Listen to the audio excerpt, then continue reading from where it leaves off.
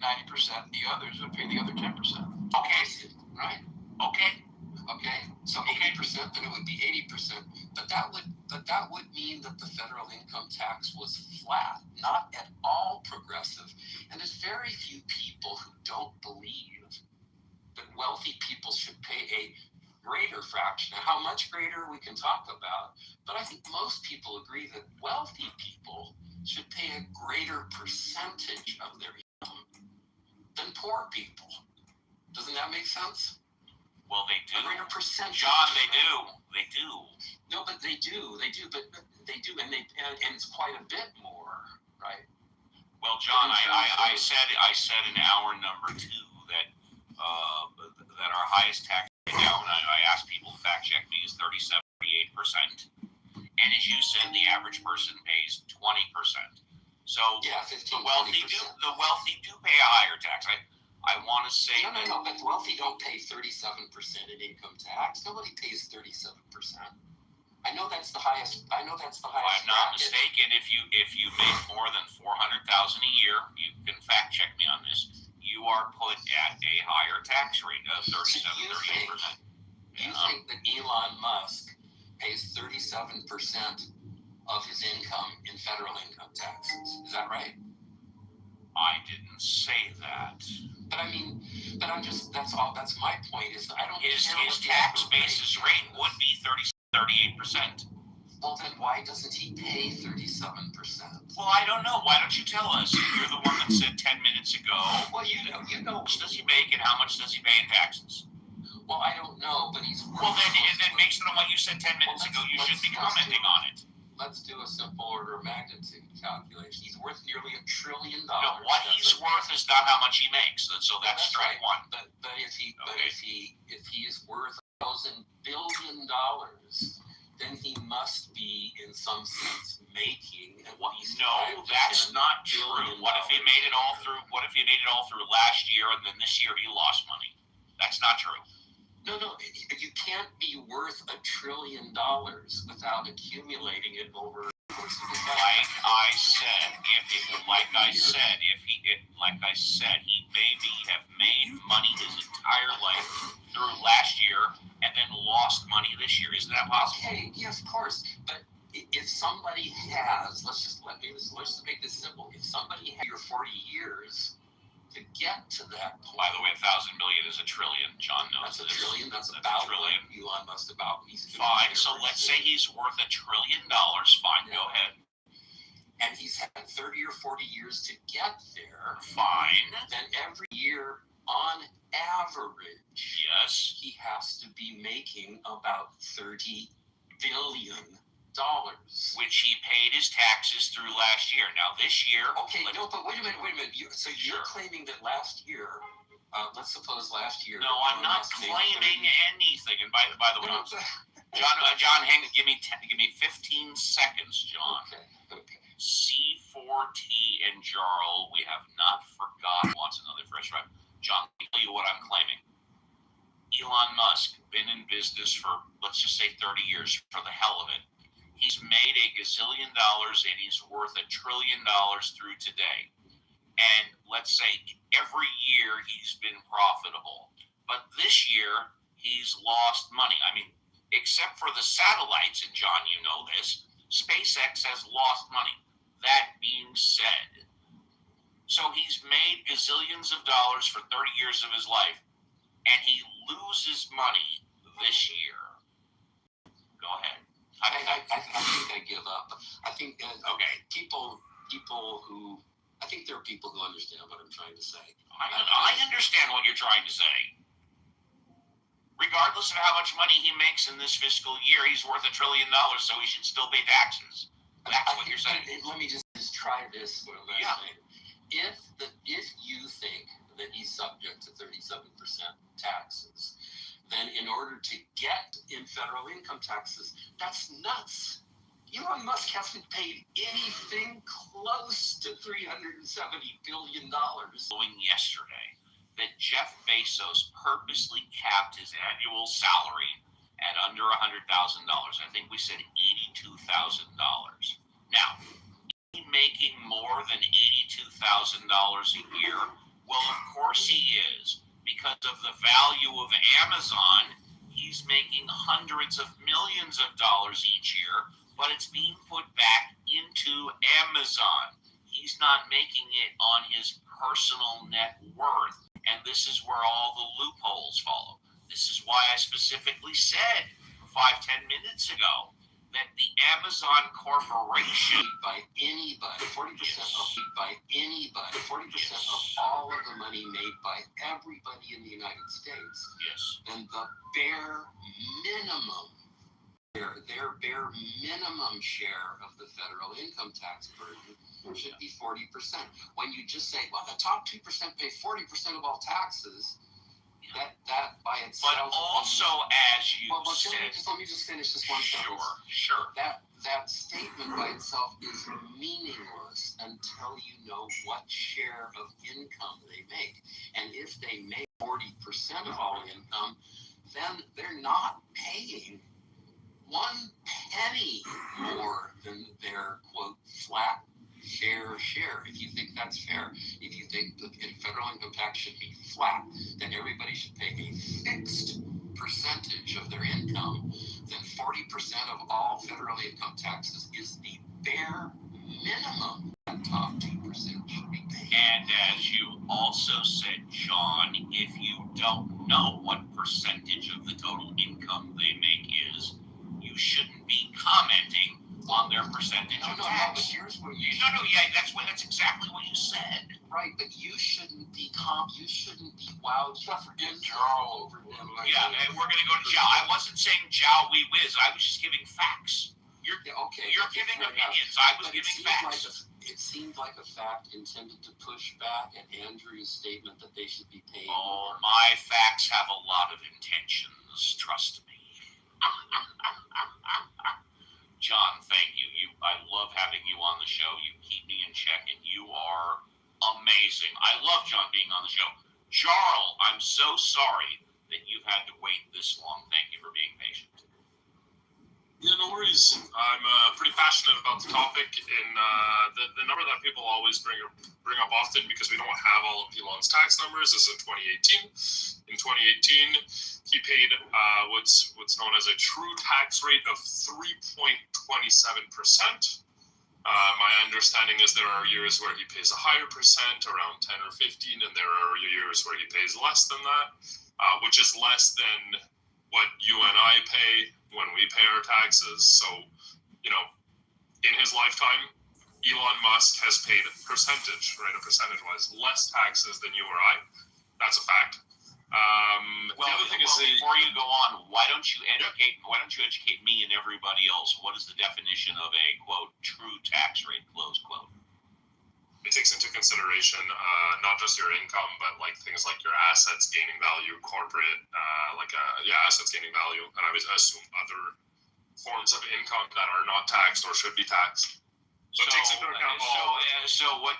If I understand you correctly, and I might not, when it comes to someone like Jeff Bezos, who has capped his salary at $82,000, and yet Amazon has to grow, he has not only reinvested all of the 90% of his income or 99% of his income back into Amazon, and then rather than taking out cash, exactly what's happening.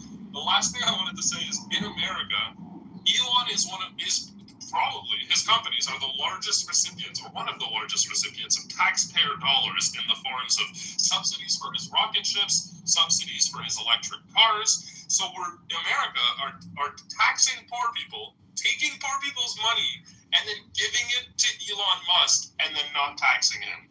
That's free market capitalism in America, baby. Incomplete. I like that you ended your statement with baby. Let me give you a standing ovation.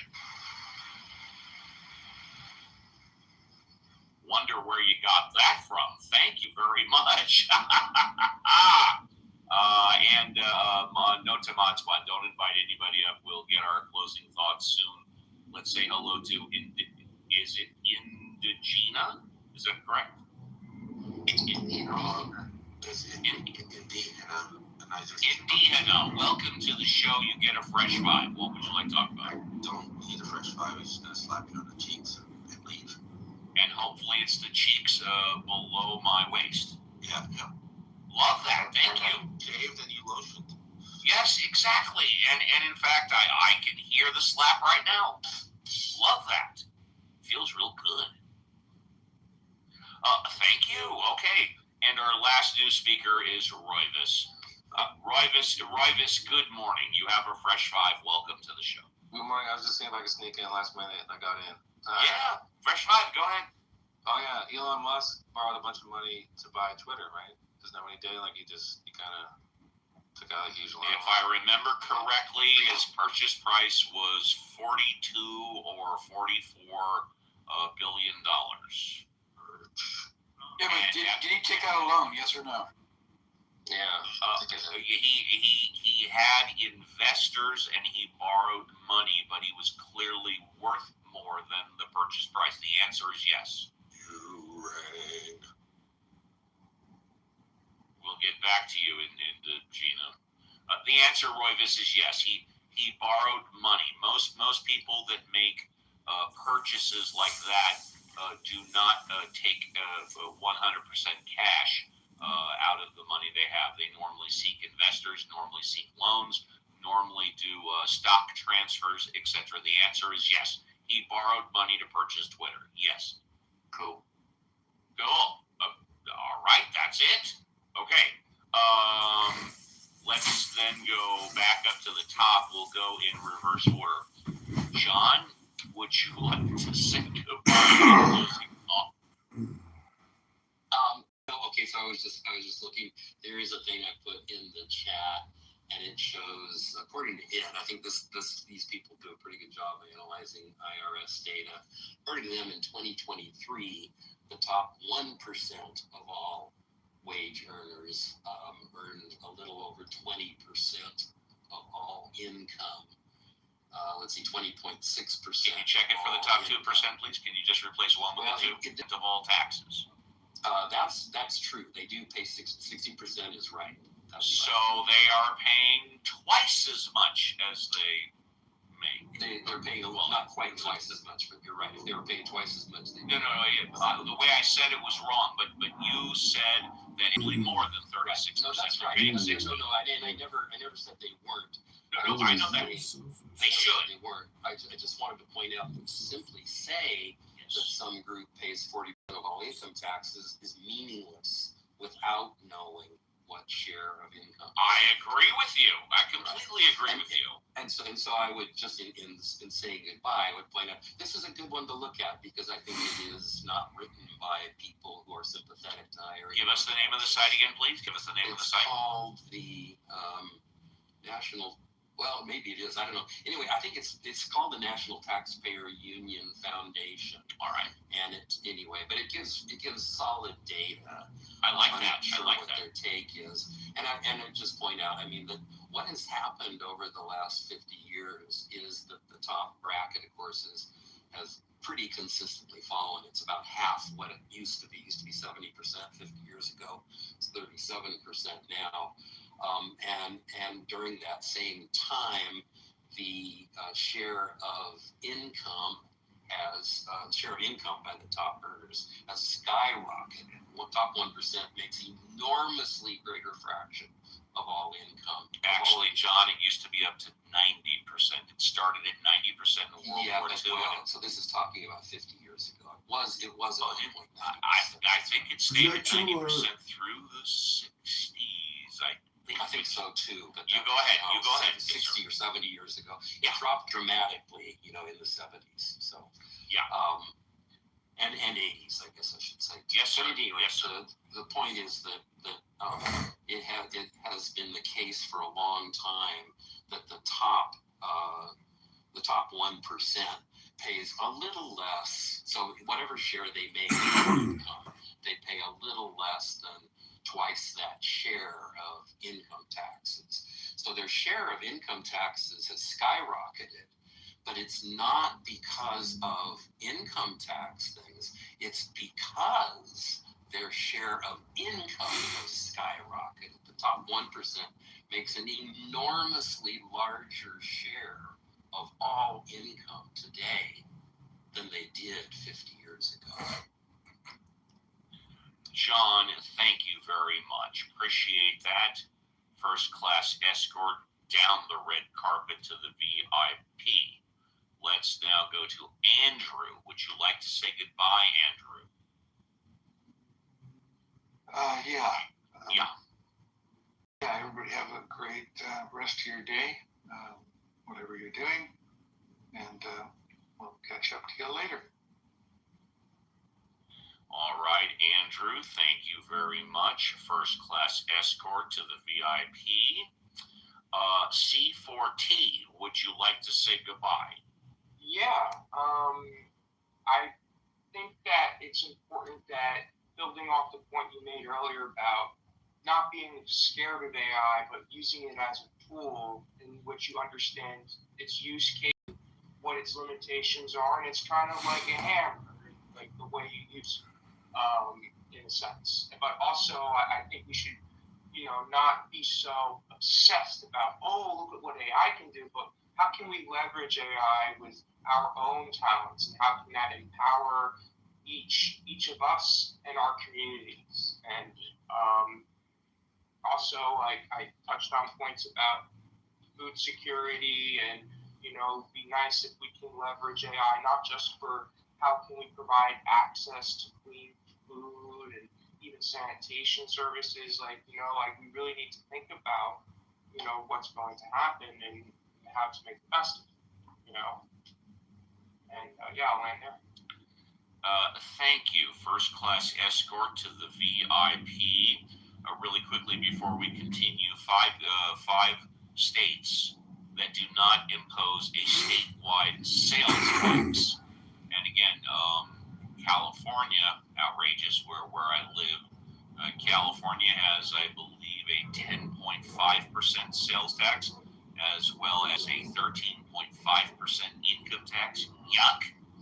5 states that don't have a sales tax: Alaska, Delaware, Montana, New Hampshire, and Oregon. Oregon does not have a sales tax. And by the way, many people live in northern Oregon specifically because Oregon does not have strike that. Many people live in southern Washington state because Oregon does not have a sales tax, and Washington does not have a state income tax. So they live in Washington, southern Washington. They don't pay state income tax, and then when they do their shopping, they drive over the border to the Costco at Oregon, and they don't pay the sales tax. I think another state or two does that as well. Jarl, would you like to say goodbye? Jarl, would you like to say goodbye? Yep. Tax the rich. Thanks, guys. Peace. There you go. Tax the rich. First class escort to the VIP. Rob from the rich, give to the poor. Who said that? Robin Hood or whatever? Yeah, that would be Robin Hood. Robin Hood. I know. Men in tights. Men in tights. Alfonso, you've been quiet all this time with the fan bam. We'll give you an Alfonso going once and Alfonso going twice. Alfonso has too much time with the fan bam. Let's go to Violet. Violet, thank you for doing the heavy lifting today. Would you like to say goodbye? I was glad to do the heavy lifting along with JCC. That barbell is a heavy thing, so it definitely, I'm glad to have it by my side. Great show today, Steve. I am, as always, looking forward to next weekend, and I hope in the meantime everybody has a great week, a safe week, and see everybody next week. And last but not JCC. No, that's not true. What if he made it over last year and then this year he lost money? That's not true. Very calm and collected in uncharted waters. Steve did a great job in the major discussion about the existence of a God. But anyway, it was a great room, great show. Are you working 30 years for a house that belongs to a judge the second your heart skips? Amazing. You keep the There's keys, nothing the left state to be loses the said target. except be Use joint careful. tenancy with rights of survivorship as your backup. It transfers property to your heirs on the spot. Zero court, zero bullshit. Weaponize Minimize your life insurance by naming the trust as the beneficiary. This pays off the mortgage and taxes tax-free, leaving your kids a fortress instead of a legal battle. Stop being a line item in a probate file. The orange card is active. The fuck are you working 30 years for a house that belongs to a judge the second your heart skips a beat? Most of you are walking around proud of a clear title. Don't be a fucking idiot. A title in your name is just a target. A will? That's not a plan. It's a formal invitation for $600 an hour leeches to bleed your...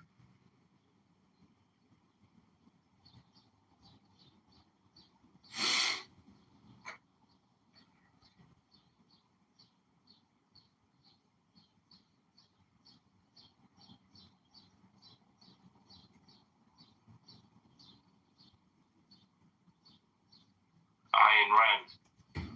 Mm-hmm.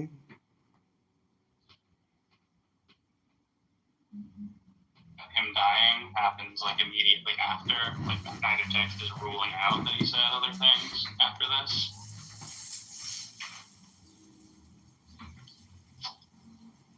I'm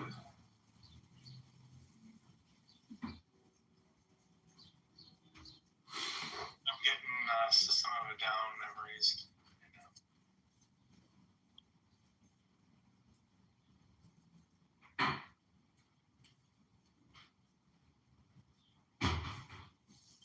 We found it yet, dude? Judd? Sorry.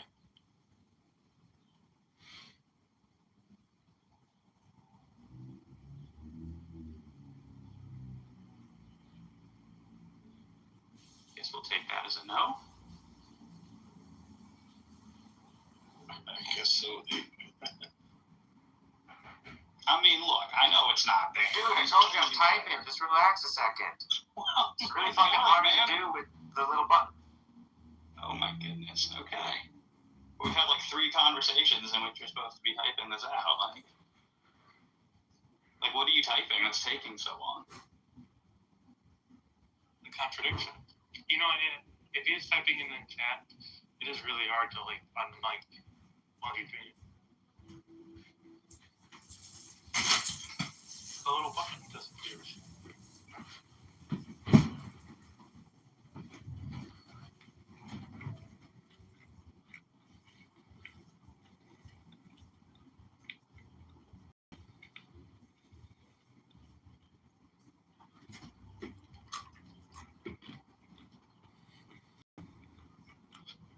Oh man, you know what he's. Yeah, she's no. For a second, I was like, yeah, she's definitely she spreads a lot of love. Like she's good vibes, isn't she? I mean, I can see what you're saying. Mo's good vibes. Hey, we got Larry here too. By the way, folks, we got a trifecta because you know my last name. So we got Larry, Mo, and Dr. Curly. Awesome. That is a trifecta and a half. Oh, welcome everyone. Holy cow. Must be that other clusterfuck of a room ended. Now you're all looking for your next train route. Welcome. Holy cow, you're supposed to say, holy cow. Oh. Good morning. I figured I'd come up and say hi. So, for all of you who were at the clusterfuck this morning, was it everything you hoped for? Was it everything you dreamed of? The narcissist and the religious snake oil peddler? Did you get everything you needed from those 2 fucking shite?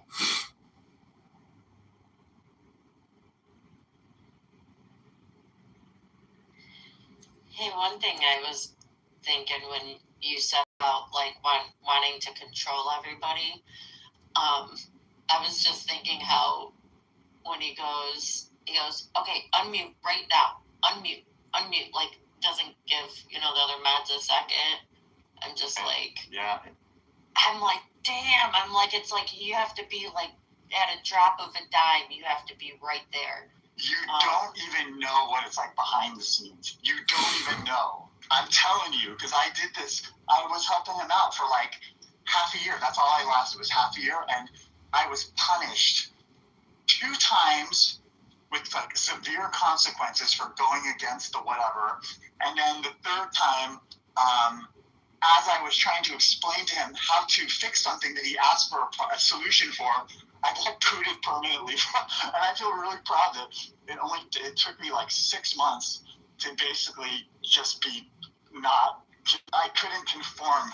I didn't want to conform. I refused to conform. And it didn't work out for us. But along the way, I discovered that his right-hand man is a full-on liar about his degree. And, that he's kind of like a controlling narcissist. So, it's like, live and learn. Good riddance, right? Good riddance. No, I feel like, weirdly, I sound resentful, but actually at this point, I don't even think about it. I just am much more, solid in my interpretation of what happened now.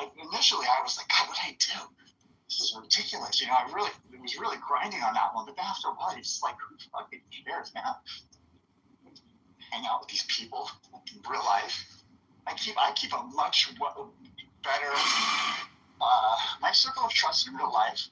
They're people that I can count on, who I care about me. You know what I mean? I like to have people in my life who try to throw their toxic snot all over me. So people can suck a bucket dicks. I'm serious too. I'm pretty fierce in real life, but like in a loving way. I'm fiercely loving, like in a good. I was talking to Pauline this morning, and I was telling her, I was like, look, we're together. We've chosen this. So my decision for this relationship is that there's 1,000 critiques I could easily say, but really, all I want to do is lift you up. All I want to do is be loving to you. That's my agenda. If you're having a bad day, I'm going to be here. If you need me, you can ask for anything. I'll do my best to meet you there.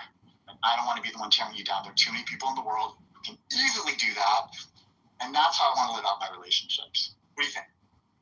100 agree. Me and my husband argue a lot, and it's really over same old stupid little bullshit. But I tell him all the time, I'm like, well, if we're going to spend time together, I'm like, let me think. I'm like, I need to, I'm like, when I'm around you, I don't want to argue. Like, this is a waste of people that like to be a shit. And he just, I don't know, can just be harsh with his words a bit. And it's just very negative a lot too, And I'm like, I don't need the negativity. I'm like, I already feel like shit half the time. I'm like, there's no sense in like, I don't know. Do you know what I'm saying? I do. Well, no. I do. I know exactly what you're saying. This is the way I put it sometimes when I'm, it's like, how do I be careful in a way that's respectful, but also just kind of honest? I don't think I should have to not be honest about who I am and the way my relationships go. But so I've said this before, something to the effect of, any critique that you may offer me thinking you are being helpful, just know I've already thought about it and I can't get rid of that thought. Like, I'm constantly thinking the thing you probably want to point out to me as like some novel new idea. So, if you could just maybe reframe that in a way that like is more uplifting, I would appreciate it. But you do you. I can't, I'm not going to try to change you, but I'm just letting you know, here's the feedback. I know. Also, I do not consent to this interaction if it's going to remain in like you being critical and me having to just sit here and receive this nonsense that I'm already aware of. You're not my supervisor at work. You're not my supervisor at school. This is not constructive. This is not helpful. This just hurts. So would you like to continue, or would you like to maybe change directions? What do you think? I think that's great. I mean, it's like, if the approach isn't working the way, then try a different approach, right? Right. And then other times it's just like, everything feels so light and wonderful, and and it just feels like you don't have to sort of be explicit and remind people of all that stuff. But I don't know. Why make it any easier for people who want to just like shit on your day? Why make it any easier for them to have access to you? You know, I think most of us are pretty solid grounded. We know we're decent people. We know we're imperfect. We're not trying to make people feel bad. And you know, there's some people that are, you know, as they say, hurting, and therefore they hurt other people. But it's not for you. You're not their messiah. You're not their therapist. You're not even their friend if it's Clubhouse. You're just a voice. And it's like, I really think I need to give you time in my world if that's what you're here to do. It's like that crazy person that came in yesterday. We gave him his minute of fame with us. I don't know if you were here, Mo, for that guy who was from, you know, where your neighborhood was or whatever, and he was hanging out for a bit. And then the second I was like, the second I mentioned I was a Freemason, oh my God, it's like we triggered his QAnon crazy. He just went fucking nuts. He started saying all this crazy shit. And then I was like, I took the pro approach where I was like, okay, let's just see how deep this rabbit hole goes. So I didn't kick him. I just listened. There were a lot of really rational, intelligent people in the room, so they fully handled him just fine. But eventually, it was just like, now this is all we're saying. But I also don't really get a whole lot of pleasure out of the, like, I'm smarter than you kind of vibes, or we're smart and you're not, so you can't be here. I'm not kind of into that vibe either, which is why I can't hang out in some of those other rooms that even some of our friends hang out in, because I'm not into, you know, we're secretly just making fun of you, even though it sounds like we're curious about your life vibes. I think that's a pretty low vibe too. So, you know, I mean, I'm not trying to be above that either. I'm just saying, I mean, we don't do anything profound over here. I'm just saying if we could come in as equals and just, you know, not hurt each other, that'd be cool. I think that's a success. I don't know how, but this is great. I mean, Mo, I appreciate you being a little open with me, just because I feel like it kind of let me open up a little bit too. So thanks for that. Well, you just tell me, hey, this is only positive intention, only positive vibes are allowed. You can't abide by that. Well, it's like you then you're banned from the kingdom. Oh shit, crazy lady. We do. Maybe I should make you the mod. That's the kind of attitude I like. Crazy lady's coming at you. She's gonna be the muscle of this operation. No, I mean, but that's what boundaries are for. You know. Yeah. These are the rules of and for those that don't understand that, okay, these are the rules of engagement. Yeah. You cannot abide by these rules. Well, then check it out. I'm not giving you energy. You know. It's tough sometimes. You know what's tough is when you really care about someone and things just start to twizzle off the deep end. You're just like, oh man. I know, I love you, James, and it's twizzling off. Yeah, that word I don't know where that word came from, twizzle. It just felt like the right thing to say. Twizzlers and fizzles. So hey, Mo is reciprocal. She's good. Reciprocal, that's a good word. Reciprocal, that's the kind of relationship I think is a good, you know, you want to build reciprocal. As long as the reciprocal isn't, you know, the dirty, toxic, yeah. You guys are just voices in my head, okay? So I love that. Yeah. I want to welcome the Anon here. We love our Anons. The more Anons, the better. Come on. If you're on stage, you have a plus. You can just Anon up. It's like a great way to show us that you care. Well, it means they're paid users. So more paid users in here, the more value we have to the app. You don't have to be Anon, but it's safe to say here.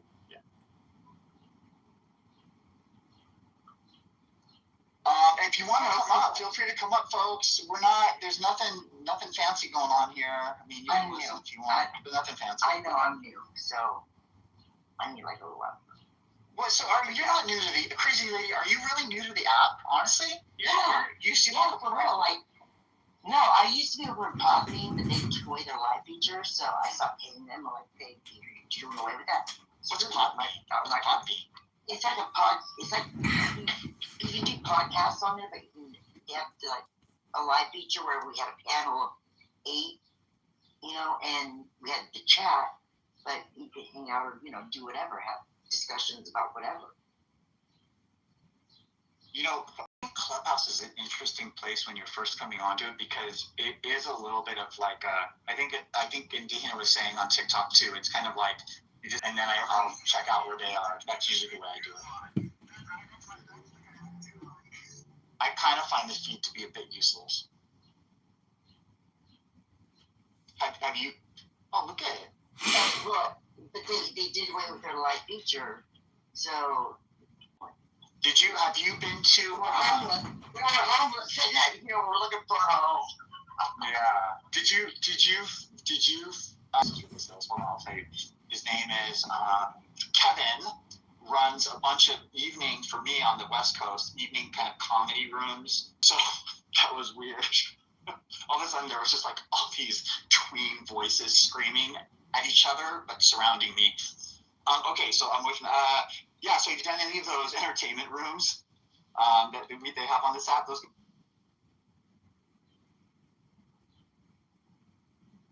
I found a music show that, you know, where they like they choose different decades and stuff. Nice. Oh yeah, that's basis. Mo was hosting that room up until just like this week, right? What room? Sorry, I was distracted. Music room. What? Yeah. Yeah, with Friday nights. It's it's Coalition. You did that, right? Yeah, I did that. Well, I didn't do this past week because Brady Carlisle's here, and yeah, they're just a lot of, you know, women that are needy. Oh, that, you know, think they're better. Hey John, you like that photo that you have on your profile right now was one of the ones where I was still trying to get the thing to do what you asked for, and it kind of merged her outfit with the disco outfit, so it left her with the fanny pack, which I thought was kind of funny. Oh, you know, I didn't even notice that. It's funny. There's one picture. The one picture where it gave me a blonde page boy.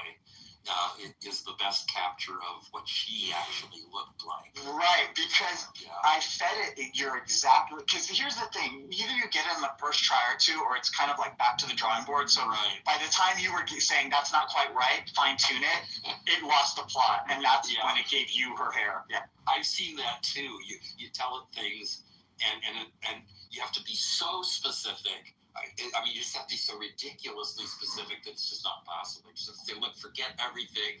Let's start over, right? Also, you look like George Carlin on her. Yeah. Your beard and hair there looks like George Carlin or something. Well, the beard, actually, that's captured, except for the beard being too long. It really captured what I looked like at the time. I was surprised. Let me see. I'm trying to remember which one that was. The first one was just you, right? The beard was a little long. So, yeah, for that one, basically what I said was something to the effect of make my friend be dancing in a really sharp disco outfit circa 1978 with Saturday Night Fever vibes at Studio 54. I said something like that, and it just did the rest. So I put it in my PTR. I was astonished at how well it captured what I looked like, except for the fact that the beard is just, I never had a beard, you know, and there's actually probably, my hair wasn't quite that neat. It was frizzier and everything, but the beard was the main thing. The face, though, I didn't know how it had gotten the face so accurately, because I didn't think you had anything that, you know, would give it that, except for that picture of me, that grainy picture of me, you know, head on. If that's what you fed it, it did an amazing job of. Right, that's the only thing I fed it. Yeah. So, you know, sometimes I notice if like, oh, there he's back. Oh, look at him now. He's showing his muscles. He wants the attention back on him. No, because the thing that you built for me with the shiny sequence disco suit, I was a big chubby guy, so I chose the muscular. Okay, so are you asking me to make one for you? Because I'm going to do it now that you've basically given me fodder. I can make my own. Thank you. Yeah, That's good, though. I like that. Of all the people on Clubhouse, you're the one person that just basically violates people's consent around doing things like this. So I think I'm not going to wait for your. Now we're in a war of sorts of PTR pictures. I think you started the war sometime. Oh, you want to play it that way, eh? Look at 1, me. 2, 3, 4. I declare thumb war. Look at my PTR, George Carlin's face. It looks so much like John. Yeah. Yes. Totally. Yeah, there's that resemblance. Girl, you know what's And it gets even better when he loses his hair later on. That's we're kind of twins that way. The question is, I am a type with the bald head and the beard. It is a type. There's a lot of people who have that. The question is, can John sing like a Bee Gee? That's the question. Yeah, true. Because it does. A couple of them really do look like a Gibb brother. One of the Gibb brothers. The original photo, though, does look a bit more like a cult leader, in my opinion. I think it's got more of those helter-skelter vibes. Totally. It's like the quasi-Jesus. It's the quasi-psychedelic Jesus look. Yeah. From Get Love Bombed with all the 10 women that are just outside of the photo. But that was the thing. I was constantly in those days. I simply never got a haircut. That's as long as my hair got before it would fall out, and it was always frizzy like that.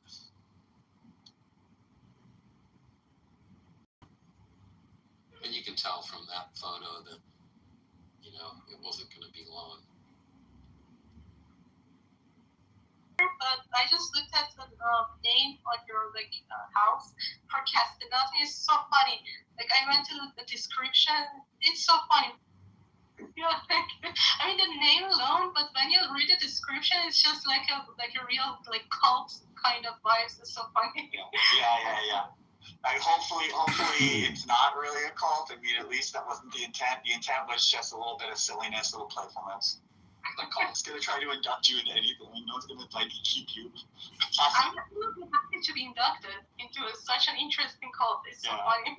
Yeah, well, I mean, basically the idea is if you're late, you're on time.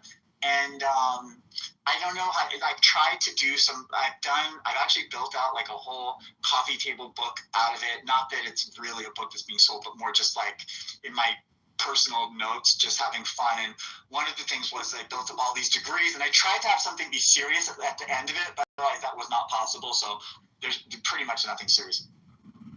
But anyway, it's so funny, and I just wanted to come up and just say it out loud. And you're so creative. And I love it. And I just added you. Thanks, Mary. Thank you. That was nice. See, this is why I'm really reconsidering my block list. I mean, the fact that there are still new people like Mary that we've just met that have made it through my block list means I haven't blocked every single person on Clubhouse yet. So that's good. I also blocked people. And I asked my friend not to mod me. It's just, oh my god, it's so funny. I'm glad that I'm not on your block list. Yeah. That is a warning, though, Mary. Oh my god, shots fired. But anyway, it was so nice to be here, and I had a blast. I wish you guys all I don't know if it's day or night there. It's 7:30 in Germany p.m. Germany. Yeah, on East Coast is I think 1:30 on New York time or something. Yeah, Germany. So what do you if you don't? And by the way, you have the right to just not answer a question. You can just sort of silence can be an answer, or you can say no, I don't want to. But I still want to get to know you a little bit now. So you're in Germany, and what brought you to Germany? Well, I moved around. For the first years, I was in Bavaria, and the German they speak there is so different. And I moved closer to Frankfurt, and I've been a student, and I graduated, and I work part time. And sometimes I come out house. I think, Mary, that Dr. James is actually kind of subtly suggesting, at least what I hear him saying, is he doesn't hear your German accent and thinks you moved there. Am I wrong, Dr. James? Were you born in Germany? No. Actually, like German is my what do you call it? It's my fourth language. So I'm originally from Iran, and like so many people in my generation moved out of the country, and I just wanted It's my bad. I'm sorry, it's my bad. I heard an accent, and in Germany, I kind of made it the German accent, so I can hear it. It's a very light accent. Very good. Oh, thank you very much. What languages do you speak, by the way? Well, first is Persian, of course, and then started learning like speaking English since I was 8, and then we were forced to learn Arabic at school because it's like the whole religious thing going on. Nobody likes it, but we were forced to learn it. And then I learned German for 1 year before I moved to Germany, and then I learned Spanish at the moment. So yeah, it's all over the place. So do you find the more languages you learn, the easier it is to pick up other languages, or is it not? It's just as hard? To be honest, I'm a perfectionist, so that's why I laugh at this procrastinating title, because when you're a perfectionist, you procrastinate a lot because you want to learn it best and you want to articulate well in other languages, and when you see that you are not reaching that point, it gets very frustrating. So sometimes you will just leave it. But people like in Spain, they speak Spanish very fast, and this can be very discouraging. But for example, in Mexico, they speak it so much more slowly, and I love Mexican accent. For sure. So, It's such a redundant, common fucking thing. I'm just not even gonna fight it anymore. Okay. Seriously, admit it. You are. Yeah, everybody. You did not. I'm not gonna spoil the game. Ben, how do you know? Yeah, did you see his dick at all? Did he send you a TikTok or something? What's going on? Yes, he did actually. Hi, Marley.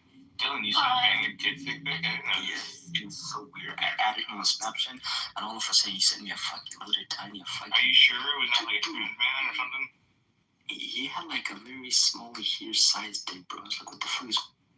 What does his dick look like? Bow wow. Bow wow. Bow wow. Please invite Yasmin. No, it's fine. Well, if she doesn't want to come, I can just sell you pictures of her pussy. Yes. Johnny, a picture of her pussy? Pictures of her what? Bow wow. He got a big booty Gucci. Let me see, John. Has everybody seen her? Marley, how you doing, baby? No, not me. Fucking DG. Marley. Marley. yeah, that's right. How you doing? How about you? What's up, Giuseppe? How's it going? She doesn't want to talk to you. Where you from, Maryland? What's up? She doesn't want to talk to you. Bro, come on, Dylan. Why are you jealous, bro?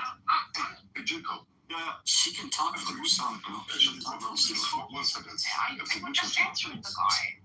Yeah, exactly. Dylan, what's your problem, man? I'm trying to have a conversation with a beautiful DG girl. Look at her. She's cute. Are you jealous? She's not interested. You're not interested in Maryland? I just answered his question. Exactly. I'm not trying to rob her or just do catnip. What the fuck is going on here with you, Dylan?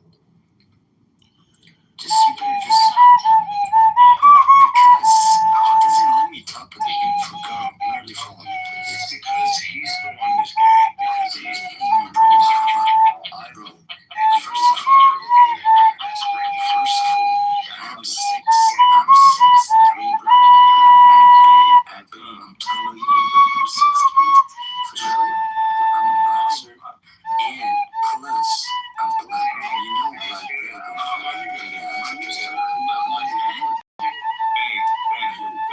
I'm 5'2". Can I give you head? Hell no. Shut the fuck up, man. You sound like an Indian. You sound like Indian. I'm Indian, yeah. See you fucking, Jamaican, I'm Indian. I'm this shit, huh?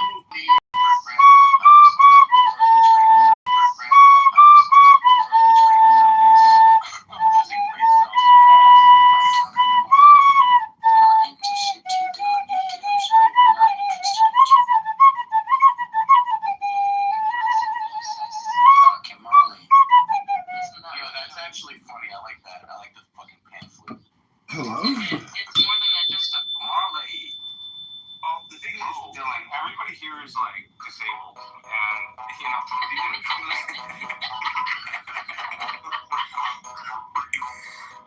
not learn this already, Dylan, I mean, you being on this app alone is like already quickly exposing yourself. But I love it though. Like I love the chaos. Hey John, could you show me something, bro? What the fuck is this music?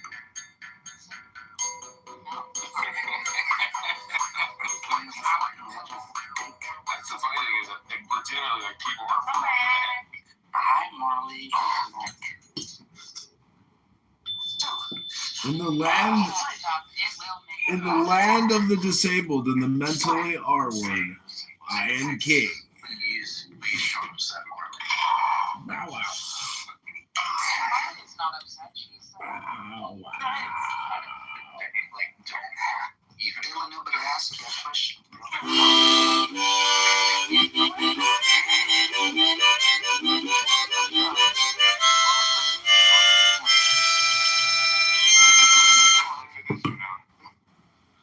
I go to LA Fitness now?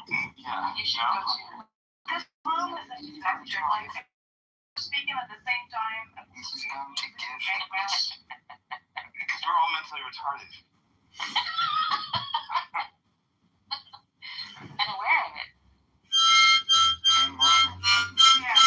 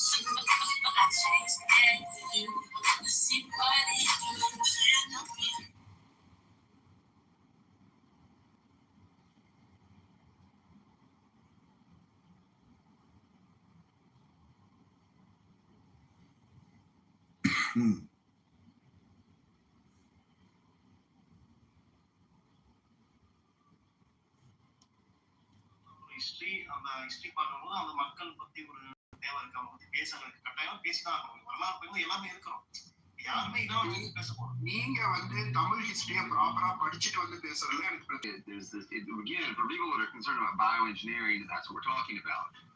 This can also be done through just simple synthesis, and I think that we're going to find easier and cleaner ways to do it. And again, tobacco in its kind of infinite variety in a way.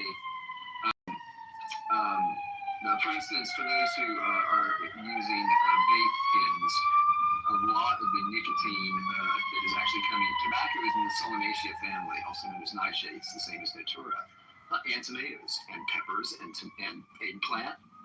Tomatoes, and the tomato plant is actually the one that's the real bomb.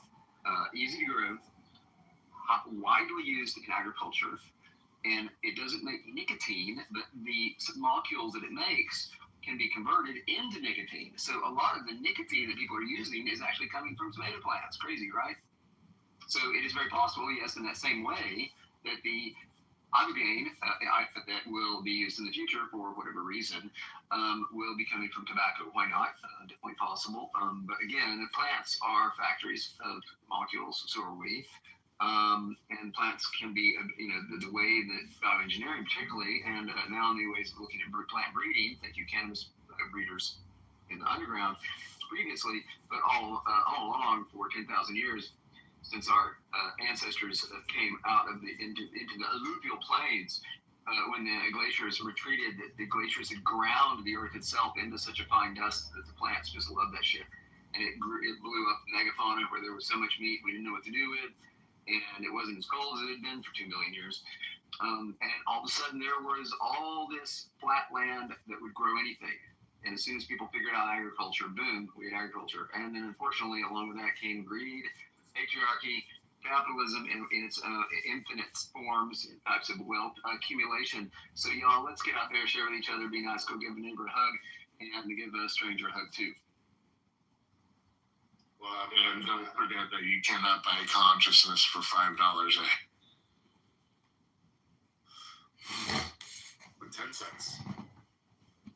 free 99, man. Free 99. 2 cents. 2 cents. A lot of people have their 2 cents. I mean, just to circle around on this, the fascinating piece, and thank you, AI, for being a wonderful research tool in this, right?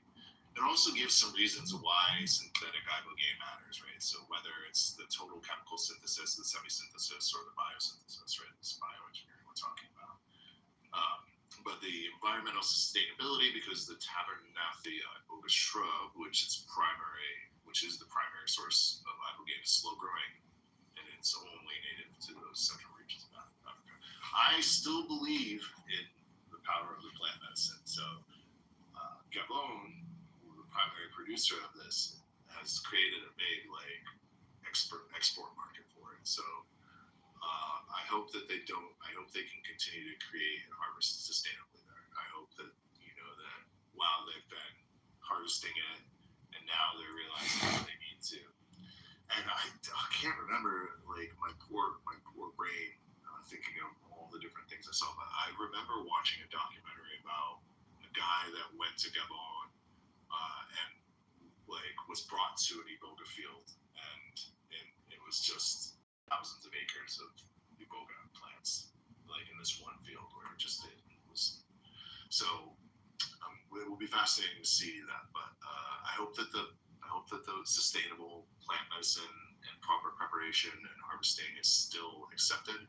I hope that when we talk a lot about laws, and we talk about research, and even this byline. I'm gonna have to say hey pretty soon. I gotta get outside. It's just gonna be beautiful. Get outside for it. I heard it was raining a couple days ago, so it's been and then everybody has anything else. Things I've been saying. Appreciate you, yo.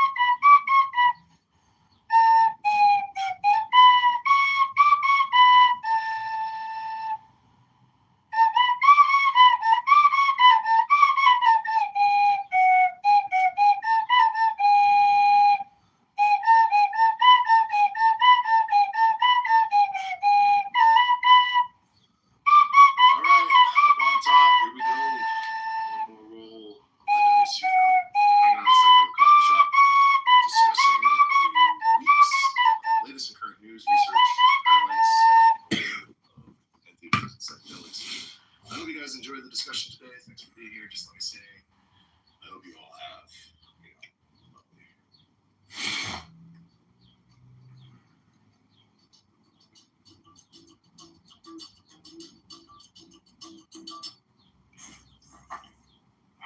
Whatever, man. I just say I express my feelings to you. Hello? He's told you what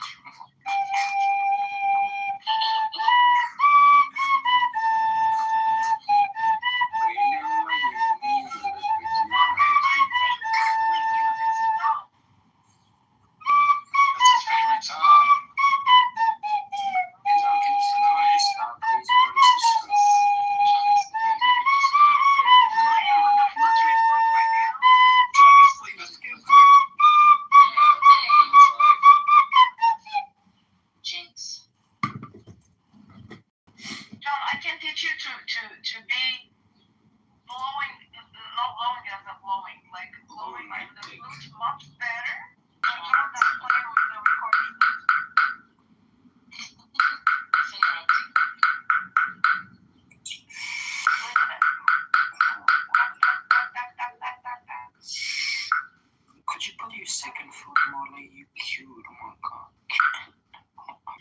Can you Fuck. Steve, I just leave.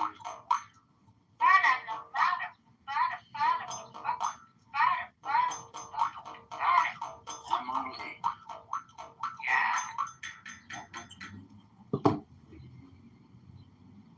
You said you're black, huh? Hello. How black you are? You don't want me? But anyway, it's not. I'm black more than you. I'm African. You're American. Is that picture in profile? Is that you? You're not black, bitch. Shut up. No, I'm African. Still identity, you motherfucker. Okay. Where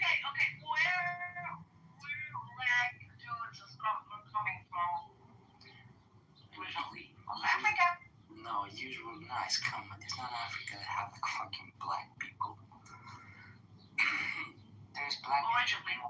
Originally, yes. But it's not all black. Okay. So, I'm from Africa. I'm more black than you. You sure don't like. Hi, everybody. I just came back in the room. Nobody gives a fuck. What did I miss? Shut up. What's being discussed? No, shut up, you gay motherfucker. You didn't miss anything. Piece of shit. You know, the good part of this room, it's only one mod. And I hope it always have only one mod. Okay, Marley. Straight up. Look at this picture between two legs. Hello? Yeah. It's actually two legs. Hello?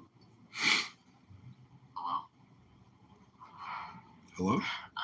Marley. Hello? John's funny. John has a good sense of humor. That's good. I like it. Yeah, he's probably gay like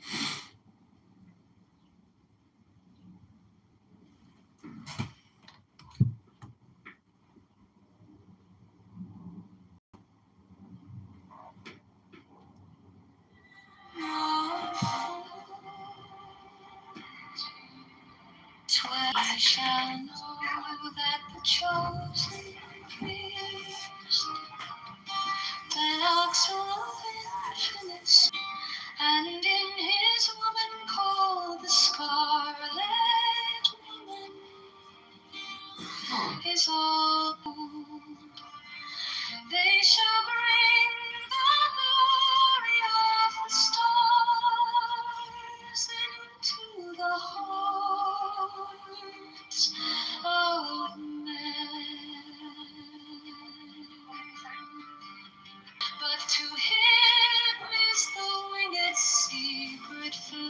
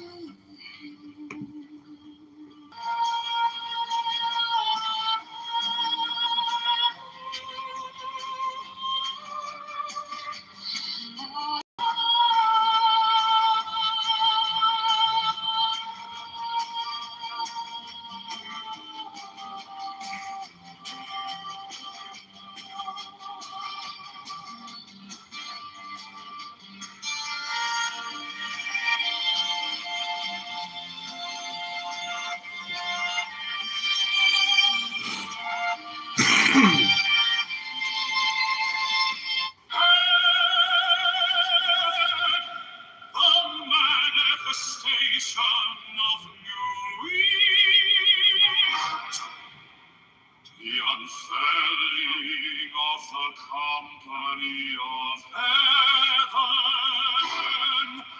Every man and every woman is a star, for every number is infinite, there is no difference. Help me, oh one God of these, in my unveiling before the children of men.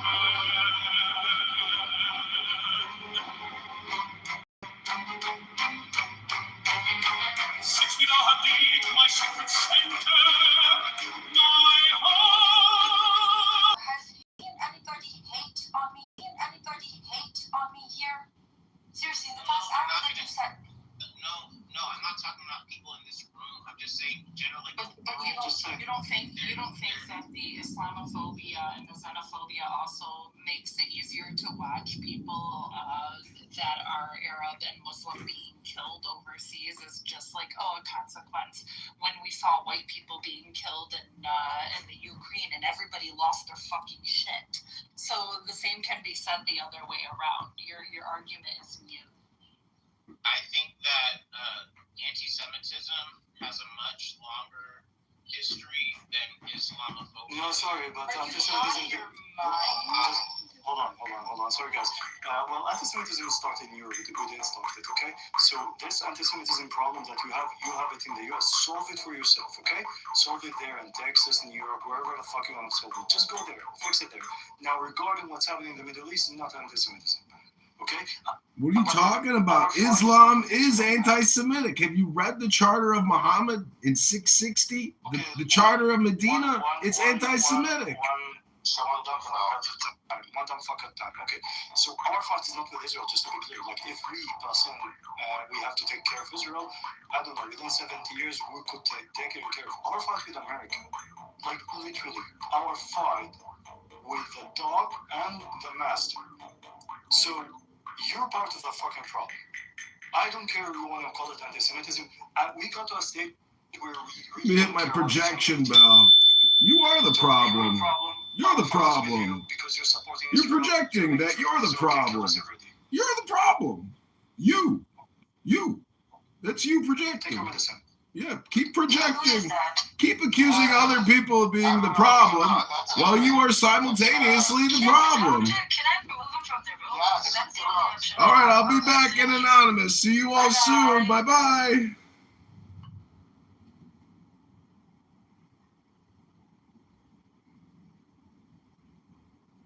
Time to go back to the zone of truth.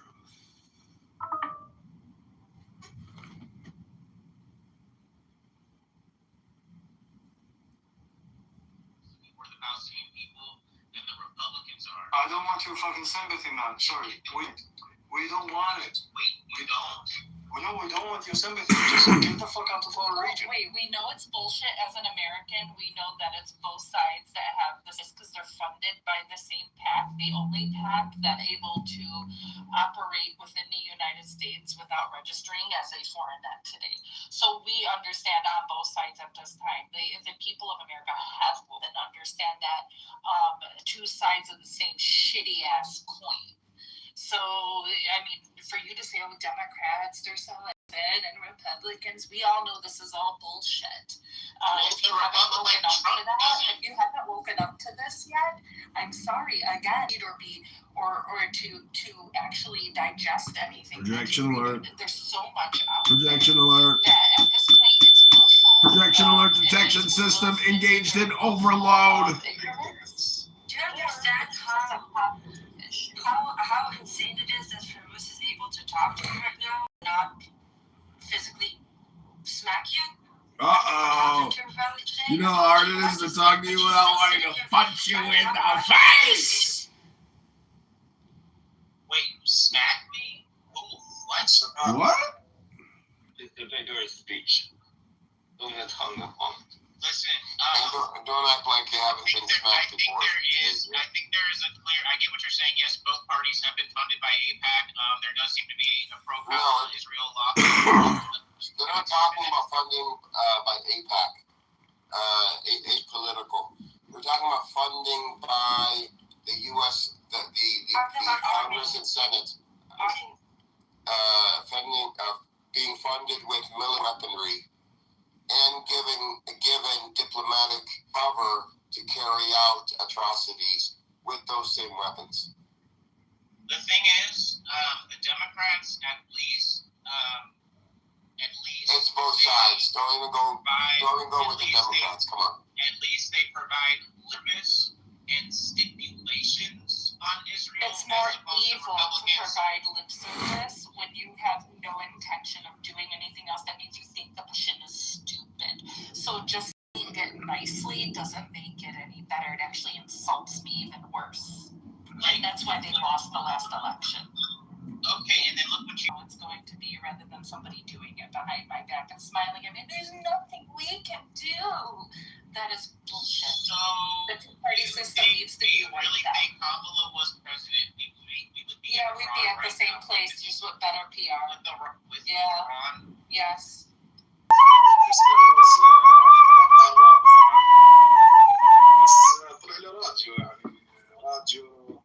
Radio Watermelon. Somebody help me? Ghost. He clicked on the link and it's like it shows up as a radio something, radio station. Yeah, it's that's the name of the account, Radio Watermelon. هو هذا اسم الحساب يا محمد، هذا اسم الحساب تبعه. طب ايش اعمل الحين عشان اوصل رسالتي، اوصل معاناتي؟ انت ضفت الحساب عندك؟ حطيت عليه متابع. So he followed the account. He should DM them. Have him DM you, Andrew. Okay. Yeah, he's been around Ambrose. Shut the hell up, bro. I've been listening to you for the last 20 minutes. But Edward, it's really effective. I'm still engaging with you. It's really, look, to be honest, the guys from Radio Watermelon are not my cup of tea, but they're doing amazing work when it comes to Gazans. No, I understand, but this guy, I'm 99% certain he's not from Gaza. Can we allow? I agree, Edward. I think I've had him in a room before and someone more. Yeah, people were calling him out at one. Yeah, I don't want to be. No, they're not. Don't get myself involved in this, but they're not. He's verified. This is what Radio Watermelon is for, so they can do that. Yeah, this link I actually saved. So anyone that claims, they're from Gaza, they're looking for money, okay, go to this link, have these people verify you, they give you a seal, and then there's no dispute. Revealed was Mr. Bandras actually does have a soft spot for Adar. I saw a man. I'll just move on, bro.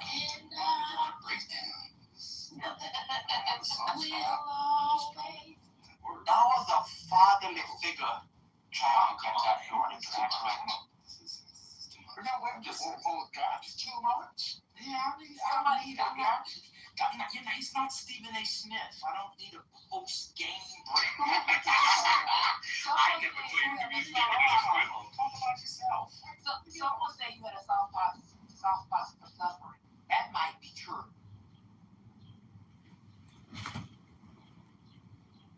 Hollywood. So it makes him an expert in. And he's never, being on social media, okay, and making a living on media, he has not yet seen any genocidal proof on social media from Israel. One point he did mention that stems up the most, that he doesn't pushing Palestinians out of Gaza yet, not yet. Sapien, did you say you didn't see any proof of genocidal intent from Israel? Seriously? I never said that. Okay. First of all, I'm sure some of you have heard about the Rawi, the reporter, a journalist. If you go to his account, there's a thread with over 106,000 different posts, all of them from various IDF officers making very, very genocidal statements, all of them from within Gaza, photographing themselves in uniform. That's number one. Number two, if you want, you can go to my feed on X and you can search in my highlights, and you will find a document from the GISS, the Jerusalem Institute for Security and Strategy, from April 2025, where it clearly states that in the portion about Gaza, we will put them in temporary transfer camps until we can find countries willing to take them. I can show you the voluntary migration program that was introduced by the Ministry of Intelligence back in November 23. There is absolutely no lack of evidence, none. And I can show you testimonies by IDF soldiers, by high-ranking officers. I can show you former prime ministers and former IDF chiefs of Israel that are saying that what Israel is doing is ethnical cleansing. So the lack of proof, you're just not eager to. Yeah, I never said that, and I have actually seen those quotes that that do give me pause from the Israeli officials. They've said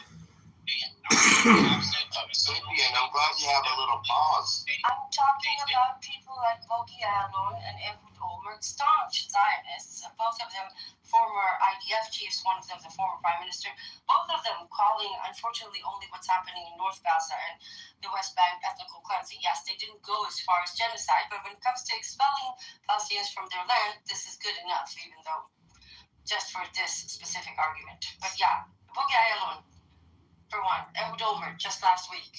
I can give you more. Ami Ayalon. Sapien, like, you haven't been here for a while. You're still a Jahash, bro. Like, what's going on? What?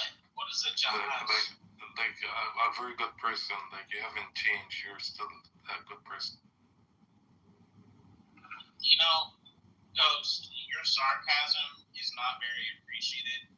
Why? To me, I don't appreciate your sarcasm. You asked me what does Jahash mean. You asked me what does Jahash answer. Listen, Ghost, whatever. But anyway, Farouz left.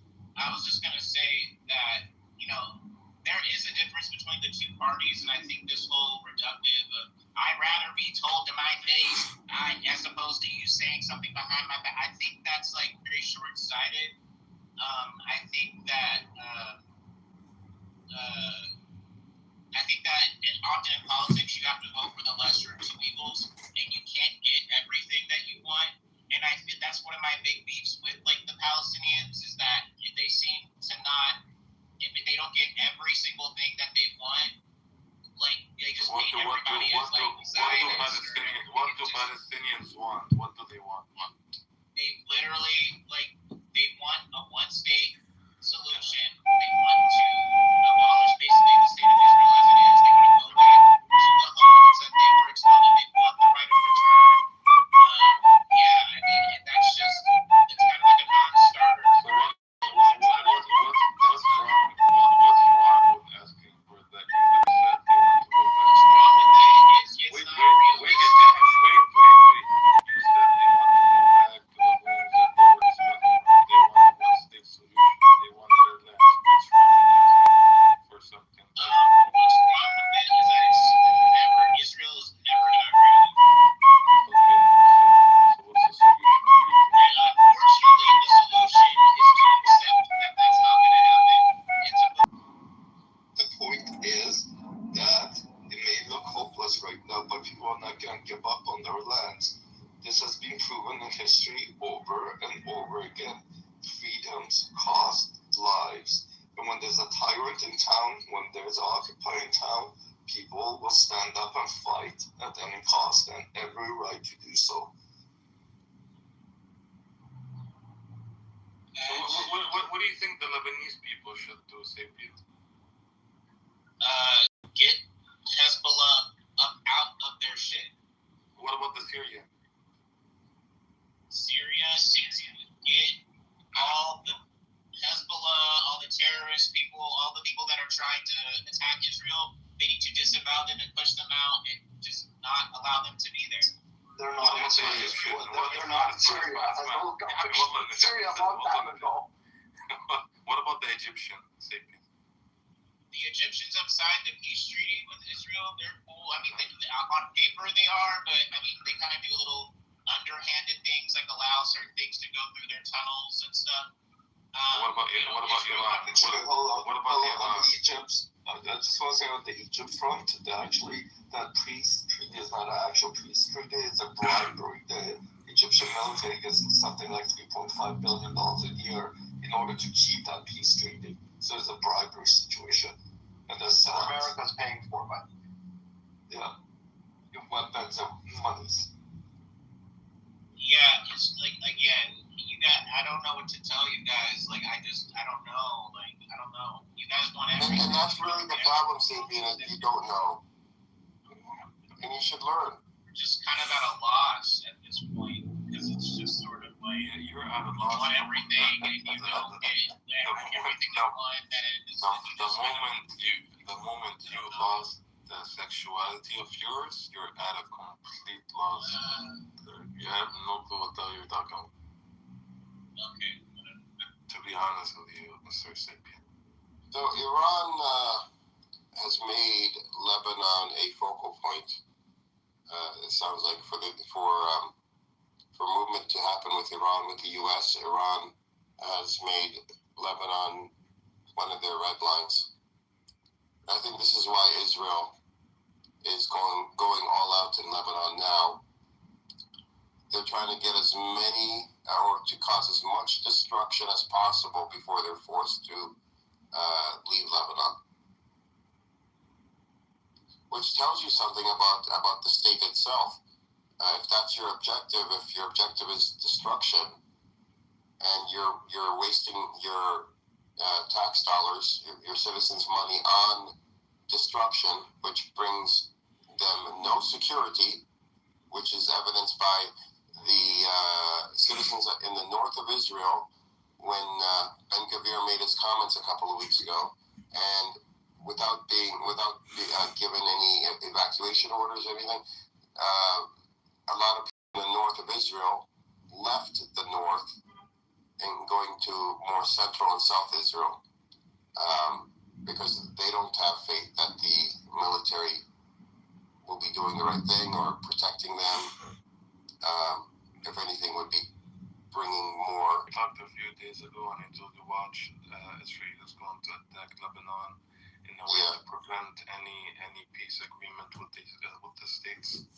And they were talking on Lebanon. They did, yeah. Like even prior to this attack, between 800,000 to 1 million people were displaced. Yeah. From South Lebanon. Yes, and parts of the north now, or south Beirut area. Dahia. Were left there. People left. They're giving evacuation orders, meaning Israel, right? They're giving evacuation orders. People are leaving, and then they're claiming, okay, we're attacking to attack Hezbollah. Well, you gave evacuation orders, so people left. What are you attacking? It's literally just for destruction. It's just like Gaza, bro. Like, they know Hamas was underground. They self-destroyed Gaza. They know that Hezbollah is underground.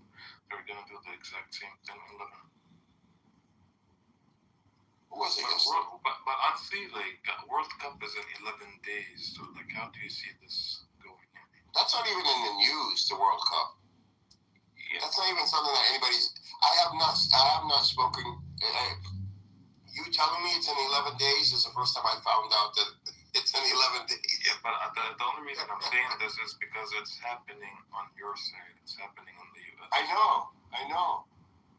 Nobody cares here about the World Cup. We don't care, generally speaking, about the World Cup. You guys don't and care. now 6 billion people care about it. Yeah. No, what I'm saying is, like, now it's going to be very awkward. You know, Americans are not going to really be, engaged in it, especially because it was Trump that brought it to the U.S. to begin with. So people really hate Trump. A lot of people will just boycott it for that reason alone. But there's a lot of people boycotting it because of what's happened to the Palestinians, and as well as what's happened in Iran and what's happening in Lebanon, because Israel's involved. I think Mexico said, what did they say? I think they said Mexico says that if the U.S. is not holding yes, they are willing to. Yes, exactly. It's a really fucked up. It's an embarrassing situation right now.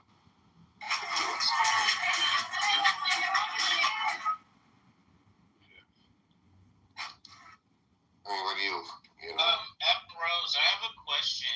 So you were talking about how it's proven, or like how there's like disputed evidence that Israel's officials have made genocidal statements and stuff like that. I'm reading in the chat, Ali said something interesting. Ali he's another mental retard, just like you.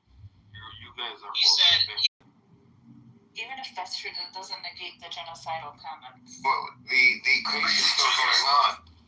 Yeah, that doesn't mean experts have not said that this is. Can you repeat the question, please? So Ali said something very interesting in the chat. He said, no major international organization or court has issued a final, well-accepted determination that Israel committed genocide in Gaza under the UN Genocide Convention's definition.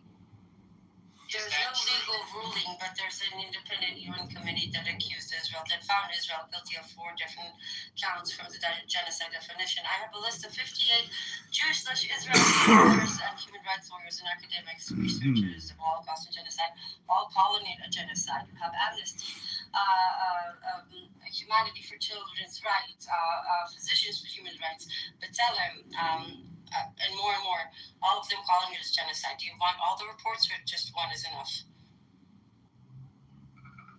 Oh, I was just asking you what you thought of his comment. I mean, I believe you, but I was just wanting to hear your thoughts about. Thank you, misunderstood him. Sounds like you were trying to school her and you got schooled, so we're back. I was not trying to school her. I was just asking for her. You were, yeah. Well, you can know what you were trying to take about the intelligence of the room. Actually, Pharaoh's the one who is a school is the alley down there. Maybe he can come and talk for himself. Yeah. You know, Ali also said something else that was interesting in the chat as well. He said there were never a group of people called Palestinians. It was an area called Palestine resided by Arabs, some Jews and Christian. The term Palestinian people is a new made-up term.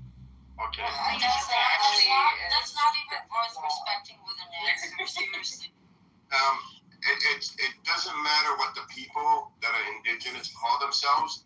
We can call ourselves Martians.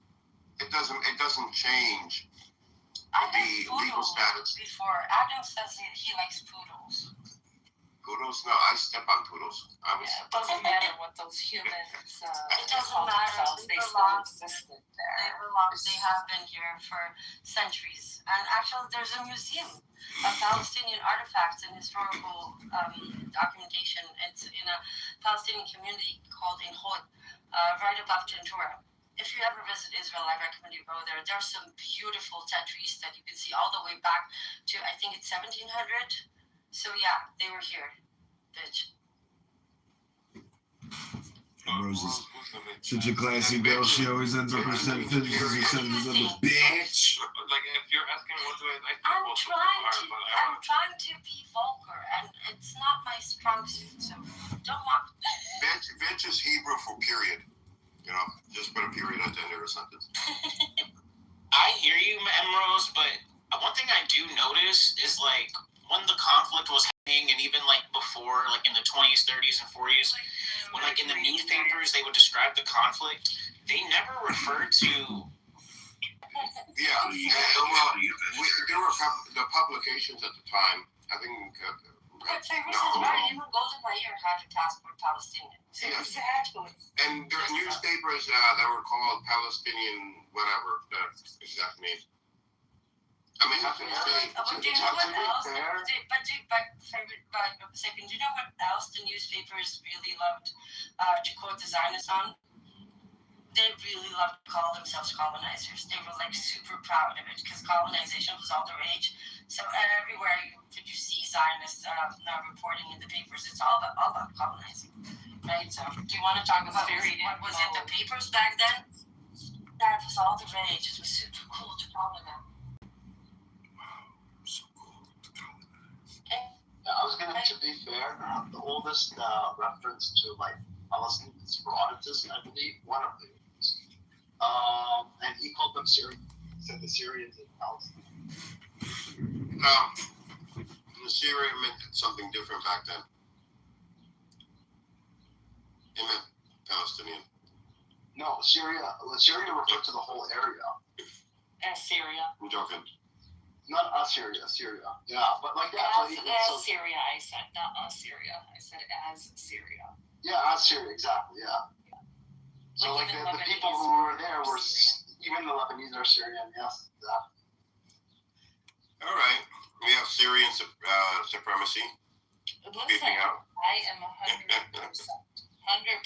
and I know it's going to be a not popular opinion, and one that I share with many of them because I am an Arabist, that we should go back to all being Syrian. Of course, keep our own identities, but we should all unite under Syria because it would give us more strength. One great country at a time. That's the thing, like the whole region, because it's not working out, this little independent shit. Okay, stronger together. Does this Syria have can you name a period in history in which Palestine was prosperous but Syria was not, or vice versa? Oh my God, is this a Syrian? It wasn't Syria, it was Damascus. Okay, this is officially a Syrian supremacy space. Yes. Listen, to be fair, the Syrian Socialist Nationalist Party put it in Beirut, okay? So they didn't even start in Damascus.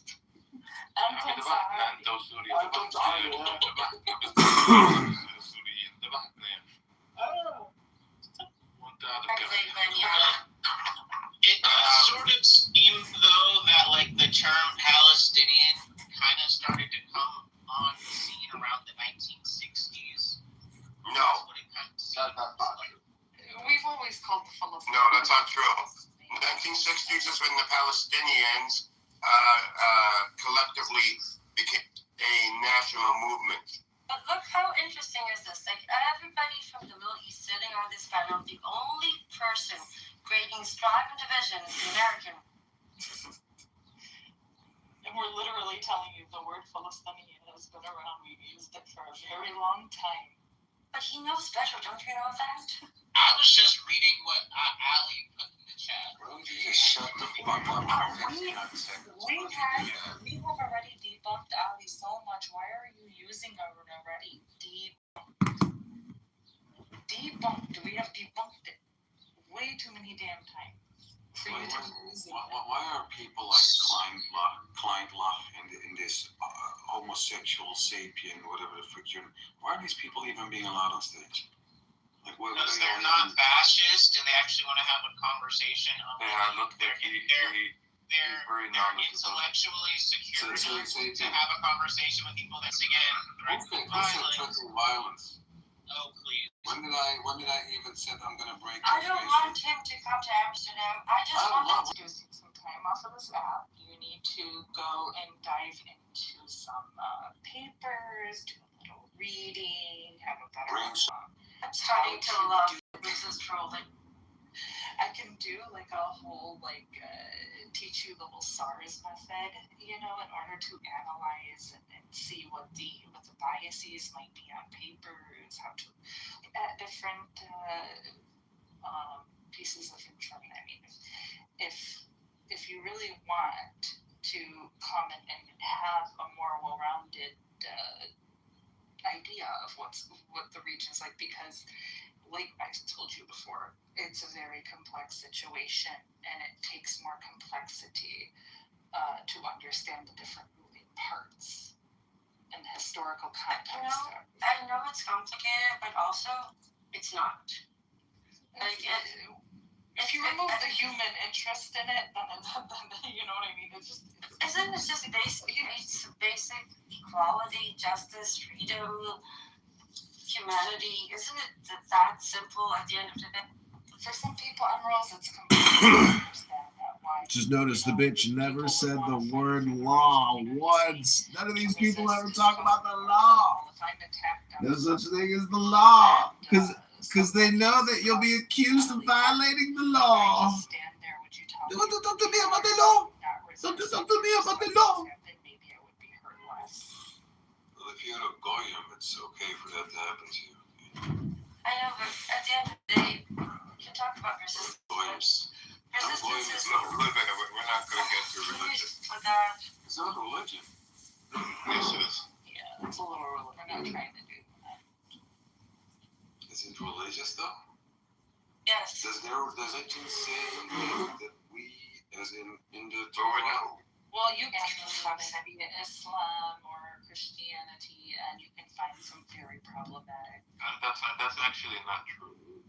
I was about to say. Okay. No, yeah. Islam, that's not true. If you're interpreting it a certain way, yes. I mean, we can't do it on our own. Like, you can't just read the book and say. Making your wives mean, striking means. It's, from my understanding, it's withholding from them affection, right? Strike them with you.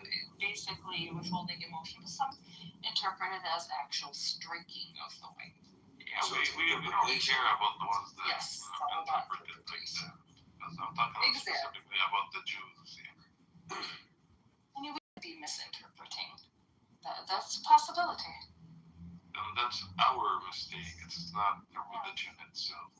No, it's not the religion. It's the people can misinterpret anything in any religion.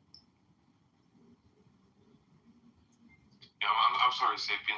Unboxing and makeup stuff, you said? Yeah, that's what he does on YouTube. What do you unbox on YouTube, Sapien? Is it the same? Do you go to the store and get something and then unbox it and then return it? Ideally.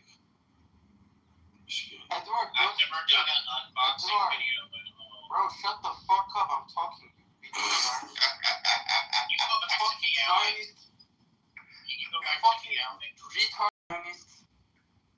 You Zionists don't learn how to have manners, bro? You support the IRGC and you're lecturing. Shut the fuck up. Fuck the IRGC, bro. Fuck the Zionists. Fuck the IRGC. And fuck you, bro. Hey, Sapien, fuck you, okay? Specifically you. And bro, don't you get annoyed when this motherfucker talks to you? Who, Sapien? Yeah, this Zionist bitch-ass nigga. Oh, whoa. No, none of that. You're not allowed to do that, Doc. What is wrong with you? You go from meowing to racial slurs? Bro, this guy... No, you can't. You have to apologize. If you want to stay in here, you apologize to him for calling him that name. Alright, apologize. Alright. Apologize. So I use others as human shields to interact with them. So we have Ambrose and Feiruz and Ghost. Adam. You use me as human shield? Bro, what? No, listen, Sapien, I've known for a couple of years. He purposely does not want to learn anything, and he comes into these spaces just to be able to tell us, to make little snide comments towards Palestinians or Muslims or brown people in general, because he wants to feed into his own racist ideologies. Okay, so don't you get annoyed when he does this? You are racist. You are racist. We have recording. And John Kitover right now is recording you, by the way. Just FYI. Sorry. Hey, Sapien, really quick question. Has Israel ever returned the 200 tons of enriched uranium that they stole off the boat? I don't know what you're talking about. Perhaps you should. I'm talking about your Sharmuta mother. Oh, I'm muted. My bad. Did Israel ever return the 200 tons of enriched uranium Operation Plumbat. Maybe you should ask Elock about that. I feel like he knows more about I what's should going ask on you. in that. Who did you say I should ask? I heard you. Elock. He probably knows more about that than I do. I don't know. Needlock, is that? Who's Needlock? Why don't you look into there's something I don't understand about this guy, okay? Like, I do understand some Zionists, they are just born in Israel and just want to be Zionist, okay? This guy, I don't know what is his objective. And after Edward said he's been here in this platform for so many years and still does not want to accept the truth, that makes me more like, come on, bro, what's wrong? What is the truth that I accept? Like, I don't know I feel like I know what you guys want me to believe. I just don't. How do you mean agree with everything that you said? Why do you That's a bloodline. If you killed more than 3,000 babies that never reached the age of 1, killed more than 100. I think you're purposely What do you mean purposely? As like because that's what this really is about. This is really what it is. No, that's in your head, Sapien. You're making it about Jews because that's how you try to win people over by saying Jews. It's about Zionists, okay? It's about Zionists, you Sapien. Listen, one thing about me, I'm not naive. I'm not. But you're not very bright either. And so both, anyway, it doesn't matter if you're naive or not. Bro, you have a little bit of intelligence. No, Edward, let me tell you something. Sapien, you're naive for thinking that you think you're pro-Palestinian. That makes you a naive, okay? No, he says pro-Palestinian here. Sapien? Yeah, he says pro-Palestinian, and then at the same time he says he's a Zionist, and when he's with exactly. He's been doing this for over 2 years now, going on 3 years. Even the Zionists understand your bullshit, Sapien. They know that you're not consistent and you play for the audience. And speaking of audience, why don't you give us your YouTube channel? I have a couple of comments to make about your videos. Why do you keep bringing up my YouTube channel? There's nothing to do. Nobody was talking to you. He actually was. Because I want to just put a couple of comments down on your YouTube video when you're doing your unboxing, and I just have a couple of things to say. Okay, can we get someone else to talk and advocate for? We need to get this conversation is going in a weird direction. Let's get back to the topic. And I prefer, can someone else that's pro-Israel come on stage and argue? Oh my God! Someone come protect me! Someone help me!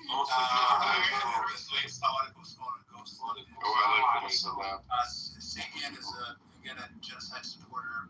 Why would you want genocide supporters to speak? They're deluded, deranged, immoral.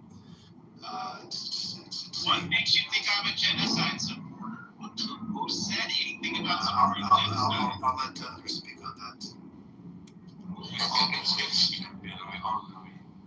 It's interesting, Sapien.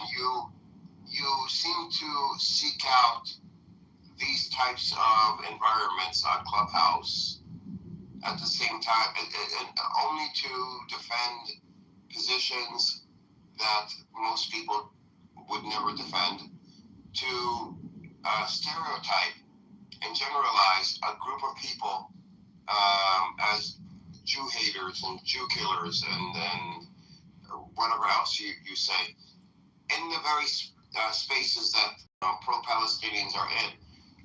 Like, what are you getting out of this? What do you want out of this? You're not coming to learn anything. That's references provided everything, but it goes in one ear and not the other. I don't know what's. The thing is, I'm a very open-minded person, and just because I hear you say what you say doesn't mean I'm not opposed to hearing what the people on the other side have to say. It's about time. Almost 3 years. You should have your own position by now. He does have his own position. Yeah, and what the position is? What Palestinians are want to murder all Jews, right? I said Palestinians. They're very uncomfortable. Go ahead.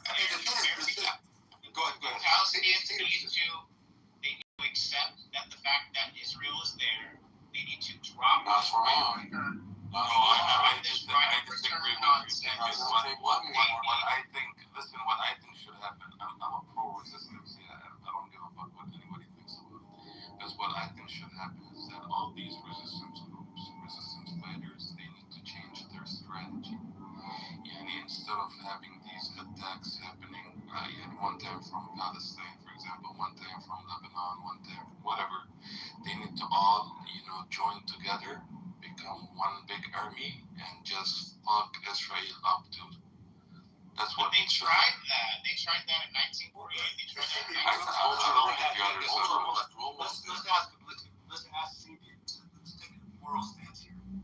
Let's not talk about what you think they should do, but let's take a moral stance here. By the way, Ali is another deluded person. Ali, I expected him to do Hamas, the baby killers? No. It's actually Israel, the baby killers. Dean, let me tell you something, Dean. He's an Ali supporter. What do you expect from him? I expect more from Ali. Ali is fairly intelligent, but he's very off the mark on some things, which is... Bro, what do you expect from the Palestinian supporters? I know. So, baby killers? First of all, that was debunked. Even President Biden had to backtrack on Hamas killing babies. Eyewitnesses said, there was on October 7th, it was Israelis, their own people who were firing at us and them, Hamas, indiscriminately. They're not baby killers. Hamas specifically does not speak. They speak about targeting combatants. They talk about people on IDF. They talk about taking hostages. They don't talk about killing babies. They don't kill about innocent people, women, and so forth. And this whole rape propaganda was also debunked. Anyhow, the baby killers of the Israelis, they have killed tens of thousands of children. That's a proven fact. They have a starvation campaign. A proven fact is stated. Intent is proven by their ministers, by from Gavir, Smotrich, and all these extremist, deranged, terroristic Israelis. You want to talk to him? He wants to come up. You want to talk to him? Well, let's deal with Sabian first. Sabian, I'm not talking about what you think should be done, but what is the moral position you think? Who is in the right and who is in the wrong? Who is the oppressor and who is the oppressed? Number one. And then number two, is it a genocide? Because you've been learning and studying this for about 3 years now. Who's in the right, who's in the wrong? Essentially, who's the oppressor and who's the oppressed? And do you think it's a genocide? Let's hear your position. What's the moral position you take? That's more interesting. I don't think it's that hard at this point. Your girlfriend got waxed. Did you pray for this human hippopotamus in my profile picture? Let him hang himself more by speaking further. I don't think that the world is not in geopolitics. You got to kind of take morality out of it because that's just it's nice to talk about. I'm not cop out of it. Look, it's slavery, the transatlantic trade. Black people were killed, raped, maimed. Let's take morality out of it. Just tell them to just give up. Why do you guys? This is another beat back from Palestinians. Why do y'all always bring up black people to try to justify your point? Sabian. If you're Chinese or Mexican or something, you're black. So I'm bringing that so you can at least let me just remind you. Think about it. Let me just remind you, Sabian, that you're racist towards the black people as well. Let me just remind you. Take a moral position. Me as a black person being racist against other black people, okay, yeah, that makes sense. Well, Ali, currently there's 1 million slaves in America. There's actually, look up slavery in America. There's an institute that studies slavery. America has over 1.1 or 1.2 million slaves. So America is leading the continent, perhaps, in slaves. Anyhow, Sabian, take a moral position. But then, this is another thing I have an issue with. Like, whenever anybody brings up anything that the Arabs or Muslims do that are wrong, you guys immediately deflect it to. Well, what about America? Well, what about Israel? We'll get to that. But first, we're addressing the question. In the situation between Israel and Palestine, who are the oppressors or the oppressed? and it is a genocide because you've studied this for 3 years. You've been talking to both sides, and you claim to have a brain and a heart. So what is your moral position here?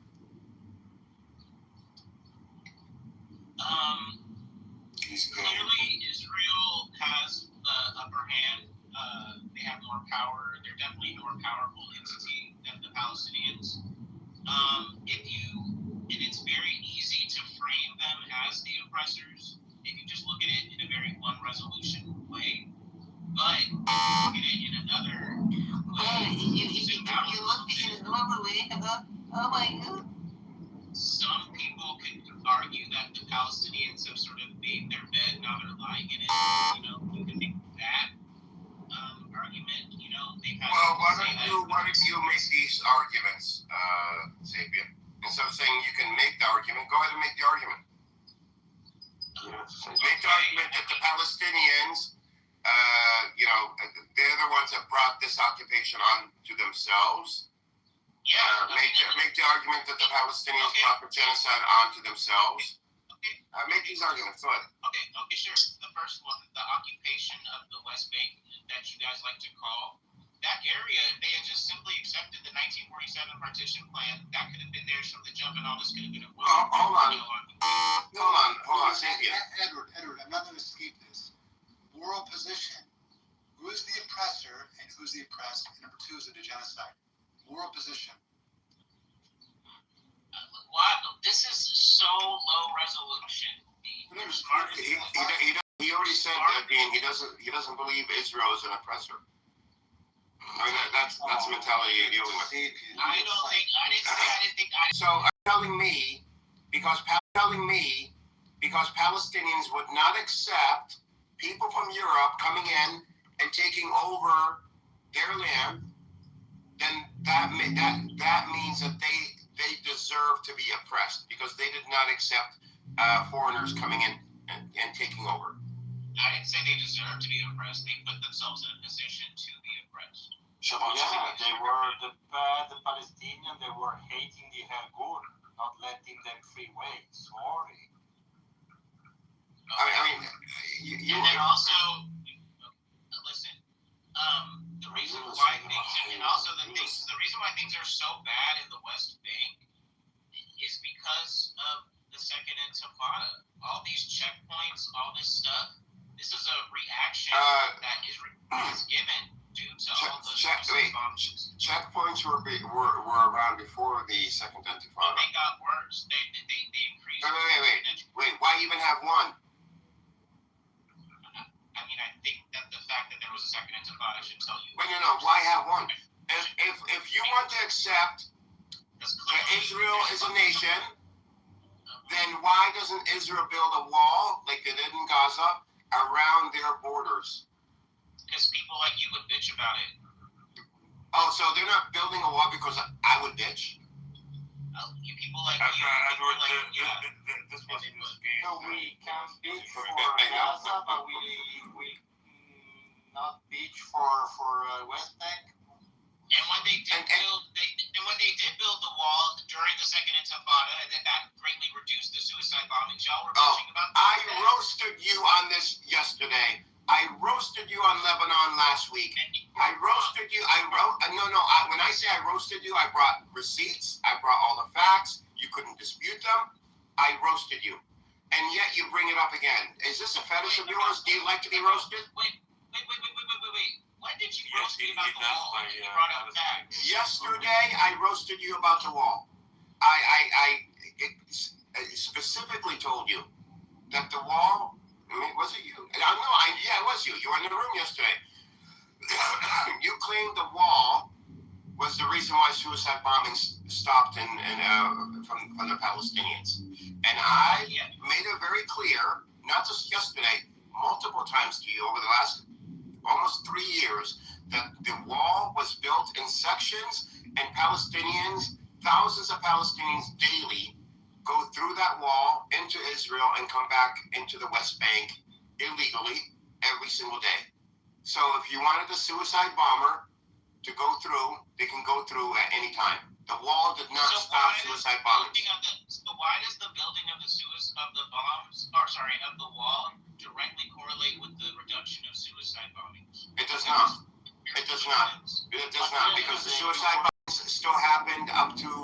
2006 or somewhere around there, maybe the first half of 2006. That the wall was built in sections where they have huge gaps for Palestinians to go through. If you don't believe this, you can put this up. That's why you have checkpoints. So suicide bombers would use a checkpoint? We are back at the same discussion like yesterday. Yeah. That's what I'm saying. It was him yesterday, right? With all the respect to the autistic people, but I'd like to speak to an autistic person.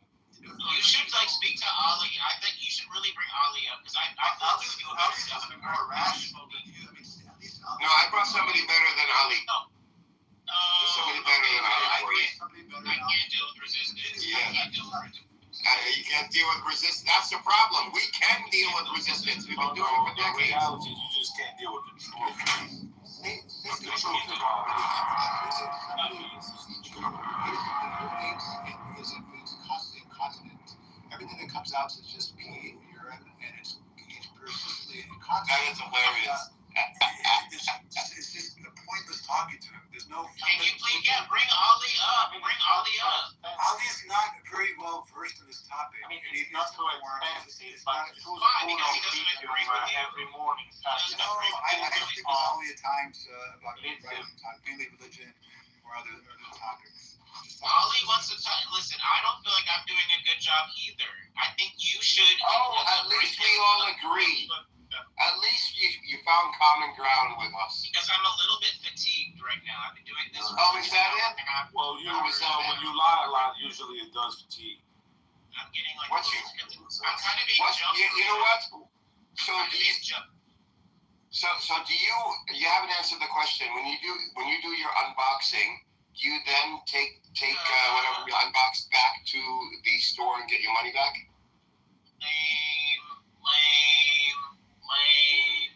Because you don't have the money to keep buying all these expensive things and unboxing them. He gets a budget from mom and dad. Are you raised by 2 men or 2 transgender women, Sabi? You know what I don't like about people like this? Like I said, they either blatantly just liars and scum, or they just really not educated. I'm going with the first one. They just lies and scum because he knows that even as what you animals try to classify as suicide bombing, that didn't start nowhere near the first Intifada. That's when Israelis started wanting to kill Pat, gun them down when they wanted to peacefully protest. And those martyr bombings started years after. 2-3 years after that. So what do you, that's why I don't respect clowns like you people. I didn't bring up the first Intifada, I bring up the second Intifada. Well, how you going from 2 to skipping 1?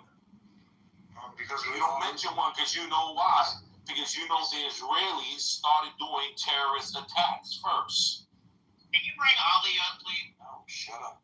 No, this isn't for you to have as many men as possible in the room. Bring them up too. Find a couple more liars. We'll destroy them. I don't think what's his name said. I mean, you could come up. Occupied by just You can come up. Let's see. Ali, another intellectual. No. By the way, we're talking about 2 different aliens. There's 2. Yeah. I'm assuming they're talking about the one with the. Yeah. The one that looks. Speak monarchies. Speak paladin. Speak. Okay. If we talk about geopolitics, what do you think that happened? Are you capable of talking geopolitics? Okay, whatever. Yeah, 2 comments. John, I am not a part of any specific leadership or group of Iranians trying to take the leadership in Iran. As a matter of fact, I have really very little interest in Iran whatsoever. I had actually no interest in it until the Masa-Amini situation and also the conflicts in the Middle East. I decided to become interested. I learned something about Iran and the Middle Eastern issue, particularly the fight between. Really quick, what did you learn from Iran? If you say can you just let me finish?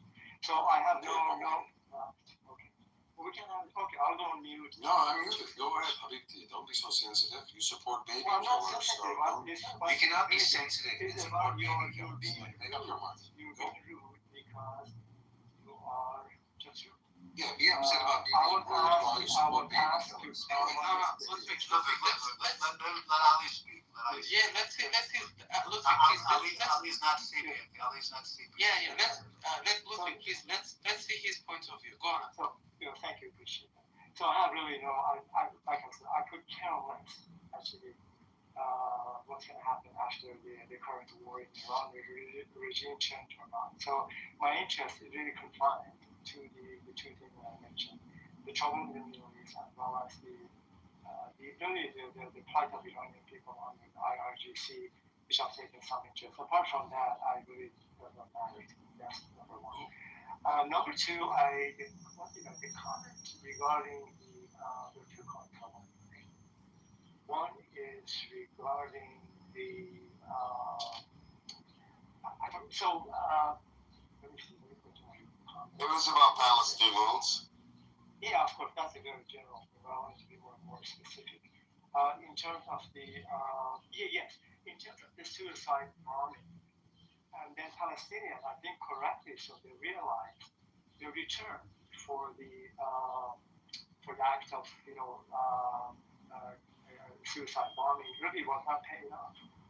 First of all, it was not getting them anywhere, and second, it generated. How do you know that that's the realization they came to? Well, because I read about it. Oh, you read about it? Oh, you read about it. So you don't know. Are you Muslim? Let me finish. Are you Muslim? No, Ali's atheist. Oh, he's an atheist. He doesn't understand. Okay. Ali, this is not. Suicide bombings are not allowed under Islam. It's prohibited. You understand? So we. Ali, you're a fake atheist. You're gay. You got Ali and you don't believe in God. Ali's not gay. He's an atheist. No, that's a gay atheist. Because if you keep the name Ali and you say you're atheist, that means you're gay.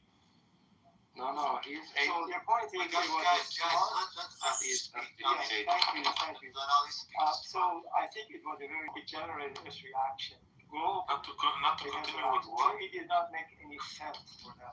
What did you say? To continue with what? No, I genuinely didn't hear it. Okay, I'm just going on mute. I'll let you guys do whatever. Now, probably will not answer because. No, I didn't hear what you said. You said it was a good decision for them to stop suicide bombings. It stopped suicide bombing because it wasn't basically yes. the optics of it. It caused actually probably more on the public, international community caused, and that's actually a fair point. That's a fair point. But it's not a true point. It's not true. It's not why they stopped. Suicide bombings were not popular with Palestinians before they happened. When Hamas first started doing suicide bombings, they were a fringe element. Palestinian society in general rejected suicide bombings, and when they started happening en masse was because they were happening in the 90s by Hamas, and Hamas was a much smaller group then, much smaller, and they would recruit people, and they would do it in secret. And even the person's family would not know that this person was being groomed to be a suicide bomber. They would have to be groomed. In the early 2000s, when Ariel Sharon came into power, the butcher of Palestinians in Lebanon, Palestinians feared that them and their children would be butchered by Sharon. So Hamas and other resistance groups, they had there was less resistance for suicide bombings. Now they were still not accepted by Palestinians. They were not praised by Palestinians. But these resistance groups, no, they were not. These resistance groups, however, gained more power because of Ariel Sharon and because of what he was doing in the West Bank, and allowed these groups to be able to move away from the confines of Palestinian culture and attempt to normalize suicide bombings. It failed. They have suicide bombings. And the first was a Christian woman. Christian. That's true. And so they had a run. They had a phase of suicide bombings where Palestinian. It was. We had them going off all the time in Israel. Palestinians did not know who the suicide bombers were. They didn't know who the group. We knew the resistance, but it was a small part of the resistance. We didn't know who exactly was doing it at the time. Meaning we knew Hamas, but we didn't know, what part of Hamas.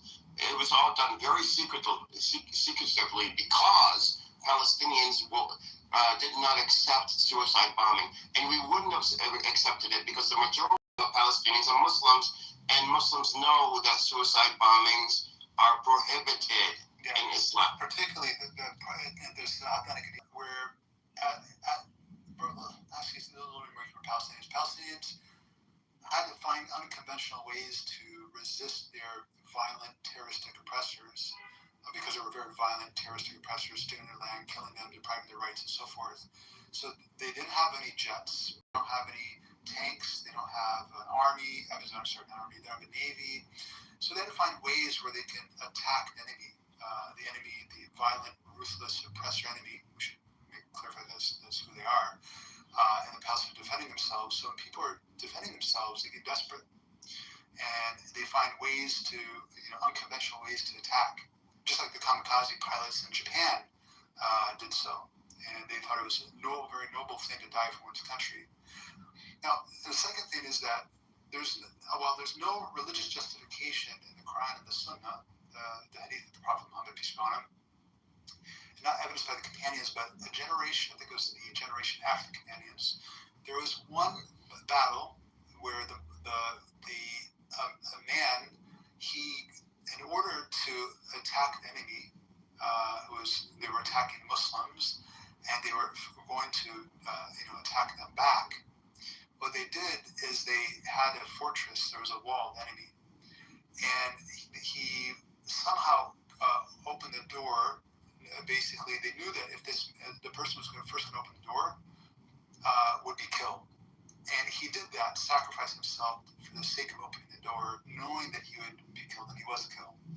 So that was used by some. I think Hamas maybe referenced. I can't remember. I read about this a while ago. They referenced this instance as a legitimate method, although it was not done by the Prophet, peace be upon him. It was a sanction, as we mentioned, hadith here, and also the Quran that you're not supposed to kill yourself. And wasn't done by the companions of the Prophet, but it was a later generation that did it. Bringing it back to Palestinians, this was not considered. Well, I'll be quick. This was not considered a mainstream viewpoint or view or principle by Palestinians in general. It was actually considered a very radical viewpoints when it comes to suicide bombings. As a matter of fact, we didn't have the control that we have today over the resistance, and some of them did, did go out of control, and that's okay. That happens. We didn't have a government. We're under occupation. They went as far as to force the families, the parents, to not cry and to pretend to be happy that their child was a suicide bomber after they found out through the news or whatever that their child was the one that killed, 5, 10, 20 innocent people in Israel. So, Edward, do you mind if I just... Before you go on to questions, so now, there's been multiple surveys. Hold on, Ali, hold on for a second. One second. Go ahead. No, you're breaking up, Ace. You're in the matrix. But Ali, maybe go ahead. Here, and I'm not going to have the Palestinian position and culture be defiled by this trash. Trash. This is not to be compared to. I'm sorry, hold on, Dean. Dean, no offense, I know you meant comparing this to kamikaze pilots of Japan. Wasn't a good analogy because they did not do it for the same reason. So they didn't kill some people when they were doing that. But the suicide part. Well, that part, yeah, they believed they did it. Right. They would give them a But they weren't Muslims, that's what I'm saying. So Edward, my intended possession because Ali likes a lot of Muslims. Yes. So I mentioned almost everything. The comments about slavery, there's an act in the law. So I try to bring examples. No, I'm not. I understand. I'm not blaming you. You don't have to defend yourself. I'm just saying that this isn't a good analogy because it takes away from Palestinians having self-reflection and empathy and understanding and standing for this was a moral decision that Palestinians made, not a strategic decision. It was not strategic. Yes, we can. Go ahead. Can you hear me? Okay, so Yes. this is what I want to get at. This Ali, No, you're in the Matrix again. Go ahead, Ghost. You going to say something too? surveys that show that society is for this barbaric genocide. But when it comes to Palestinians, there's no consensus. There's absolutely no agreement. The actions are few are irregular. I don't know why people try to stick to this fucking minute point. It's actually irrelevant. I wish this Ali dude was here still shut his fucking face up. He's such a fucking racist fuck. Sorry, I hate that guy. Can't defend Islam, can you? Gotta attack the man. Yes, race is bigger than. I don't know if race. Y'all didn't even let him talk. Y'all literally, he said like 2 sentences. Oh, he did? He did say about black people? Oh, okay. Well, I haven't sure to comment on race, but he could be. I've talked to before. I have destroyed them, and I've had I spent about 4 or 5 hours, and what was it? It was every single point he made was destroyed. I mean, he walked away from that. He's not a good debater. He's a good, pointing fingers. You did well. Basically, like Sapien, what do you do? What Sapien does. You did this. You did this. They did that. They did that. They did that. But this, you don't have proof of. You don't have any context behind it, and that's what Ali does. He points fingers. No, that's what you do, Edward. That's called projection.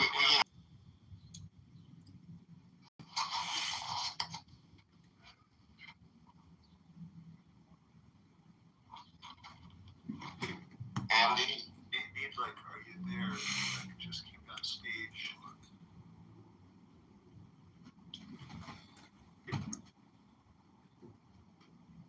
He's warming up the meatball.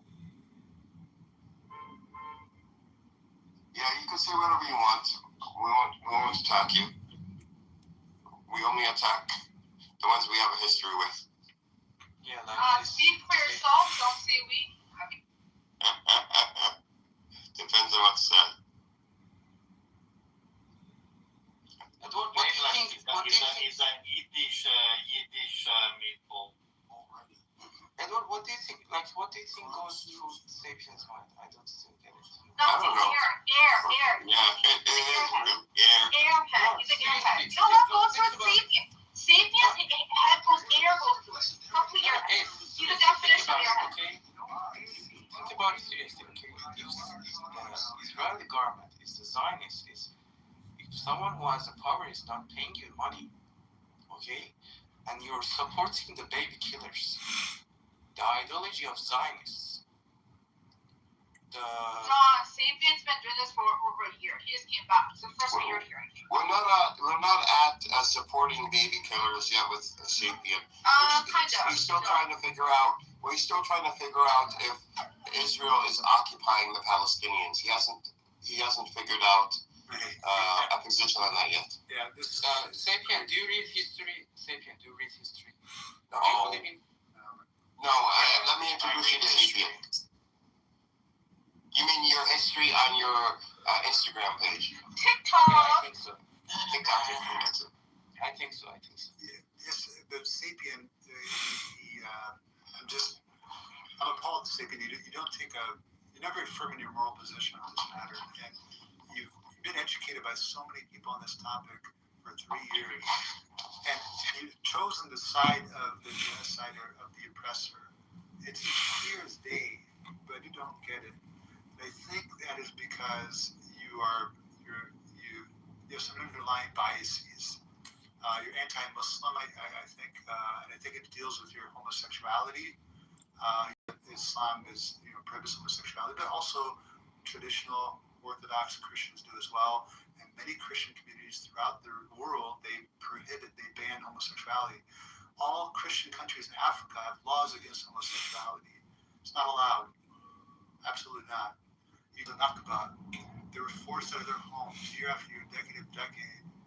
They know who has the upper hand, right? Who's stealing. Right?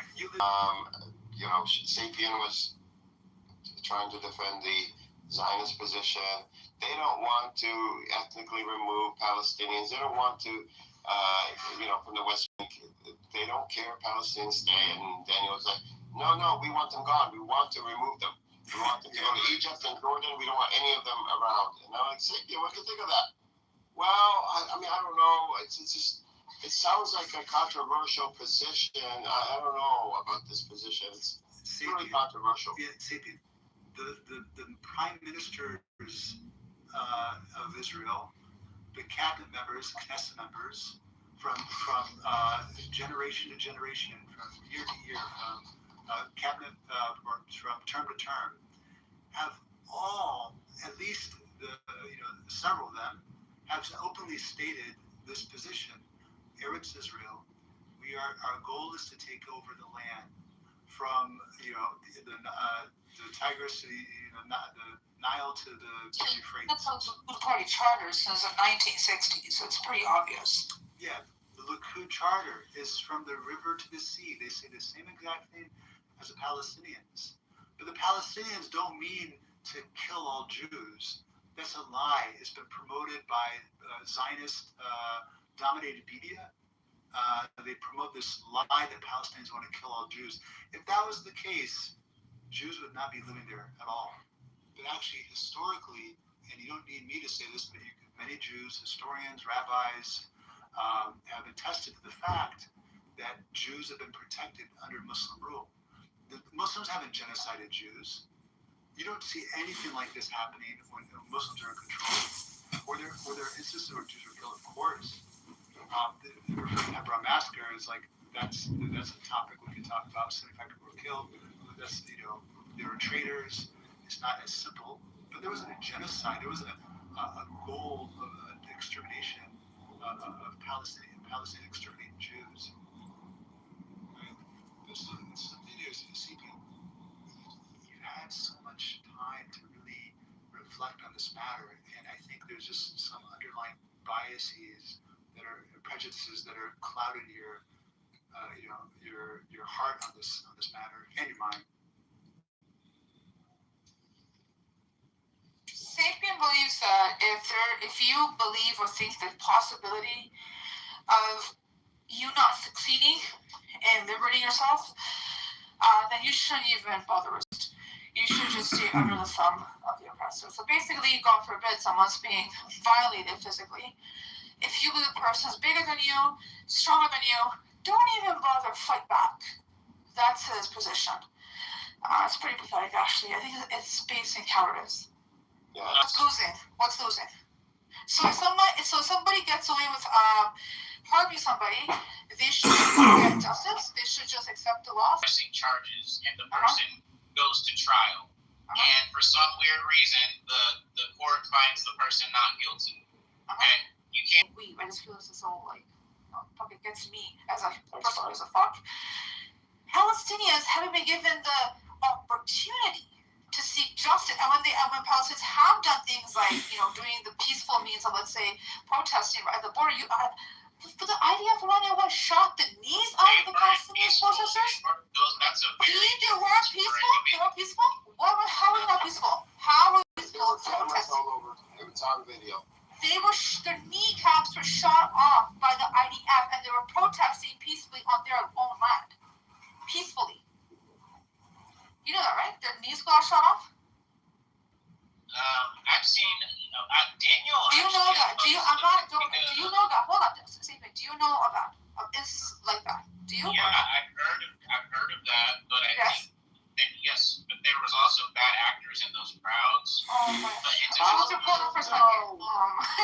What do those people do in those crowds? Did the so-called bad actors fire at the IDF to get fired back? No.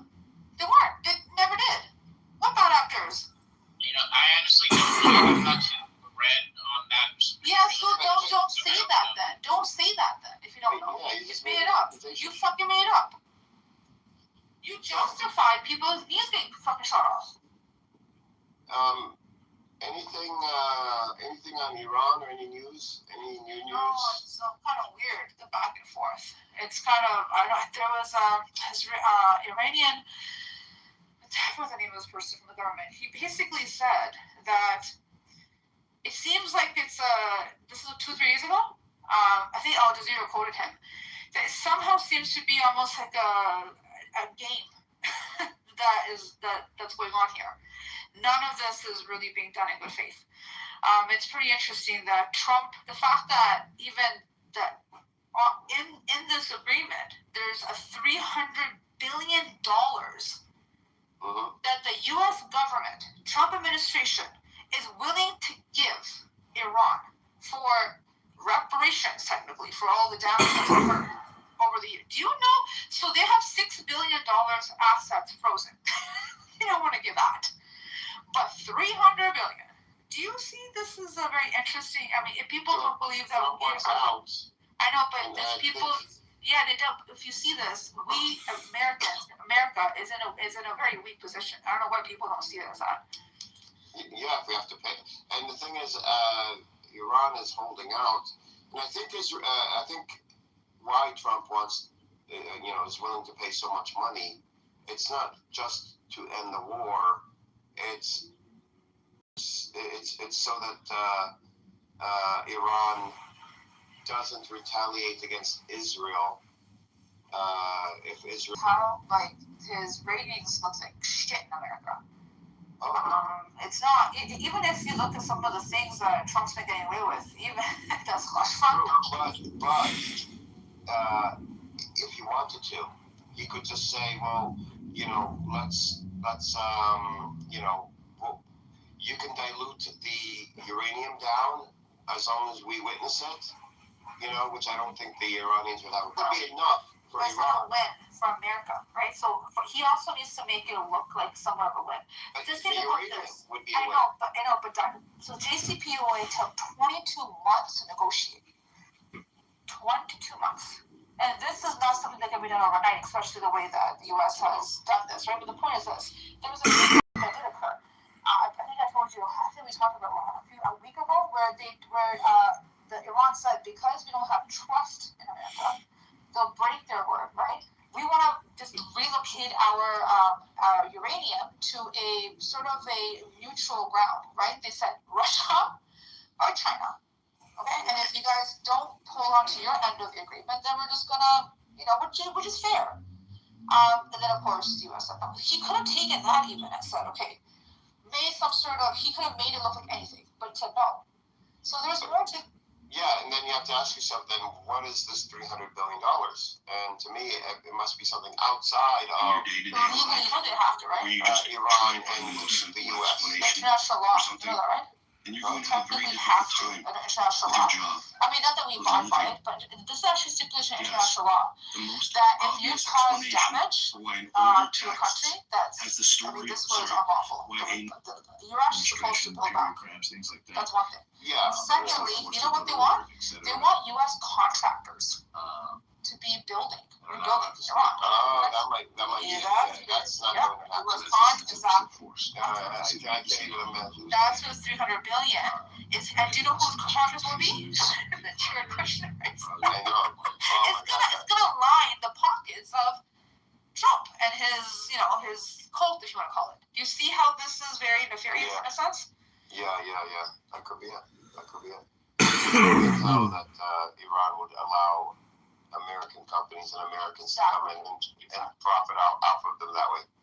There's no way. Because they don't need to.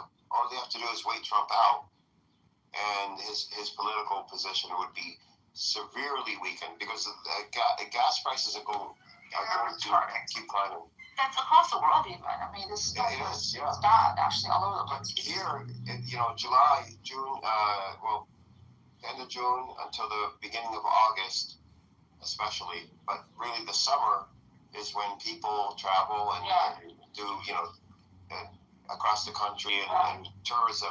Agriculture also is hitting. You know that, right? This has been a big hit. Yeah. They're predicting lower than average yields, is what farmers are saying. Well, it's the cost of that, what's it called again? So that was the type of fertilizer. It's a potash. Urea? Something like that, yeah. That is, the price is about 50%. 67% of the world's supply goes to that. And I've been hearing it's flowing. And the shipments to cargo is the slowest way of getting goods to cargo. It's that it's going to be the hardship. My underlying view of God is that this is not really a rational decision in many ways, okay? Since you're trying to defend your lack of faith or lack of understanding by saying, there's a reason for it. No, you're trying to defend it for a weird reason.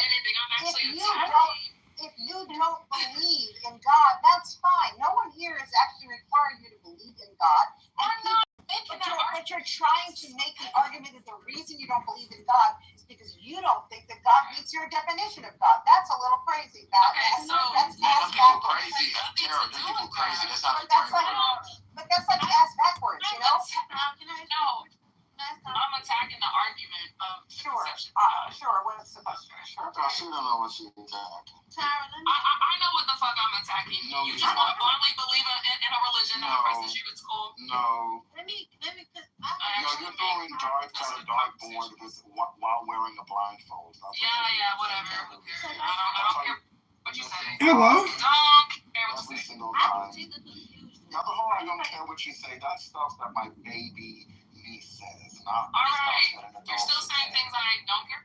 Hello. Okay. Just try reading the book. Like an idiot. Yeah, try reading the book. Still on mute. Still on mute. Mute up.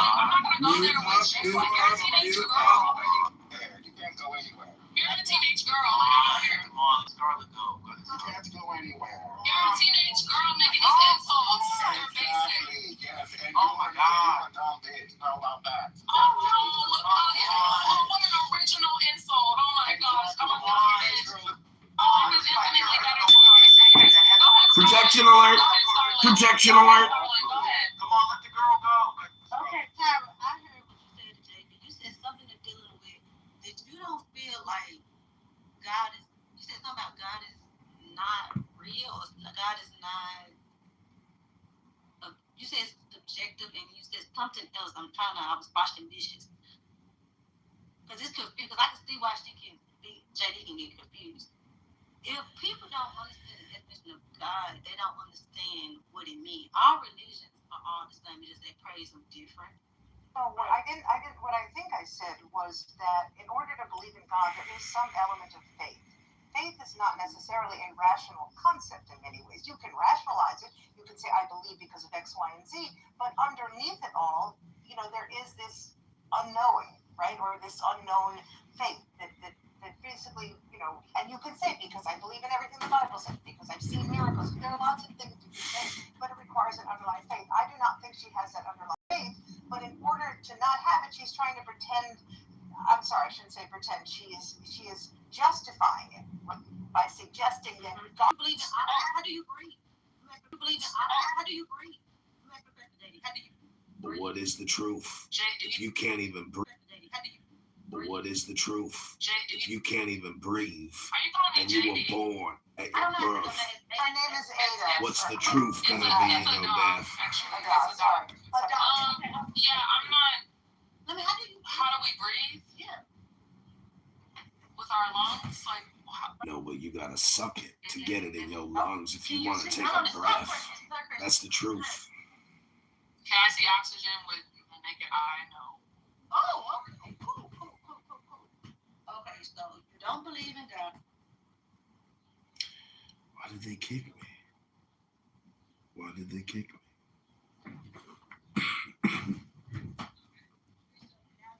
It basically means life, natural is life.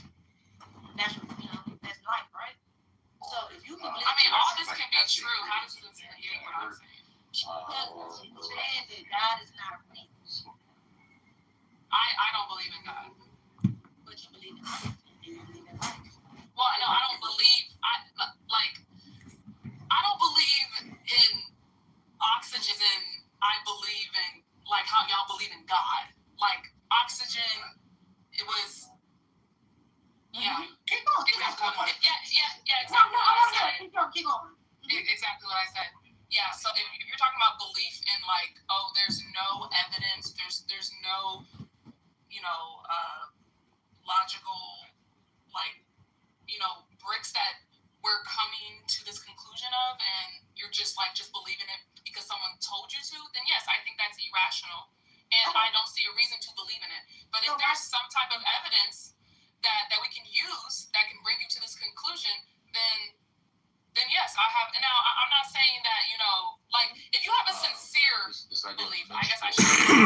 Then I think you're probably a rational being. Like God should be looked at as much as people look at astrology.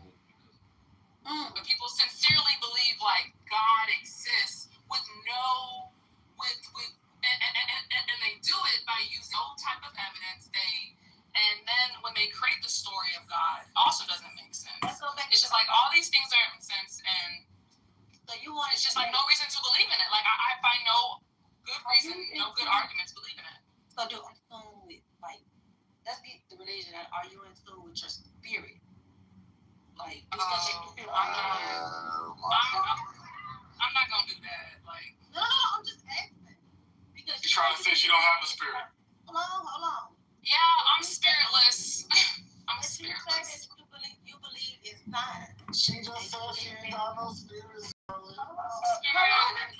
I'm a horrible person who has no spirit. This is not good. Have you ever mislead? Have you ever made mistakes? Because you're telling me you believe in science and science about and the religion part. Yes, yes. Because I don't know about that. To eat on earth and what's good and what's bad, and tell you how different people. It tell you about these people's stands and stuff like that. Welcome to the stage, Andre. I know, because I don't think you really want to. I'm very happy that you have this topic because I am trans, and the bigotry, the hatred, the racism that's inflicted on trans people is just growing out of proportion to the reality of what some people consider the problem. And personally, I'm so happy that you have this to bring awareness about trans ideology, and I'm just happy to be here. Thank you, Black. You're not trans, I know you are, but I guess. No, I am trans. I'm also a Black woman. You're not trans at all. Don't you dare tell me who I am. Don't you identify me. How dare you? Excuse me? No, this is I am. If you want to stay on stage, just don't troll. You can stay on stage as long as you don't troll. All right, well then you're projecting and you're the troll. Have a good day, sir.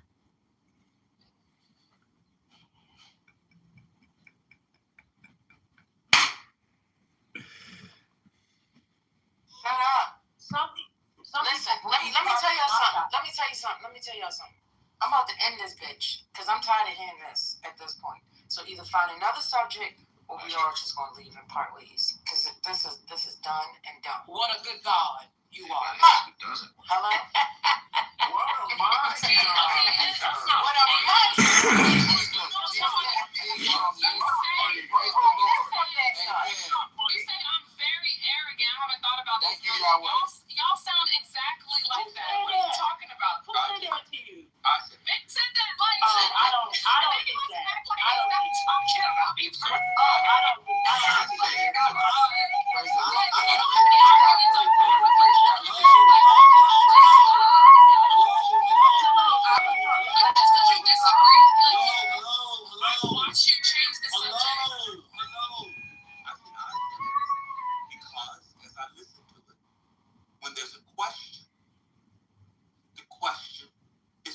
only batted away. So when she asked you, hello, when she asked you and she said, sorry, First Lady, that the people usually don't use such arguments, they begin with a cosmological argument. You don't know what that is. That's why. Yes, I do. I'm trying to explain to you why I'm not having that argument right now. I got it. Like, Let me just we're finish. having, Let me just finish. like, you're saying it's like it's different. Okay. It's different. And it's odd when someone is using this term now to 4 times a set of terms from the Christian God to disprove the Christian God. They call those terms when you don't believe in God. And if you don't bring in the entire part of the equation, because you still have never doubted God. That's all. I don't think you're true. I think that you just don't want to actually think through the concepts individually, which is why when somebody says free will, that was a loaded term. Yes, it is. It's where free will in and of itself, but not being beast. If an alligator shows up at my neighbor's house, my neighbor has a 4 or 2-year-old, cute little kid, showed up at the neighbor's house, an alligator came up out of down the street and ate up because alligators don't have the capacity for evil or good. That's what we're talking about. And you say you wish a God, if one existed, got rid of doing evil, then you would not know what good is. Which is why I was saying in prehistoric times, before the development of a morality, when they were just knocking each other in a quasi state of nature, they wouldn't have had a conception of good and evil because they were working on survival and self-preservation. That's the point. I was not saying it was inherently good insofar as it made some kind of axiological judgments. I was saying it was good from a Christian perspective because it separates man from beast. And what you were calling for is for us to not be human under that conception. Yeah, and you say that I don't think about my arguments when you make arguments like that, and you don't define any of those terms, because I can simply disagree with everything that you just said. I can disagree. What terms need defined? I define every term. Well, one, you define free will. I remember the first time I asked you to define it, you laughed in my face. Because we all know what free will is. No, I defined free will in front of you, and then when I said something different, you were like, well, obviously it's a definition. I also disagree that your version of free will is what is the only thing that makes us human, and if we don't have it, now we're beasts. I would simply disagree with that. Under the problem of evil. Like, you haven't thought about any of this. Okay, you have to define that. Your definition is fine. So my definition about the problem of evil. Okay, that's fine. You still need to define your terms. Evil? Can alligators commit? I mean, it depends on how you define evil.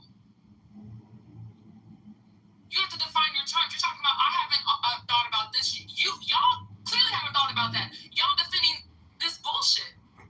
Y'all been defining, and that's what I'm talking about. If I actually hold on. If I actually broke it down with Christians about what they think is good and all good that God is. Alligator can commit an evil act. No. An alligator. Wait, can I just do this?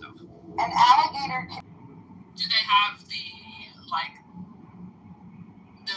requisite intent? I just asked you. Yes. I would still say yes. They are knowledgeable of what they're doing. Wow. What are you talking? No, they're knowledgeable of what they're doing.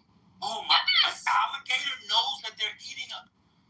It's time to boom it. Yes. You know, and you reacting the way you do without actually thinking through it doesn't mean that you know more about what the fuck you're talking about. You doing oh my gosh doesn't mean you actually negate anything that I said. So So you said it can be evil. Explain how it could be evil under the problem of evil and what we're talking about. How can it be evil? Maybe you're right.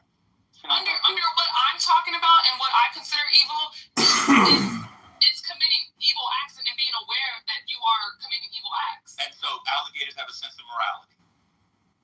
I didn't say that they have a sense of morality. Then how can they know they're committing evil? You don't have to have a sense of morality to commit evil. Huh? Can I No, help don't. you? What the fuck? Help you? Wait, what? You can be simply like. There's plenty of people who don't have a sense So of the baby morality that that kills commit somebody by evil. accident is evil. Wait, you have to have Actually, morality. she didn't quite answer that question when you asked what? it about the baby. What do you mean? In that case, the baby that picked up the gun unknowingly shot someone was committing evil, just like the alligator, right? Wait, you said someone who that commits. Remember, what? if you go back a while, you were a little hesitant. Somebody said, if a baby picks up a gun and shoots someone, not knowing what the gun can do, they just press it and it happened to not have a baby gun. No, that was. That was an accident. But yes, I understand. But we asked you, did the baby know what they were doing, etc. And you sort of were hedging a little The bit. baby doesn't know what they're doing. The alligator does. But the alligator is doing it. He doesn't have a moral compass. You don't have to have a sense of morality. You don't have to. Oh my God, you're really conflating terms right now. So you think having you think having awareness of a thing means that you have a sense of morality? No, what I'm saying. No, No, I'm saying Van said that. No one brought up morality. No, he did. He did. Let me answer the question. You ask questions, and when I'm answering, you start speaking, and then you said, I'll answer the question. So for it to be evil is to violate, it's to violate standards. That's evil. Especially in this discussion. Because you said all good, all knowing. That's suffering. It's dealing with human volition. Obviously. An alligator doesn't evil. We don't say, now you might say, a hurricane comes through, or that was horrible, what happened? Yada, yada. I might use it metaphorically, but in this one, it has to be a contravention of morals, a deep one. I don't necessarily think because you are aware of a thing that you have a sense of morality. And I don't also think just because you violate, that's what I mean when I say we have to define terms. I don't think because you violate moral standards, whatever that means, that you are now committing evil. Especially held by one person or a society. Okay, when do alligators get taught in bad behavior? And how much is the tuition? Okay, you said.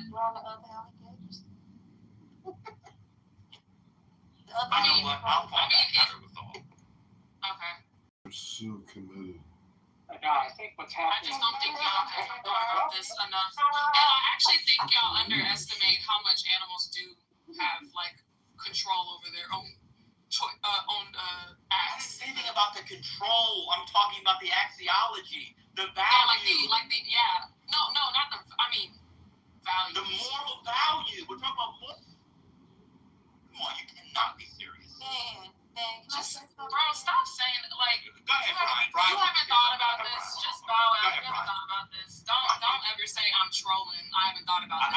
I've thought about this. I don't think you're trolling, but and you haven't thought about this. You see that? You see that? I didn't say that. That's not what I said. I said I don't think you need a moral sense to commit an evil act. All right, go ahead, Brian. You said that. And now you're gonna go around and say tell people that I said that. Because in this particular case, evil be the intent, which it can be awareness or purposeful causing of suffering or harm. In this particular sense. Is causing purposeful suffering or harm. Yes, when they eat a baby.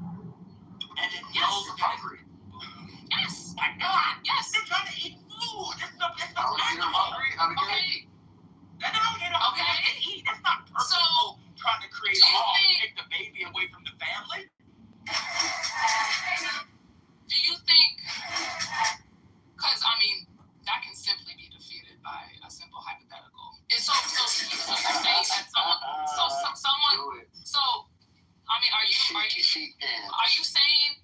Are you saying that for someone to commit an evil act, they must have a sense of morality, basically? Is that what you're saying? Start again. For someone to commit an evil act, or for them to commit evil, whatever, they must have a sense of morality. Of what's right and wrong.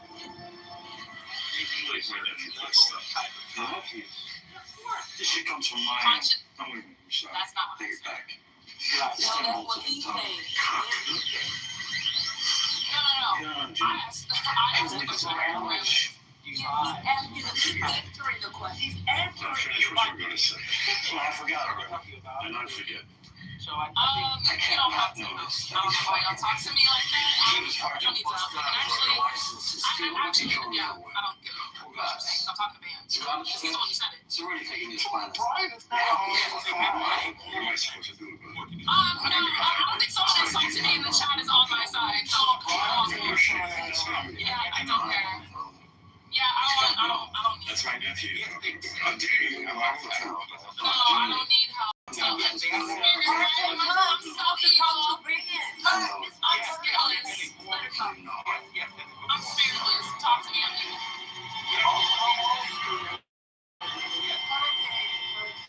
They have to have a moral sense. Yes. That's why I said early man who had no conception for the development of morals. I mean, there's a philosophy that even exists.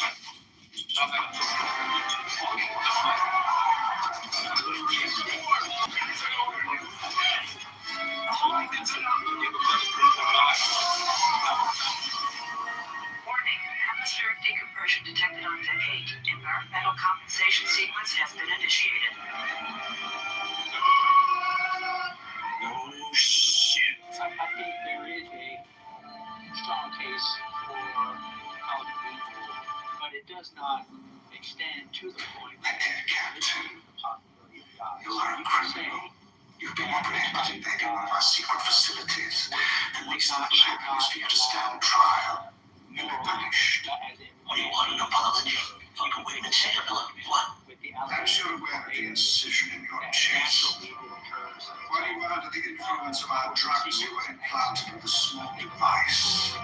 It's a remarkable invention. God got the ball rolling. God's the universe. Say we just took the ancient approach and allows the natural sequence of events that did the laws. By entering commands with this pad, I can produce pain out of your body.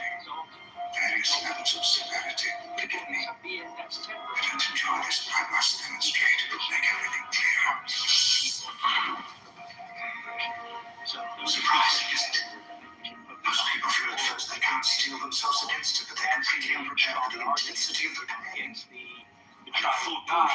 But it doesn't. You think this bothers me, you fuckhead? With that argument, it doesn't extend to it eliminates positive.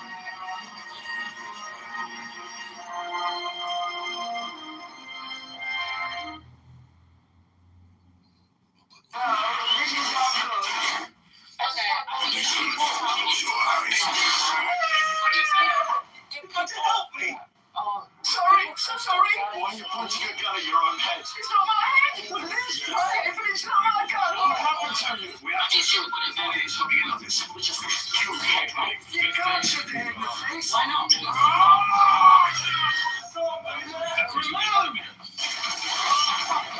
You're gonna die!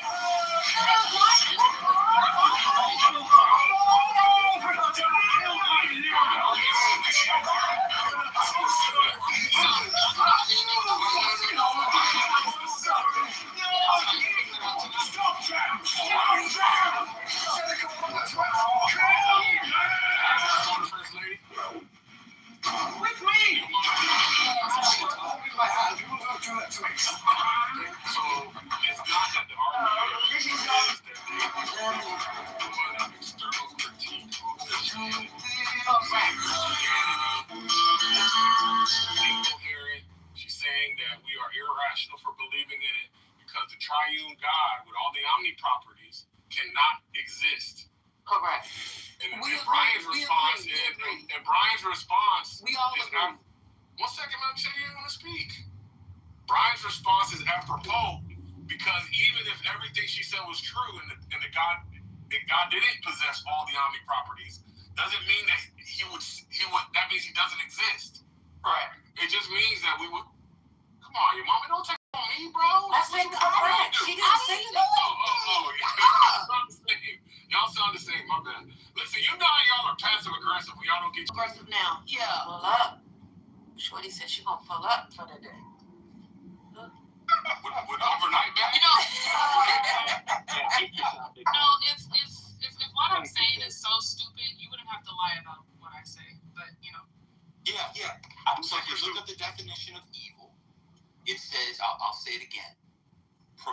profoundly immoral and wicked.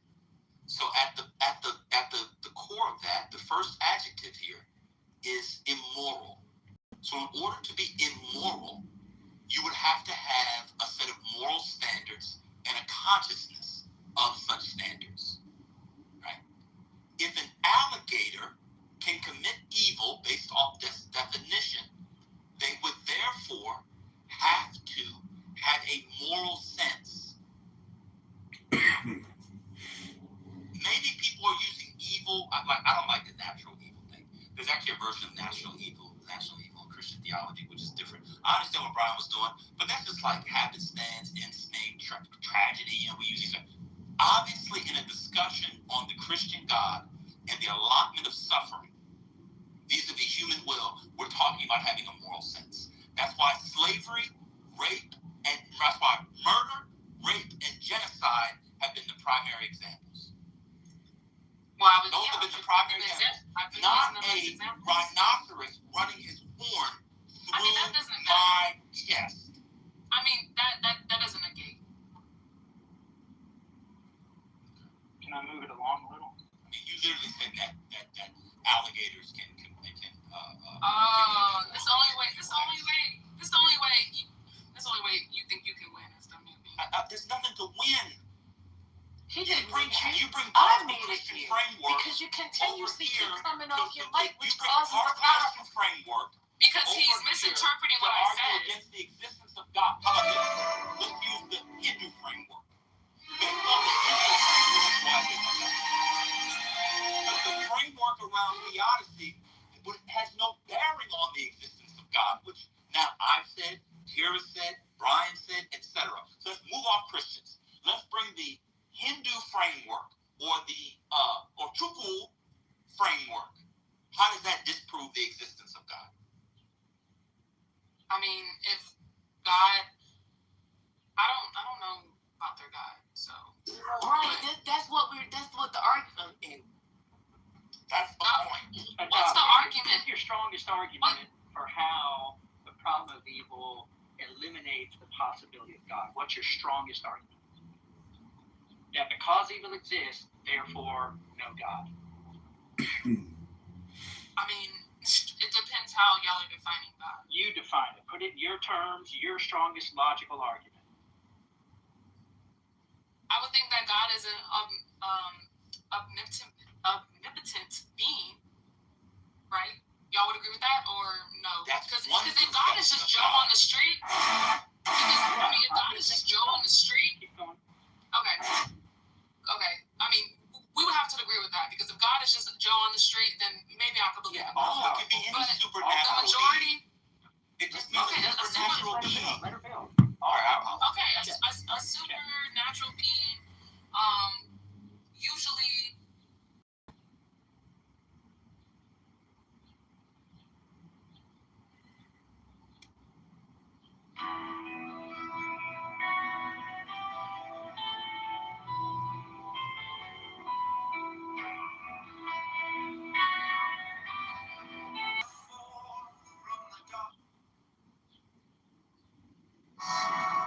And my birth is from the house of death.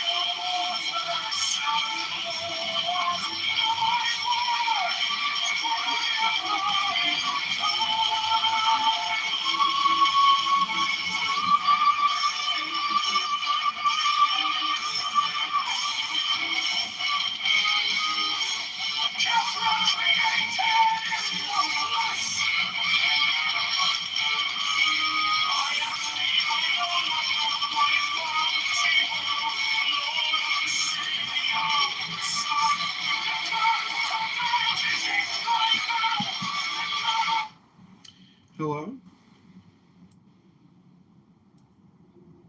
Hello?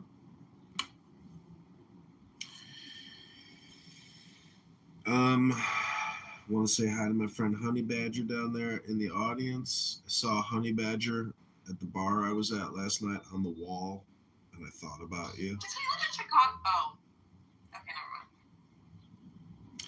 Yeah, I live in Chicago. No, I was gonna say. I'd like to play a little song for my friends here. It's called Wizard Banishing.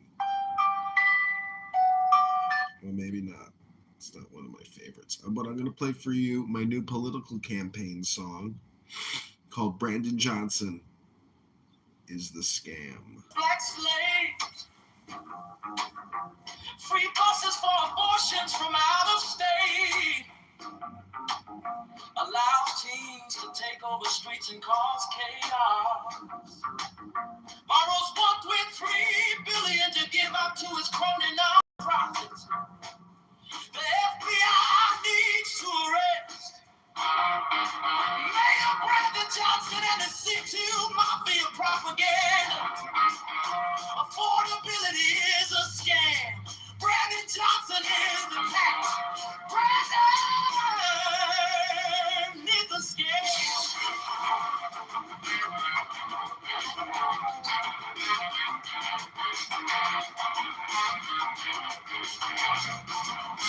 Chicago Mayor Brandon Johnson is a fraud and a criminal who lies. Reports guns and socialism for black slaves. Free buses for abortion from out of state. Allow teens to take on the streets and cause chaos. Borrows $1.3 billion to give out to his crony nonprofits. The FBI needs to arrest Mayor Brandon Johnson and his CTU Mafia propaganda. Affordability is a scam. Brandon Johnson is the tax. Brandon is a scam. What'd you think? I'm not the biggest fan, John. I think if you want to win, just focus on your own strengths, you know? Focus on my own strength. Yeah. Well, you're fired.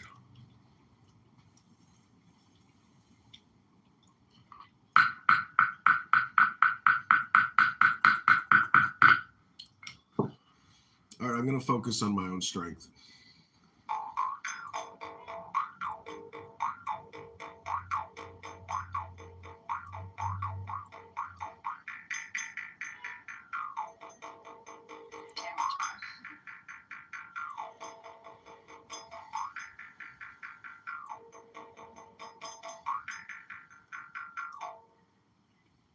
What'd you think?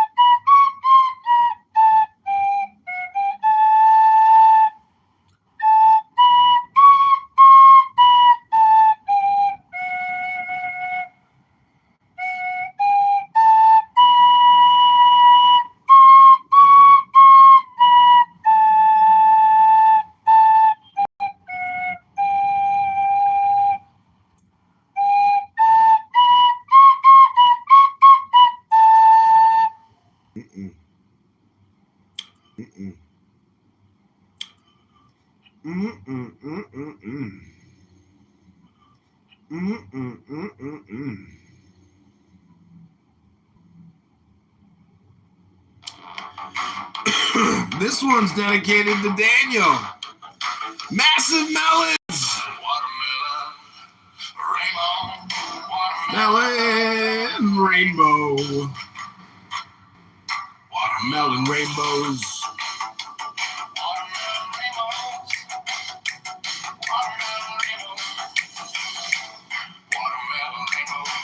Massive watermelons.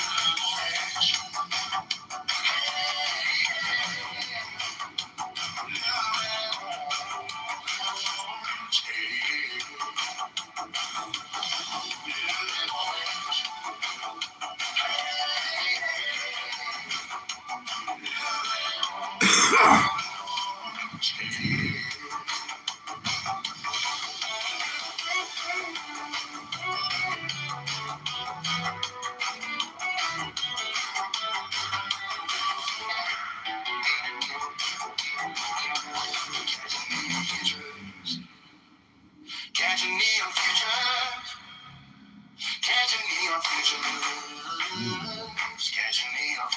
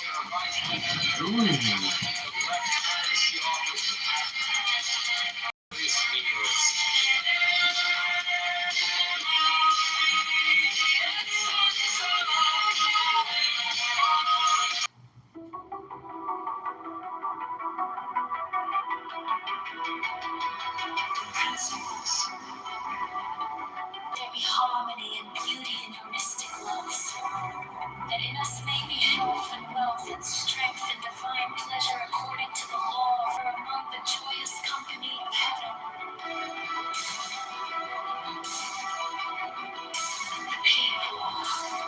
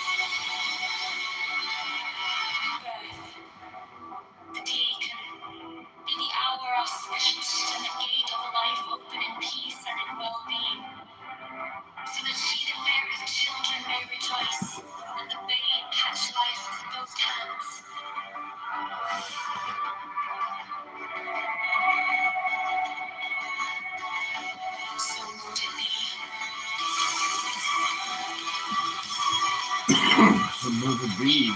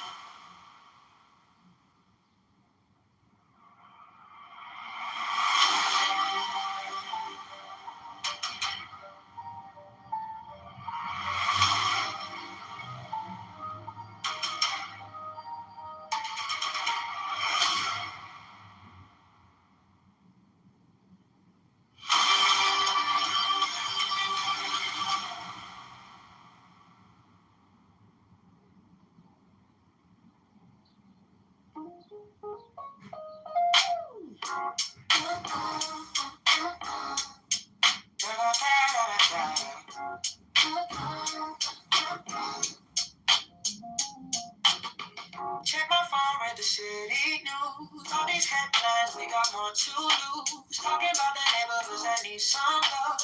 Dream about a leader we can be proud of. On the south and the west, every single block.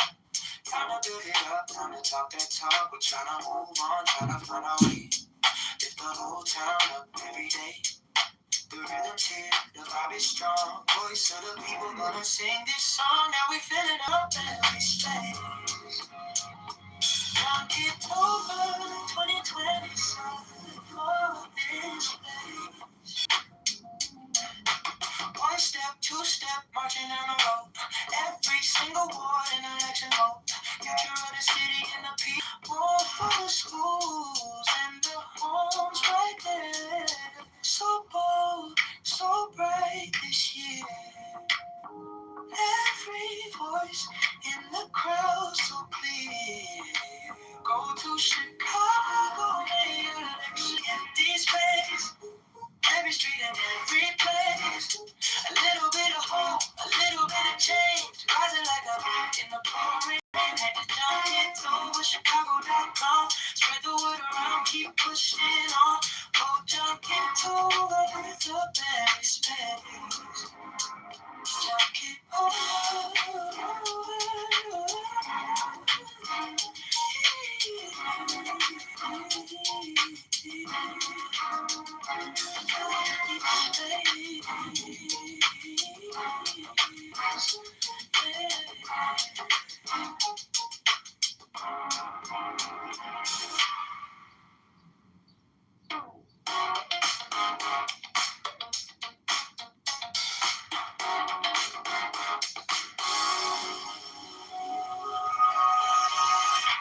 You log in, like the countdown just begins. Slow spin, every scroll just leads to him. Full page, pulling traffic to the booth. His name on your lips like something new. You pull that palette from your pocket, right here. Say I don't usually even talk it, but tonight you want an option. It could be your better option. You got me doing up the midnight moves, yeah, right here. On the screen inside my room, already on this game, tired of this game, ready for changes. We're breaking through.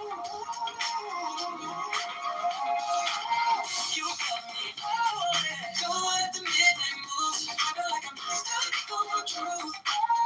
If this is your moment, I don't want to blow it. Only these after midnight moves. Real talk, about the taxes on my mind. Scroll line, chunk it over, it's your time. We laugh at the chaos in the mix. 144 city we can fix. You let us message with the drama. So real, but we can heat up every dollar. Said tonight you want an option. It could be your better option. You got me doing up the midnight moves. Oh yeah, right here. On the screen inside my room, click on this thing, tired of this mood. Going up the midnight moves, I feel like I'm stuck on truth. If this is your moment, let the votes go round. Don't slow things running up through the town. If this is just the one night try, then let's stay up. Give it. You got me doing up the midnight moves. Right here on the screen inside my room. Time is late, ready for changes. We're breaking through. You got me doing up the midnight moves. Skipping like I'm stuck. This is a moment I don't want to know. Only these happen. Oh, you, yeah, you.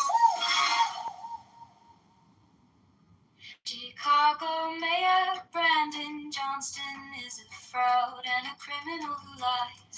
Red questions and socialism for black slaves.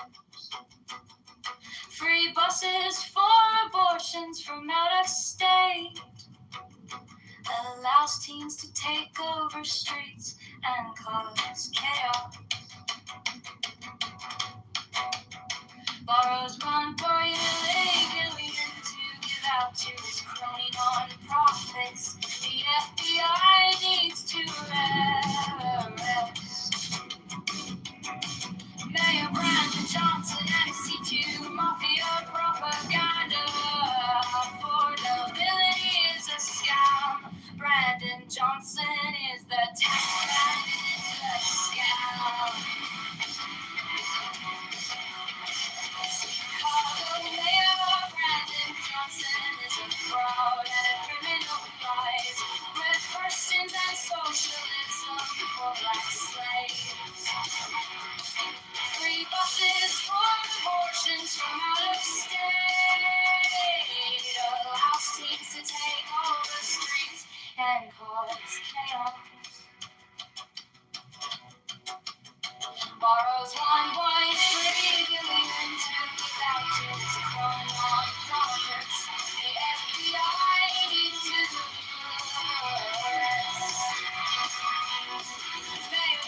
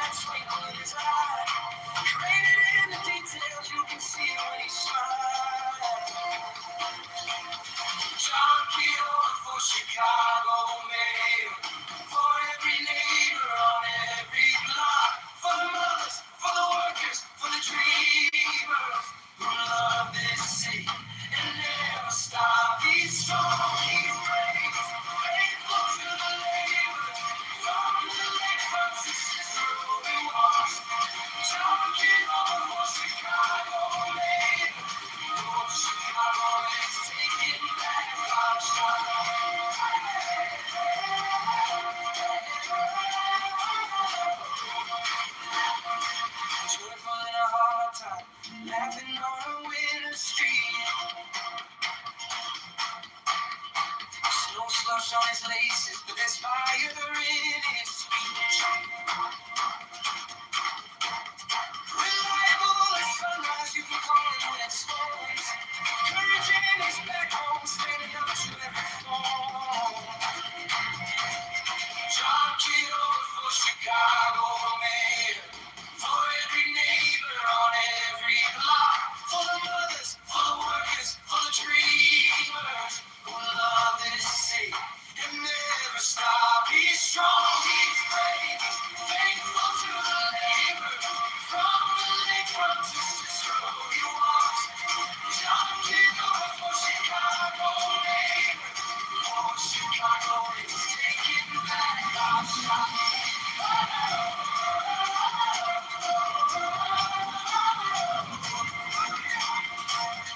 This is our city, not a hell on the street. This is our city, every promise, every dream is gonna liberate Chicago, street by street, door by door. One clear voice, one true choice. We don't have to settle anymore. John Kitover for Chicago mayor, for every neighbor on every block, for the elders, for the students, for the builders who love this city and never stop. He's strong, he's brave, he's faithful to the labor. From the lakefront to Cicero he walks. John Kitover for Chicago mayor, for Chicago is come, take your shot. Thou presently burnest mine incense before me, invoking me with a pure heart. And the serpent flame therein, whoso gives one particle of dust shall lose all in that hour. Ye shall gather goods and store of women and spices. Ye shall wear rich jewels. Ye shall exceed the nations of the earth in splendor and pride, but always in the love of me, and so shall ye come to my joy. I charge you earnestly to come before me in a single robe and covered with a rich headdress. I love you. I yearn to you. Pale purple veils belong to us. All who are pleasure and purple and drunkenness of the innermost sense. Desire you. Put on the wings and arouse the coiled splendor within you.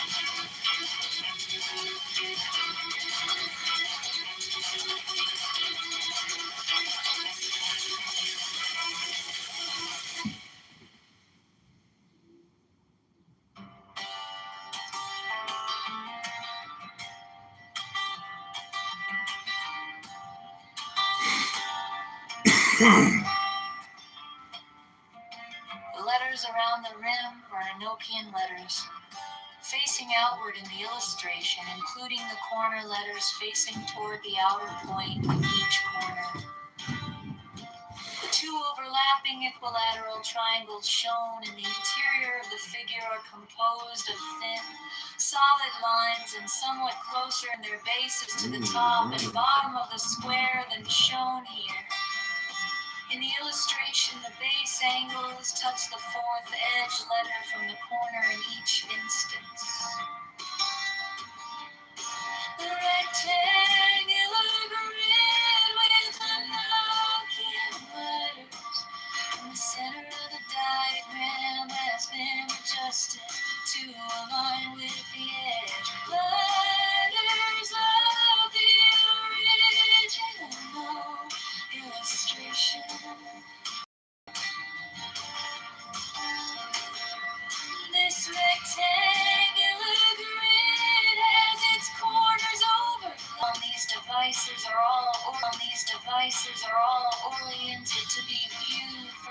center of the figure, oriented to be viewed from the center of the figure. Presented by the numbers 1 through 7 in the approximation above. They are 7 in the approximation above.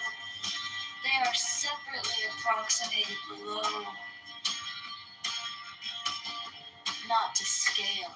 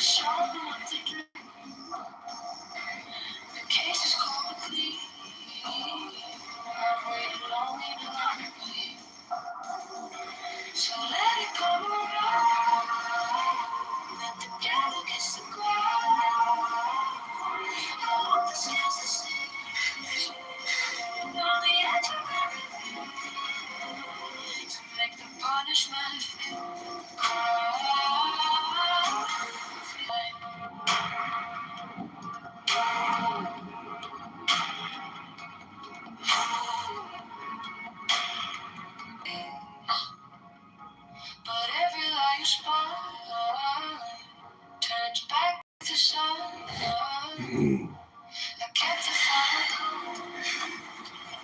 like a blade to my shoe. Now every step you take feels like the earth's crying. So let it go against the ground. Heart's hands are strong. On the edge of everything you do. Don't let the punishment fix you. That's how I thought it would.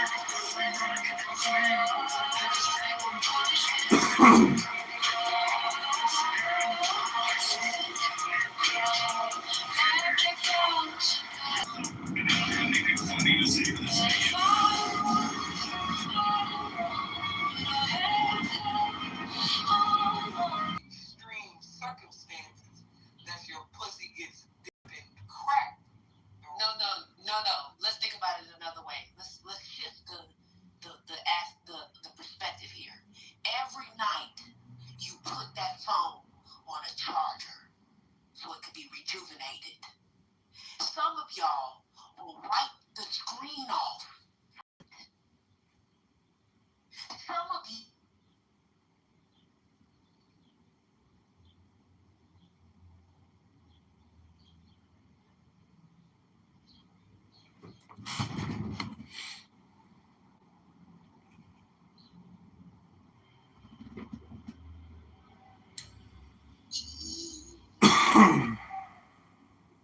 When I found Jesus, he was holding out to me. I was down and out, living on the streets.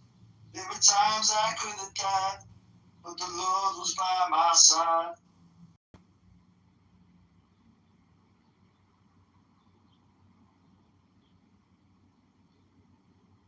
Saved by the blood of Jesus. Always keeping the eyes. And it set me free. I absolutely love this song, man. When I found Jesus, it was hard to love. See it. It's like the gang movement in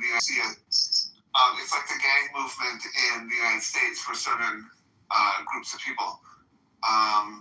It often attract that's what that. Yeah, we know that they're like kind of troubled kids, but that doesn't change that they've become a growing, very influential, like problematic force. Like they're not. It's not a small movement, you know. Oh, of course, they have a presence in the government now. Ben Gvir was like a. That's the danger point that we've kind of reached, and that's why people that are like, I guess you can say, left of Naftali Bennett are really having to come together if they want. Like Naftali Bennett's being fairly over the top about it, but he's literally saying we need to come together to save the Israel that is. Here's my prediction about it. You can't, either way you cut it, it's either Haredim or Arabs. There's no way to make a government without anti-Zionists. Yeah, that's true. I kind of remove John. I Hello? appreciate you, but It's projection. Take care. Hello? halfling Jews who the halak Jews don't recognize. I think you should just make your spiritual journey and your just make it your own. Like Naftali, no one's stopping you. There's no one has authority to tell you you can't read the Torah portion and know what it is and learn about Judaism on your own.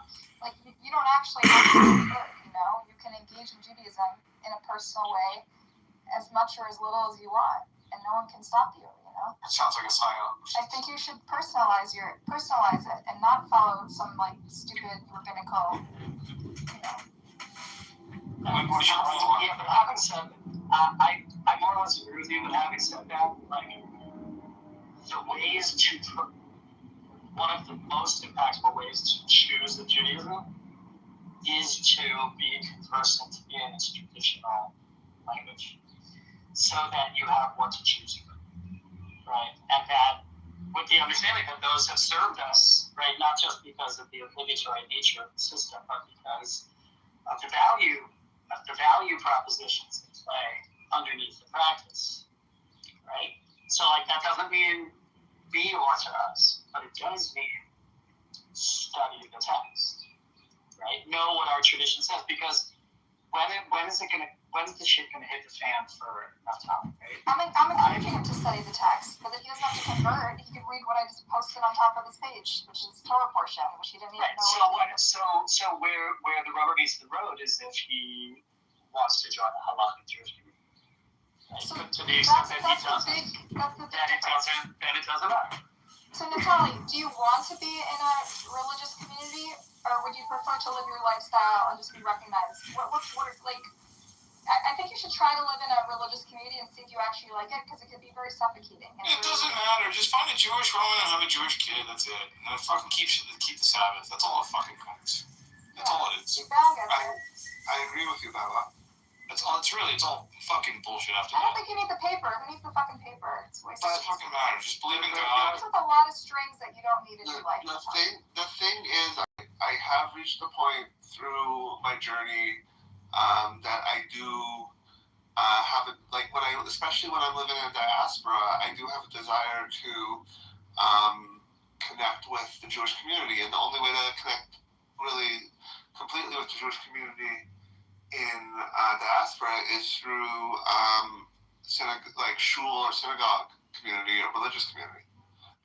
So go to the matzah ball, go to all the singles events. No, I think the thing to do actually is try to find a community and be transparent about it, and be honest about it with them. And if you're willing, right? If they say we have a boundary, right? We're willing to have you in our community, and you can observe Shabbat, and we'll study with you, and you build a relationship with the rabbi and the people there, right? But maybe they say we can't give you an aliyah. We know that you believe that you're Jewish. We see that, right? We don't recognize that, but we're going to respect each other, and we're going to let you come to shul, right? I think if that is the thing you're willing to do, I don't see a problem. I think you can make it your own, right? And I sympathize with the idea that a certain kind of religious community feels like what I want to choose, but it also has stuff I really don't like. I think the Chabad people will take you because you're in a kind of a far-flung place. Chabad is probably good for you, but they're not going to force you to convert. You know, they'll accept you and just give them they'll just have there's lots of non-Jews go to Chabad. It's all the riffraff can come to Chabad. They literally take anyone. So I agree. It's complex because Not that you're riffraff. I'm just saying they're welcoming to anyone, any lifestyle. You know.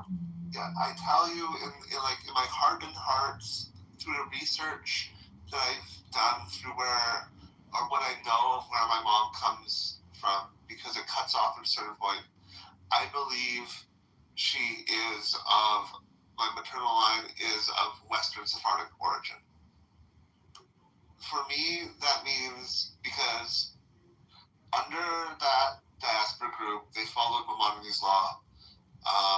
For them, Maimonides said that if you have to convert under threat of death or coercion, the conversion isn't valid. So I truly believe that I have a Jewish soul in that way. But I recognize that in an Orthodox community, if I told them that, they would go no. Some of them would go, yeah, that means you're a Jew, but you can't prove it. Others would go, no, it means you're not Jewish. And others, it would mean you're not a Jew, but the process quickens, so to speak, to rejoin the community, right? So those are the three answers that I've heard. So it's complex for me. It's so interesting because Val's in the same position and it's not complex for him because it's so normal. There's so many people that have Jewish fathers and they're able to engage with Judaism in sort of their own. Yeah, you know how many fucking hybrids I know? But he's doing it in his own way.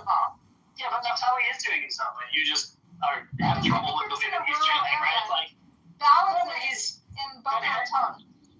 Yeah, no, but that makes sense, sure, but like, he's explaining, I haven't heard Naftali say anything except like, to me, in my therapy, right, which says to me like, why isn't it okay for Val and Naftali to be in like different places and having different wants? Like that should be okay, right? Yeah.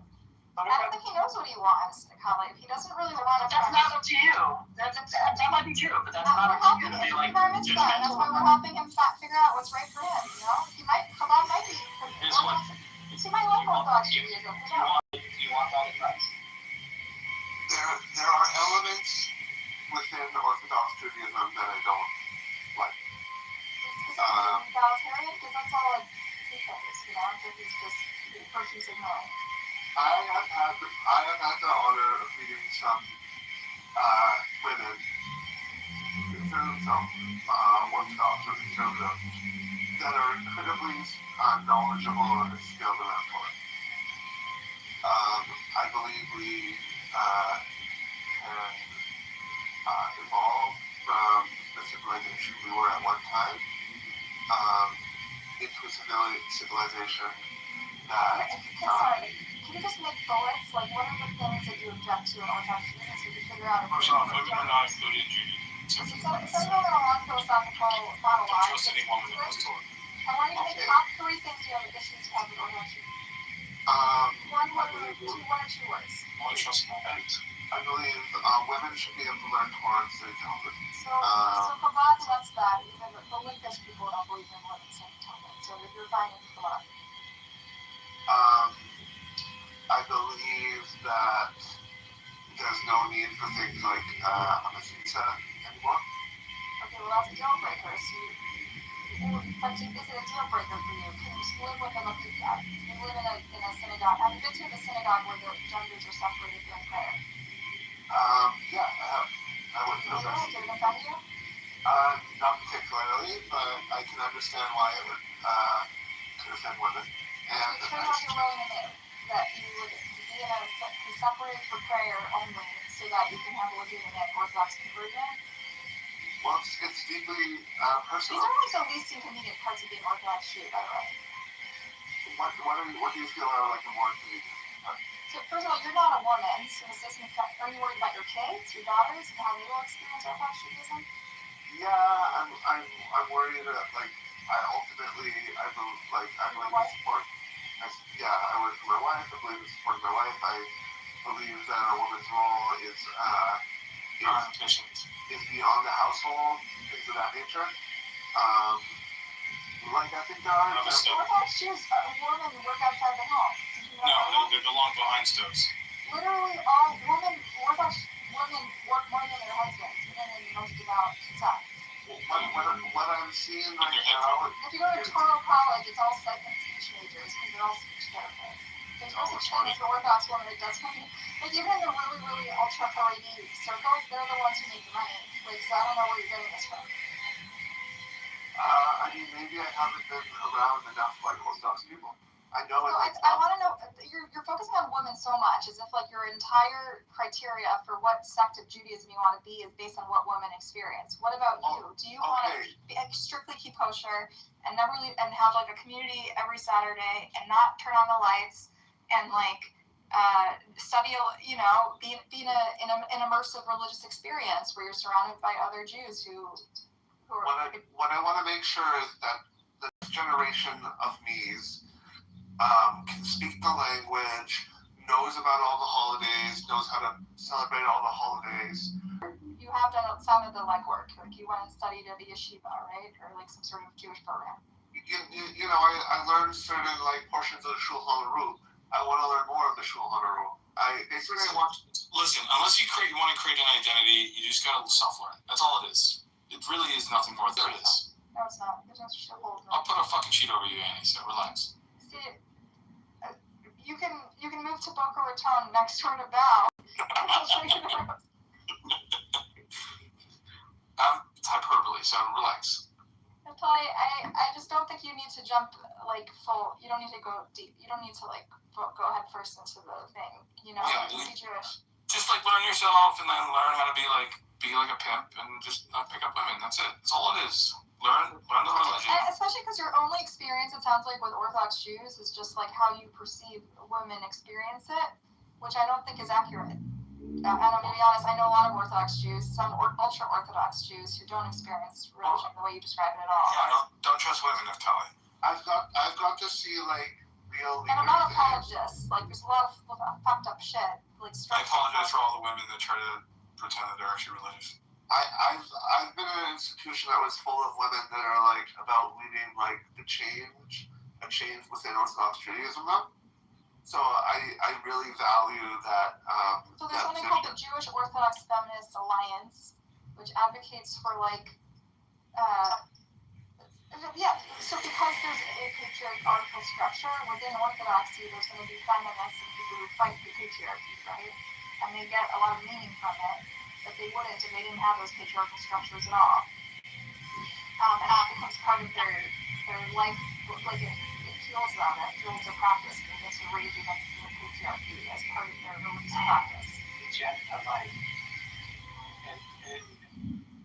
You're so fast and loose with the terminology and with your description of these communities. Like, I don't think you've really come in contact with these places with these women. Who are we talking to? Me or Naftali? No, you. I don't think. You're wrong. The women that I know, they're not fighting against the patriarchy. They're claiming their rightful place in the tradition.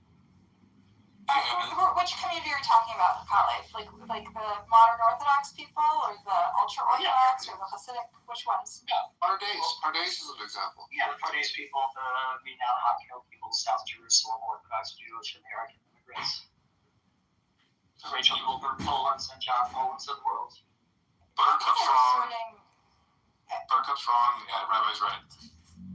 Wait, I don't understand what you're. I don't know what we're debating exactly. I do know some ultra-Orthodox Jews, including many in my family, and they identify as feminists, and they study the Talmud as a just statement of their feminism, right?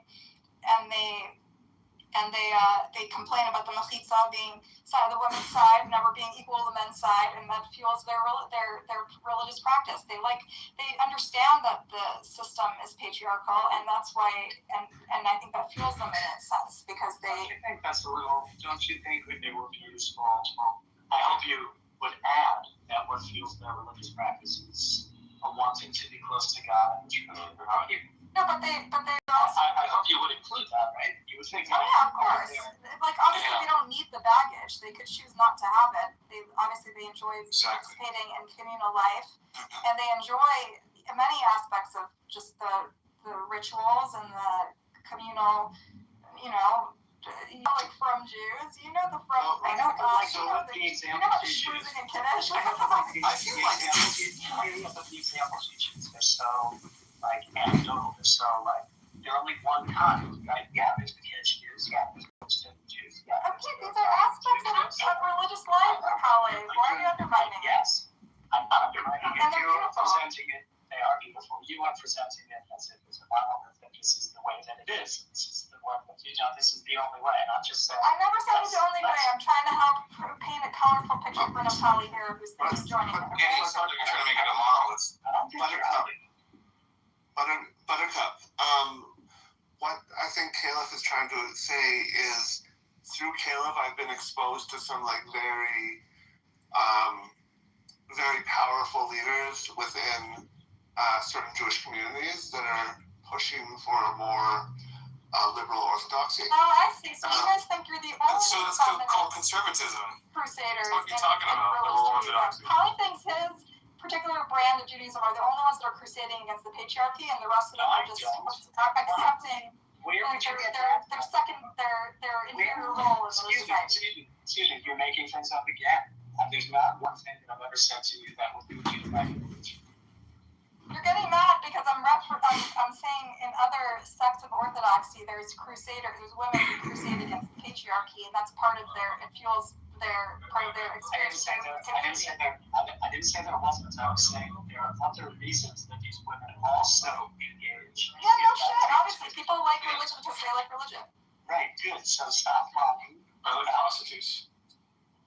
putting words into my mouth. You have this habit. Stop. I don't know why you're fighting with me about this. Nothing we said was contradictory. Stop fighting. You said that. Excuse me. You said that I think that my way is the only way to fight the patriarchy. What on earth did I ever say that would lead you to say that? Because you made that up. You made that up. My point is. Just say you made it up. Well, he's saying that you hooks him up with a community that is very progressive and sort of tries to push the boundaries of orthodoxy. I suggested a community that is one community among men that is good for people on the journey like Naftali. So don't make things up and put them in my mouth. You're getting mad at me for no reason, Khaled. It's all good. It's not no reason. I'm stating the reason, and I'd like you to. First of all, you came at me first. You're like, you've never met any of these people. You have no idea. You've never encountered. I know fucking from Jews. Get the fuck out of here. No, Buttercup. No. All I was trying to explain, Buttercup. All I was trying to explain was that, like my journey so far. And Caleb is a little bit privy to what I might have been exposed to on that journey because he made suggestions. He made suggestions and I chose to take them that showed me certain communities that were were so way above my level. Basically placed me in this community that is reading these religious texts in a way to some of them to connect it to the archaeological history. Others that are basically living out the civilization by moving with the involvement of how these texts are discussed and discussing these texts. And in no way am I saying that there aren't other feminist lay leaders in the world. I'm just saying that this happened to be a hot spot for. That's great. That's good for you. I'm happy for you that you found that.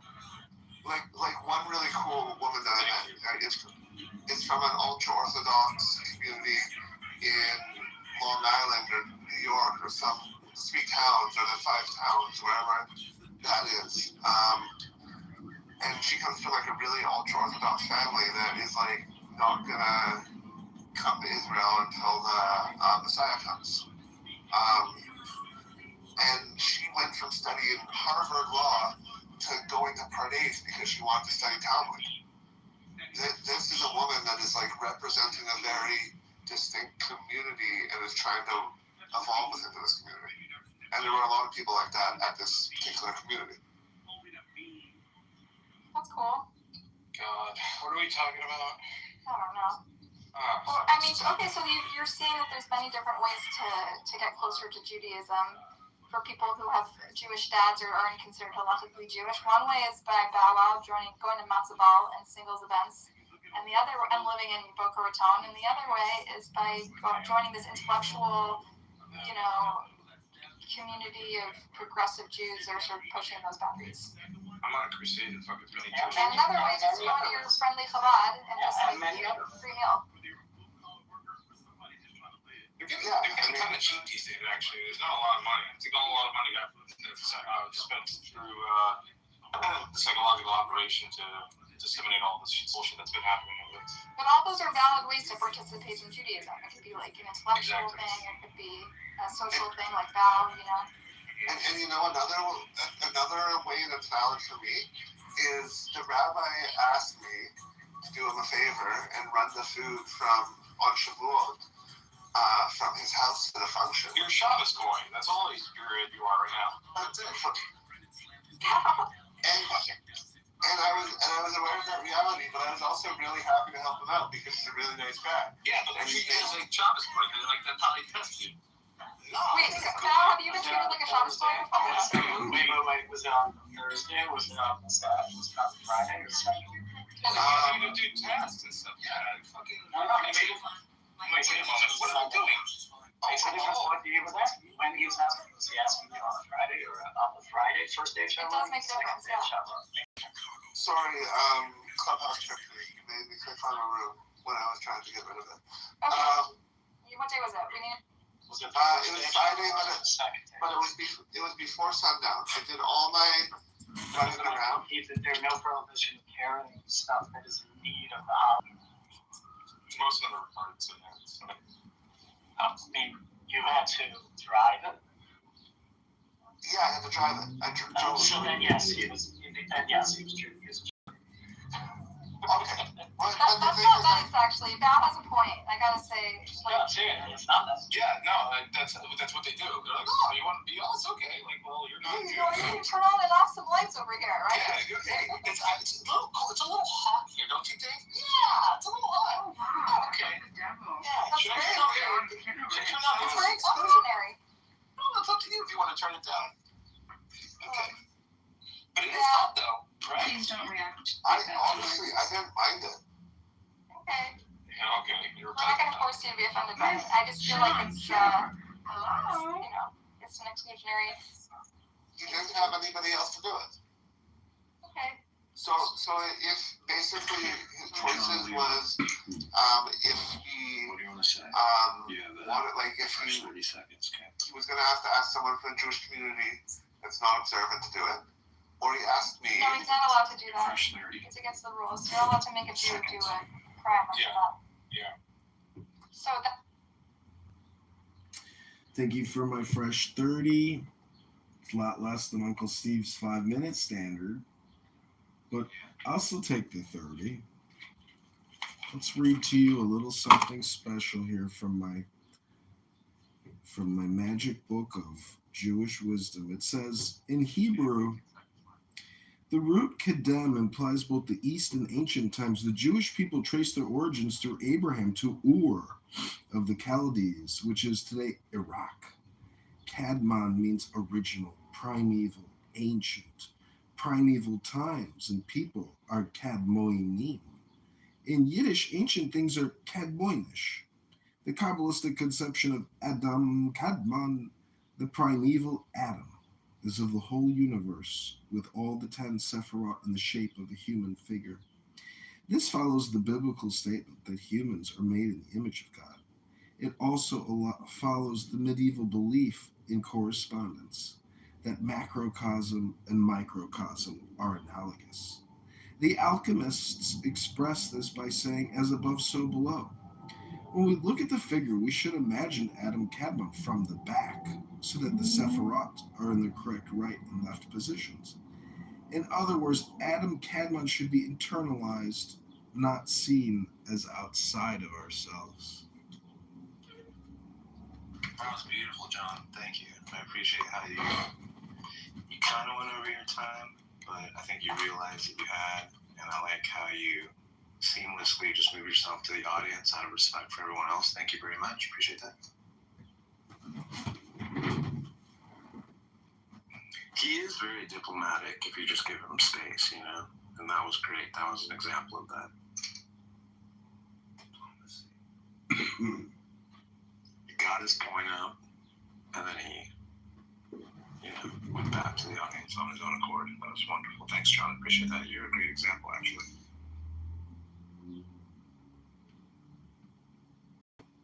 You're welcome. Oh, it's being asked. All of this fucking scribblings from these old dusty dudes, Richard, and we like expect it to hold some kind of magical value or something. It's really interesting. My beautiful begonia. Begonia, be gone. That's what a begonia actually means. It means be gone! Thanks for sharing that bit. Yeah, I mean, all it takes is here's how you're consistent in mysticism. Just do a lot of what you do, and then you just read a bunch of stuff and then reference it like incessantly.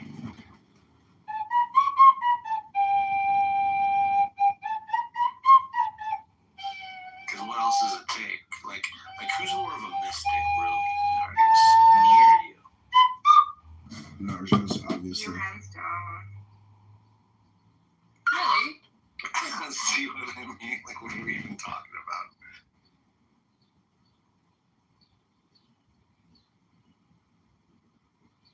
I don't know. Nargis is, she's gonna get there.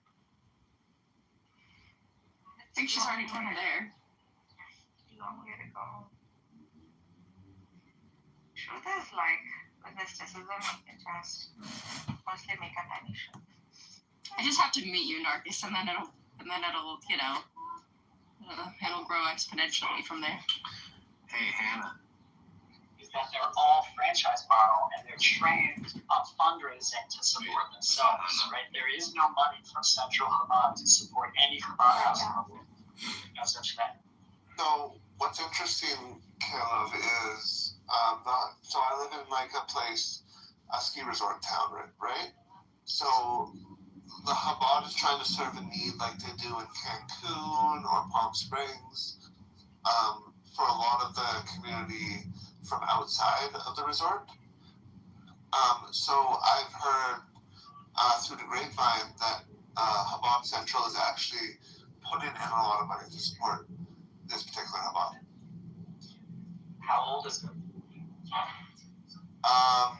Like 6 months old. Right. They give money for 2 to 3 years, and then in that time, the rabbi is supposed to have their own students. And some do it in different ways. Some open a preschool, some, obviously donors, all kinds of ways. But in those 3 years, they're supposed to develop their own revenue. Oh, interesting. It's very interesting, actually. So some of the stuff he's doing is he's doing holiday dinners and things like that, which have been really nice. And he's even invited people in with a grand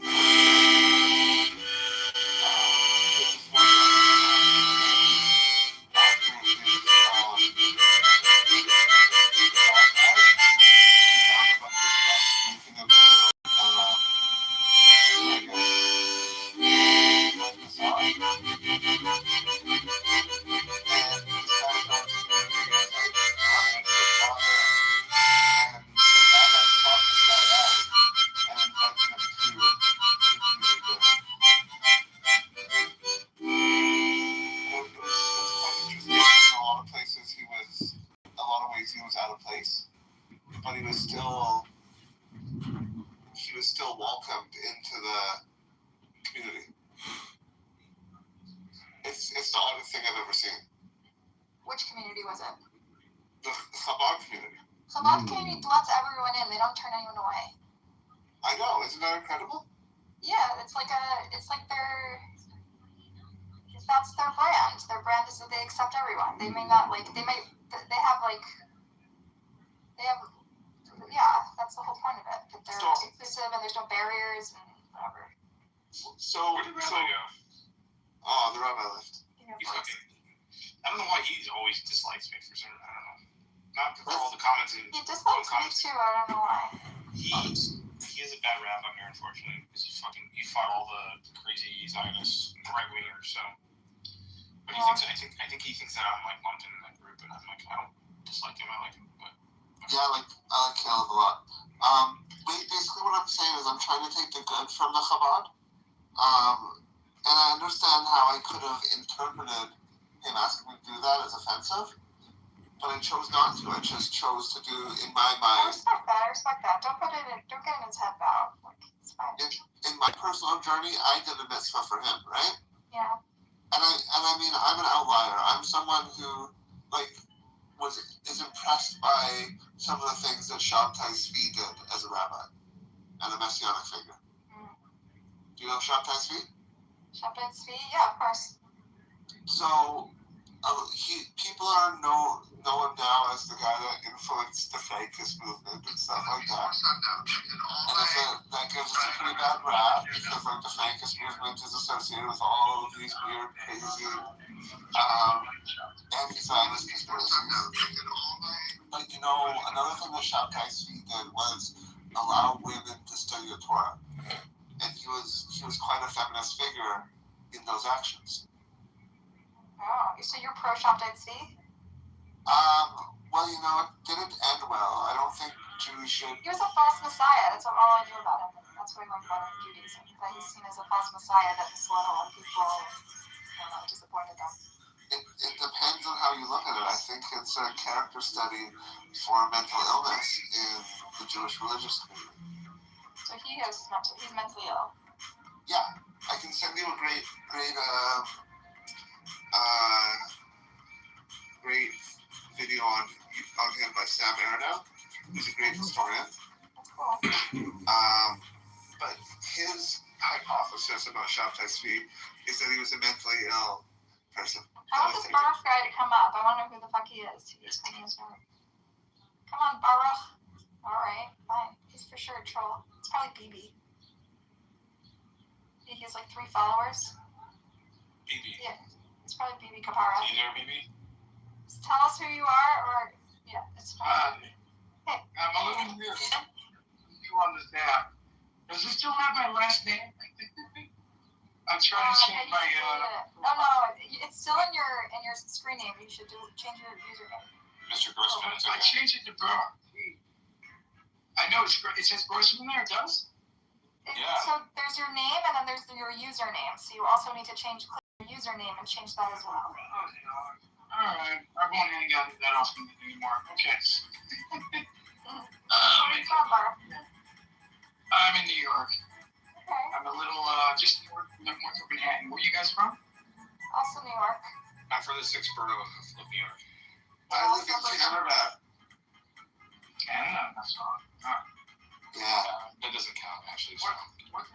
What's the 6th borough? Okay, that's the 6th borough? Okay, yeah, fair enough. Yeah, people are moving all over the place now. Going to the beach. Like, well, no, yeah, it's a horrible thing. Now they're all older. We're talking about how horrible Florida is. One thing at a time. 1 second. We gotta hate on one place at a time. Okay. No, it's like the locals here. We're seeking from the teeth because of like the amount of people that have moved here. It's really ruined. It really has. You think it wasn't always a tourist spot, you say? It's kind of a new thing. No, I mean, tourists are one thing, right? But people coming here, moving down here, and the amount of actual like conservatives that move down here is just like ridiculous. So it's fucking wild. Yeah, I can't take it when people can't see another perspective. It blows my mind. It's like so stupid. Yeah. Great. Okay. Everybody's just walking out. This must be me, right? It must be me. I don't know if you want to go. You can go too. I'm not here to keep you here. But what's your deal? You're in Canada, right? Which part? Are you in Montreal or? Montreal? I live in Vancouver. Vancouver. Okay. All right. So it's like so far it's been Montreal, Toronto, and then there's you got Vancouver and must be and Ottawa, right? That's the one other Jewish place, right? Yeah. I don't know. Vancouver's got a lot of Jews, not so much. It's got a good Jewish community. Okay. Okay. Cool. So you're comfortable over there. Yeah. People like Vancouver. Yeah. I mean, I hear the secular people. They like it. They like it. Yeah. Yeah. Where are you from? New York. Yeah, I've been here most of my life. Yeah, but I've traveled around the country just to tour a little bit here and there. You're talking about like Nevada, Utah, Arizona, Colorado, all that stuff. Tour like in a band? No. Like a tour is like it's like to vacation. To go around and hike. Yeah, I travel. Yeah. Okay. Yeah, that's cool. This is the church we're in. It's not a temple. It's not a synagogue. It's a church. Apparently. Yeah, she's a loudmouth leftist on the set.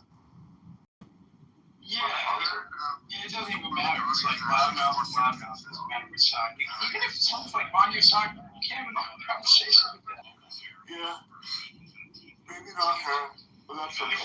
Everybody, I think, will mellow out eventually. Are you like a younger person, older person, middle? Is that really your picture of them? Yeah, that's me posing myself. Yeah, the key and Natalie Bennett. Oh, you're the best, man. You get them all one picture. That's a joke. Amir belongs to my right, but nobody notices him because he's a little cut off. And the guy on the right is dead, right? Oh, on the far right, yeah, that's Menachem Begin. I thought so, yeah. I wasn't 100% sure. So the two on the left I know, the one right next to you on your left, I don't know who that is. Okay. I don't even follow American politics that much, so this follow Israeli politics would be a stretch. Yeah. I was there in 98, 99, and I was on the bus, and these two little kids said to me, "Are you Shas or I can't remember the other party?" And I'm like, I don't know what he's talking about. So that's what he's like, they're practically the same thing, just a slight nuance. I'm like, okay. Next thing I know, a few days later, there's some kids throwing on the sidewalk. Another kid's stomping it out, kicks the other kid. They're like arguing between the parties with neighbors, praying in the same synagogue. You know, like, what the hell? Like, I'm so not into that. But I mean, mindless. Democracy is beautiful, though. Absolutely, but you don't have to be mindless. I don't think it's mindless. Well, little kids are beating each other up because they're in a different party, not even knowing that the parties are almost in line. I don't know. I've never heard of two kids maybe. No, I'm just telling you what I saw. What I actually saw on the street. It was, I can't remember what the other party. One was Shas. Oh, it was Gimel and Shas. That's what it was. Shas and Gimel. Those are the two. Parties. I never knew there was a party named Gimel. This is in a long time ago, 1998. So, lots happened since then. I'll be looking it up. Oh, toward Judaism. So it is? Yeah. Well, I mean, that's like a Sephardi Ashkenazi dispute.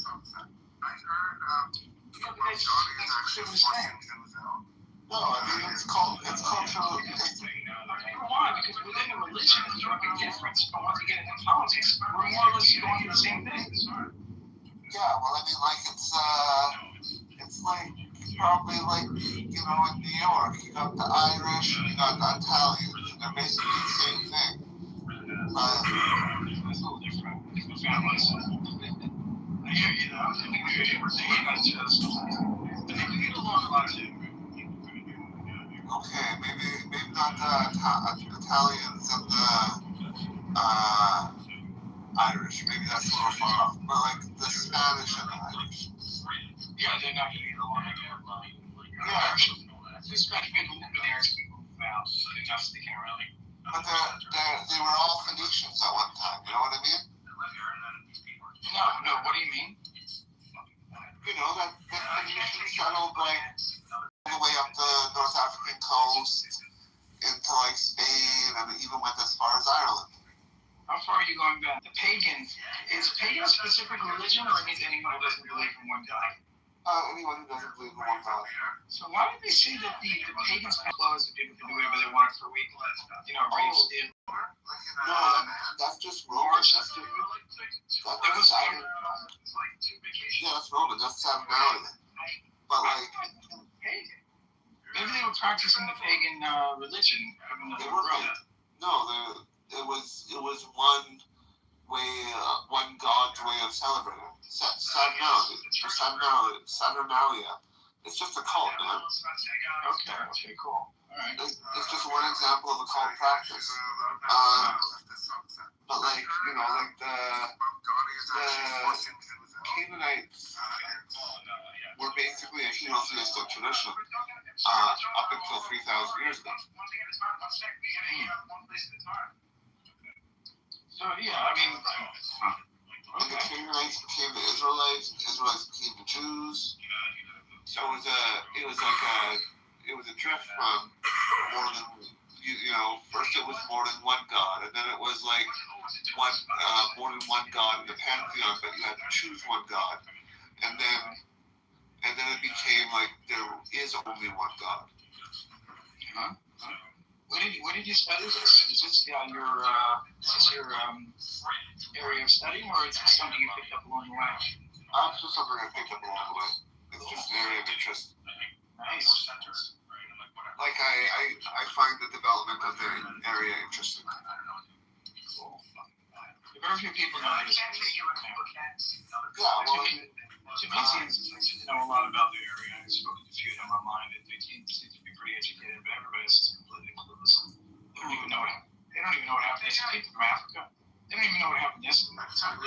think there's any recorded history. Yeah, well, I mean, I don't know much about Africa. I can't speak to that. I'm not saying it's bad. It's sad, you know. But like you see, what do you call it? 11, if you want to call it Levantine influence, all the way to the North African coast. North Africa, Middle East, Yeah, Middle East, North Africa. Right, together. Yeah. But that should be the culture. There's a connection between those two cultures. And then that culture intermingles with the Maghreb culture. So, like, the Maghreb culture is considered to go all the way up to Spain. Going back really as far, it's a little hard to relate. Okay. Alright. Any of the history that I know doesn't go straight 1400s. Like, I don't know nothing. You're talking about the Dark Ages. I don't know a lot about them. I actually read a book. What's it called? Twitchlight in the Middle Ages. That's what it's called. Obviously, the Middle Ages where? Well, we're not talking about America. We're talking about Europe and mostly Europe, I think. Maybe Spain. I don't think it talks about Morocco. Well, I think. I think that's why we became Muslims, because we couldn't hold positions within society. Yeah. And you wonder why maybe Columbus was Jewish, maybe it was his tradition. And through that merchant trade, we ended up going through a lot of areas. And influencing a lot of areas. It's mind-boggling that people can navigate the seas. I don't understand how you can find the same place twice in your lifetime without proper equipment. You know what I mean? Like, if I left shore, I would never find my way back to the same place ever. That's true. We've come a long way. No, I'm saying then they were incredible. I don't know how they did it. They were unbelievable. But now we have satellite technology that does it, and it does it much more accurately. Yeah, for sure. I wonder what they had then. I wonder if they're working with any technology that maybe it's died out. It's not that hard for technology to die, by the way. It's not even so far-fetched. Well, you have a handful of very smart people who are very involved, and once they're dead, all we have is pieces of equipment that we get swap parts off from, and we can't do anything wrong with that. Right. So people with like certain gifts or something. You're not going with that alien theory, are you? No, I'm not for or against any of these ideas because I have no. It's like somebody was saying to me yesterday in one of these parties. Do you believe that we landed on the moon? So I say, I know my parents told me so. I know that I've seen papers on it. Did it happen? I don't know. I don't know anything. You know? Well, we're at the stage where we're getting ready to mind, and of course we landed. Fine, fair enough. I'm just saying that you're telling me, and that's how I know what you say, but I've never researched it, so I don't know, you know? Yeah, I've heard all kinds of theories as to why it has to be that we were there, but it's like you surf the internet, right? You probably have an idea how to analyze information. You know who to trust more or less, like pretty much. The new generation, worse than me. They have no clue what's true and what's not. They have no idea how to decipher anything. It's insane. So I'm going off like, I don't know, I don't know anything. That's what I saw, you know? That's what Natali told me, you know? Yeah, I'm just uneducated. Yeah. I don't know. I don't believe in conspiracy theories. You don't believe in conspiracy theories? It's fine. That's fine. You're not conspiracy theories. No, it's fine. Conspiracy theories, it's like, you know the flat earthers, you know the guys? Hey, Liz. Hey. I used to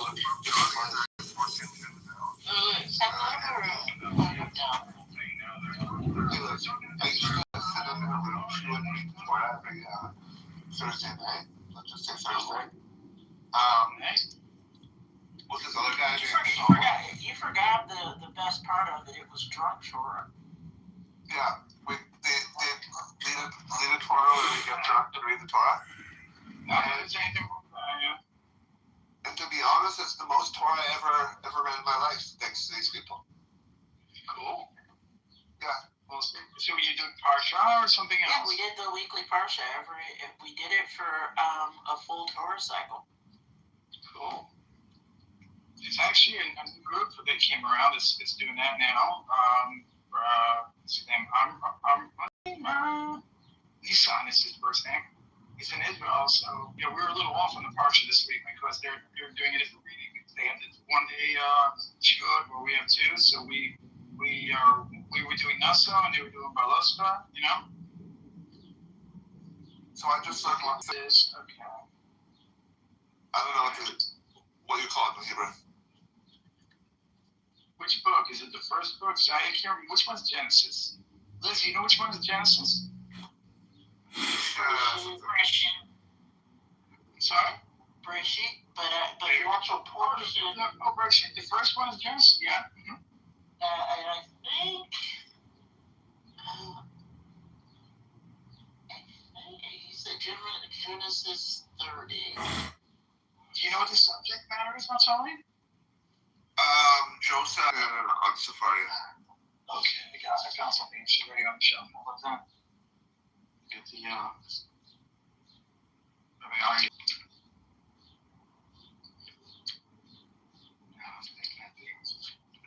No way. Alright, I don't think the numbers line up properly.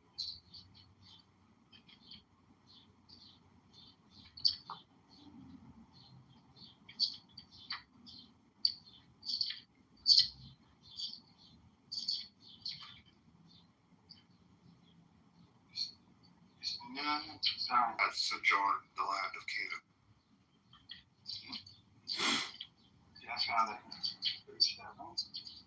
Yeah, so it's Vayeshev. Okay, so it's one Parsha before what I thought. It's not me, Kate, it's Vayeshev. Do you guys read in Hebrew or English? English. Okay, cool. Do you know how to read? No. You know what? It's funny you mentioned that. I came in this room because I thought I knew all my Hebrew letters and whatnot, and I knew some words. But in December, what is this app with the owl? Duolingo had a special on learning Hebrew, so I am on my 150th day of learning. And so when I was outside in the hallway, I read that Naphtali's bar mitzvah was happening, and I was like, you know what? The Duolingo. Down. Usually, when you speak breathing out. So it's set. When you lived in Israel, did you speak English most of the time, or were you able to immerse yourself? I spoke English most of the time. I was in an English-speaking environment, so I didn't really have to I had to do a little bit at the markets, but I pretty much got by at the markets. I'm going later this summer, so what I'm going to make sure to hone in on again is my numbers. Mm-hmm. So I can haggle and shit. Well, that's the culture. It's a haggling culture. Yeah, I know. I've been there. I'm backing you up there. That's all. That's what I'm doing. And I'm sorry I interrupted you, but we're good. I've lived 6-7 months there overall. All my time I spent there. Nice. I was in Jerusalem for 3 months. We're in Jerusalem. Which area? Not the address, but yeah. Look up the school Pardes. I was living close to Pardes, and I was also living in Kitover. Okay, so I got an idea of what you're talking about. Okay. So kind of on the border of East and West Jerusalem. I lived. And then in one of the more Orthodox area, because I moved out of a couple of Yahoo's house into an Orthodox house, because I didn't like Yahoo, living with the Yahoos. And then when you say Yahoo, you're talking about Christians? No, not Christians. Just people that were at my school. One of them. Okay. No, because I took you to me like Yahweh or something. He's saying Yahoo, not Yahweh. Okay, got it. Yeah. One was like a gay conservative Jew that was working to become a rabbi, and the other was ex-lone soldier that had broken from the religious movement and was very angry at Israel. So I got exposed to all different types of Israelis, but I moved from sons. Because Liz, what's your experience? You've been in Judaism? You know what? It's so funny because I live in LA County, and I have visited nearly all of the Reform and Conservative synagogues and about a quarter of the Orthodox ones. And it's fun times. I've had more. I've had more exposure to non-Ashkenazi Jews on this app. It really hadn't visited any synagogues with Sephardic or Mizrahi Jews. Okay. Yeah, there's a lot of them in California, I think, especially the LA area. Oh yeah, the Pico district is full of Orthodox synagogues. My wife has an uncle over there who's a rabbi. I think everybody's got an uncle or there's a rabbi. From my side of the family, I have no family over there. Nobody. Do you work for the Jewish Federation or something, Liz? How have you been to so many synagogues?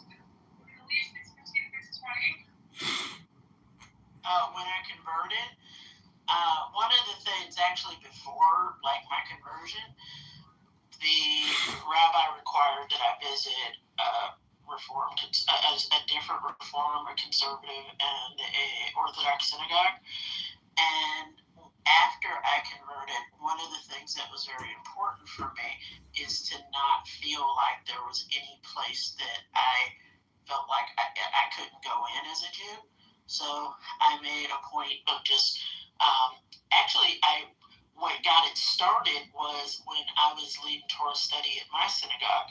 It would close down in July so that the rabbi could go take the day school kids to Washington, D.C. for a trip, and that happened every July. And so since we weren't doing Torah study at my synagogue, I would go do Torah study at a different synagogue every week. And then over the years, I would just pick a new synagogue to go to every Saturday of July. And that's how I made my way through so many synagogues. Oh, that's pretty cool. You're in the Matrix, Barack. It's interesting. Very long time ago, I knew a Baruch in real life. Oh, there you go, too. Look at that.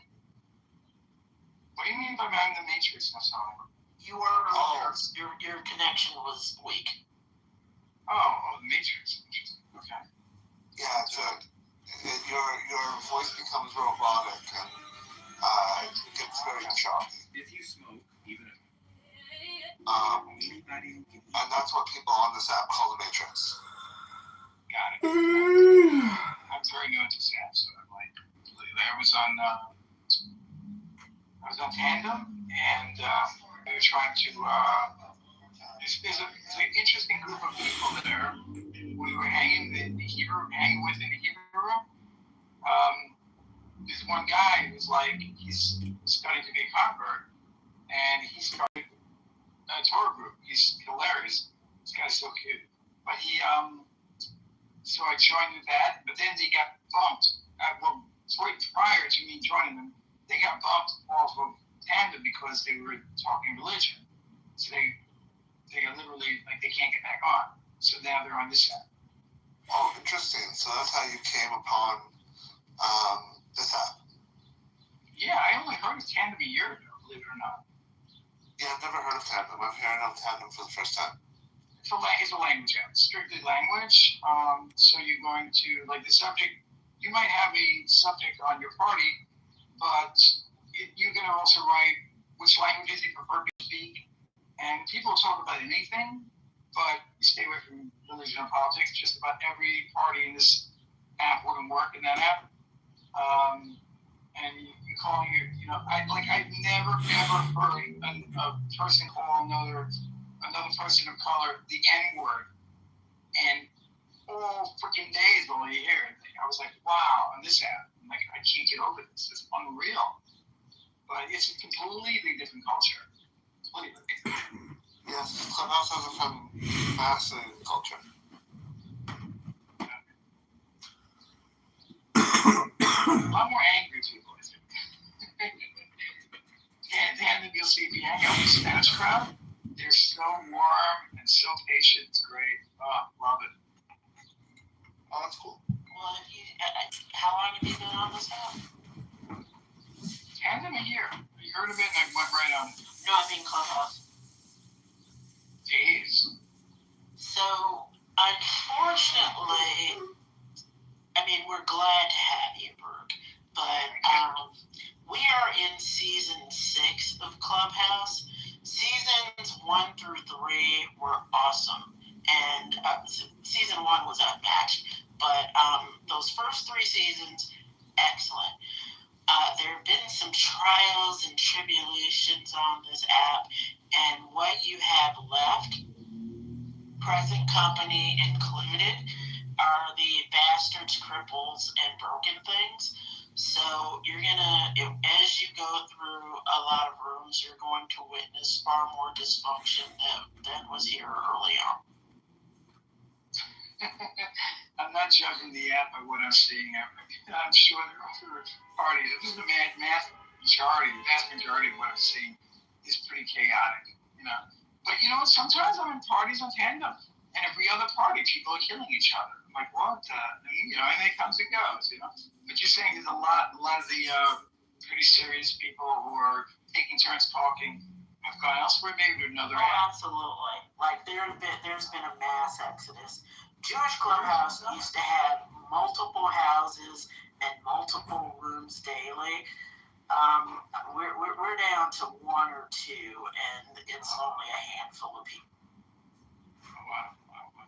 Yeah, it's mostly people like me and Michael Brown's team talking shit. You guys were pretty angry earlier. It's good.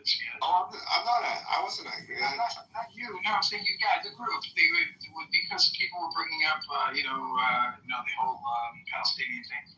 And right, yeah. When people brought up an opinion, instead of saying, well, what do you mean? They would just say, no, there's no freaking way, And they were literally choking each other. It's like, oh, great. So I laughed. I'm not happy anymore. That's true. Right. So Liz, you're saying that the good days are gone. What you're showing is not that they're bad people. It's that I'm just seeing all the worst. Yeah, you're seeing the people who Should you bother giving them another chance, or it's hard to know. But some people will tell you that they're not sober though. Yeah. No, I mean, I think that at this point, with what's left on this app, it's not hard to tell who's not sober. But I'm still here because I hold on to things far longer than I should. So there's a couple people I still like who are on here, and I'll pop in a few times a day just to see if there's anybody or anything interesting going. I don't see Naphtali that often. That's why I was like, oh, let me go see what's going. What's this about his bourbon? I'm sorry? Oh, no, go ahead, please. No, it's fine. I got it finished.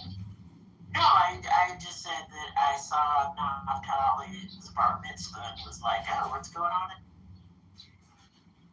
Oh, that was referring to him. Yes. I didn't realize the title of this room is Naphtali's bar mitzvah. Yeah. I was asking where people are going from here, from this app. You know where a lot of them are going? What's the next hotspot? A lot of people went to Spaces, and then Spaces on X, formerly Twitter. Oh, okay. It's a similar set. I've yet to be on any of these apps.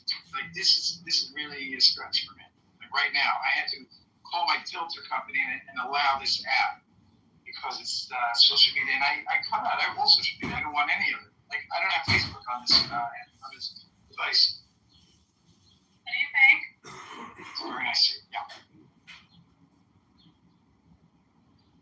Well, I will tell you. I just followed you, so if you look at the app and you go into your hallway, which is like a little house at the bottom of your screen. Well, I'm not seeing it now, but okay. Maybe depending on the device, you can maybe get a different view.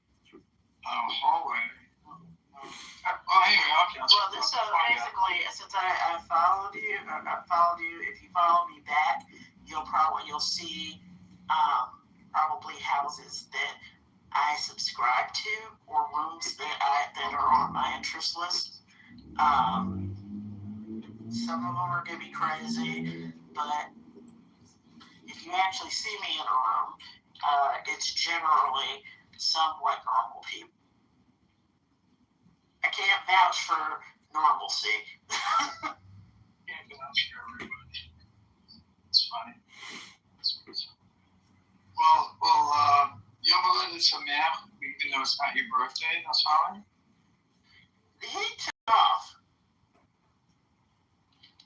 Yeah, I don't know if you looked at your phone, but he took off about 10 minutes ago. You know the subject, we can go ahead and get in there. I'm quite bored right now.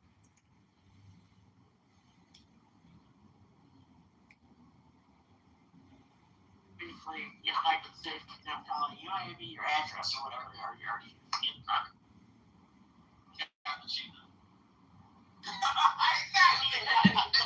Are you stupid? And then people thought that was my burner. It is. That's because you poisonous stuff. You know. They are happy. They desired goat, and that's what they thought of. Absolutely not. How do you explain otherwise well-adjusted people without a name names? And now, CEO, King Nani, that spends 6 hours in chillism every day. How do you explain that? CEO was recruited today. He said we should join it. It's very intellectual conversation. This app is amazing. I tell you, every time if something happens, if there's a crash or Matt Cool say, how do you explain Monica? How do you explain Monica? How do you explain John Kitover? He was drinking his meeting with a lawyer the other day. Ain't be free no more. Ain't be free out the door. No attorney work product here. It was insane. Wait, where is he? How do you explain Matt Goliath? Oh my God, steroids.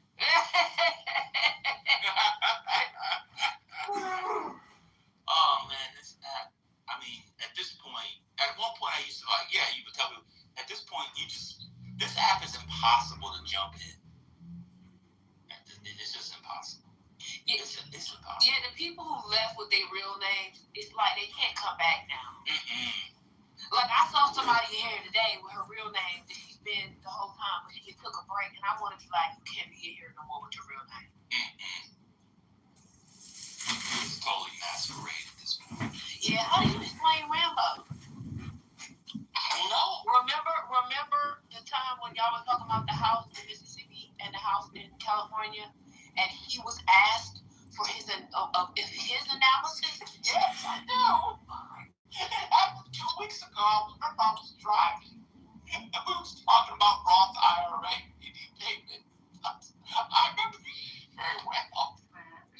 swimming at the beach. How do you explain round dogs? But it was mostly like gay guys that would come and like hang out, have so much fun. Like there'd be a lot of free willies all over the place. That's right. If we're gonna free the nipple, we better free the willy. I saw a lady freeing the tampon string. Ooh. Yeah. In France. Come on. Medical check. Medical test. It wasn't even a nude beach. It wasn't like a nude beach. Like I was wearing trunks and everyone I was with was wearing clothes, you know, like whatever, just normal stuff.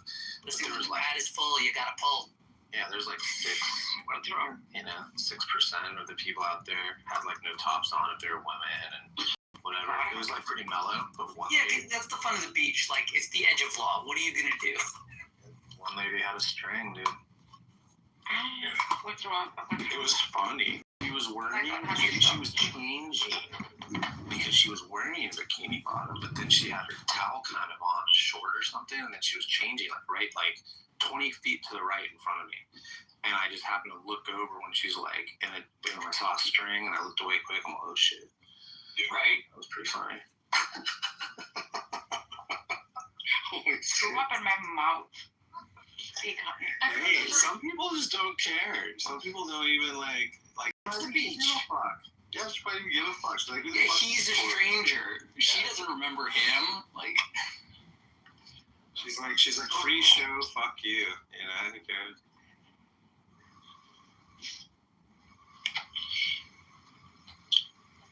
No, but the waves are no joke, bro. I remember me and my friend were swimming in the ocean, and both of us were getting whipped around, and like his willy popped out.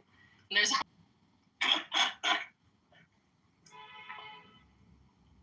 the same thing happened to me though. Like the ocean. Deja was in a mood that day.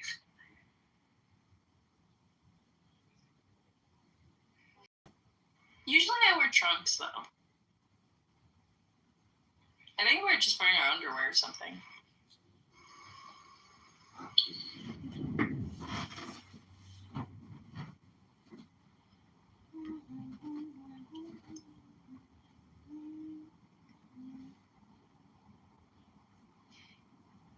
I also have one of those Muslim bathing suits that make me look like a seal. The burkinis? You mean like a bikini or a surfer suit? It's like a burkini, but it's real. I don't know. It does look more like almost like a scuba suit or something. The suits are good for like sun protection, but like they're still too like form fitting. You know, I like pieces I can get in and out of. They have good like swim shirts that have like UV resistance that aren't like skin tight. Like I'm a superhero. Bro, I love wetsuits. I would wear wetsuits all day. Nah, maybe I'd rather not. Rather have something that feels like a shirt. Keeps you pretty warm though when you're in there, you know? Sure, I get that. But like, to me, like the hot and cold variants is like part of the itch. Like I want to be so hot that I want to go cool off. How's that man on the same app? The only other thing I try to aim for is like shelter. You know, if you can make shade for yourself at the beach, That's Honey Shakur. Why are Steve Crone and Honey Shakur on the same app? Yeah, that's been going. Thank you, MG. Why is the CEO of T-Mobile on the app arguing with a woman who calls herself Kalisha, who says she'll piss on you? What's going on? Oh God. Dan, explain Isaac Hayes' son arguing with people. Why is Isaac Hayes' son about his fun company? On the app, starting his own competitor app to compete not only with this app, but another app by a Nigerian who was with a Somali, even though it was where we going? Y'all remember all the storylines? Certainly do. That's why I love this app. This dirty, clean app. I think we are insane. I'm realizing now. Yes, we are. For sure. How do you explain a 500-pound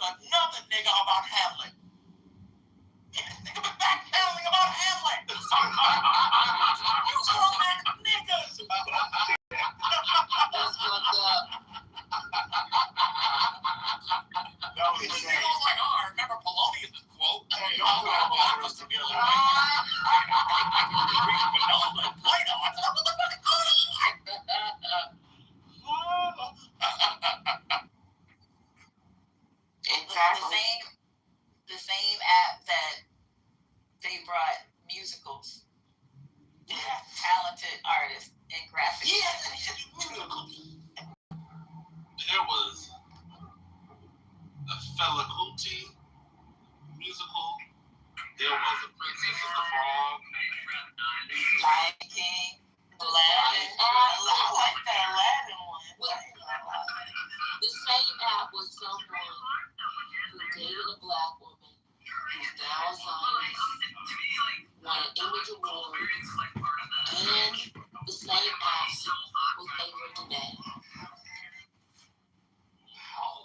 I mean, to Ben's point yesterday, the same app where you are able to re-meet someone who you saw on a stage play when you were but a boy. It's crazy. So I just want to say that was nasty that you said you were but a boy maybe 10 times. Also, here's one. Oh, go ahead. Yeah, you got it. Go ahead. The same app that a rising actor had to go sit down after being on a stage and accused of anti-Semitic statements. He had to go sit down while his movie was in the theater. Yes. Was this before or after the moan room? Oh my God. How do you explain that in the midst of a pandemic, in the midst of Omicron, I had multiple fake children who had temperatures at 104 plus with COVID suffering.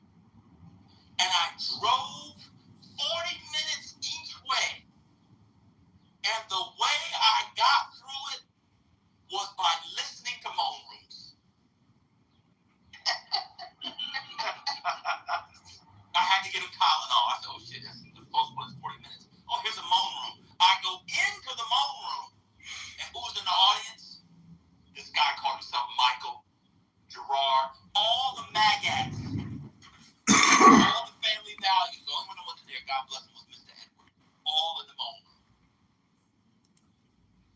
And this app is insane. How do you explain on the app, Joe Budden signed a $20 million deal so far. He got rooms with 8 people in there, public room. Like, what's going on? Man, it's absolutely wow. Explain King Los, the vegan rapper, telling everybody that the transatlantic slave trade was fake. Who said that? King Los. Oh God, I forgot he was on here. Yep. Don't forget the guy. You can't bring him in. It wasn't no shit. Don't forget the guy who ran a room every day, a club called African Journal, who talked about his Pan-Africanism and building with Africans. And 2 years later, he was anti-immigrant, voting for Donald Trump. Oh my God, yes. Oh my God. Oh my. He says, because I'm dealing with the argument.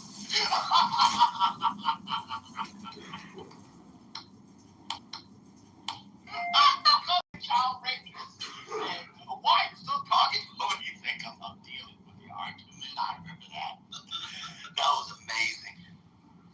How did you explain that? Remember Amber Rose band? Yeah. She went from here to the RNC. Yeah, man. Yes. She blew up. Explain Dr. Julio. That's what I'm saying. How do you explain him and Amber Rose's relationship on Clubhouse? Oh, I think they became friends and they went to the house together. Yes. Did They both turned MAGA on Clubhouse. Damn. Some people definitely made a little bit of money, and I gotta give them credit. I give them. How do you explain a woman with highest doctorate that you can get from a one institution with a family member who everybody probably knows from his stage plays, screaming and hollering at people on the app about big dicks? How do you explain that? Not the big dick deviants. How do you explain big balls? It's obviously how that That's a good story. Oh, it's at. Well,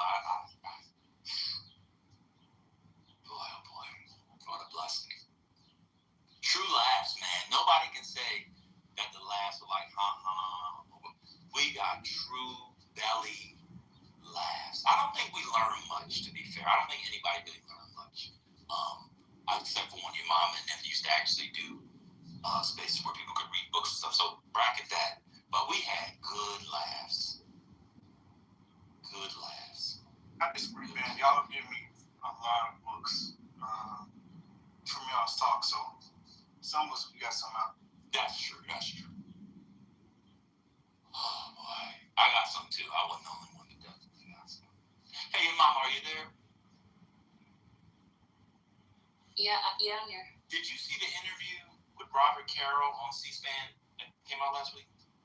No, I didn't see it. Yeah, it's time to let the ghost. I know he's living to finish this book. The book, he says he's typed up about 950 pages. I'm going to say something which I don't know is just very controversial, but I'm going to go ahead and say it. I think Robert Carroll is incredibly overrated. I know I'm not allowed to say that, but I'm speaking. Is this his new book on Johnson? Yeah, it's the last one on Johnson. He's typed up. Huh? Isn't he like 90, 100? Yes! Right now, it's got one book left. The last one came out in 2012. Like, it's over. Just let it go. Let somebody publish it posthumously and clean it. Yeah. He was like, oh, I typed up. And you know it's going to be a long time because the editor died. But I watched the interview, and it's just like interviewing Barney Frank. He was like dying. Remember that interview? Yeah. He was on life support cancer. Yeah, he was. Why did you crash out? Instead of doing, well, I really don't give to all you do. Tamper was on it. Yeah, Barney Frank died. Yeah. I was like, why is Jake Tapper? His face was sunken in, the spit was coming out. You could tell his brain was in the. Me and Kim were like, what are they doing? He died. We shouldn't be laughing at this. So I would prefer you not continue. Yeah, I apologize. I made it. I don't want to laugh. That's fair. But yeah, I apologize. That's fair. But yeah, he died for He was on that morphine. Your mama, he was in pain. And at first, like, he was propped up. And then I guess the medicine kicking in, and it wasn't good. Perhaps maybe if they wouldn't have turned the camera on and just, spoke with that, did an audio, it wouldn't have been so horrific. But to see it, if that makes sense.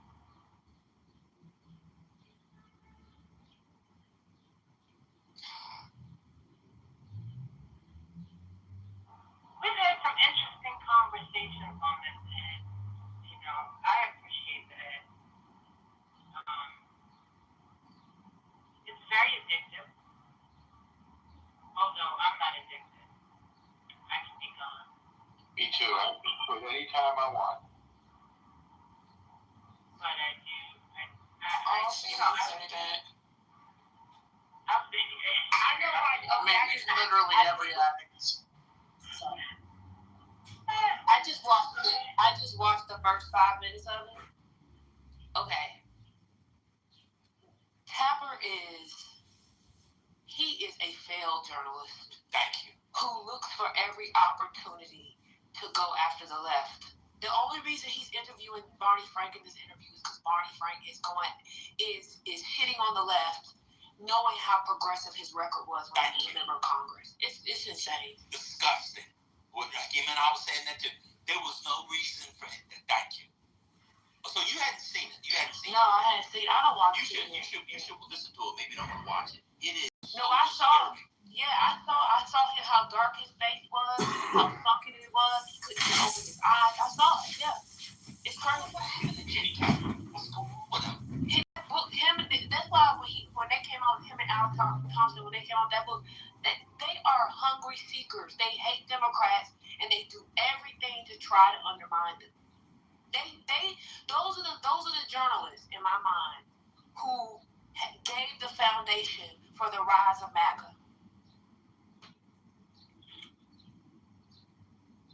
You know how people talk about this is gonna be a deep cut, but I bet you'll remember this. You know how people talk about how Barack Hussein Obama, why they get that boy the middle name Hussein? I don't even understand. They knew he was going to be raised by a white grandparent. Why would they name him Hussein? Didn't they name him after his dad and his daddy? And that's his daddy or no? Even more reason not to name him Hussein. Okay. Anyway, so Barack, everybody remembers how Barack Obama did that thing about Donald Trump, the joke about he'll never be. I'm gonna find it. I'm gonna just find it and play it for y'all. Hold on. It's on, you mean at the White House Correspondents' Center? Yeah. Y'all know about that joke, right? Yeah. About at the White House Correspondents' Center, right? Yeah. Okay. Well, many people don't know. Exercise today? Let me see if Did you go outside? Did you talk to anyone? This was Obama. This is to your point. Hold on. Making plans? Did you drink enough water? Okay, hold on.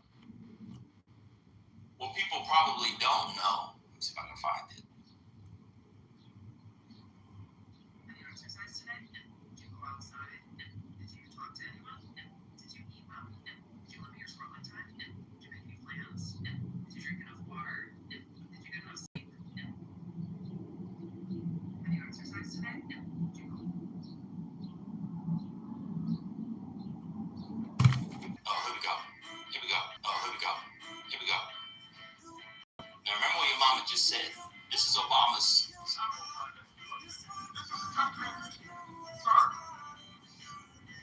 Key staff are now starting to leave the White House. Even reporters have left them. Savannah Guthrie left the White House press corps to host the Today Show. Norah O'Donnell left the briefing room to host CBS This Morning. Kitover left journalism to join CNN. Everybody hear that? See, y'all forgot about that. Yeah. Y'all heard that? Let's just do it again. Is that his origin See story? Jack Taper's face. He is pissed. Kitover left journalism to join CNN. And they laughing. He is pissed. You can see it in his face. He's doing that fake smile, and then he goes and takes a drink. You know how you get embarrassed at a cocktail party or dinner party, and the way you can hold that in when you're smarting is to take a drink of wine? That's exactly what he did. I'm telling y'all. Wait, is that Jake Tapper has added out for Democrats for some time. It's pushed him over the edge. I'm telling you. was that his origin story? Now, he was already sort of being anti-Democrat. He knew where the money was. But that's where I think he really went. I think if you trace it from there to, what's the name of the book? Betrayal? What's the name of the book? Yeah. Betrayal, yeah. I think that's an arc in his career. Yeah, I think the irony is like y'all we were talking about Bruce and like the idea there is some truth in this, right? So the reason why the joke hits because everybody knows that he was already not covering the Obama administration fairly. It was always a tilted angle at that moment, even before he joined CNN. So the fact that he would call it out is while it's funny, but it has some truth into it. But I do think that's the case. If you guys just listen, I mean, if he did that, I mean, I saw the Barty Frank now, but the fact that he did that, and the sort of the question was around what the left is doing and how badly the left is flailing. This is insane. And I mean, he didn't have to put Barney Frank on the camera. They could have just said.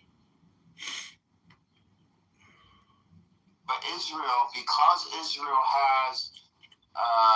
gets a lot of their weapons from the U.S., also a lot of people donate to Israel, they have become spoiled in terms of their military doctrine. They are willing to waste money and waste resources on tactical victories that do not bring them closer to their strategic objectives. For example, when it comes to their fighter jets, when you take a fighter jet out, you have a whole crew of people that get it ready to make sure it's ready. The pilot, and then when you bring it back, military reason for this or objective, no military objective at all, and it costs them thousands of dollars. No. So they're willing to do this.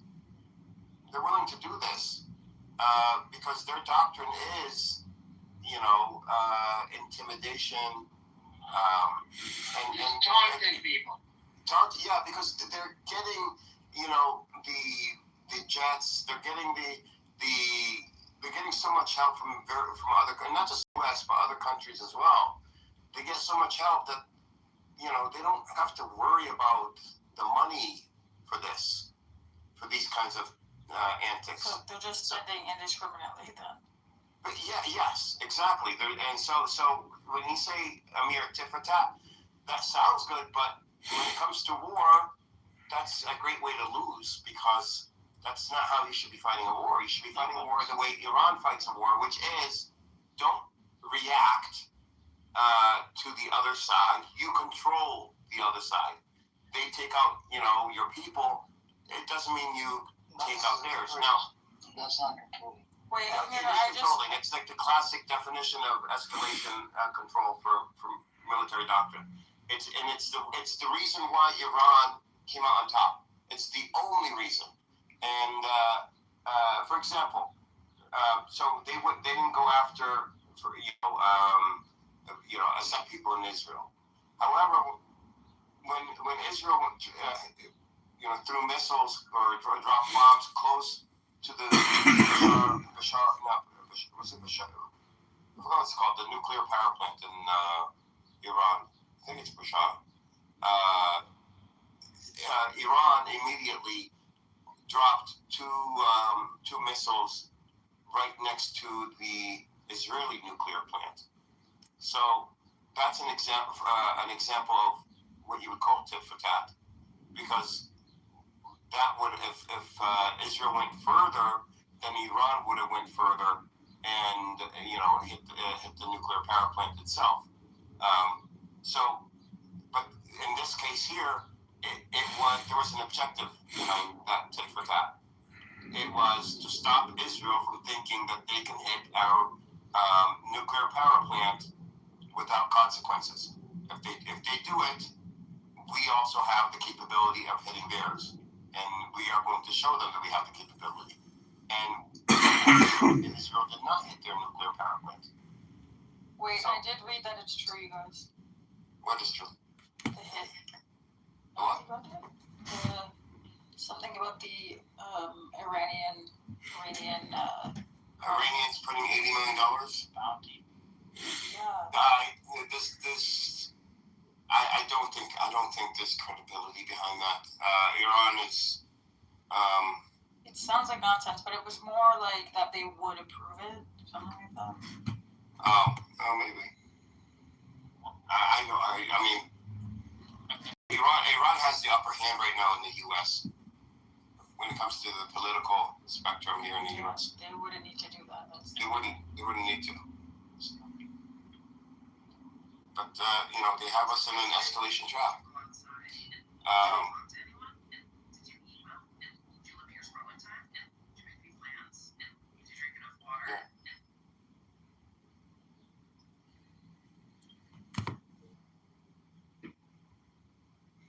He's married to that young lady.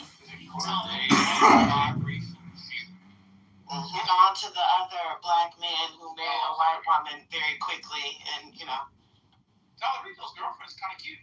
Yeah, she's also Maynard County is named after, so. It's a biracial relationship. She's Latina. Yeah, so, and she's. What was that? Do you know they have a baby? Well, if they did, it can hold megatons.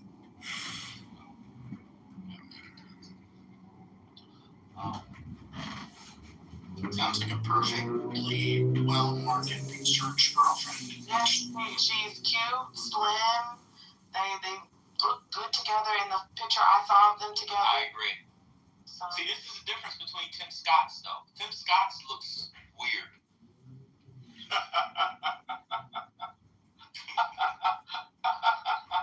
It don't look right. When it was the pause before you said weird, that made that. Alright, so somebody tweeted, amid swirling allegations of homosexuality, James Talarico's campaign has finally revealed the identity of his girlfriend. who was a vegan and dancer at a local gay bar. How many men out there meet their girlfriends at a gay bar? Something's not adding up. Well, whoever tweeted this doesn't know that. That's actually one of the defeaters. If you're a straight guy, is to go to a gay bar because you'd have to pick up the litter of the women that are there. Wait, I thought he was on his staff. What's going on? Didn't say he met her there, just as he works. Oh yeah, that's true. That's true. Oh yeah, why would they say it? He might be on his staff now. Yeah, they're trying to imply he met at the gay bar. What's wrong with meeting the lady at the gay bar? Yeah, I know some straight guys that like the attention at the gay bars. I mean, well, Tim's got wife. She kind of look trans to me. No offense. I mean, but her face kind of looks like hello. What's going on?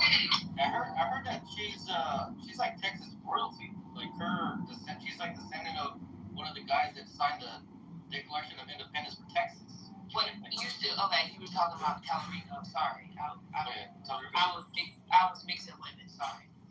Yeah, Talarico's girlfriend. She's like descendant of one of the folks that signed the Declaration of Independence for Texas. Yeah, that's what Britt was saying. She was Texas royal. You know they had it. Yes, we had a constitution before we were annexed into the United States of America. So yes, we have such foundational document. Constitution or a declaration? Really and truly, we have a Texas Constitution and then we follow the U.S. Constitution. Yeah, this guy, go ahead. This guy's asking me for money like every 30 seconds. You getting this too? He's coming up every minute feed asking me for money. Texas has declarations. I just Googled it because I had never heard of it. Yeah, 1836. Fascinating. So was it Sam? No, who was the guy? Who's talking about? Sam Houston? Yeah. Is he one of your own? Yeah, no, that's not George. I mean, the founder of Sam Houston, isn't he? Yeah. Yeah. Yeah, I mean, he signed it. Yeah. Yeah. He wasn't the president. What's his name? Yeah, I saw Tim Scott the other day. I think one of his stepkids graduated, and he called it his kids. People were very confused. But he has 3 stepkids now. She had 3 kids, and so he's got 3 stepkids. So it's okay for him to call them stepkids, but not for mama. Correct. Exactly. And Tim Scott's been married how long to this woman? I think 3 years now. But when was the election? 2014. He got married in 2014. Yeah. Wait, we meant to say 2024. 2024. Yeah, it'll be. Yeah, it's almost 3 years. Wasn't he married before then, though? Wasn't he married during the primary? They were just dating. Engaged. They got engaged on Kiawah Island, which I love. It says here on 2024 January. And to your point, Kamala was already married 10 years, I believe. Is that right? At least, yeah, I think so. At least 10 years. Now Tim Scott's the longest serving black senator in the history of America. Oh, shit. I heard that he made calls on behalf of Clyburn's district. That's what I heard. I believe it. I think lots of things might have been burned down in that district. But that district bombed out. When that didn't pass, that didn't surprise me. There's lots of buried bodies, and they're not all because of Mr. Murdoch. He just got out of jail, although he'll be going back. That's crazy. That was crazy. I haven't watched the documentary. Have you seen it, Mom? Many of them. Oh, yeah. That's right. This is genre. I met the assistant DA like maybe last year. I don't know where I was, but he was there talking about the investigation. I feel bad for him. He was very pumped up about it. and the mistake, I was not his for sure. That's crazy.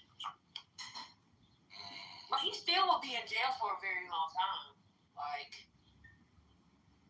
he'll still be in jail for a very long time. Well, are they going to retrial that one? I don't know. I mean, the state put a lot of money in the kid.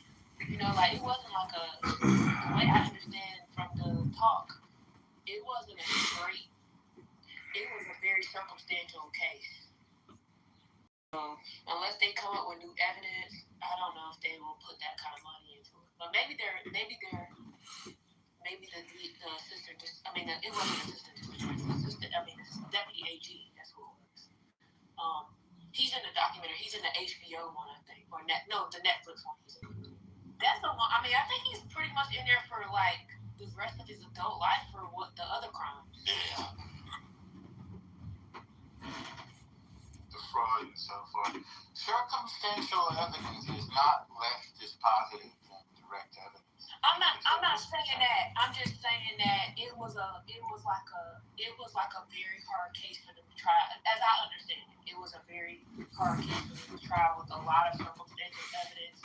I don't know if they want to spend that amount of money to retry him when he's already going to be in jail for a lot of time. That's all I'm saying. Did you catch what the technicality was at the case trial? Yeah, the clerk that was overseeing the engagement between the judge and the jury. She basically gave too much information to the jury. Yeah, but it wasn't anything that it's not like they found any other information like the AG's office was involved or anybody else was involved. It's like basically this one woman or one person rather that was involved. Too much information to the jury?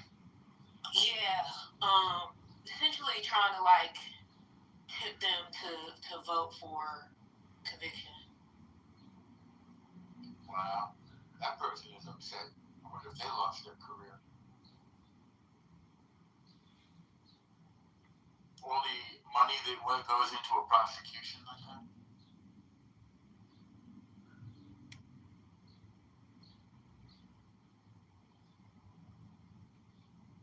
Was overthrown at the state level?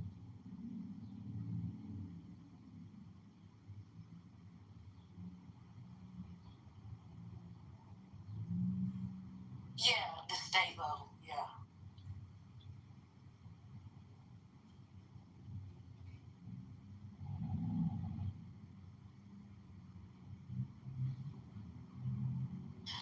Technically, I feel like she's tampering with the jury, so technically it could not only she probably lost her job, but there's a chance that they could file charges against her, or give her some kind of fine or something. That's a crime, I think, to tamper with the jury. Alex just sued her. Oh, okay, yeah, that's what I heard. Sherry, thank you. And it looks like someone said she was convicted. Well, that's crazy.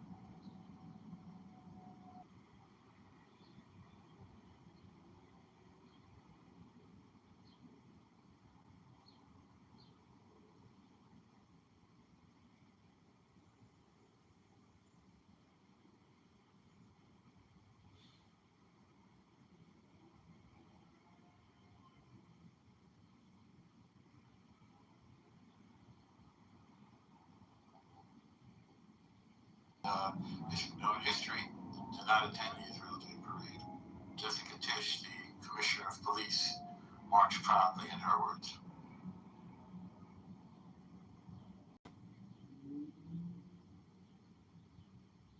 just want everybody to know how much I've evolved. I will not be responding to that on behalf of a New Yorker. Thank you very much. I guess you didn't go.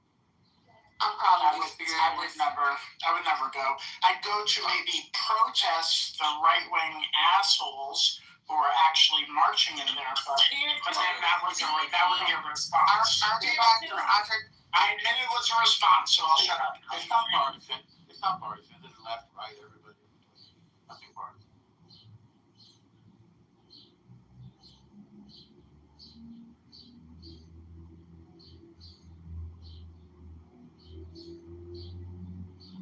Last time I saw Eric Nash was there, arguing like. Not they left TT for dead in here. So when's the next game? What's up? And that's even worse. You came back and now you're here by yourself. Hey Arthur, you're here, right? Arthur? Where's Divine?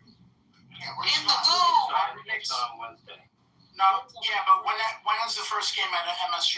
So I can just, make sure for that. Wednesday, isn't it? Isn't it at the first game? No, it's the first game. That's what Divine said in the chat. It's Wednesday, and as your mama said, the first game will be in San Antonio. Oh shit. Oh, so yeah, you won't have to worry until I think game 3 for anything to be played in New York. Yeah, let's hope that it's so bad. It's so bad to get Jordan to the Jordan worry about.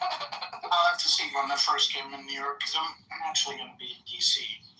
So I just have to say before Spirit is can say it, I just have to say Knicks at 4. Okay. Spirit, are you meeting with Hurricane? No, I will be seeing my niece graduate high school. Oh. You could do both. Bring Hurricane. I have a good relationship with my niece, and I want to send her off to college well.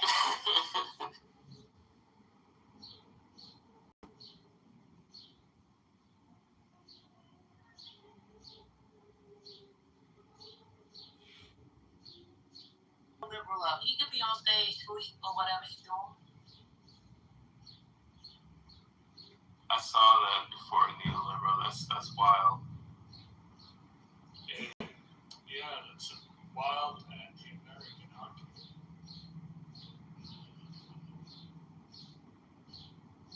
I guess I'll read the next from Reuters. U.S. military personnel are being targeted using location data. The Pentagon letter shows. There's some color groups here. Commercial location data can be used to identify U.S. troops congregate and their patterns of life, which can be exploited by adversaries to target attacks, such as missiles, drones, and roadside bombs, as well as for counterintelligence purposes. The letter board, this is what the Senator Wyden. It was time to start treating the ad tech industry as a national security threat. And some example of journalists, and this is alleged that Iran has done this. Journalists that Wired and German news outlets drew billions of coordinates collected by data broker to expose granular contents of people stationed at around 11 U.S. military and intelligence sites in Germany, as an example. Anyways, there are allegations that Iran has done this. Yeah, that's the wildest thing is that there's no hacking involved. It's all publicly available. You can buy it from a data broker information. I remember this was a while ago, but I remember there was something that was given away because somebody was going on runs and they were using the Strava app, and so they basically mapped out a base because of the runs that people were running. That was ridiculous. Yes, the Strava app is notoriously bad at this because it has this achievement, it has all of this by default, and even if you want to turn it off, it is 10 different places to turn it off. I use the app. And I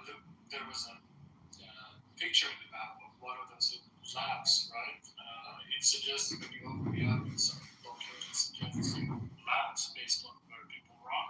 And there was, like in the middle of nowhere, a soldier running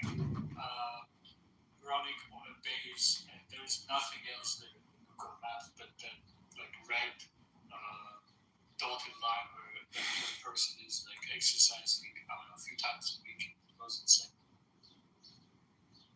Well, this is a small example of the way social media is undermining our lives, and we should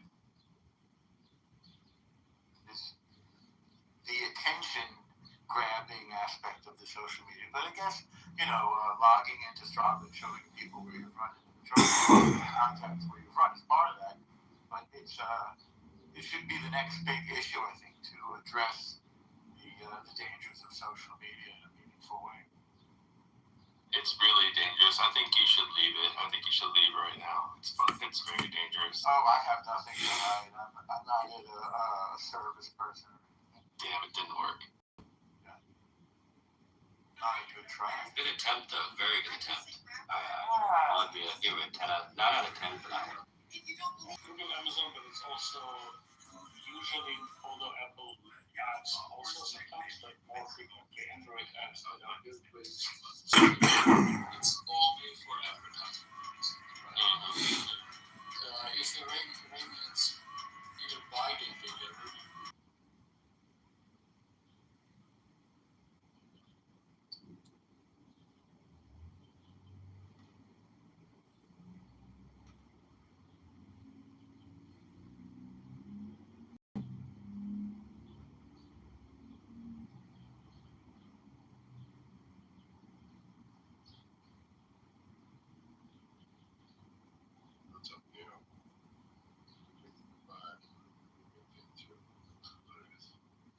Missed what, sir?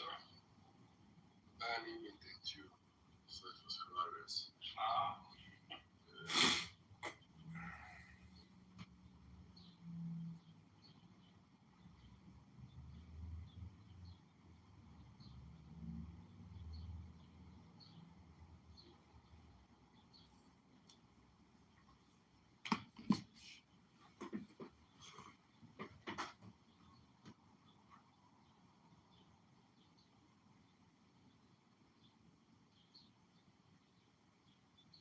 I came across an individual on here, right? Went from being a drug dealer, all of that, right? Took the information and decided to become baker, a baker, right? He took the street smarts and just applied it in a different way, right? Learn a little bit of chemistry. Drawings on rocks and in the Gulf of Aqaba, which is in the Red Sea, closely connecting the Egypt and the Sinai Peninsula, is where they have found petrified animal bone remains and a gold covering that is in the shape of a four-spoked chariot wheel. In terms of physical evidence, we do have them. But I mean, if you're going to hold the standard of evidence to the point where we today would say, give us proof that this person did such and such, like in a court of law, whether he committed a certain crime, then no, we wouldn't be able to do that. But if you do that, then you also compromise a lot of the other historical claims from that far back. We're talking almost 3,000 years ago. So over 3,000 years ago. And so I don't think that's exactly fair. But at the same time, I don't think it's. And like I said, I mean, absence of evidence is evidence of absence. But of course, what we would expect to find, like there was a massive civilization, we would expect to find some remains. Is what I think. So like when you'd expect, that there would be remains, as well as like 10 remains. But that's just something that we don't see anywhere. Yeah, but then again, they were a relatively small group of people, but it's like just Sub 2 million people. Hundreds of thousands of people. Okay, well, I guess it would have been somewhere in the range of several hundred thousands to maybe between 1 and 2 million. Whatever the case is, I mean, if you're talking about physical artifacts, there have been things that have been found, but again, I'm not sure exactly this is a worthwhile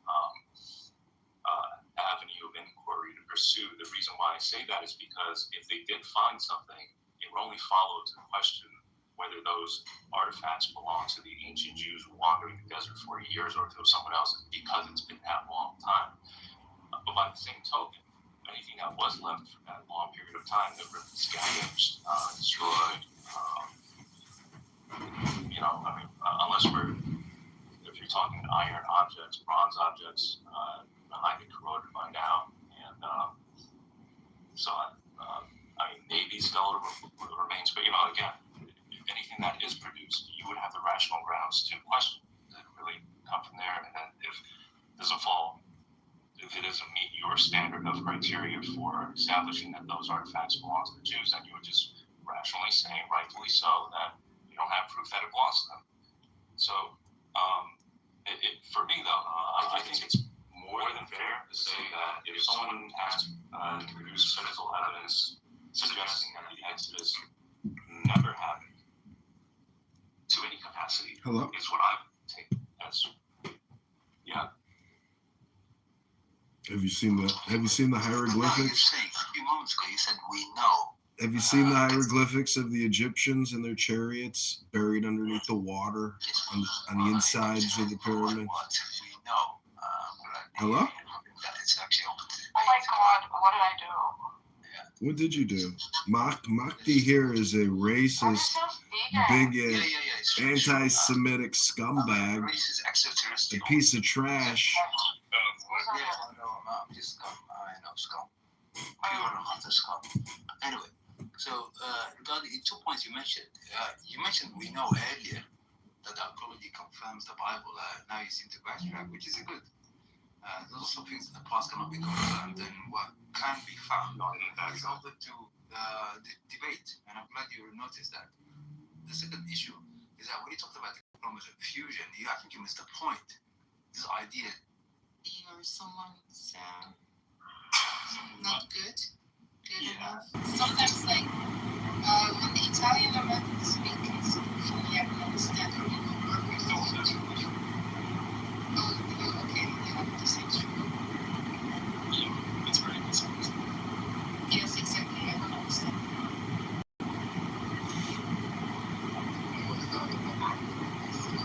Yes. It's fast-paced like hey, yo, forget about it. All that mafia, survivors, Yeah, they exactly survivors. Very survivors. So what makes this product so good is how authentic it is. Yes. It's very good.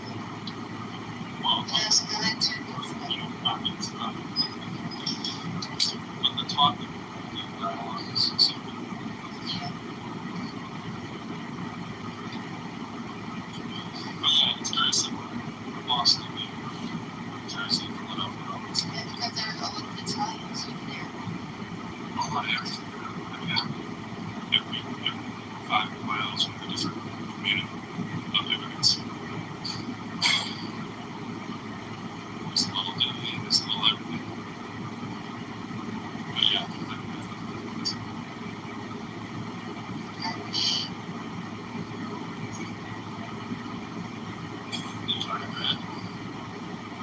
I just like Turkey. very much. I always have this story about Chicago, and I just entered there. So I was there for a conference, so me and my colleagues were going to work. And I had to take the subway from the airport. So I remember, like, every stop of the subway was previously jumping over the person. I was so nervous. Everybody gets nervous on the same subway. And I got so nervous. We were at the Central. It's a floor or something. I don't know what's the name of it.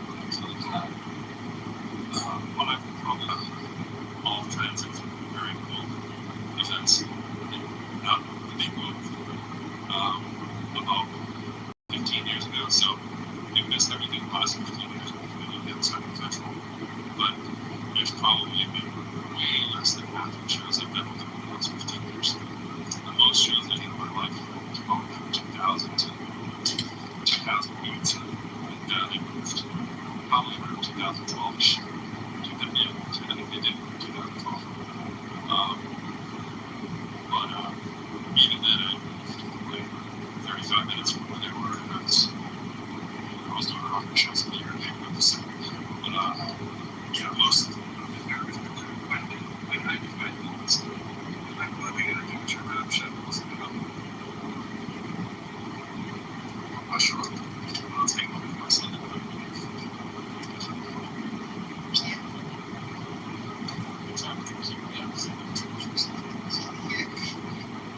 Something like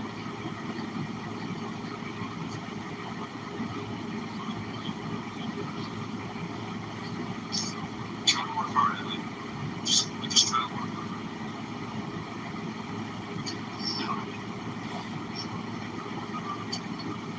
Well, for me, it's 7 o'clock on Sunday, and I'm shut down the gym. You know what I mean? Just take that little extra work in. Maybe time to walk by that mirror.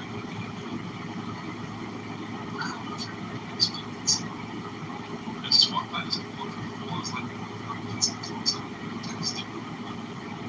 That's not appropriate. Put that away. It's tomorrow. I'll sit down and drink in the gym.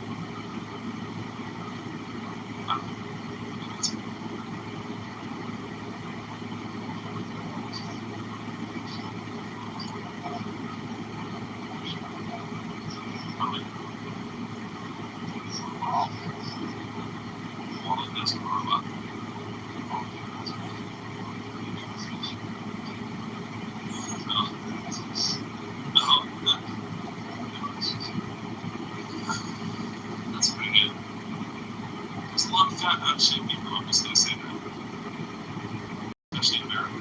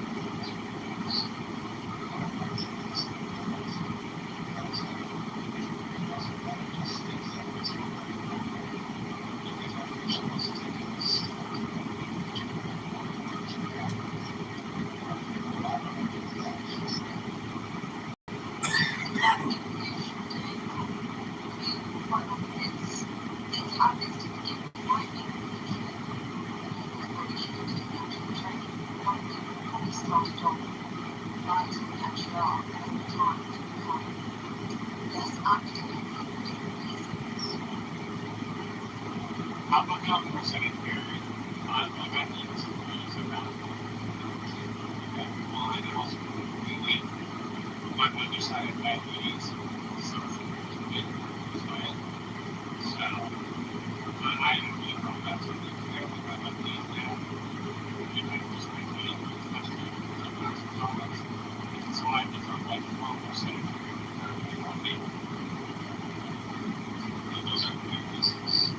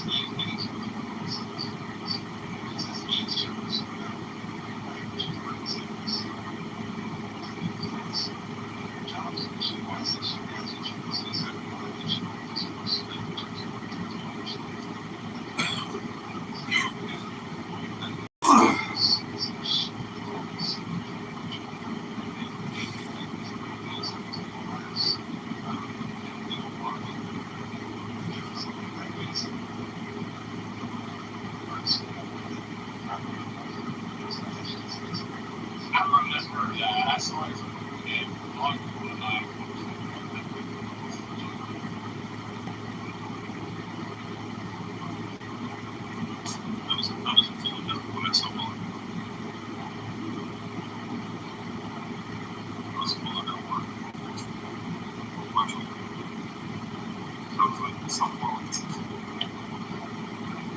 I was a preteen that day. Like, well, you are like, I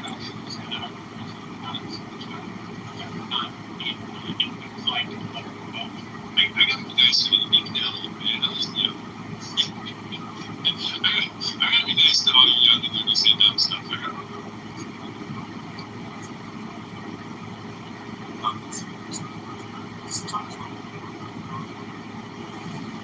other types of that. I'm only capable of being as stupid as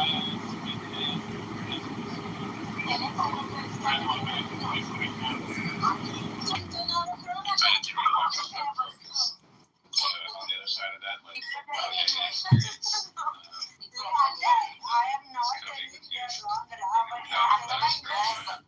that's right. But it's also true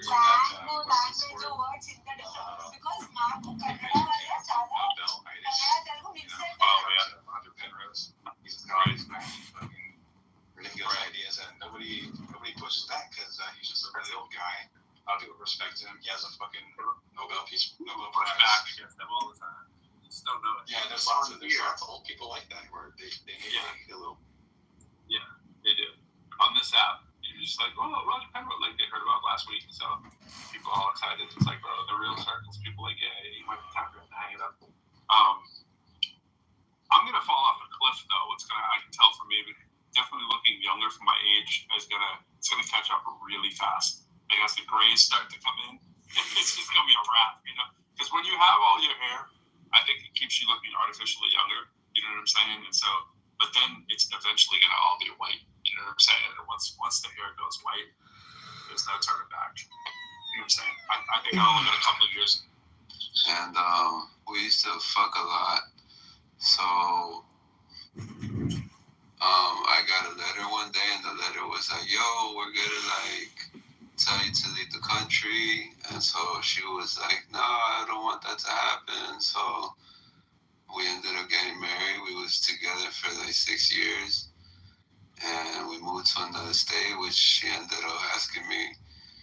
She ended up wanting divorce. So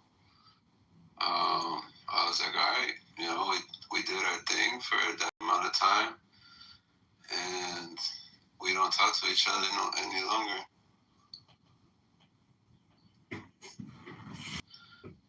Yeah, she aborted the kid, so I was young at the time. Alright, it's too much information for now.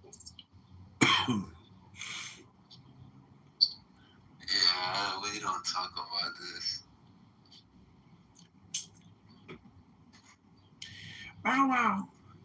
Bow wow.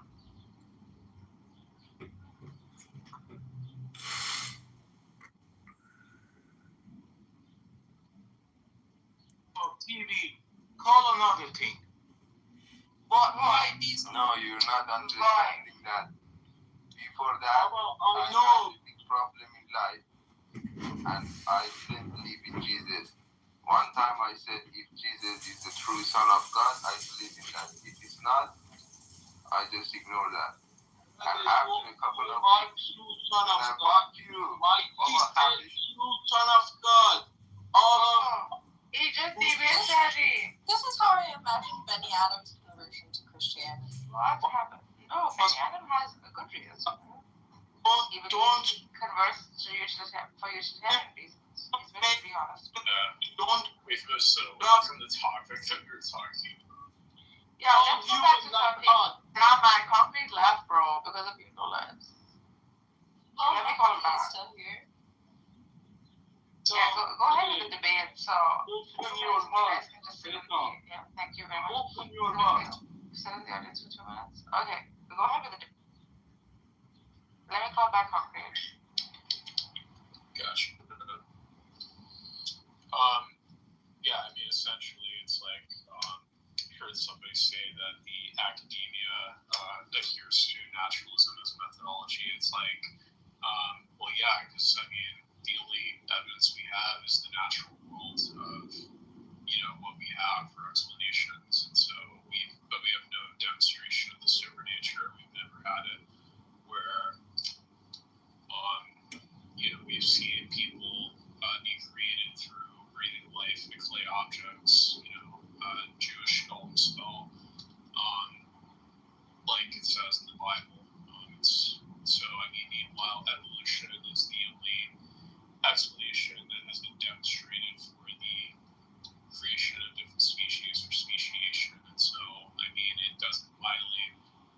theories are in any way like concerning a person who breathed life into clay objects as to how living beings originated.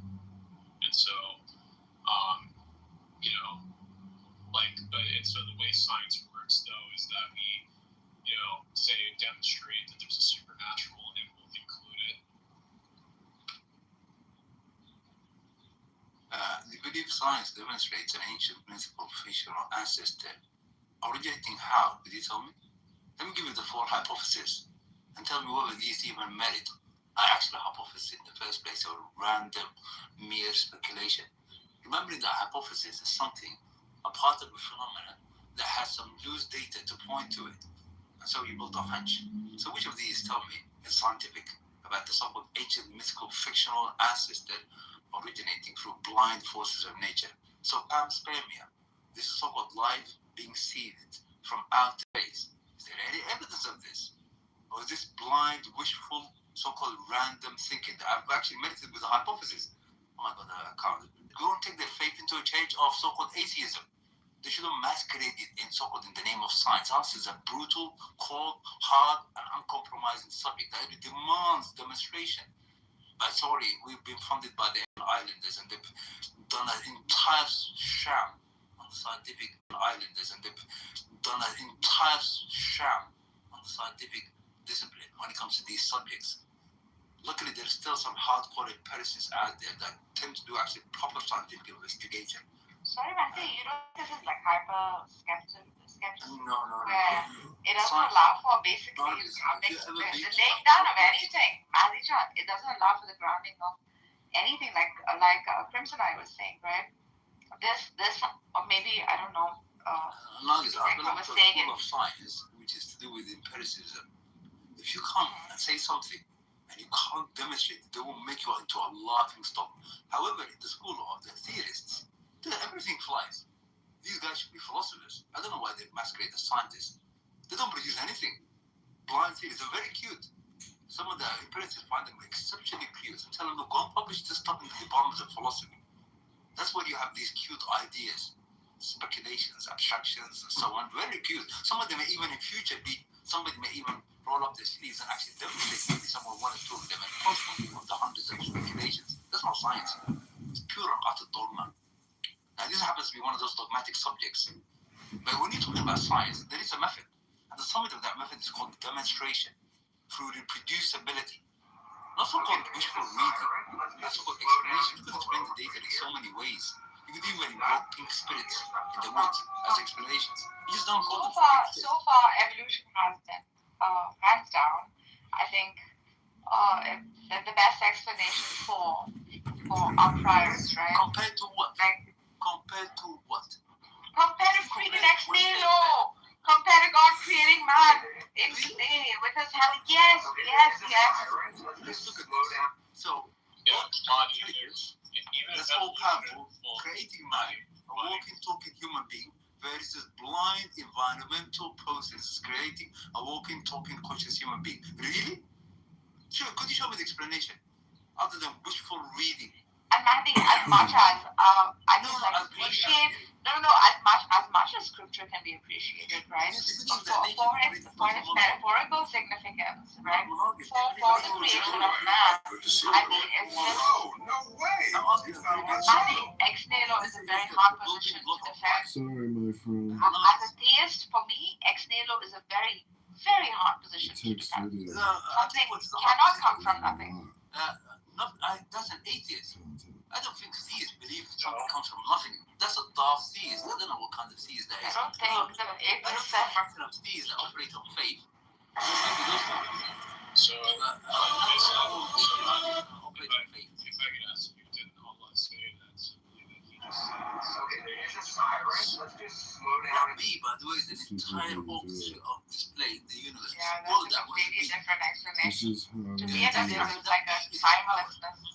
The word of power is not nothing. This is how you do it. It's the word becoming flesh. It's very similar to the atheists can't even explain what the counter God hypothesis is. They can't even explain what it is. At least with God, the theists can tell you God is an intelligent, almighty being that has capability and power and This wealth. is how you do That's the God market hypothesis. for worship. Right. Most of You it. feel what's the counter position?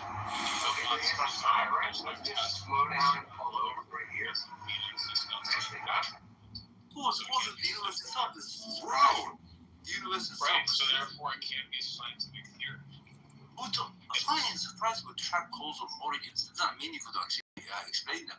The universe itself, you believe in a Big Bang. If you do believe the science actually points towards a Big Bang. Well, I don't know about how big or bang. Nobody had this. Yeah. But the science does it. Indicate the universe point. And that's by a law of causality. That's a law that we observe everywhere. It's not a fact. The law of causality is a law. It's pervasive I'm everywhere. not gonna watch it. And the universe itself has a cause. That I'm cause, not by gonna watch definition, it. is super I'm not gonna watch it. physical. I'm not gonna watch it. Physical world is the universe, and the natural world is the universe. That cause, whether you think it's God or not God, is supernatural by definition.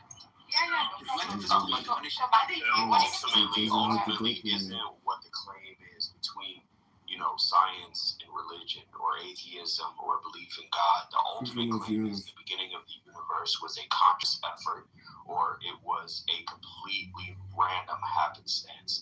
Now, scientists, as far as they can go back, as they eloquently put it, was the Big Bang, the complete start of all matter. Now, their argument. He doesn't believe in the Big Bang. He does not. He's never grown to. I mean, that's fine. But there is No way!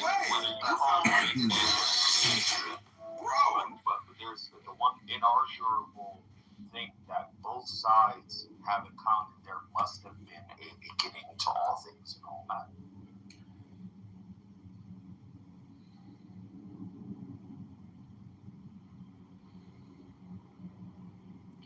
Bro, no way! You found my channel.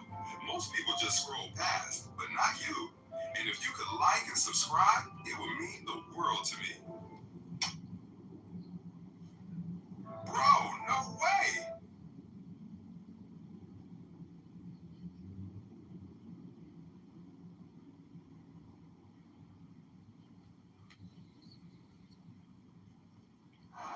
Okay, there is a siren. Let's just. I'm not gonna watch it.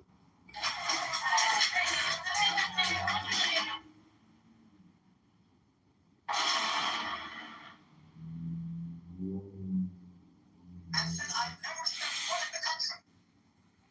What? And said I've never.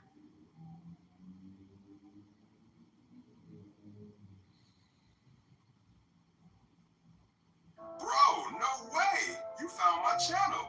Most people just scroll past, but not you. And if you could like and subscribe, it would mean the world to me.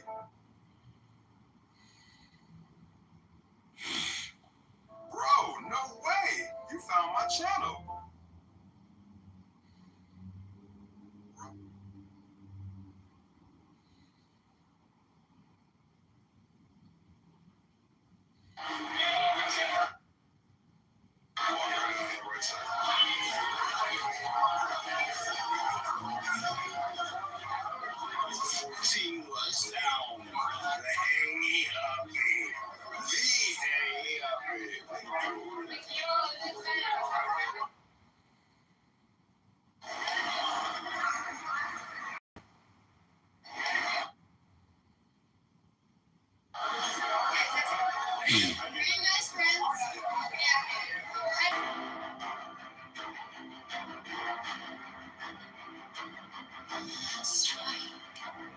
Strike a master chord.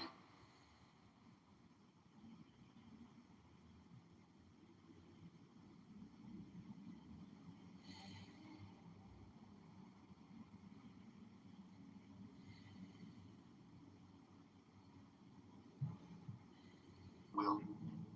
And that's really what we're arguing as theists versus atheists.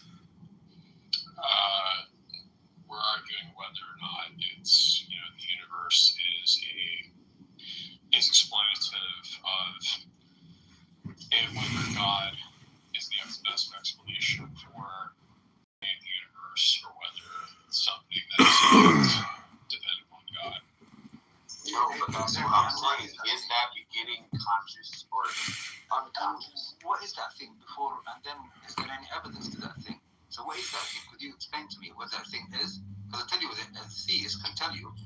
a number of ways. Is it Well, I intelligence? understand Is it they work for can say entity? that. I understand they can claim that they have an explanation, but that they don't. That's not the same thing as demonstrating it. Do you believe you have demonstrated the counter God position? Do you believe you could even explain what it is? I'm not the one claiming that we have an explanation for it. Theists No. claim that they do. I think that you're not a theist, you're an atheist, I think. Yes, is that correct?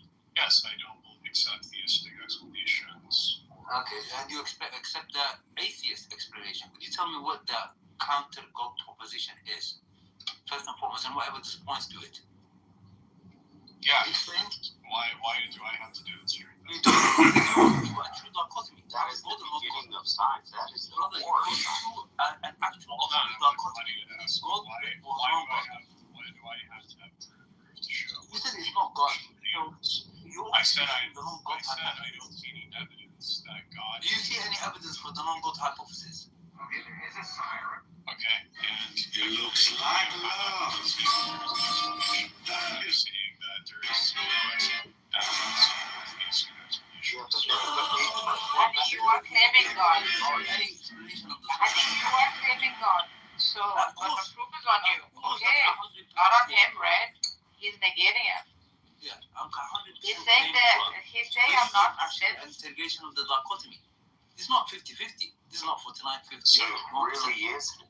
Monty, I'm saying I have no explanation for theistic. Then don't claim you're an atheist. Just say you're an agnostic. No, but there's the beautiful part. Exactly, Narco.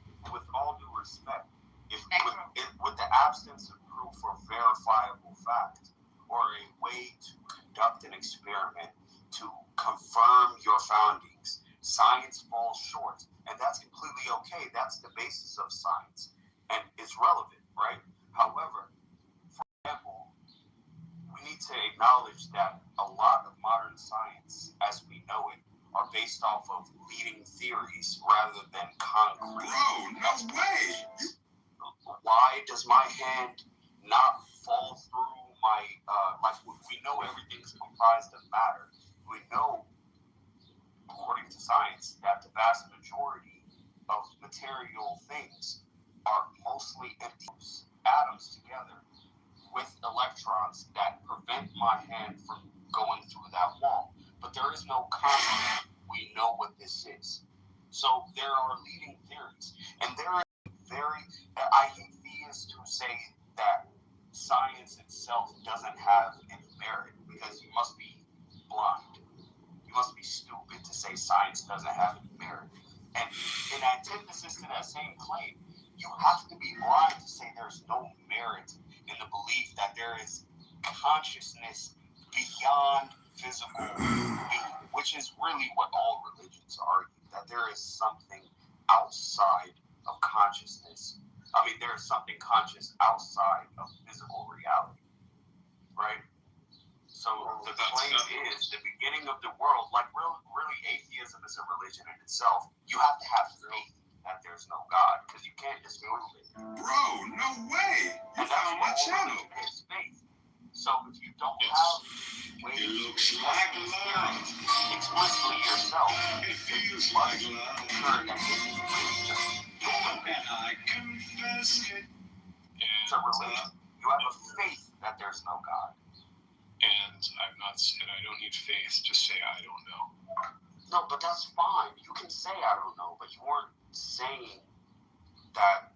Does God exist? If I asked you that question, does God exist? Do you believe God exists? No. He may or he may not. Then you're agnostic, and that's fine. Okay, but I mean, I don't know, and I don't believe it. So therefore, I'm agnostic, and I'm also an atheist. I'm going to just say atheist means there is no God. There is no way, and there is nothing you can present to me that will prove God's existence. Just as theism, we actually have a burden of proof. When I say I'm a theist, I have a burden of proof. Remember, burden, yeah?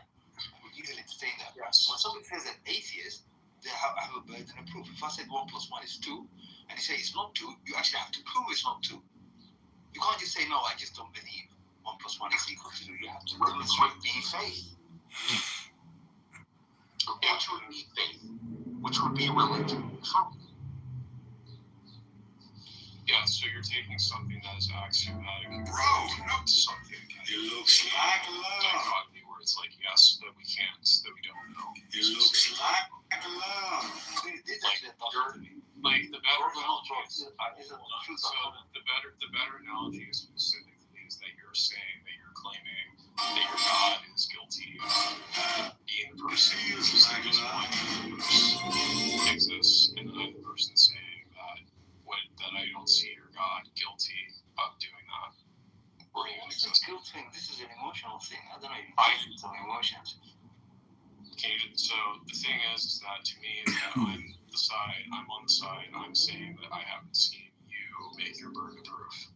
Oh yeah, I mean, well, once we explore the dichotomy, actually, we're kind of equal in that regard, wouldn't you say?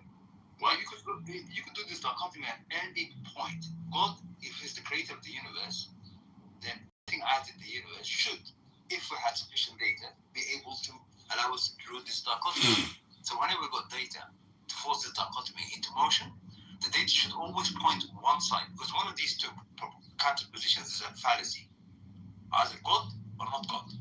So whatever is responsible for the universe, even if you find 1% of the evidence, it should point towards that thing. By the moment you find 1%, 2%, 3%, and it points one direction, we have sufficient data out there to tackle this. And we have sufficient data out there to tackle this. And the answer is not pretty whatsoever for those who are atheists. So that's why it looks like love. It feels like dogmatical. And I confess it. It actually forces the dichotomy out the window. You just go the dichotomy out the window. You just go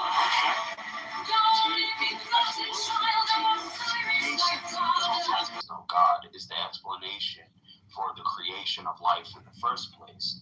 As far as science goes, if I ask any scientist, the most rational atheist scientist with all the information in the world, how did life on Earth begin before currently called life? From lost to plasma to human beings, how did dead things become material? And if that process is one-off, how was there no examples other than that? There is no way directly other than a conscious force. There is no way. If dead matter, We're listening to an extremely stupid housewife named Steph, a Christian who believes everybody's going to hell unless the mechanism of cleanliness, aka Jesus Christ, saves them from eternal damnation. The nuclear process within suns or stars to create new atoms. That's not a one-off. There isn't just one star in the universe. There's multiple examples because the laws of physics allow it. So it looks like love. It feels like love. And never again. You know the irony, brother? Not only can not dead matter or the natural forces produce life, they can't even produce a bloody single protein molecule, which is the foundation of all life form, the building blocks.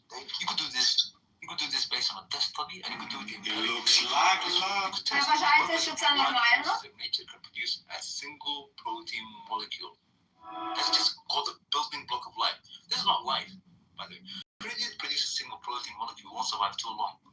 Any of the following will degrade it very quickly. Background radiation degraded quickly. You won't know how fast and on it goes. With all the single cell organism, which is compared to a protein molecule, it's like you're comparing a matchstick to a liquid. You know the simplest actual living cell that we know out there?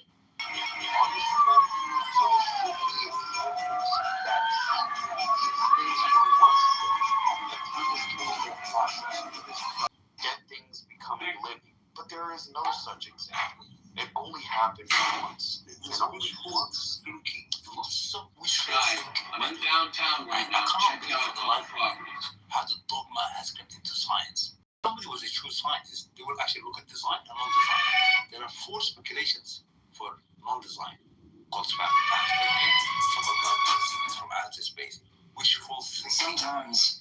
one single shred of evidence to indicate this. Some people claim that there's some comets and meteorites that actually landed in the Earth, that there's so-called amino acid traces, amino acid capsules of life. Like they find them free floating, both right and left hand.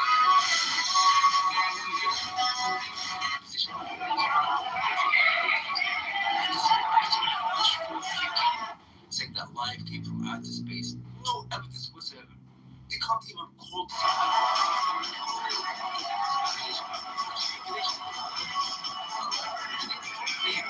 no single evidence for this. Pure and utter speculation. Another so-called hypothesis. Just actually, it's not a hypothesis. Another random speculation.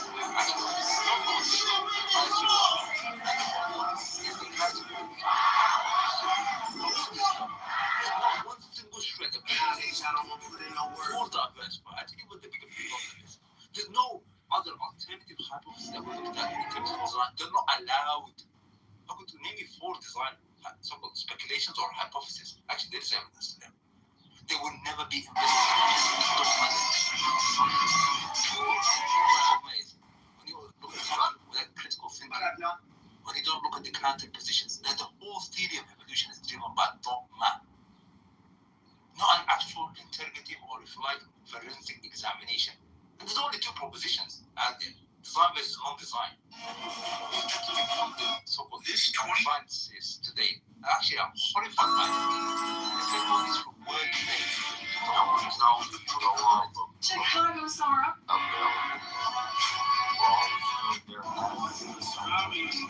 Whether to prove the existence of conscious order creation, and they've proven true multiple times. It does not make it publicly available. It almost seems like exactly the way you described it. It almost seems like there's in order to disprove what has already been proven. GMC, Hello, Megatron,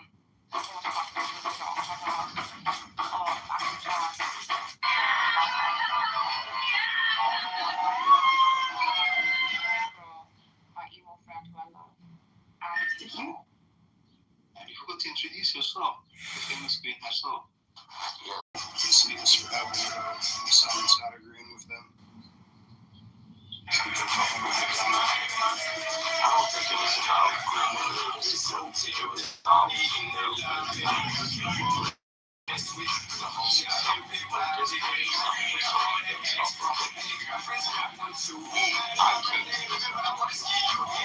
I came to the claim that atheism in itself is a faith.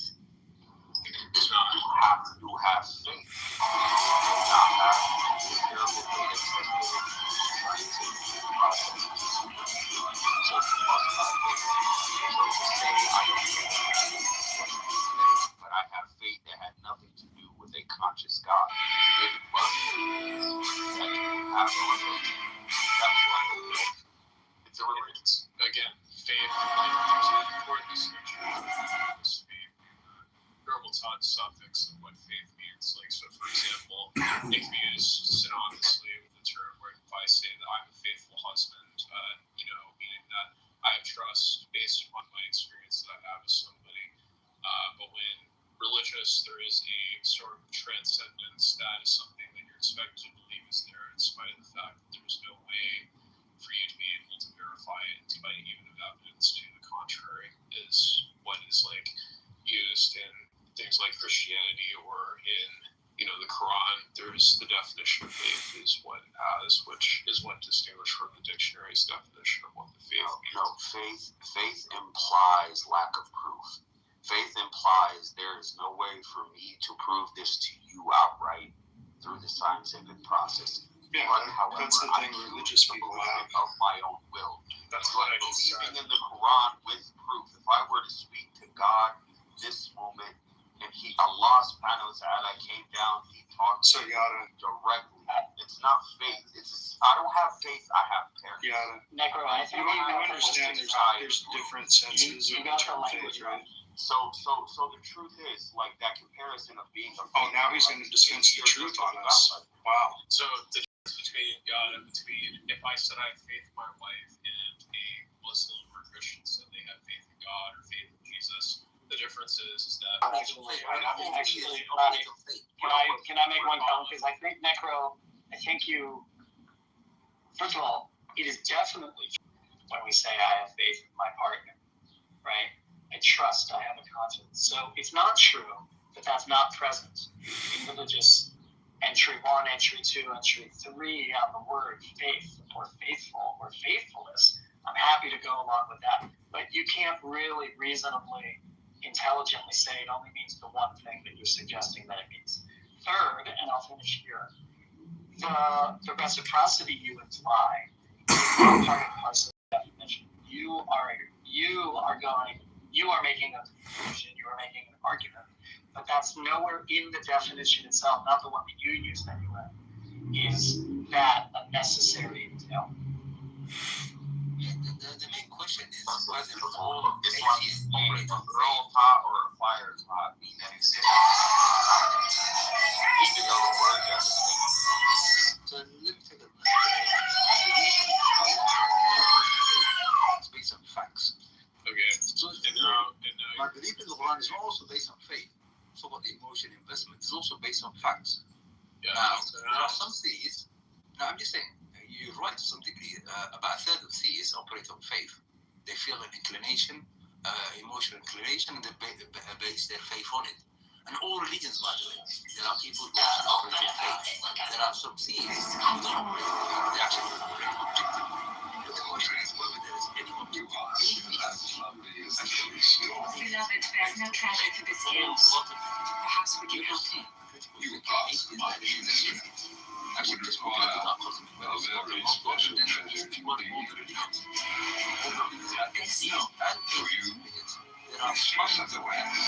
more atheists than theists. Grant him passage to give it to her himself.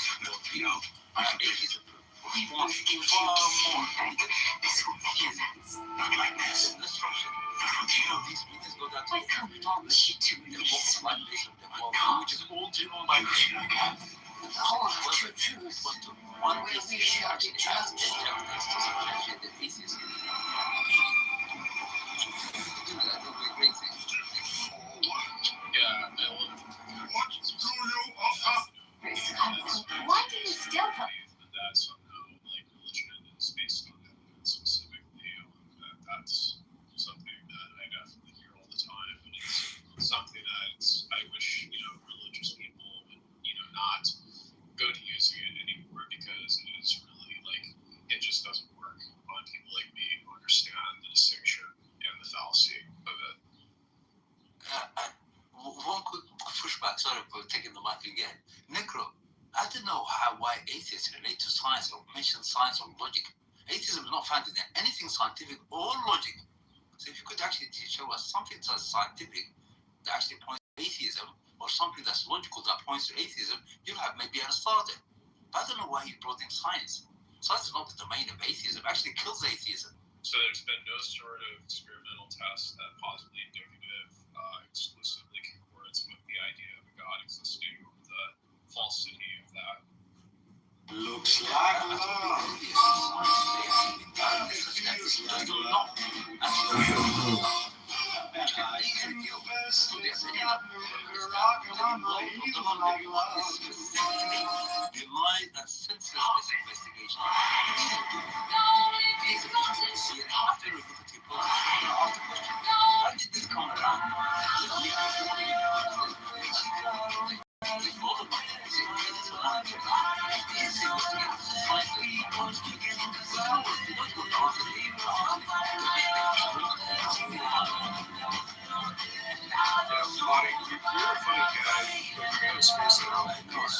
Like when it's just once in a while, it's really funny.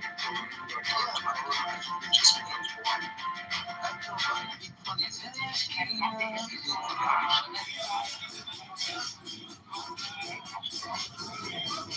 Obviously, think there's no such thing as faith so far as religion goes. I didn't say that. I did say that there is such a thing as faith, and that's called atheism. No, as far as religion. Okay. So So what do I have faith in? And that's fine if you want to think that. What is it that I have faith in, though? I'm just curious. Because I do have faith in things. I just wonder what you think I have faith in. I have faith, the faith, the faith. Yeah, have faith. Yeah, perfect. What's the evidence to point to this? Well, what? No, you just said that atheism is faith. What's the faith I have? That God is. That God does not exist. That's not faith. I think that's just evidence. Could you give me one evidence, please? Yeah, that unembodied mind as a cause for anything is like a non-stop. Hello? What is that? Hello? Is that unembodied mind is some sort of force that has conscious thoughts and ideas and preferences, like your God does, like Allah does. Maybe we could. Desired outcomes. Hold on, Mahdi, hold on, Mahdi, hold on, Mahdi. You asked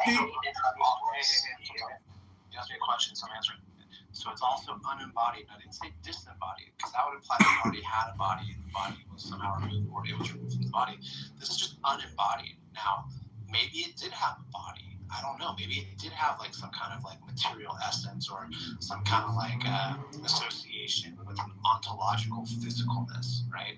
But as far as I've been made aware, at least so far, we don't have any evidence of unembodied minds and consciousness. So what's your proposition? Hold on. Are you listening to what I'm saying? Slow down. Relax. This is getting very, very emotional. Listen. You actually look at what Allah is. Go read the Quran. Okay. Does Allah Hello? Does Allah want things? Hello? Does Allah want things? Hello? Hello? Hello? Does Allah judge people? Yes, he does. Hello? Okay, so it has it's in a consciousness, right? Yeah, I know, but you dumb. Hello? Yeah. So they If Allah does, Hello? could you tell me what the counter proposition is? I don't know why Hello? you don't just engage with what I'm saying. What is the Hello? Why are you freaking the fuck out, dude? Hello? Yeah, why are you freaking the fuck out? I'd like to talk about language and linguistics communication. And I think what's actually happening here is Mahdi's learning English. I'm sorry, I think Mahdi has a great command of the English language. He has vocabulary at his disposal that I don't even have. Oh, wow. He's good. I wasn't thinking it was very good at all. Well, he can teach us all, obviously. He's the master teacher. Everything he knows is the truth. I mean, he doesn't even possibly doubt his beliefs and opinions. It's 100% true to this man. Something that is counter to his argument that is viable. You know what I'm saying? I don't agree. He does doubt his position and his claims. I don't think he really believes it. Can I ask you guys something? What does doubt mean to you? What does it mean to you? Well, to me, like taking the example we had earlier, if you have faith that your partner is faithful to you or isn't fucking around on you, right? There is a hint of doubt there because you don't know. I know my partner. We don't say I have faith in you. We don't say. Do you know? Can you give me examples of faith? Do you know? Like with certainty or whatever level you're considering here. Like, well, what is something you do know? Well, there's a bunch of things I do know. For example, I do know I have parents. Otherwise, I wouldn't be a human being living on this planet. I do know I'm made of matter. Or you could be having an experience. I interact with it on a daily basis. I do know air is necessary for my survival. Yeah. If I hold my breath, I do know that I pass out. This is the only thing I know with certain. Yeah, I know I'm having an experience. Yeah. I know I'm having an experience. I believe it's a human one. You said you believe. You didn't say you know. Yeah, I know I'm having an experience. I believe it's a human experience. Okay. And that word human, what does it mean? It means as an animal biological function of the natural world. Now, I could be some kind of other conscious state that's experiencing something unbeknownst to me. Right. So that's what I was getting ready to ask. When you go to sleep and you go into a dream, I'm assuming everyone had a dream. Are you a human then? I assume in what? No, I'm saying, do you have a conscious awareness of I'm a human being that's asleep? Do you feel that? I mean, I don't know. Being in a sleep and dream state is kind of a trip. I'd have to think about what I think there. Okay, You so know that it's a dream. One second. You know that it's a dreamscape. Yeah, I think I become aware sometimes. I wouldn't say I'm lucid dreaming, but I think many times when I'm dreaming, I do realize I'm dreaming. So when you do get up from it, one second. When you do get up from it, do you know that it existed? That you existed and this whole thing was an experience that existed? Like I said, I'm aware that it's a dream. Right. Did the dream exist? No, but I'm saying exactly how did it feel when you were experiencing? Okay, so the only thing we know we're certain of is existence itself. Yeah, that's what I'm saying. I know I'm having an experience, and I believe it's a human experience. What other experience would there be? I already explained to you. I already explained to you right out of the gate when you find my terms. I'm sorry. I think we come to those parts of these discussions where there's a failure of vocabulary where I can't even articulate exactly. I believe it could be another conscious experience, possibly. I'm not saying that it's a high probability. I just think that there's the opportunity that it could be, like even if I was a solipsist or a brain in a vat, or this whole thing is just a dream loop. Like, sure. Those are possibilities. Exactly. But I am having an experience. And I believe it to be an animal experience. Okay, so there's exactly what you say. You say, I believe there's a possibility. I don't think it's a high one, but there is a possibility. Like I know I'm having. So that brings me that sense of doubt. So where does doubt? I know I'm having. That means without having full proof. Like when I touched the stove for the first time, it burned my hand. That told me fire. It doesn't matter. What he's establishing is existence itself. That's all that matters. So yeah, I know I'm having an experience. And in what condition I am as an existent being is still on the table, I guess. But I believe it to be an animal one. I can respect that. You know what? I'll leave it there. I really respect that. An animal one that exists. That we can never, ever, ever get out from the loop of existence. I feel like that's a philosophy of a cockroach. If a cockroach had consciousness, that's exactly what it would say. I believe I am an insect. You believe that a cockroach would say something?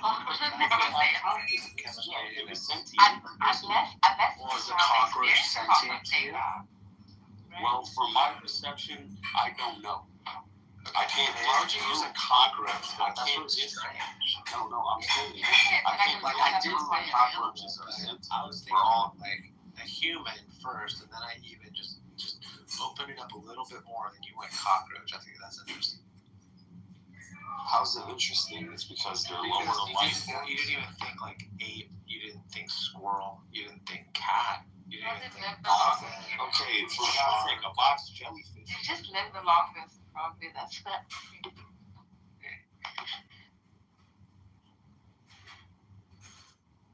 Those mofos can survive through anything. Like, I mean, cockroaches are like weak. Yeah, I've heard the sort of thing about consciousness with cockroaches. I haven't wanted to look more into it. I tried to understand it specifically. We can always say they have like low level consciousness, right? Believe lions and cockroaches are conscious. They wouldn't be able to move and function. I mean, they build off of instinct. I think we're talking about sentience, the ability to know you are experiencing something. However, you can't do anything about it, and you have to stay a slave to your biological processes. You know what I'm saying? No, I don't understand what you're saying, because I honestly think a lot of these conversations are actually political and not religious in nature. And they're really just, the undertone is really political. For example, I heard Mahdi in a room saying horrific things about Jews, saying they all want to start a war, take over the world, detonate a nuclear bomb, take over Lebanon, take over Iran, take over this country. Like, it's just fucking delusional. It's anti-Semitic. Literally have stated out loud in front of the world, I want to control Lebanon and nuke the world. Are there Jews that have said that directly? No Jews have said they want to nuke the world. Oh, really? Yeah. Okay, just checking. Netanyahu might have said it once in a while. I think it could be projection. Yeah, crazy people there in the ministry of Israel. I'm sorry. When Ben Gavir Here we go. Bring evidence that someone said that from the health ministry. Absolutely sure. Okay, so I should go onto Google and look up this empirical fact to prove to you someone Yes, clearly please. You made it. Yes, please. You made the claim. But Please you know provide the evidence. But you know about this claim. You want to send me on a goose chase to go to Google, find. Okay. Yeah. I don't know. Really? I don't know this claim. You made the claim. Please provide it. Minister that suggested nuking Gaza. I'm not saying it didn't. I'm not saying it didn't happen. I'm simply saying off just so we can finish. No, that's great. Yeah, I just want to clarify. I'm not saying it didn't happen. The Israeli I'm simply saying suggestion to nuclear bomb on Gaza Strip is Amichai Eliyahu. Oh yeah. Served as the Minister of Heritage, not health. Right. At the time. Okay. Thank you. The Thank comment you for was bringing that. November 2023. Thank you. Okay, Yeah. So people in Yeah. the Please. People for no other reason. Got it. Thank you for providing it. You do know it. I'm gonna ask. That's not unreasonable. Okay. So what was the claim you made? Nobody made that claim. Would you be patient? Go ahead. I want to hear you say it, Cal. Yes, it appears. If I'd like to see the link, but it appears in your Google search that a minister of Israel indeed said that. Okay, then. So why were you both making the claim that no one in Israel would ever make that claim of nuking? Because the reason the reason you bring it up is to demonize the entire Jewish people. I'm sorry. It would be hard to demonize the entire demonize the Saudi government, which I absolutely do, and I think they're barbaric. That doesn't mean all Muslims are being demonized as well. If I demonize the Chinese government, that doesn't mean all Chinese people are being demonized. So yeah, let me give you a reasonable. Okay, fine. I accept that. Okay, but let me just say two things. Okay, one. Yes, it was a despicable thing to say, and I'm sure it was racist. Do you know what kind of power the Minister of Heritage has? Zero. But he's the Minister of Heritage. He has what was the first thing I said? From Florida. If a congressman from Florida said, kill everyone in Mexico, it's equal if I said it. It's the same exact thing. Okay, let's just move on to the different topic because this is redundant and pointless. There's a nuance between positions of Hello? Let's just see, Yada, if you were the president of the United States of America, what would your top 3 priorities be, sir? Absolutely. Number 1, I would federalize the Federal Reserve. Number 2, I would absolutely force AIPAC to become a subsidiary, or not subsidiary, what the fuck kind of words am I using? To be a signatory to FARA. I would absolutely force all of the banking cartels that have used their power to bankrupt American families into oblivion over the last 50 years to pay reparations to the American people. I would absolutely defeat real estate cartels who buy. That was 3. He said 3. He said, hold on. He said 3. Okay, that's 3. Those are your top 3. I promise you, those. Do you think the American people have the AIPAC thing as a top 3 priority in terms of their life? No, absolutely. We have cost of living as the number one grievance. So why wouldn't you put that as the top of your priority? Because I would cut the roots at the source. I'm sorry, cost of living. You think our cost of living is because of Israel? Fam, if I get a nosebleed because I have brain cancer and I say, let me fix the nosebleed by plugging my nose, am I fixing the problem? No. So you have to address the problem. You haven't identified where the problem is. Ourselves.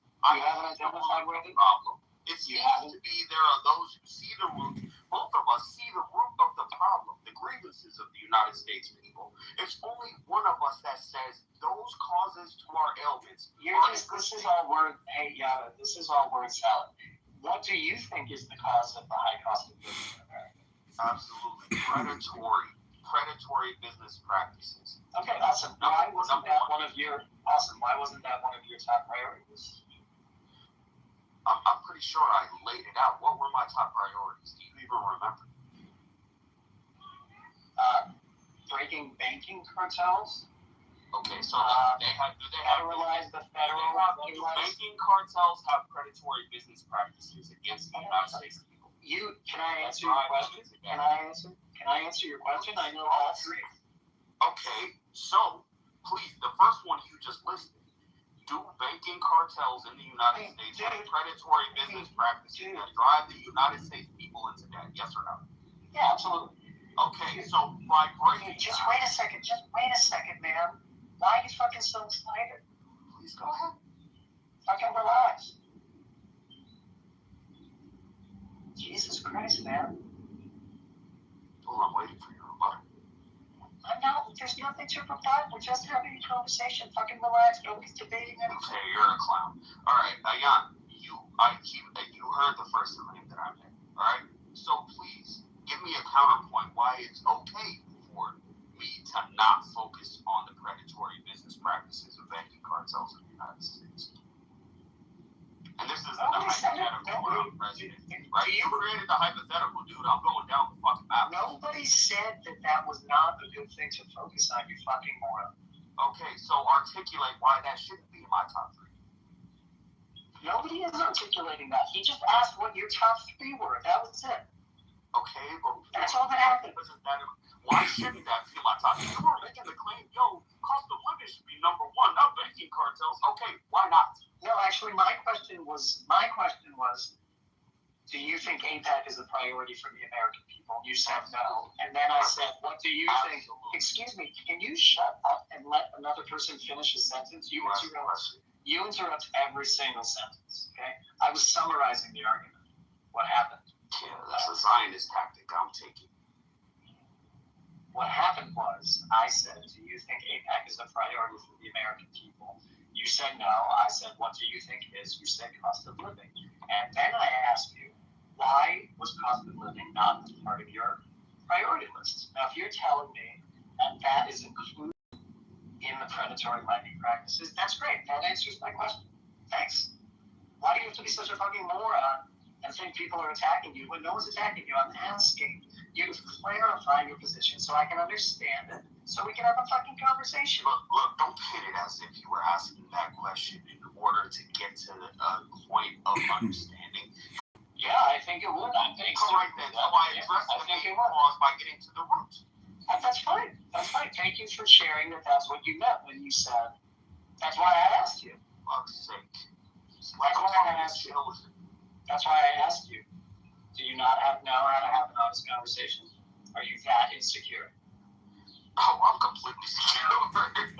It's you that seems to be... Yada, thanks for answering with those three very important opinions and ideas you have. What would you do to the state of Israel? Would you attack them? Would you disavow them? No, absolutely. How would you treat Israel? Is a nation that should be allowed to exist. I think it's disrespectful and diabolical for anyone to claim that they shouldn't be a nation state of their own. I think I would temper Israel a little bit. I think I would forego the policy of backing them regardless of what they want to do. And in place, I would enforce 67 borders. I would say Jerusalem is half and half, Palestinian and Israeli. I think I would put boots on the ground, UN peacekeepers in Gaza to monitor the heinous, murderous Israeli terrorists who burn babies in their home because they don't want them to have that land, right? And I would instantly enforce the policy of coexistence in Israel as the largest one. Wait, I'm sorry. Did you say IDF soldiers are burning babies in homes? I'm sorry, Yada, but did you just say that soldiers are burning babies alive in their homes? I had no idea that was happening. Do you have a link to show that soldiers are burning babies in homes to steal the land? Oh my goodness. Yeah, please, Yada, please, I really gotta see this. Please, I gotta see this. Please give me a link. Sure. You want me to send you the pictures of the parade where the Israeli settlers literally Just a link. Yeah, you can update your PTR if you want. A link would be really helpful. Thanks, Yana. Burned down by Israeli settlers and said, "This is for a good cause" on it in old red text. Do you want me to put that up and make you look fucking retarded? Yeah. I think Ad hominem projection alert. Ad hominem projection alert. Ad hominem projection alert. When you called me a retard, I think we first identified a ad hominem projection. Retard alert. Retard alert. There's a difference. Oh. Yeah. Well, thanks for putting the link in the chat about the soldiers burning the babies to steal the land. I'm just going to do it. I just have to say, I sadly gave this guy $15. Yes, and I thank you for your money. I had a nice little snack as I campaigned. Thank you for your... He took my money from me. Well, I didn't take it. It was given, and you donated it through a portal. So I didn't actually take your money. I just looked it up. October 31st, July 2015. Israeli settlers firebombed a Palestinian family home in the village of Duma, killing 3 people. 18-month-old Ali Dawabashi was burned alive in the fire, while both his parents died in injuries within weeks. January 16th, 21-year-old Israeli settler Amiram Ben Ula. I can't pronounce these names. Forgive me for me butchering this. Right? Was indicated in the murder along with the Israeli miners. Right? So let's go on to where they were posted. 2020, Ben Ula was convicted of 3 counts of murder, 2 counts of attempted murder, 3 counts of arson, and for violence racially motivated crime, punishing terrorist act. However, it was targeted from Tuesday, February to terrorist attack. You want me to go on? Why do we have the whole article?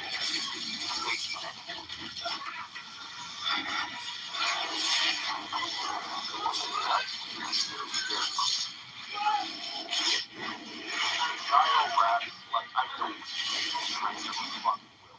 They're cancer flyers. Look at this. I'm very sorry. I'm sorry for everyone else here. This is just a topic that pisses me the fuck off. I know that's my baby that I'm missing. But anyway, like, I'm sorry for everyone else in the room. I'm sorry for my emotional state, but this is a topic that I can't abide by. That's fine. I mean, honey, sure the same sentiment that you do. Oh, you can't abide by the law. Because no one ever brings up the law, do they? Well, we could talk about the law of warfare, or the war of law. Oh, you're done? Okay, thank you, little man.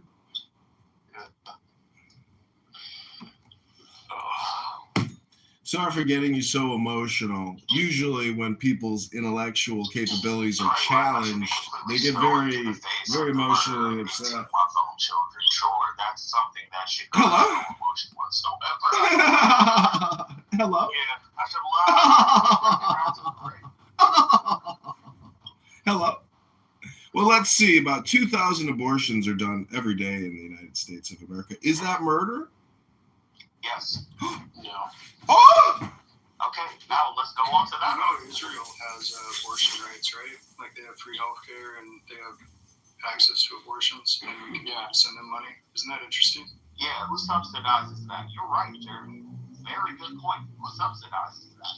Why, as me, as an American, as a taxpaying American, I work 70 hours a fuck-off week, and I still have to pay copay. No matter if I go to the doctor for anything, I got a $300 copay every time I go to the emergency room for anything. But Israel is completely free. Why is that? Jeremy, do you think I was wrong my first initiatives? Do you think that would not help us as Americans? It's GMC. GMC, I'm so sorry. I read it as Jeremy. First 3, I was asked, question by the gentleman who left the room. He said, what are my very first 3 policies? I said I would cancel. Number 1, I would federalize the Federal Reserve. The printing of our money shouldn't be done by a private company. I think that kind of leads cartels in our banking system, that they can just charge us whatever for debt. Number 1. So number 2, I said that I would eliminate predatory business cartels within our nation. And number 3, I would get rid of the system that allows companies or groups to lobby our politicians on the behalf of their corporate interests. Those are the 3 things I said. I think cost of living would go down substantially if there was federal regulation on those things. Was I wrong? And I'm not running for office, so I haven't figured out what my top 3 things would be, John Kitover is. But I certainly agree with the third one, which is now escaping me. The thing about the Federal Reserve I'm kind of stuck on is printing money doesn't actually make money. Most money is made digitally, right? It's the interest rates that banks actually manufacture money, and the government is just keeping up with it. Well, no, I agree, but who signs the policy? James, who puts their sign name on the dotted line? Jamesy, the way that I read it, these $3 billion that were ordered by the United States federal government. Yeah, I can tell you how it works. Physically or not, who signs that? I can tell you how it works. Oh my gosh! Hello? Hello? When the banking Hello? collapse happened, because the banking CEOs Hello? were called to Congress to testify, and Hello? Congress was asking them for advice about how they could do Hello? government money better. But Can you hear me? It's the banks that lost all the money. Can you hear me? Yeah, I can hear you.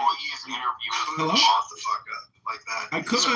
I could, but I could also tell you how money comes into existence. The Federal Reserve sends a letter to BlackRock. BlackRock goes into their asset management profile, and then they buy $30 billion worth of toxic bonds, which creates $30 billion in cash. That's how it works. And you can mute me. You can kick me. You can tell me to shut up. You can attack me personally. But if you can't talk about the topic and you just want to attack me personally but not talk about the topic, you could do that too. That's your choice. But that just shows a lack of intelligence. Low IQ people do that. Low IQ people get emotionally upset because they've got low IQ. That's the way it works. Hello? Okay. They have the top executives of BlackRock.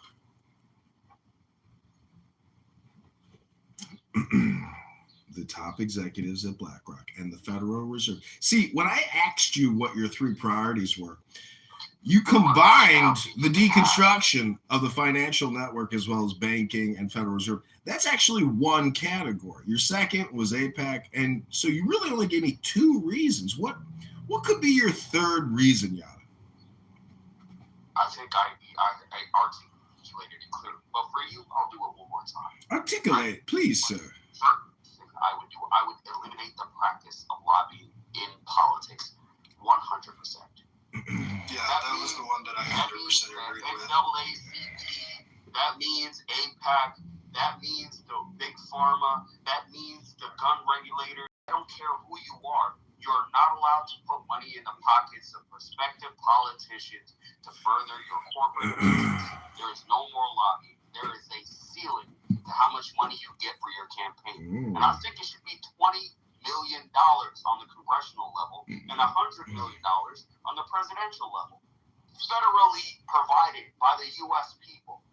Let's be real, you're only going to be loyal to the people who pay you. So as politicians, if your top donor is a pharmaceutical company, if your top donor is a goddamn lobby group for the Israeli government, you're not loyal to the American people, you're loyal to your top donor. So to eliminate that, I would eliminate lobbying in its entirety. That's my 3rd claim. I defy you to tell me what's wrong with that. Yeah, because we operate off of this fake laissez-faire capitalism, and unfortunately, the business of lobbying, aka influencing politicians, to create HR acts. You could keep muting me, or you could possibly grow a scrotum. It could be a thing for you. You could grow your dick out. You could actually read a book. You could have some patience and listen to people. But the fact of the matter is, lobbying isn't going anywhere, and your priority, it's fantastical, and Why isn't it will going never happen. anywhere? Because it's called America. That's the way we do business, baby. Why?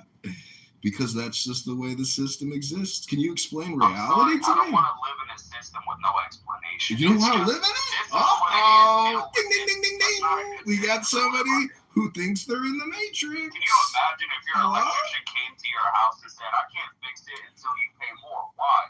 Well, that's just the way it is. This is the way it is. Explain what the cost of materials. Look at Jamesy's beard, for example. What kind of man grows out a disgusting rat tail?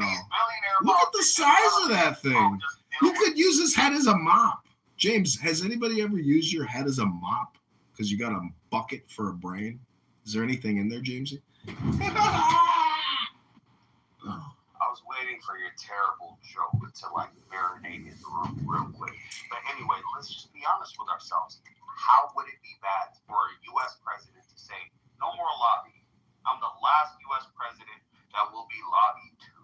Well, it's like Liar's Poker. A crime if a corporate interest or foreign interest wants to put money in the hands of politicians. Like Kamala Harris, who raised $300 million overnight via Google. How fucking dare I? How dare you?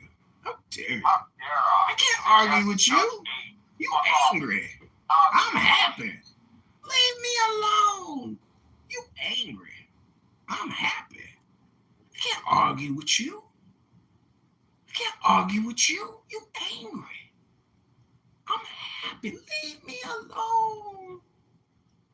Well, Yada, I think the things that you said are what a lot of people say. But generally, the first response is wealth redistribution. That's the first one. You said we need to federalize the Federal Reserve. That's what you said. Wow. I mean, you know, it would be great if the Treasury Department just took over. The Federal Reserve is a private company and not subservient to the United States government, right? I know. And they pay their own pension and they pay their own salaries in dollars that they create. Isn't that amazing? What a privilege. When you were in high school, did your career counselor ever say, maybe you'd like to work for the Federal Reserve? Did your career counselor in high school ever tell you that? Articulate? I'm trying to ejaculate. I'm trying to ejaculate, sir. Just agreeing and throwing ad hominems. Ad hominems? You called me a retard. That was the first ad hominem projection that I detected. That's how I knew that you were a retard. What the fuck? Look like what you're not. You called me a retard. That was a projection. I'm not retarded. So for fucking defying me. How can you battle with any of my points of facts? Well, what the actual fuck are you talking about? I'm talking about his name, Necro. He's one of my top campaign donors. What a dork. Yeah, I sadly gave you $15. Oh, Jesus, dude. You gave him $15 for what? I know. He took my money from me. I received it. Hey, you might be smarter than I thought, dude. Oh my God, bro. That's a whole quarter of a tank of gas in today's Trump America. Yeah, dude. Yeah, imagine I could have spent on a quarter tank of gas. Could have bought a few sodas with that. $15 if you really want it. Would you like it back? Yes, I would. I would have to demand that you do. You played him out of his money. You're gonna demand it? You're not even involved in this transaction. You're just a third-party observer. It's just the principle. I feel like you did Necro so badly. Why? He helped launch my campaign. We actually created real change. What? For Congress. And we don't just talk. We do. You're just a talker. I'm a doer. There's a big difference between talking and doing. Yeah, I agree. There is a big difference between talking and doing. So what do I do? I don't know. You talk. That's what I've detected. Big talker. I mean, that's fair. That's all I've ever shown you. So it's fair. Exactly. You're like a girl on a dating app who says, I'm a huge yapper. Yap, yap, yap, yap, yap, yap, yap. Very little doing. But you're talking to a man that has done and keeps doing. Hey, you know what?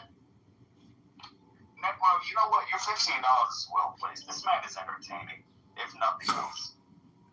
I mean, he gave us a little stimulation. It's cool. It was fun. Yeah. We're back with who always tries to mouthfeel me.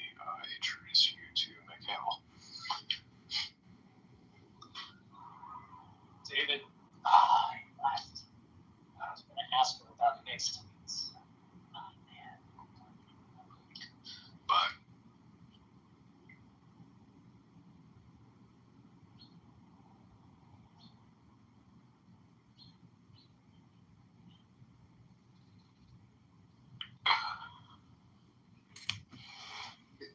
isn't everybody kind of trying to build God's kingdom on earth, like a God created in their own image? No. How much can we really fault the Jewish or Islamic or Christian people for trying to create God's kingdom on earth? Hello? The earth is God's kingdom. I think that's a good question. That's the whole story of the Bible. But the secret is in knowing that the kingdom is now. It's here right now on earth. But the kingdom has always been now. It's been now since Jesus came into the forefront. Yeah, the now is eternal. It's now right now in this room. We got it. It's been now since Adam alayhi salatu salam, but you know him as Adam, the first human being, or Kelly. Am I pronouncing your name wrong or right? Lev. Do you speak English, Ada? Is English your first language? It's a Hebrew name. Yeah, so I'm asking if I'm pronouncing it correct. He left. You could try to sound it out. Like, how would you pronounce my name? Ayn. How would you pronounce it? Ayan. You know, Ayan is a woman's name in my culture, but I'm gonna say Ayan. What's your culture? I'm a Cushitic East African. You're a what? A bullshitter from East Africa? Ethnically, I'm a Cushite. Tribally, I'm Somali. Do you smoke indica or hybrid, or do you smoke sativa? No, not anymore. The I haven't Kushite smoked kingdom? in many years, honestly. It's just, the strains, the way they're grown, it just doesn't agree with my body anymore. What was the last book you read?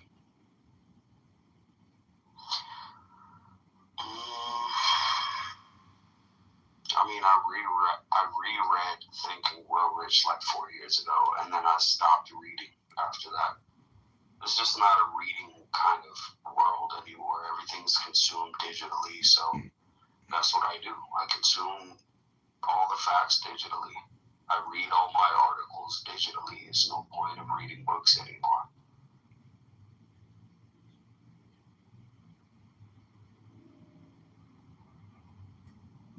So you've confirmed that you don't read anymore. You just talk on Clubhouse. So no new information coming in, just old information coming out. No, I read just fine. It's just I do it digitally, not with paper. Do you think Clubhouse is a good way to learn? No, I think it's an entertainment tool. I think it's cool, like just to meet random people, like-minded or otherwise. I think you're a cool person. I think you'd be a chill motherfucker to smoke with or drink with or whatever the fuck, right? I feel like you have some cool ideas. You're an individual, just like everybody else. That's what I like about Clubhouse, just bumping heads with random people, arguing over stupid shit, and killing time on a Sunday before I do my 70-hour shift this week.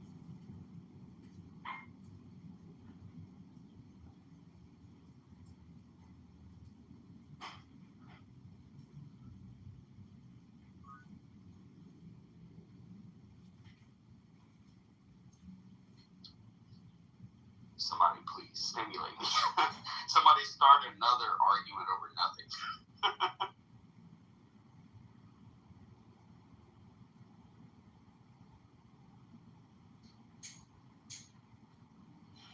Well, I did find it interesting that even though I said a God of your own making, everybody just went with it. That was pretty funny. Yeah, but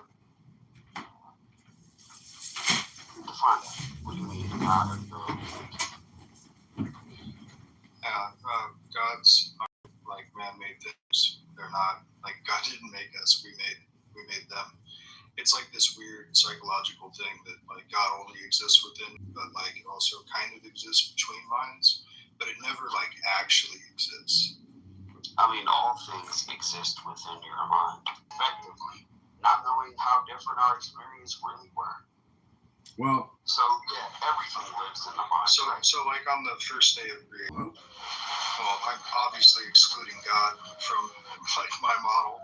Yeah, so you're saying it only exists according to God's mind. Before humanity or animal kind or bugs or anything else, there must be nothing. Everything must be dead before us.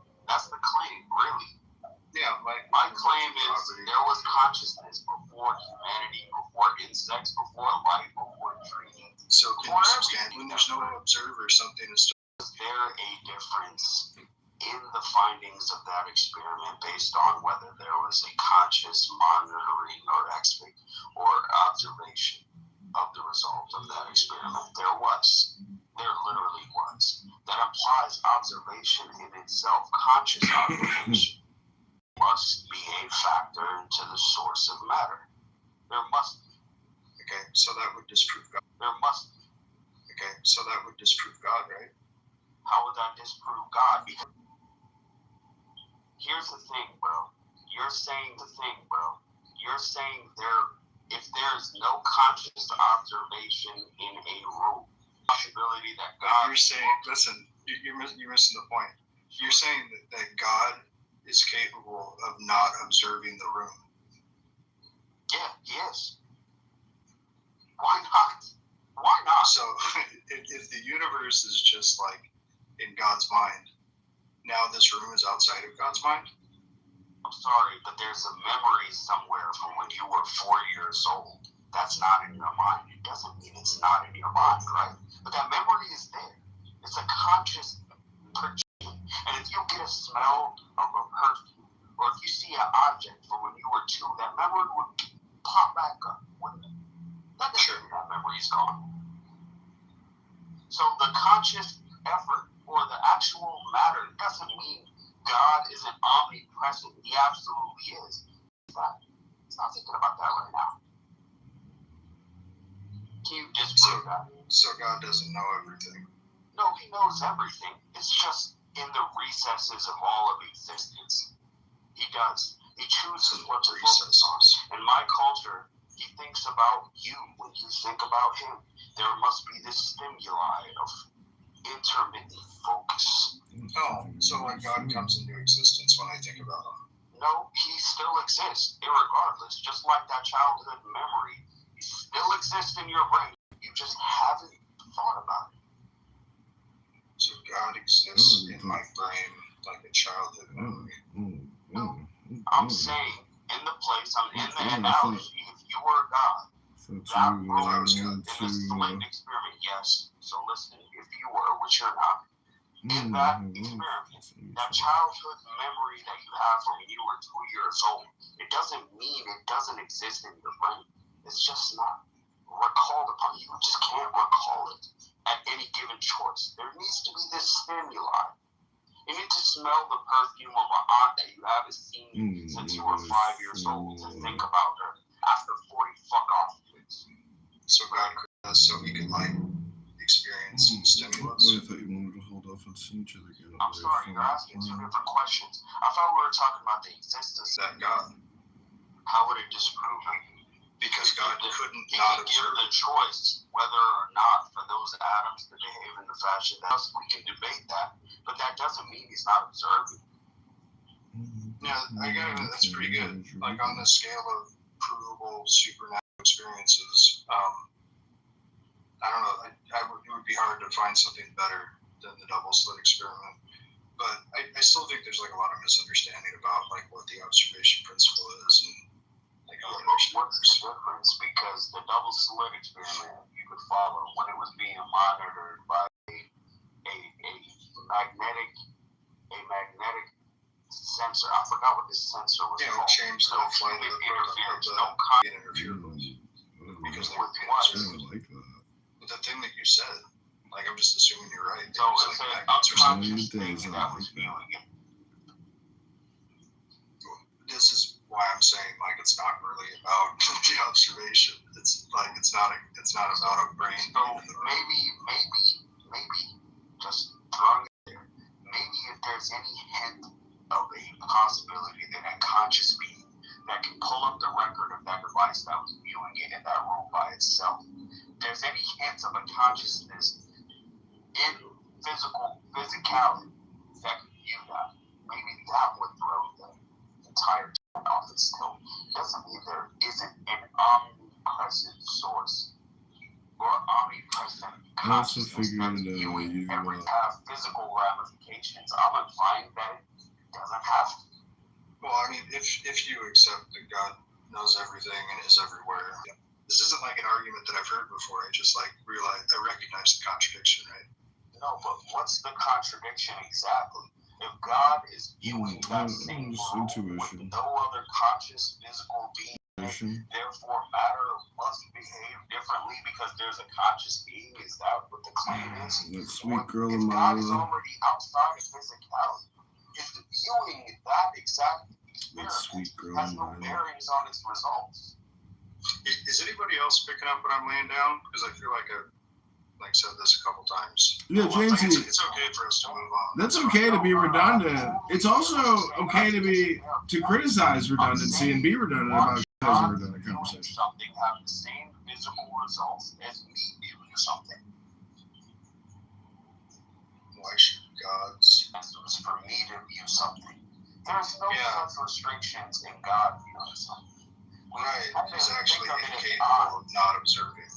He has a complete and holistic understanding of all things, which means he's actually not capable of not observing the double split experiment. Of course. So why would it have the same physical results as whether I was viewing the double split experiment?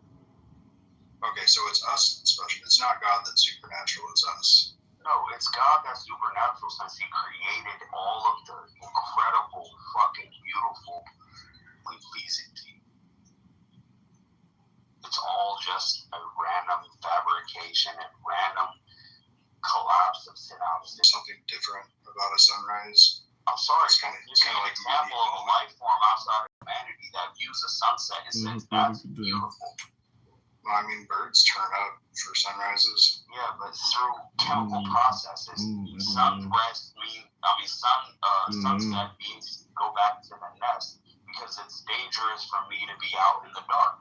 It's not just instinct. We're sentient beings. So what allows us respond to sunrise and sunset? That's correct. Appreciate its beauty. What allows us to create art? There's no example of any other being in the universe other than human beings who say, there's lots of animals that create beautiful things. I mean, just like, why do you think peacocks get laid when they have bigger feathers? Because they can get laid. There's a physiological reason. They can get laid. You know, like a lot the of joy animals of the law. To fuck. Beautiful patterns and stuff. Yeah, but to fuck. We do it beyond just to fuck. Why? And therefore God?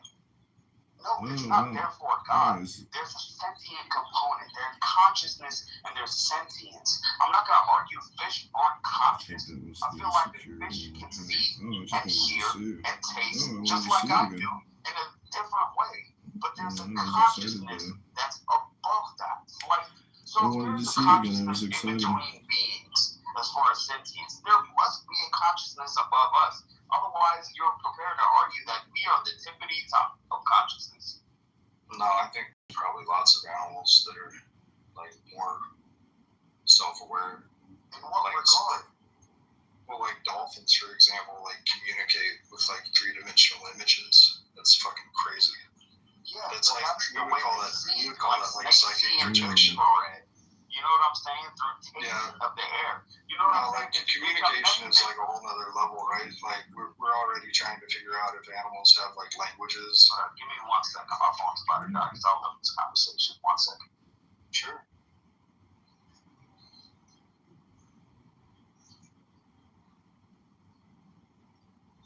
I don't know if I buy it, but there was a recent publication about us like decoding the first whale sentence, which is kind of crazy. There's a lot of stuff with whales and dolphins that kind of blows my mind when it comes to sapiens. Like whales will defend other whales of like different species, even species they can't like interbreed with. They'll like fuck with orcas just for the hell of it. I think it's humpbacks are like notorious for like protecting other whales from orcas. Like why? Joy of the world is strength.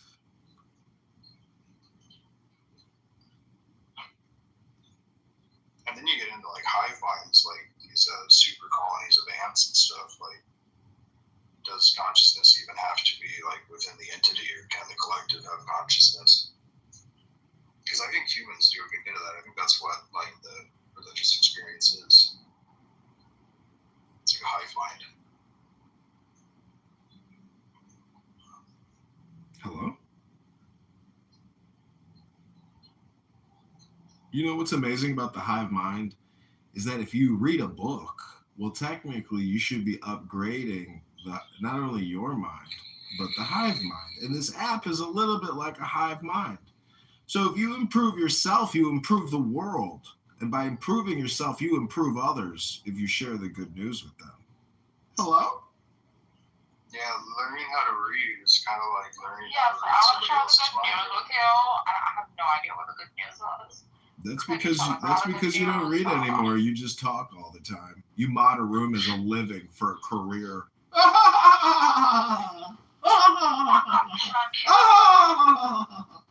Whoever thought a career choice would be a green bean in a clubhouse room? You gotta have faith.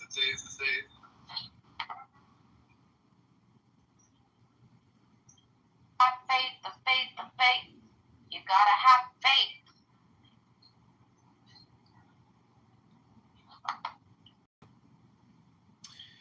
I normally get annoyed when you do that shit, but it's kind of fun to do over, trying to get over. Hello. It's me. Is it me you're looking for? Is someone feeling lonely? Is someone This girl that I was text messaging, I wrote, "Oh boy, I thought you wanted to hold off on seeing each other again or a formal plan. 9 days to be specific." Counting the days, I like that. I also figured you weren't interested in seeing me again. Who is the man and who is the woman here? But 9 days is too much. What makes you say that? Intuition. That sweet girl, Amila. I haven't spoken to her. Well, I hope you have a good day. Well, I hope you had a good day. I think that was your insecurity in your head. I wrote, I don't know. I think our personal politics would be what turns me off. I said, everyone has politics. Everyone has the law. The joy of the law is strength. She wrote, and I don't like the last minute come through texts with no effort. That just says you want to just have sex. Very low effort. I wrote, the joy of the world is strength. She wrote, it's insulting. I wrote, I think that was your insecurity in your head. I wanted to see you again. I was excited. I also only suggested we get together because you were at your parents' and was close by. Then she wrote, so why'd you wait a whole week to say something? I got to tell you, the Muhammad on the donkey comment I found not nice at all. But wasn't Muhammad on the donkey? Was I not right about that or something? Anyways. Yeah, I just don't think dating a hardcore Muslima is going to work out because she's probably right. We will have some conflict when I tell her that I'm revoking the charter of Medina. And unfortunately, Muhammad was an MLM marketer with a homicidal tint. Hello? Join us or die. Give us your money or die. Shit, I'm back now. My bad. Sorry about that, folks. I'm sorry to cut you off. Yada the evolution is here. It's fine. No, it's fine. Please. Just, cut him over. Can anyone call Kalev here for this hereditary? Oh my God, Phoenix, is that you? Yay. What a cute picture. It is called the INFJ scare. Oh my God. Do you know who Yafur is? I'm an ENFJ.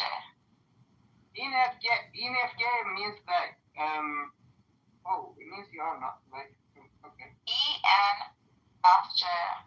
What is IN? Introvert? Yeah. I'm an extrovert. NFJ. Yeah, so you are about feelings, I'm about emotions and insight.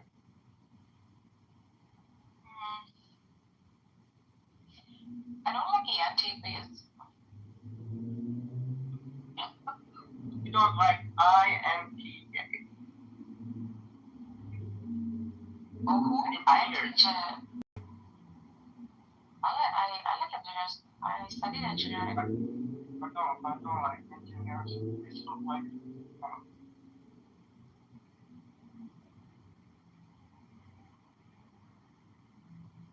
I like tarot readers. Who? The tarot readers. Yeah, I like tarot readers too. Angel is a tarot reader.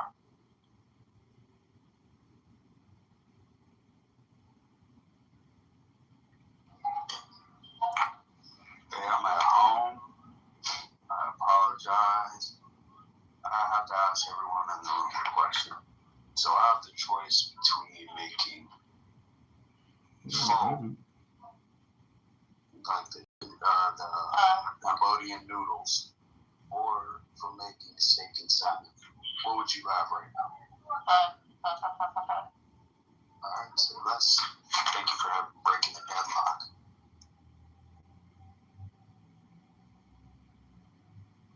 Oh, it's Camaro. Hello, Camaro. Have you met Camaro Market? Just kidding. I don't know. I'm speaking for everybody. I met him. I think I'm friends with him. Hey, I hope this room is open after I'm done, but I'm going to start cooking. You guys take care. Thank you for indulging. Okay? I appreciate you guys. Take care. Enjoy your trip. Nargis, I'm still in love with you. You're going to be my wife one day. Oh my gosh. How dare you, sir? This European wax beauty is all mine. She's coming to Chicago this summer. We're renting a yacht, and we're going to make love in the sun. How dare you, yacht? How dare he? How dare he? Well, that can't stop a little summer soiree, can it? A little love never hurts somebody addicted to Clubhouse.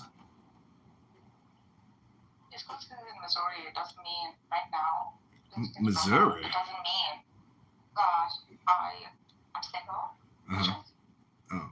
All right. Well, then, ex-nay on the boat lovemaking with your European beautiful wax. Bodied to the top, to the bottom, Rabbona Shalom. I'm just saying that if you are a Persian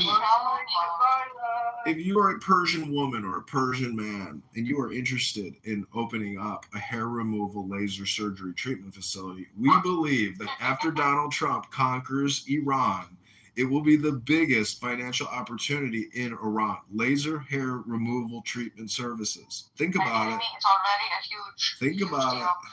Plastic surgery and rhinoplasty are number one in Iran. So I know, and we're going to subsidize that through Medicare, Medicaid, and it's going to become the biggest business. In fact, all the diaspora, the entire Iranian diaspora, is going to be provided free rhinoplasty. Why do you think it's not? Why is this guy giving me Epstein vibes? He is Epstein himself. It's because you're projecting, Phoenix. You're just a gay Muslim bookseller. Stop projecting onto me your pedophilic homosexual attitude, Phoenix. Tamario, welcome to the stage. Two minds enter. So let's talk about duality versus non-duality, egoism versus altruism. Is it subjective or objective? Is it an objective subjective? What's really going on here? Is this a synthesis? Is this the Trinity? Hello? First of all, altruism does not exist. Look at Phoenix puking. Spraying. Can't take the terminology. It's too complex. It's very difficult to actually describe non-duality versus duality. Can anybody here do it? I have found it challenging. Hello? In Phoenix, is an outdoors. And can someone help him? Because I don't think that he stays around. Ding, ding, ding, projection alert, projection alert, ding, ding, ding, ding, ding, projection alert, ad hominem projection alert system, ad hominem projection alert system. This is your ad hominem projection alert system. Remain calm. And for the next 10 seconds, a siren will go off confirming the ad hominem projection you've just heard. White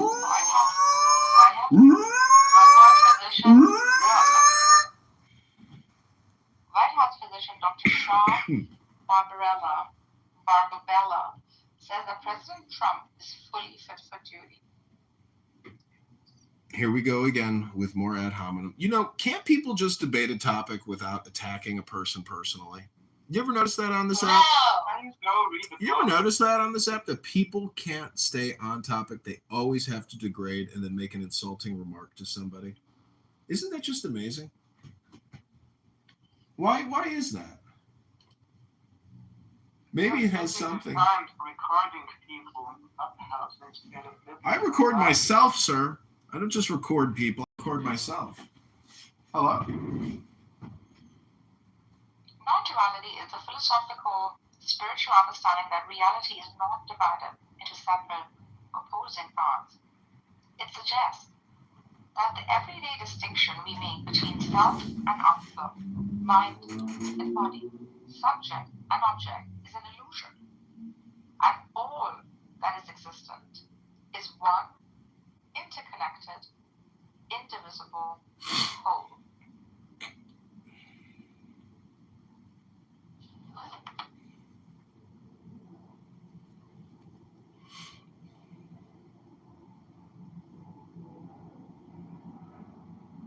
We are the world.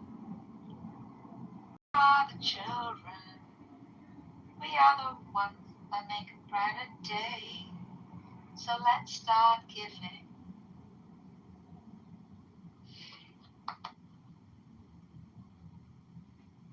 Hi, Cora. Arrow, Hi, Necro. That's not Cora. Where's Cora? Oh, it's It's Megatron. Okay. Oh. Nice picture of Cora. It's beautiful.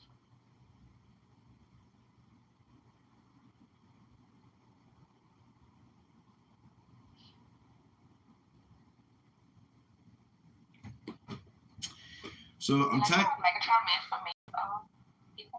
I'm texting this Muslim girl, and I wrote, because she's very upset that I made a joke about Muhammad and the donkey, so I'm trying to correct it. And it's called The Night Journey. Isra and Miraj. That's the name for mirage.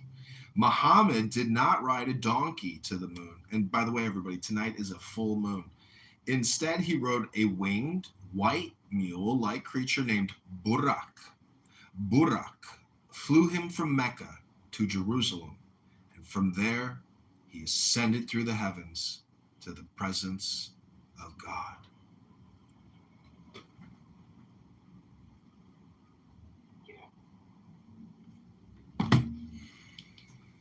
It's kind of nice. It's like, More like an astral projection. you got like Elon Musk, who's like actually trying to fly to the moon, and then you got like a guy high on like peyote in the desert, and he's like, what'd you guys do this weekend? And they're like, what'd you do, Muhammad? And he's like, oh, I flew to the moon on Burak. They're like, what'd you do?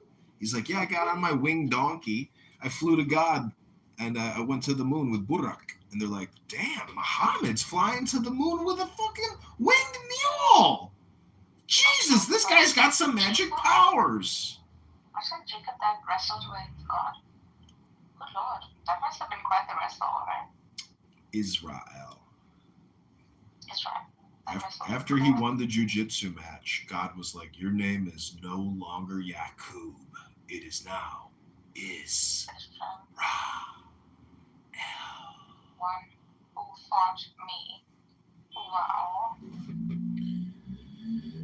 Phoenix actually accurately described me one day. I was laughing because he's like, this guy's like Loki. He's a trickster. John Kitover is a trickster. And I was like, you know, it's kind of true, because the magician the Hermit, etc., the Fool.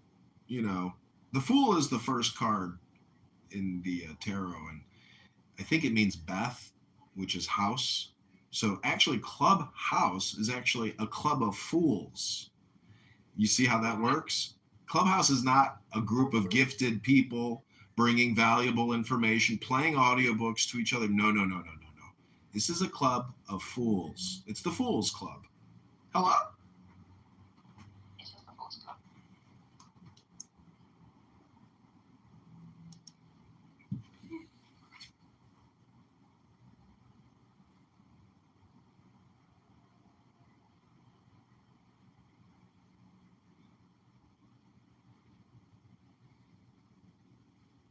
Do you think people are adding people much faster on Clubhouse now than before? It is a good thing. Yeah, it is a dating app. You think so? Bro, whoever freaking dated on this app, whoever made any freaking business endeavor on this app has failed. It's one of those worst apps to So some people take the relationship very seriously. It's not just a passing by. Because Clubhouse allows for conversations that doesn't happen in real life.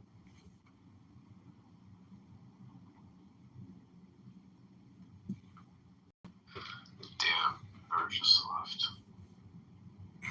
See, Necro, what are you doing for your love life? Because if Narja's is your love life, like, you need to work more on it. Because as she just said, she's dating a guy in Missouri, and though she's probably the most entertaining and delightful woman on the app, what about in the real world? I don't date chicks on Clubhouse. I mean, I'm more likely to date, old women on Facebook. So. Oh, Facebook date. You're like a little lover boy for older ladies. I get it. That's cool. Not necessarily, but I mean. Facebook dating is good. Yeah. Really? You think so? Yeah. For women, any dating app is good. I mean, for a woman, it's just like 100,000 matches. It never stops. Yeah. For a hot woman, even probably for a fat, ugly woman. See, what I don't like is people use those dating apps, and some people want to talk to you as if like they haven't discovered Clubhouse, and they want you to be their dopamine, and that gets very annoying. Have you noticed that? Hello? Don't get, like it says, don't get hypnotized by an external rhythm, right?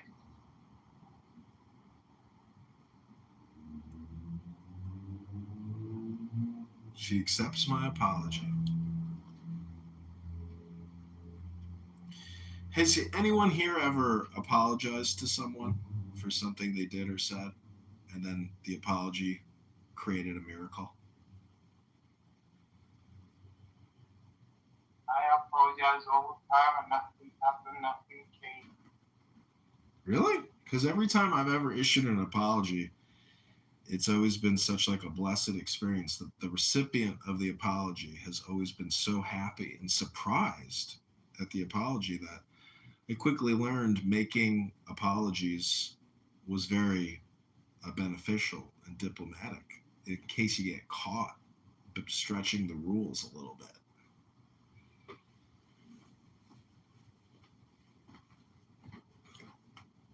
I was in Benjamin room, and then I was talking, and he was not talking, but then I left the room, came back to listen to the replays, and I met him after I left saying sorry.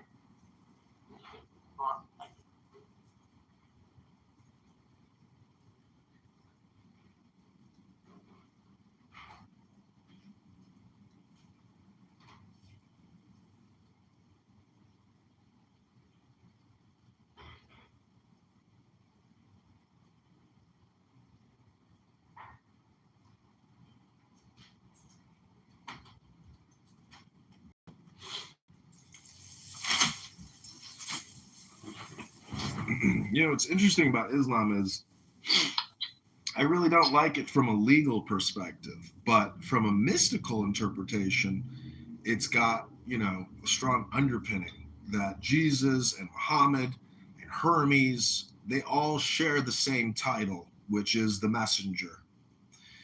And communication technology is really at the center of messaging. And Muhammad's revolution, which is still in place today, is actually a revolution of communication technology. He is the messenger. Any being who desired worship, who was worthy of worship, would not demand to be worshipped.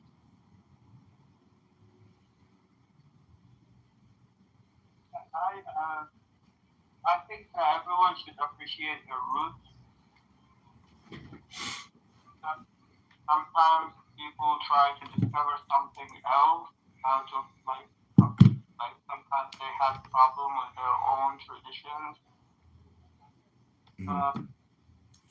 So there are a lot of people from Christian background, Jewish background, rejecting their own background and going to India, for example. There's a lot of Muslims that go to atheism. So it's like, I don't want to be like my family is or something like that. And the demonization of people based on their religion makes them hate themselves and then go to discover something else or trying to fit into another narrative. The same thing with Hindus, the same thing with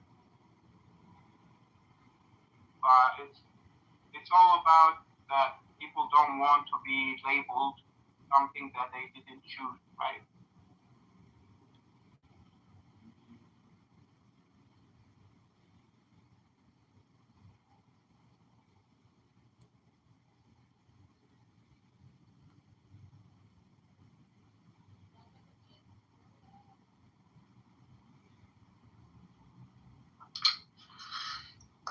Yeah, Tucker thinks that Islam is simply about submission to God.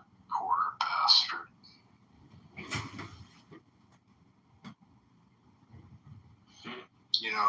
To Majid's point, I remember as a kid watching Braveheart, and there's that scene where he says, never in my whole life have I sworn fealty to that king. And it had me thinking about how, I was reciting the pledge before I even knew the definitions of the words. And it did kind of cheapen my my sense of nationalism or patriotism or whatever, knowing that I only feel this way because I've been programmed to, Yeah,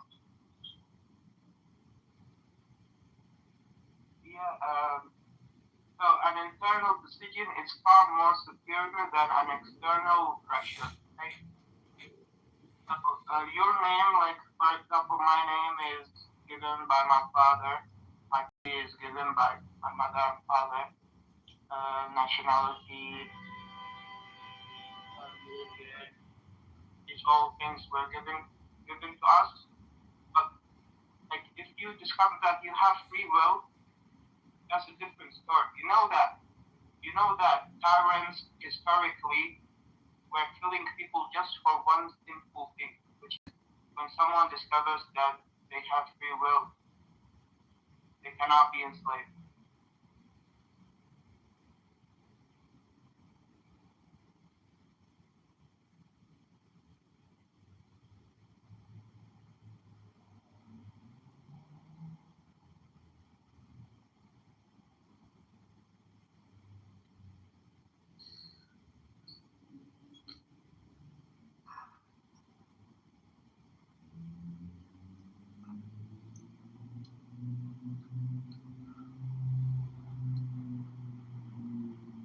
Well, I think, if Muhammad is the messenger and Jesus is the Messiah or the messenger as well, it's all information for the user to pick up and study, to read, to implement into their own personal life.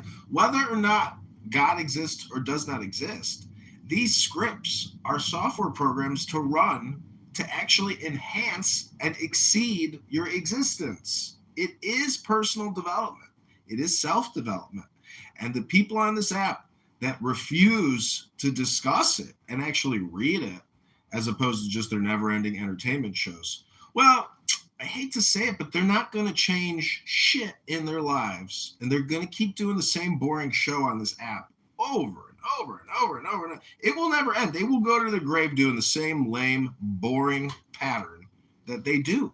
There's nothing new or exciting about their show. It is the same stale, boring show week after week after week. And it's really just like becoming a geriatric show of like senior citizens saying, "Ah, these kids today, get off of my lawn!" That's basically the show. No deep analysis of symbols, secret interpretations, correlations and correspondence. No real knowledge. No real information transferred on this app. It's just entertainment. Hello? Hello. I mean, I've learned things on this app. Well, the thing is, you may have learned some things, but in terms of like, if I were to give you a PDF with a lot of information or a book, what you learned doesn't even compare to that information transfer, because a conversation is very slow information transfer. And thus, when you read a book or a pamphlet or some type of an instruction manual, there's just a lot more knowledge that you gain from that direct engagement versus passively listening or even engaging in these online stupid political debates. Because if you're really interested in theology, well, you would go on eBay or Amazon and buy books about theology or philosophy. And you would study those books. I do look up the stuff that people tell me, and people should read books. Yeah, they should, right? I've read, And people suggest books on here too. I've read Ramdas, Be Here Now by Ramdas. Now Be Here Now by Ramdas, but the thing I feel like it is a little bit selfish. Yes. Reading books is pretty much my diet. I am Rand. So I listen to him on YouTube. What are you talking about? You know Paris McKenna? No, he said there's no books. Ezra.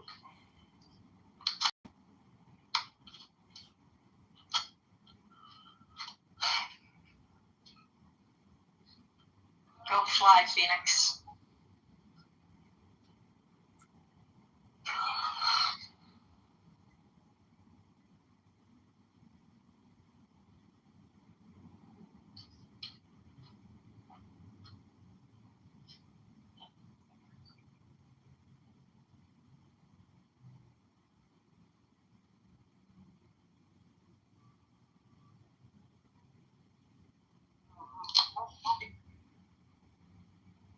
It's called Alien Dream Time. Wait.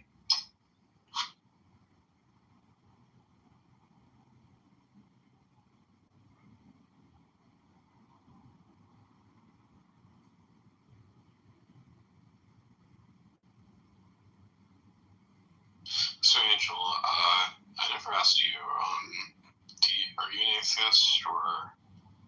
No, I'm a Muslim, I thought. Oh, okay.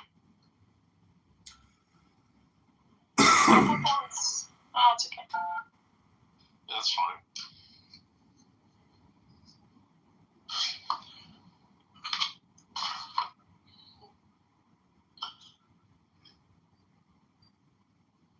But the Muslims on this app don't accept me, so that is what it is. Yeah, that's fair enough. Really? Yeah. These are the red pills. The red pills. Yeah. Yeah, that's kind of one of the reasons why, like, to me, like, one of my things that a lot of people assume I'm on the left, but when I'm talking about Islam, a lot of people assume that I'm on the right.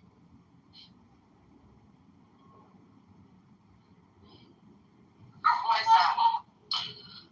just because I do take a lot of, a lot of issues with the religion of Islam, but I have nothing against anybody who is Muslim. I mean, I have applied the same issues with Islam as I do with Christianity as well. So the issues I have politically with, at least, is so much that the left doesn't seem to have as much of an issue with, or that they'll embrace, say that the hijab is the source of women's pride. It's like, so the women in Tehran who have had acid thrown in their faces for not covering their head, I mean, but that's women's empowerment. Yeah, that's so I know this scenario. It's called honor killing. Honor killing is not religious. Honor killing is tribal. So if a woman from a certain tribe is having a relationship with a man from another tribe. So the same scenario with like Aladdin, he came from the window, he can come from the door, and there is a family and stuff. So this is like very separate thing because they have problems with their families. This is the same. So they will have honor killing.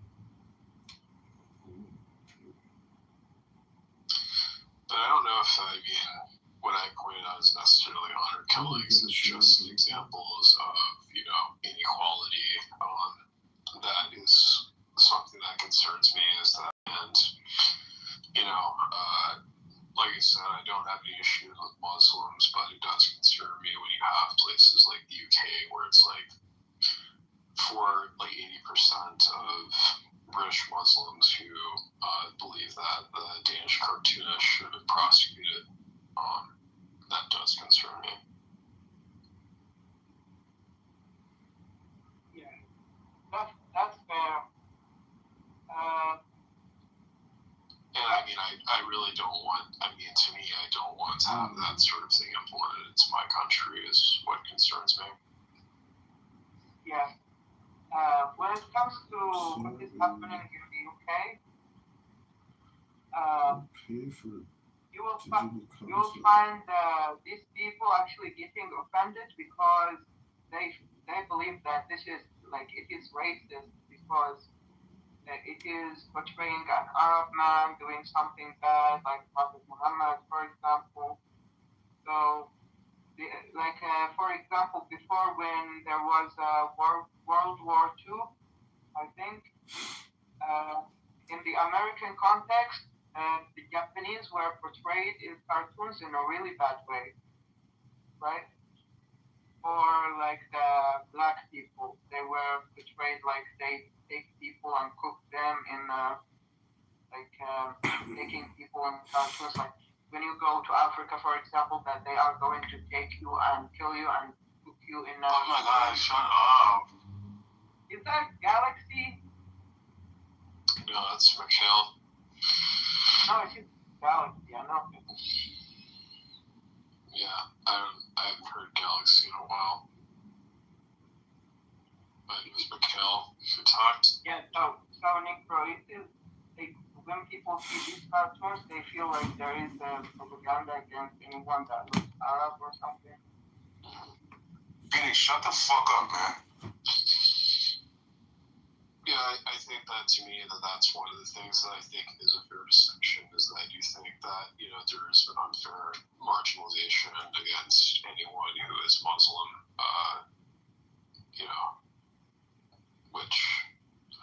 but on the other hand, it's like the suggestion that there's the concern about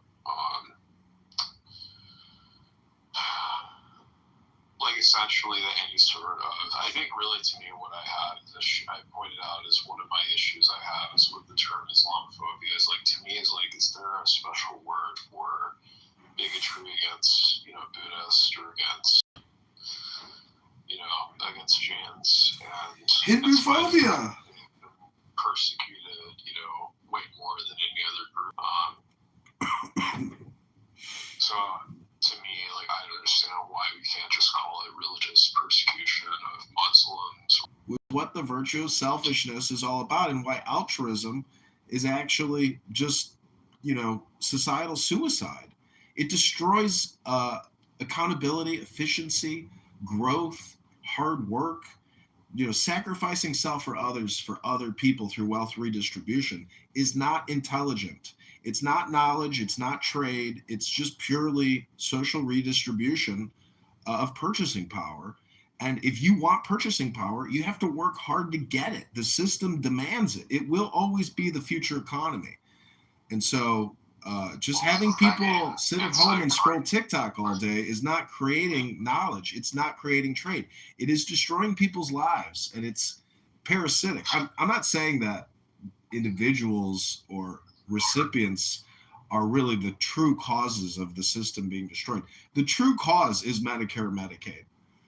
That is the true cause. The medical industrial complex is so overfunded and so cyclical and so quarterly in terms of budget, and we don't have like a pay-as-you-go or first in, first out type of finance. It's just the same fucking amount of money every year for the same stupid outcome. And unfortunately, the outcomes of the health industrial complex are just not what they say it is. Chemo kills you. Everybody dies on it, and it's a $60 billion a year industry. Hello?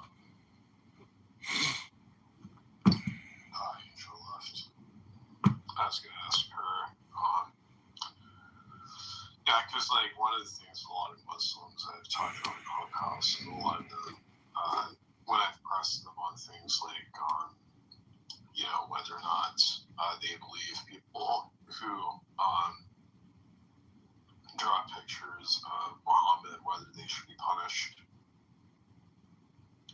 and they have said implicitly that they sometimes just outright say that they do, but it's that they do think that is the case. So,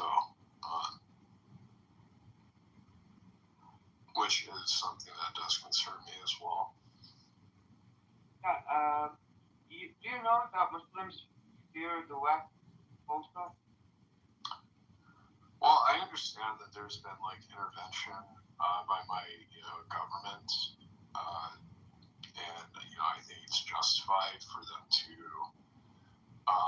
be angry at us for intervention. But I think really it's like it's not anger. It's actually fear. Okay. Well, yeah. I mean, whatever it is, aggression, fear. I think that there's definitely justification on that side of the thing. I mean, so. I'm not going to go off about whether or not, these people. Yeah, I mean, I definitely understand plenty of countries hate us. So, no, not hate. Fear. Well, either way, they have negative views of our country, and I'd say probably rightly so because of our intervention. So. Come and take the resources and have to go back and live in the beach, smoking weed and stuff. That's what Muslims believe. And they are fearful of the West. It's not hateful, it is fearful. It's like they are going to invade us. That kind of mentality. The same thing is in the West. Muslims are going to invade us. So everyone is fearful of the other. It's not everyone is angry at the other.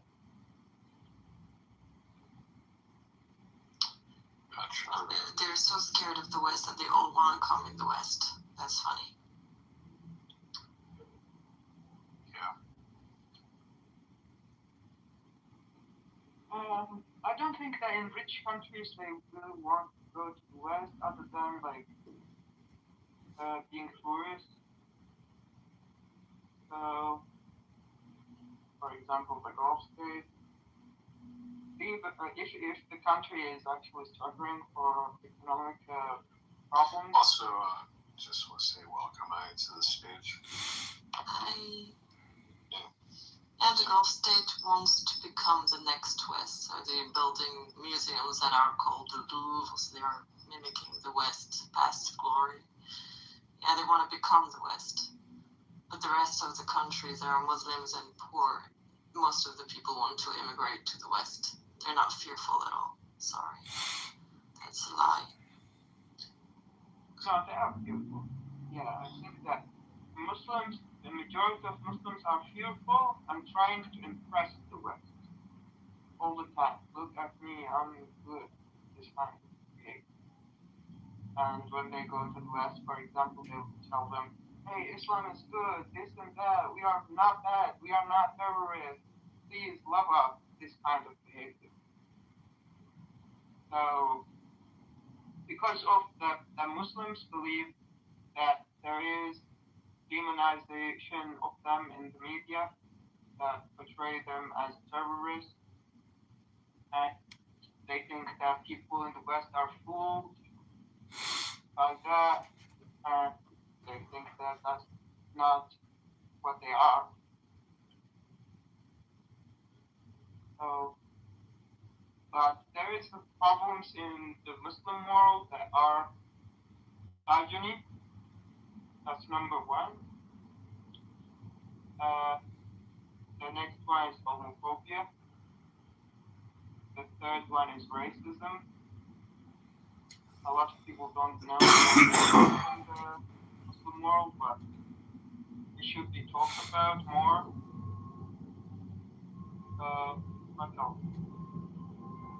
So it is very similar to the West, but the West, Muslims know the West more than the West know Muslims. Or I will not say Muslims, but I will say there is something in the West that they don't know about the outside world.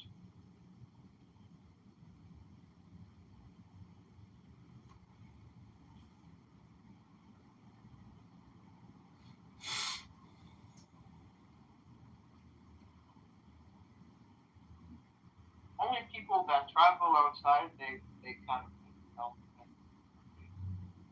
Specifically, and then all of a sudden it's like Zeus comes in and he's like, stop you always fighting. Waterlord is nasty, Dirtload is nasty, but if we put this together, we can have ourselves a little mud wrestling match.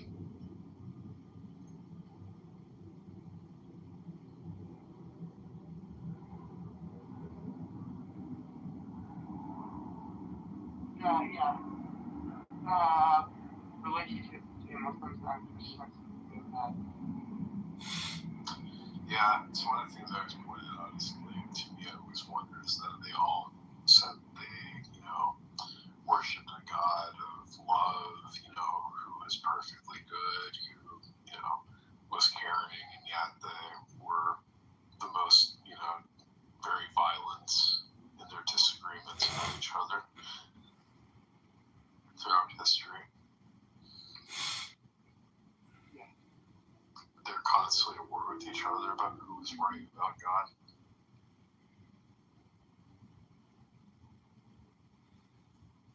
Well, I just think it's like wars between two groups.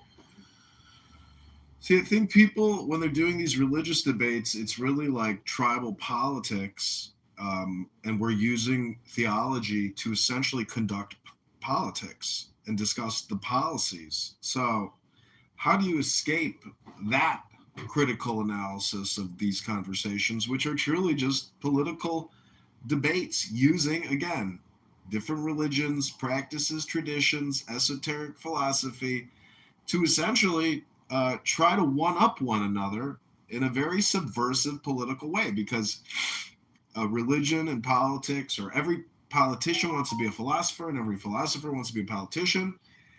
And I just like criticizing and roasting and mocking a lot of people who talk all the time, but they don't actually do anything. Aren't they just the most ineffective, parasitic type of leeches amongst us? The talkers, the do-gooders, the Karens of Clubhouse? But you're a part of that too, though, right? Is that your projection onto me, sir? No, I'm just saying, Joe.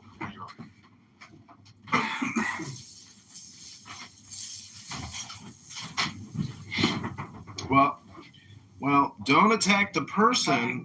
Don't ad hominem project onto people. Just debate the topic. No need to insult people personally.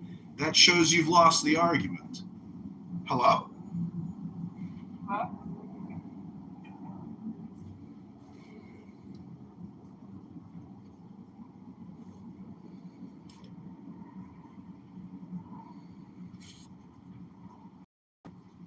But it is very difficult to have a conversation with you.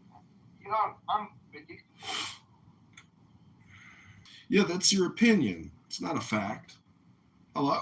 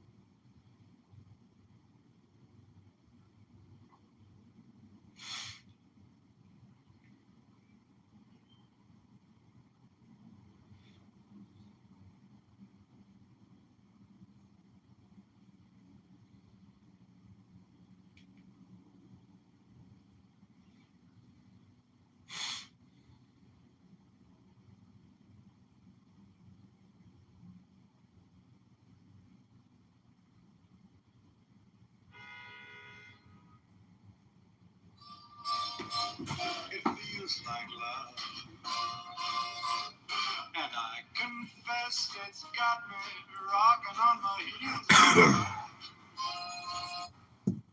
Hello? This is a special Megatron bonus episode. Welcome back to Two Minds Enter. Welcome to the Thunderdome with Tina Turner. The Thunderdome.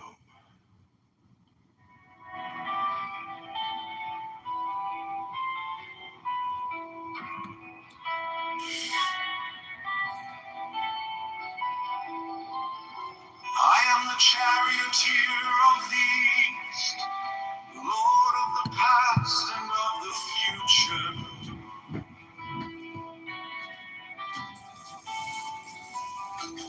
I see by mine own inward light, Lord of resurrection, who cometh forth from the dust, and my birth is from the house of death. Ye true divine voice upon your pedals, who keep watch over the universe. You name who company of near to the house of rest, who pilot the ship of Lord, advancing onwards to the heights of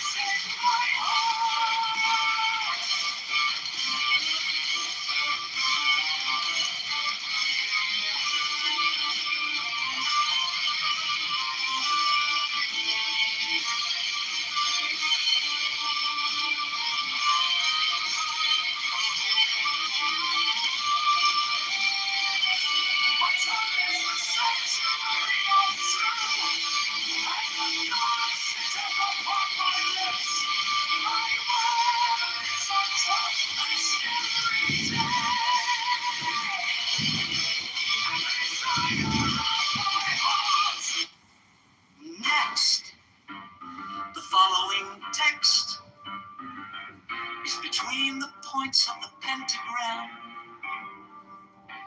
starting at upper right. The words below are arced in a circle.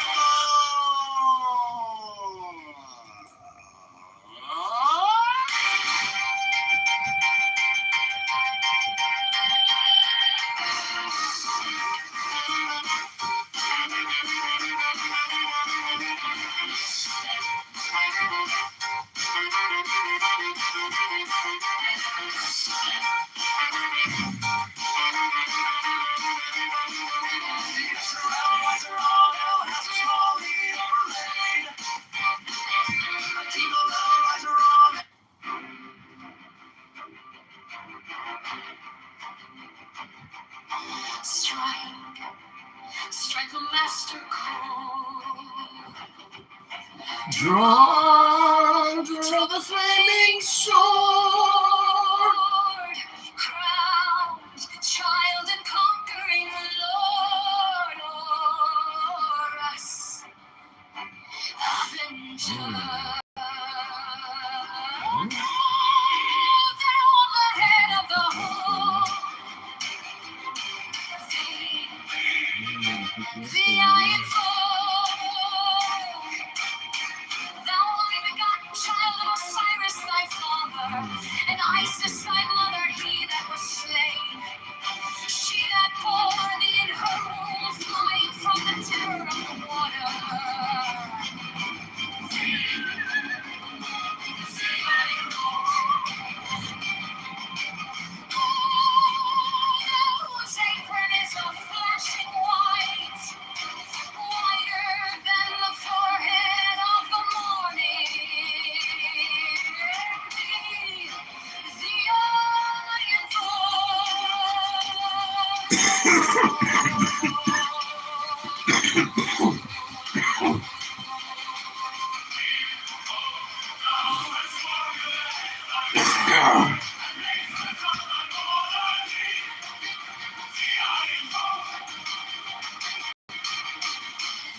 whose garment is of the golden glory, with the azure bars of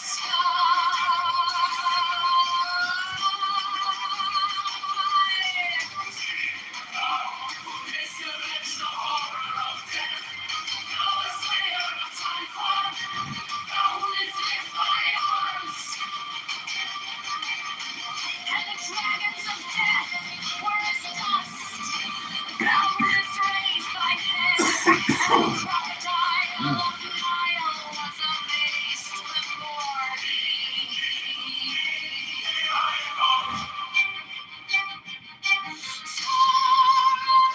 Whose menace hideth the universe with night, the impermeable blue, the iron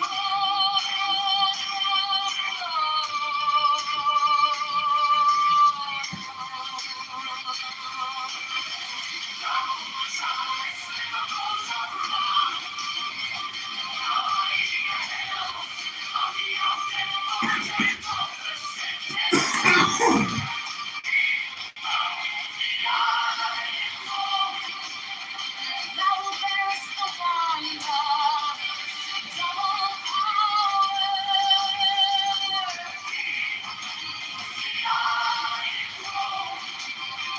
Thou about whose presence is shed the darkness of blue light.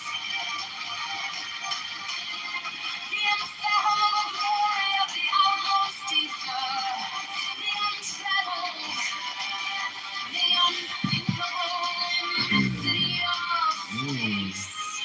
Thou who concentrest all the 30 ethers in one darkling sphere of fire. The iron folk.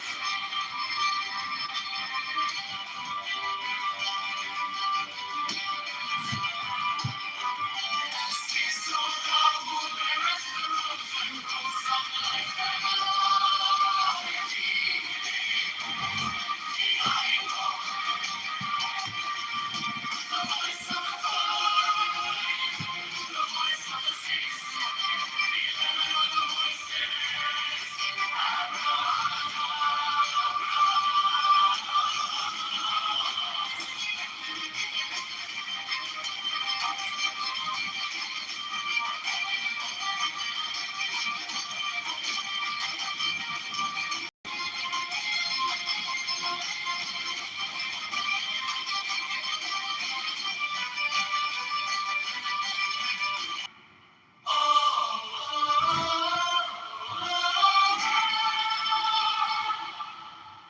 Strike, chorus, Avenger,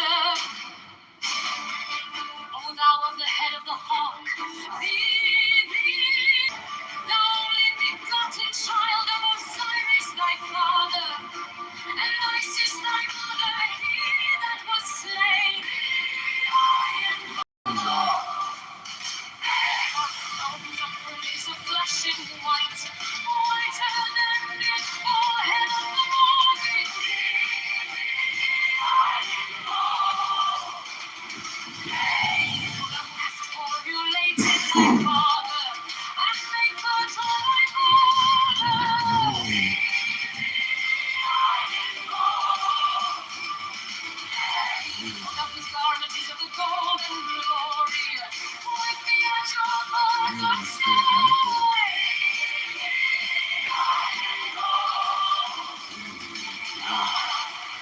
didst avenge the horror of death, thou the slayer of Typhon? Who didst lift thine arms, and the dragons of death were as dust? Who didst raise thine head, and the crocodile of Nile was amazed before thee?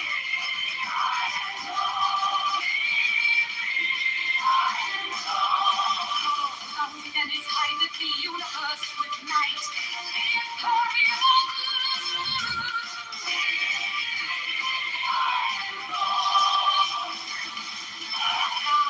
Travelest in the boat of Ra, abiding in the hell of the after, golden of the death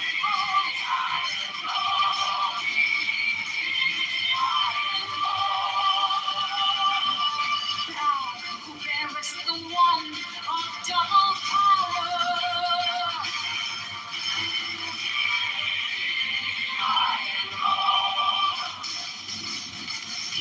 Thou about whose presence is shed the darkness of light, the unfathomable glory of the outmost ether, the untroubled, the unthinkable immensity of space.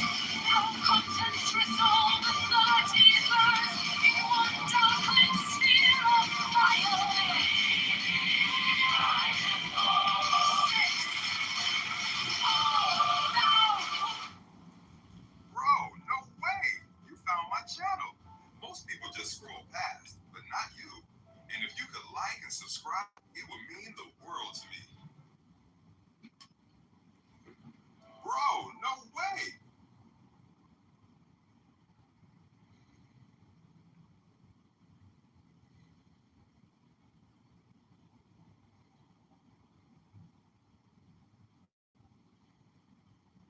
It looks like love. It feels like.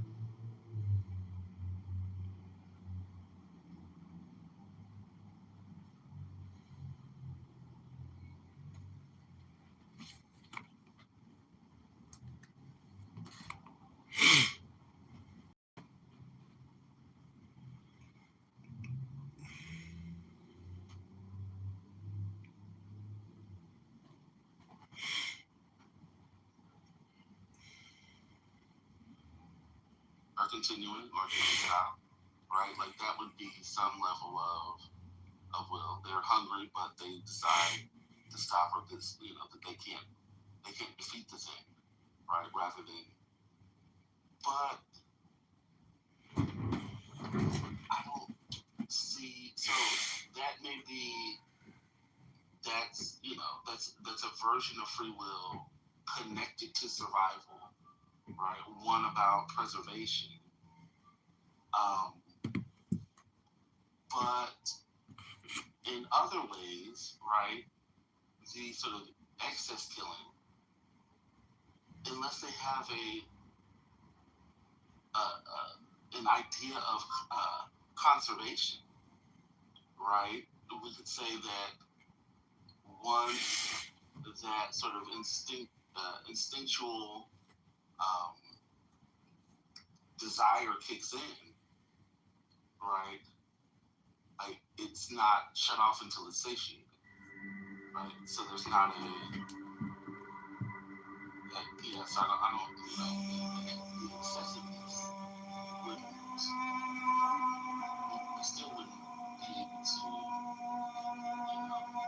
survive, like, whether that's evil. I mean, like an awareness of that.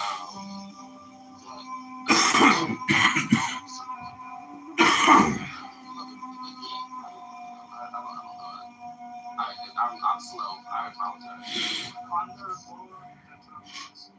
Instinctual side of the gradient, right? But it doesn't discount that some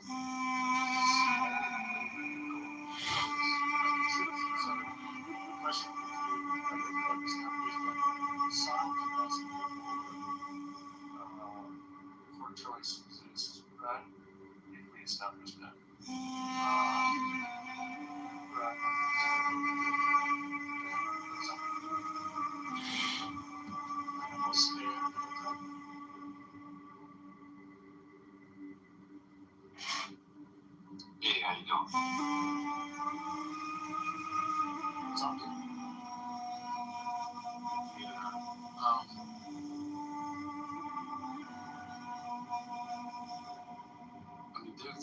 mean, I think for me, choice exists in the sense that it's a no choice exists because, right, speaking of documentaries, right, there's enough, right, we can see them hunt, right, and in the process of hunting and sort of selecting their prey, right, there's a decision or a choice as to who they choose, right, so most of them are hunting for prey, right, they'll just sort of be wild, or just sort of running out and just, going for prey. Well, I'm not saying it's but, oftentimes we see sort of, the lengths that they go to selecting, pouncing, slowly, sort of moving along, right, to sort of track their prey. That's right. They're choosing that, to attack at that moment, right? There's a form of choice. But within that choice, it's still be driven by instinct. I think, yeah, so the question is, under like a strict Kantian framework,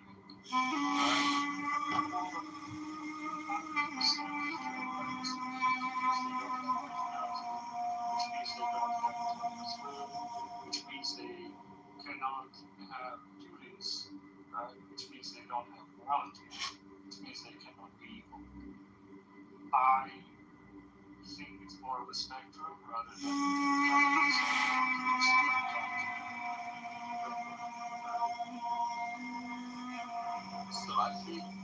so I think that would, right, so there's some animals that create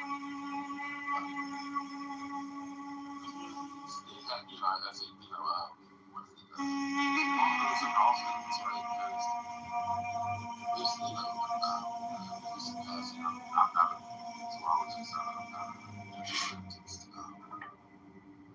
but they have, like norms within their community, right? I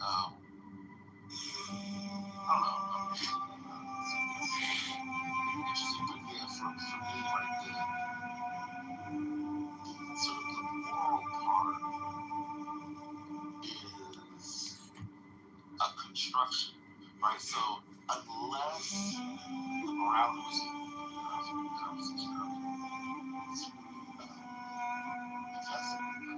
the morality comes from a construction of norms and values. So unless we are, right, talking about sort of morality at the side of the individual, sort of being at the individual, each individual animal. I don't know. How do you? gonna blow up this conversation about AI tools. I fundamentally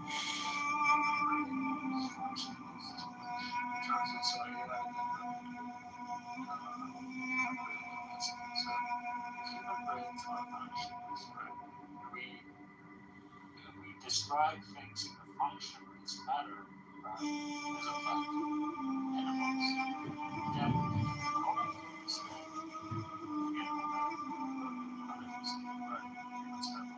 watch breath, right? But norms over to behavior, empathetic behavior, rudimentary sense of retributive like behavior, like dogs and others, elements, separate exist and function as which I think you kind of looked into. And I think a lot of the Kantian framework because it's just anthropocentric and it just humans. And for good reason, right? Because a lot of others, it's not 100% black and white. I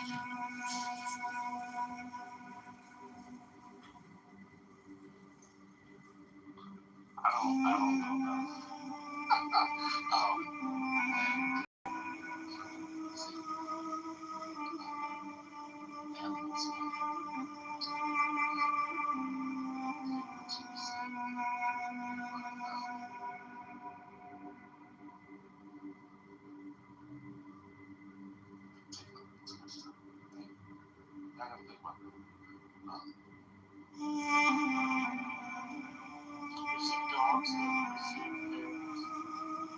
I think dogs and talk about domesticated dogs, right? So I think domesticated dogs have, right, you know, they've been bred in such a way, or, you know, domesticated in such a way that, I guess that, I think they mimic, right? So, how much of what they are doing is instinctual? How much of this is, I mean, you know, they're sort of bred in, you know, they're not bred in the state of nature, right? So, this is my fundamental argument. How much of taking over things is instinctual, and then how much are domesticated because of the society, and how much of the domestication should become well, we've made moral assessments about what we are doing with that, right? So, you know, that's my thing. Like we have decided that certain behaviors and actions are not acceptable given a very given sort of particular standards, right? Certain standards, right? So murder in the sense of, you know, or killing, you know, but confined to these ways, right? To judge, you know, the mental capacity of someone to be outside of what we would associate to be safe, right? And, you know, to itself. Yeah, I'm not one for making a strict delineation among humans. But dogs, right?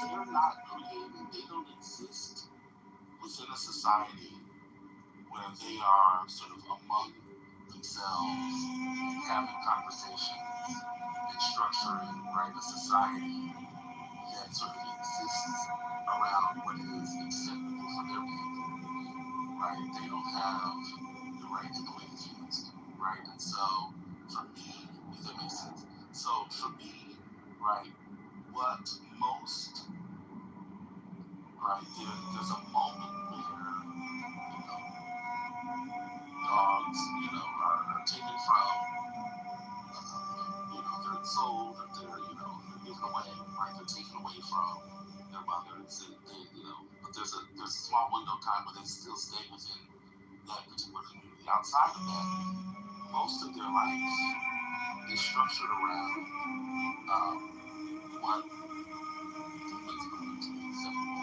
And then when they get around other dogs, even those, you know, interactions are mediated by, you know, training, by, you know, other, you know, leashes and all the right, you know, treats and all these other things come in, right? So, you know, there's, you know, so, you know, I don't, you know, I see the delineation between nature and, you know, and structure to be a little different because of the forms of the access to, or, you know, the range of autonomy, I'll say, that they have is very limited compared to that of human beings. I agree on that. As long as you can see to the range, that's already kind of not the concept. Of course, I'm not saying equal capacity, but as long as there is some range, however meaningful it actually can be more like it's within that. Oh yeah, so I'm not saying that there couldn't possibly, I'm not, or I don't think I'm saying that there could be no capacity for that. I think, at the point to which I believe there is capacity,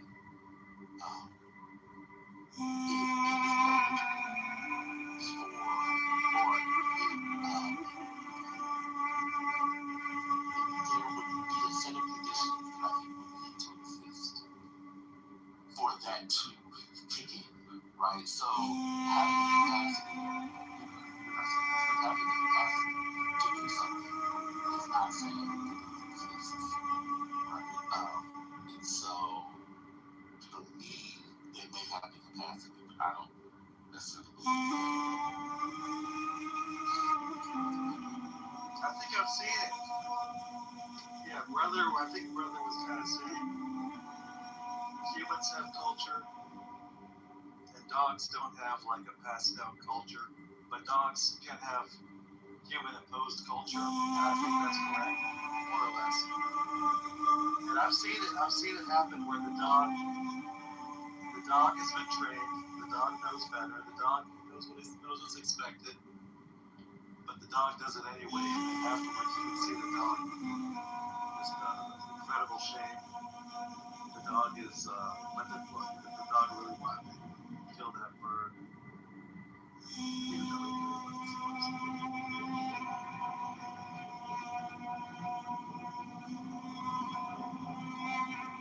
I think we're not so far away. I guess I came around. At first I thought you were walking to liberal, but humans and animals are just a different spectrum. Not really any hard That's okay. I'm gonna be a mammal supremacist for a minute and say I'm fucking out.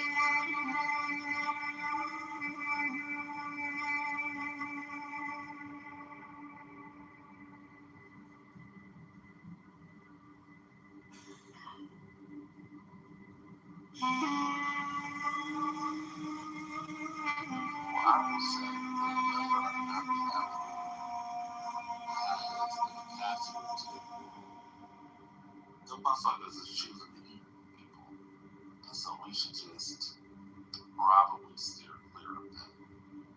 Whether or not they are doing it for fun or at least they're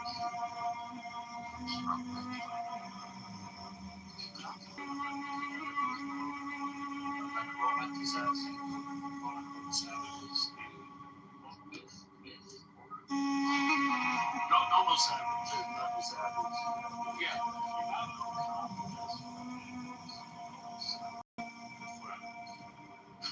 Oh yes. That's fine. It just screams that like absolutely like it doesn't matter.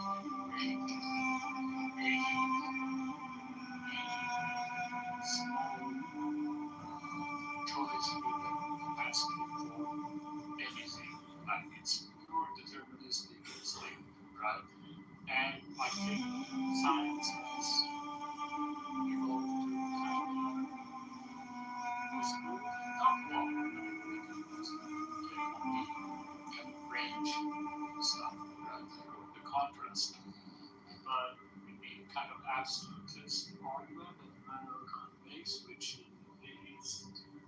is kind of a Cartesian distinction, the purity of nature, all of this stuff, that's what it's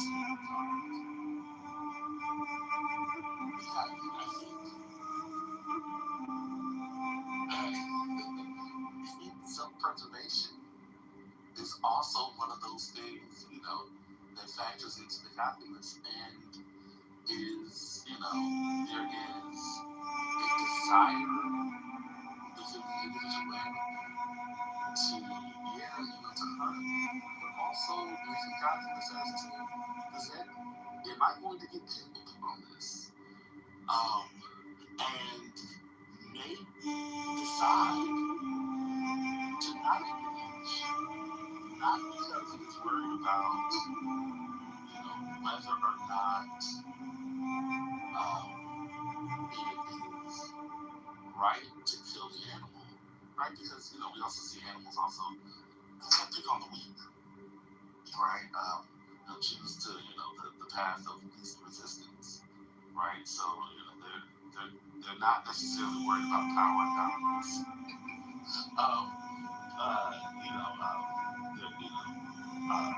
They're not wrestling with that. What to do with the least abused. But, sometimes there may be, the calculus that it is more important for me to live or to back away. I have misjudged this and, make the case if one such. That's also for argument, right? Like that's their life is more important than trying to pursue the ends of life.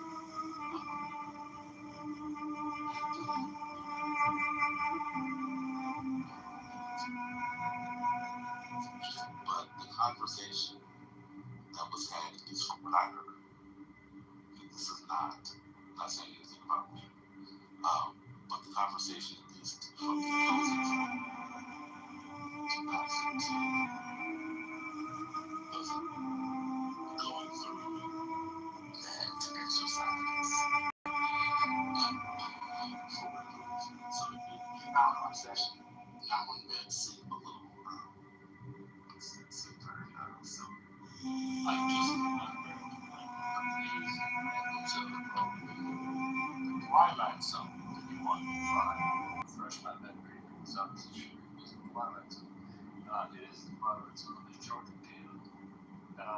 Season 2, episode 6.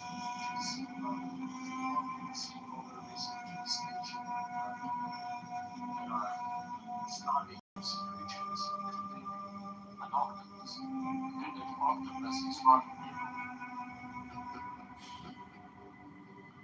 I mean, what was, I don't know how much they shared with you about the conversation with octopus. They definitely there's some shit that's different. But, I could, it's funny because the argument, at least earlier, about the evil alligator was one that I could see someone who is religious make the case for evil, make the case for the evil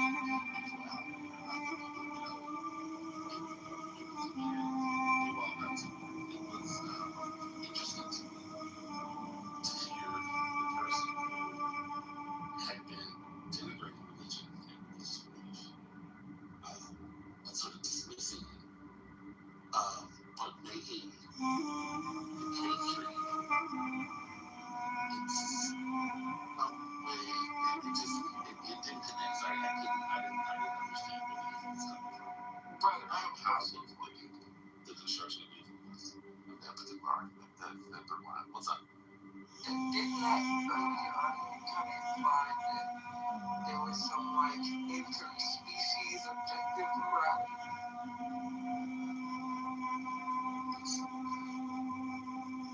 Yes. Yes, that was this is why it's frustrating for me to hear this.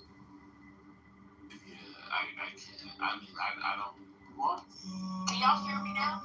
Well, yes. I've been talking this whole time. Y'all didn't hear me. It was the demon. See, before y'all keep going, it was the demon. See, when we was talking, I knew where brother was going. I was gonna say earlier, it was the devil that was in the alligator. That's why the alligator is evil. See, y'all don't want to deal with the spirit and the spiritual realm. Y'all don't want to talk about evil and demonology, the devil and Lucifer. Y'all don't want to talk about that. And That's one of the reasons.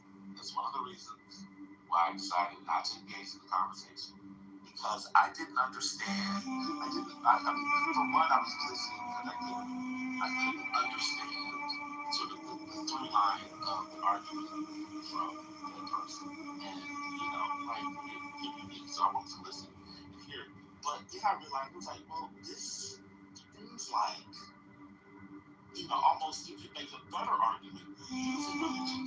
I was going to make this case, but you're not. And because you're not, and it's not, the argument isn't internally consistent, and, there's no sort of, like, there's no, in the course of the conversation, there didn't seem to be sort of a desire to sort of, those types of things. That's why. It's one of the reasons why I asked.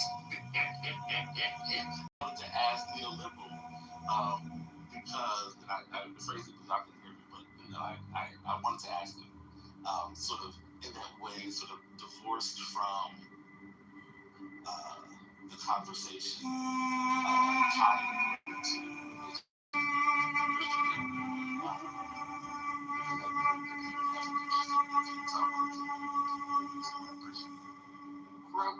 Real quick, neoliberal, the reason I said it would be like some type of intersection, some type of morality, is because it would imply that evil, or the capacity to be evil, was not limited to human beings. That was really what the conversation was surrounding. They were saying there's not a unique quality to humans, as opposed to animals, to have moral judgments.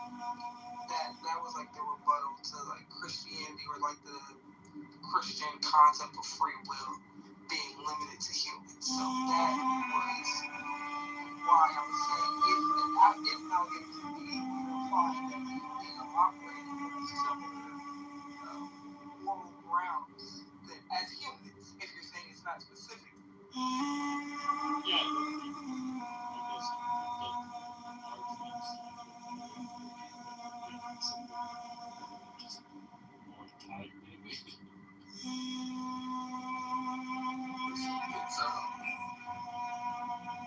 It seems,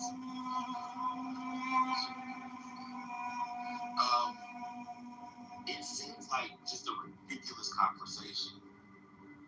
And in some ways, it was, right? 10 hours in a lot of ways. Well, yeah. But I think one of the things that's interesting for me is that conversations like this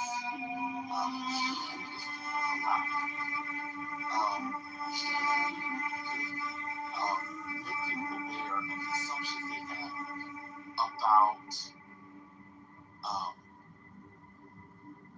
about life, about how people and why people do certain things. Because we have inconsistent beliefs around quote-unquote economics. And that, what does that look like in the real world? That looks like children being charged for murder, right? But not universally, but indiscriminately. Right? Being charged as adults for a particular behavior, right? Because we believe that there are some things so heinous that they preclude the innocence of a child, right? We have this language about the innocence of a child. At the same time, we have language about, she's fast. She's X, Y, Z. They're delinquents, right? They're deviants, the predators, right? These youth, right, who are running the streets of Chicago, mobs, right? Like all of a sudden we have these inconsistent sort of ways of talking about, and we don't actually unpack sort of the inconsistencies of our beliefs. We just sort of trot along on it, right? And so while this conversation about the alligator is completely divorced from the other things, for me, conversations like this are interesting because it's my hope that people begin to investigate, including myself, right? That's what we think is possible to look at. And, because policies, right, they're laws, right? How, like, these are things that are close to, like, we don't individually change them, but we have, right? We get to help shape policy through, through activism, through representation, through voting, right? Who deserves to die, right? Definitely, right? Like, all of these things to me are sort of connected in some way to these basic discussions about life, but we often don't. And that's another reason why I enjoy Clubhouse, because we often don't.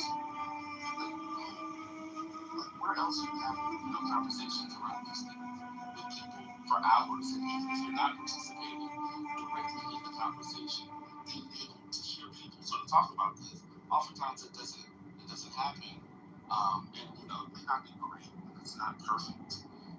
But it is a version of the public square, and I enjoy it. But I had to give it a heck. why?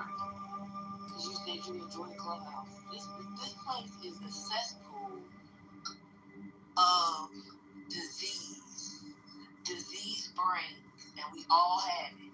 Evil? Maybe it's a possession. People are possessed. They get on here screaming and hollering. Y'all should have heard it today. Yes, but I have never heard people scream and holler that much about being anti-Christian God. Now, just leave it alone. Just in general. After the other day when we heard them screaming about Martin Luther King not being Christian. Oh God. Oh. Again, I'm not saying but you every conversation. No, I didn't say that. I didn't say I enjoy every conversation. I wasn't here for that. I didn't say I enjoy every conversation. I don't enjoy every conversation. I don't. But I'm very clear about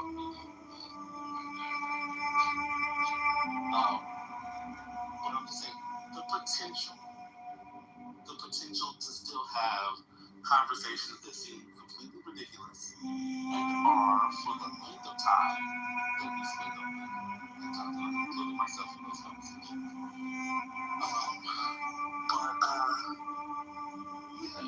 I think people,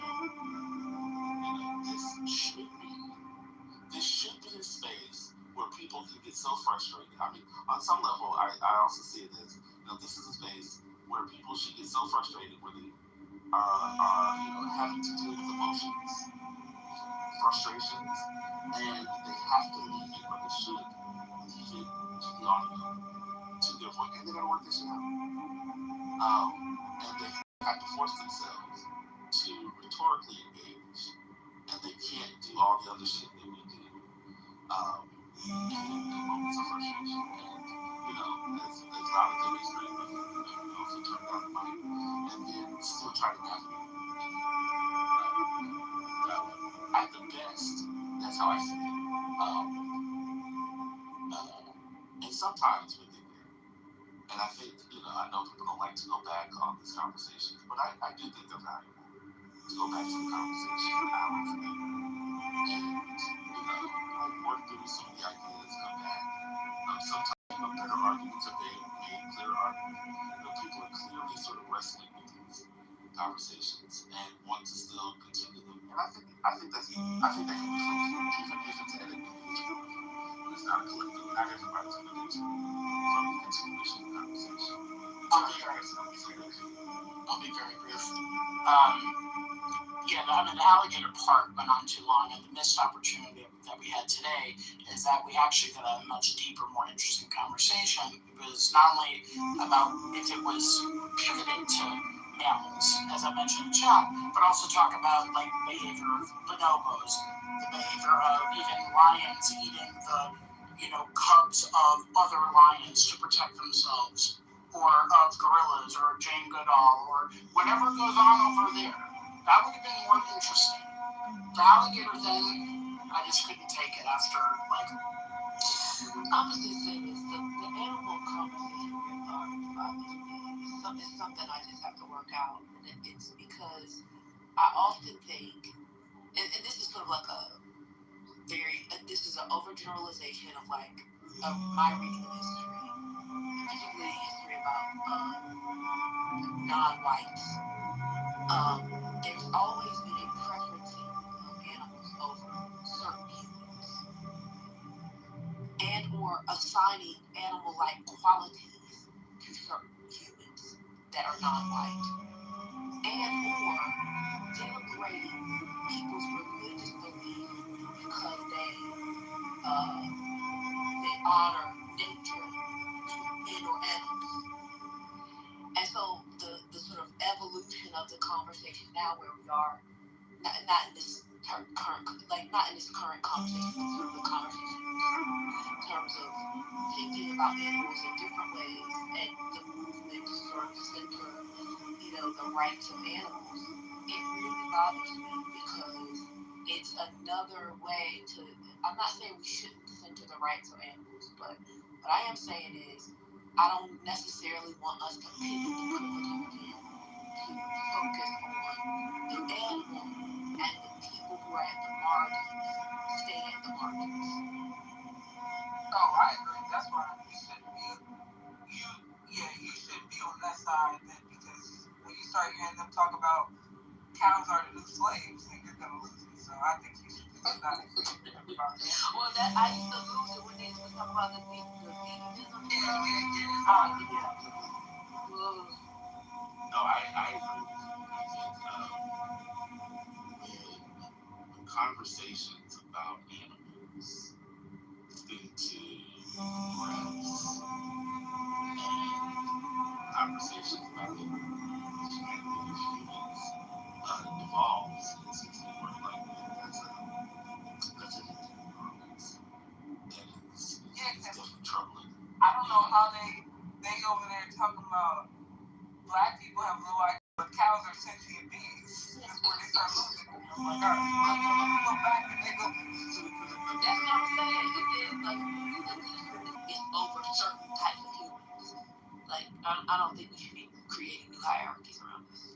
I mean, my position is that we taste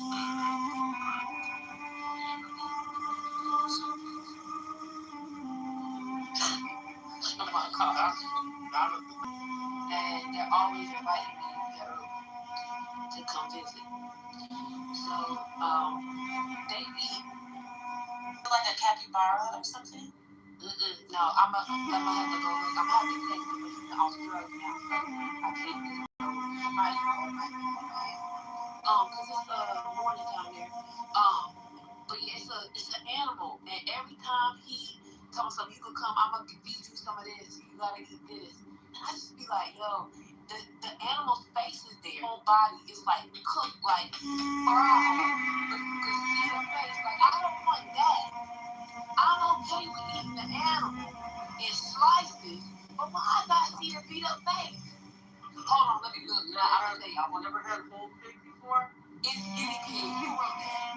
Casper. Yes, it's guinea pig. That's exactly what it is. That's exactly. Y'all go on Instagram and put in Peru guinea pigs and see how they cook that shit. That's what my friend be sending me, and I will not go. I need separation. This is for the faces right here. I can't really eat the whole fish at the restaurant. I can't do it. But if you want to take notes, y'all go to Instagram. They're so cute. I just converted a vegetarian girlfriend to a pescatarian. Oh God, not you converting her. Yeah, I converted. Everybody thought I was gonna go down. So when I converted her, she's like, yeah, go walk, play. But when I converted her, I think it's so weird. So she she can eat and she'll do the lobster and all that. She will not eat a scallop or a clam. I don't know why. It's like the shell is good. You know, because what is she? Are y'all shucking the shells? Yeah, because I eat raw. Like I eat raw. You know, I use slice of scallop. That's because you're forcing it. That's because it's not consent. Right? Consent is baked into the shell. You gotta pry open the shell. You're right. Wait, is she doing the peel and eat shrimp? Like the already done? Okay. But she'll eat the crab really. Yeah, Mama, I just looked at a chick like that. It's horrible. Why would they do that? And literally, I was just with him. Listen, y'all, I was just with him in Chicago, and he was like, "When you come to Puerto Rico, this is what you're gonna eat." And he kept throwing it in my face. I was like, eating the rat. It looked like eating the rat. And they found the rat. Y'all the face. The teeth and everything. I was like, what's the That's why that is Mrs. Fletcher's third grade classroom. Because we do. It's My little cousin got a fucking, my little cousin has a fucking eggs. What's the difference? That is terrible. I wish First Lady was paying attention because if he saw it, I think she would be, no. Well, I'm paying attention, but I'm not clicking. First Lady, please look it up. No, please. Today was the one of the No pay. Guinea pigs running around on my house.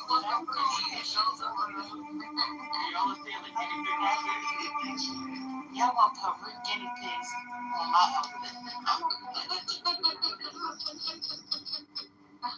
It sounds like it's disturbing y'all, and now y'all want it to disturb me. But It's a sad. no, it's not a positive thing. I think it's not like, the fucked up part about it is since we're talking about it, I bet you it's going to come up on the algorithm. No, the devil is a man. Oh my God. It's like a fried stuff. Oh, no. I think it's fried. Yep, it be fried. They be putting things in it. But apparently, natives don't eat it like that. They eat it normal, like, no face, nothing. Yeah. No. Wait a minute. Hold on. Yeah. That's the Peruvians? The Peruvians, yeah. Okay.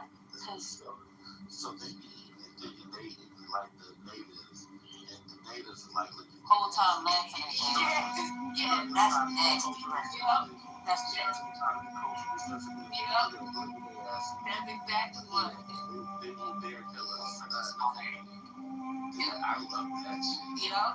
And I said, why would y'all eat it like this? And they were like, you don't eat it like that. I was like, huh? Let me tell you something. And this is what I'm talking about, right? Like, this is assumption. And then, folks are slow. And we go to get all this shit respectful, innocence, right? The noble savage, all this. And I'm here for it.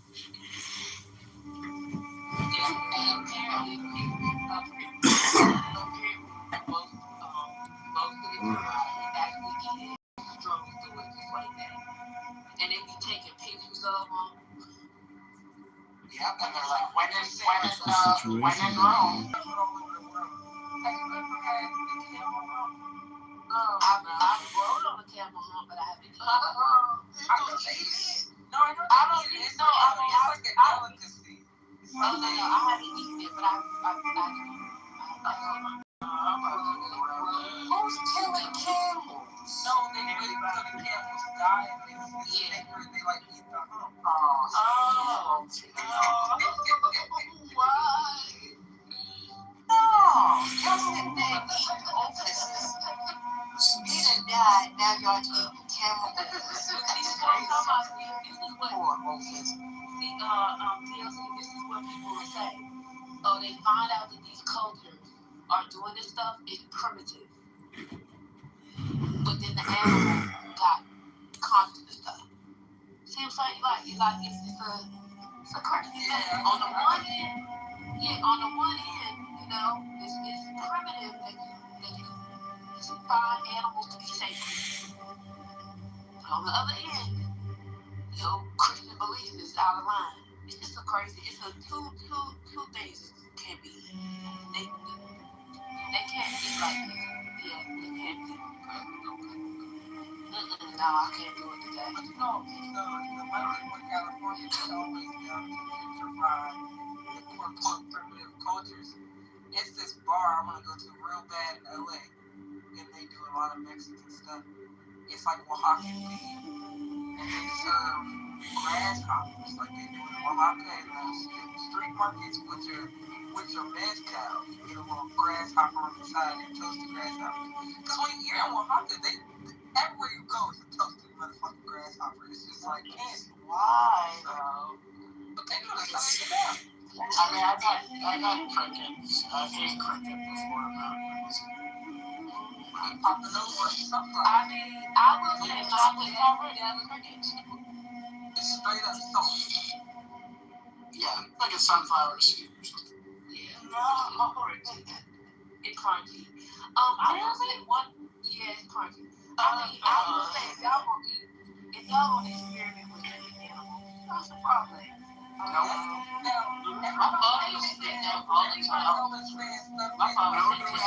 It tastes like pizza. Everybody always says everything tastes like that. The first time I had a frog leg, lemon pepper frog. See? No! See? It was good. It was so like chicken. Yeah, exactly. Let me tell you something. Put some hot sauce on these motherfuckers and you'll be fine. But y'all be eating. So, When y'all go to Nolan's, y'all eat dinner and all that shit. I'm not doing that. I'm not taking it. I'm not doing that. We used to eat cold. We used to, y'all, but that's why y'all be throwing me off. It's actually pretty cool. Like, Papa John. Yeah, we stopped that. My family stopped that shit in the early 1900s. That was the 1990s. You know that's what they did. No, they did. They would eat it until at least the 1970s. I never had corn in my hot and John. It was pork. And that was the that's what they told me. Yeah, that's what those people no, that's what most people they change it and say it's not cool. Ain't nobody in my family eating no motherfucking raccoon. Okay. And it's like Brooklyn, it's some good pork, isn't it? Yup. It's good. It's good pork. But also, more time people eating coon.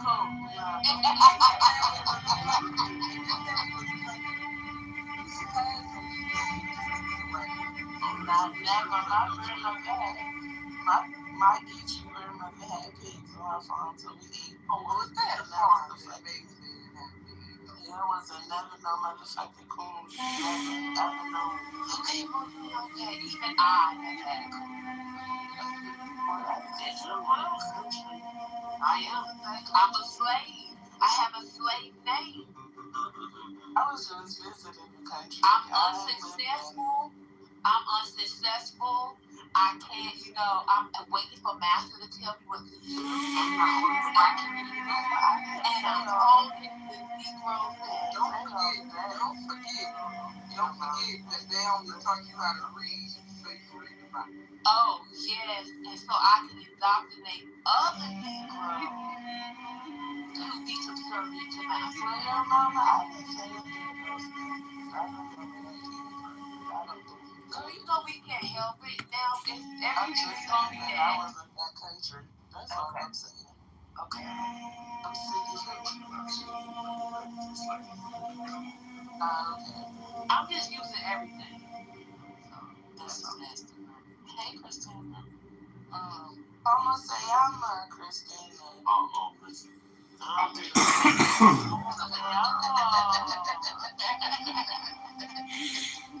hasta Yolo. Brother Messi, are you there? Oh, give me 2 minutes. Okay, thank you. Oh no, Ed said this chat needs to be self-cleansing. These are jokes that keep I'm not my phone anymore. You guys are nuts. like brother, neoliberal say somebody could change their name to evil alligator. Oh no. Gemini said he was gonna do that first.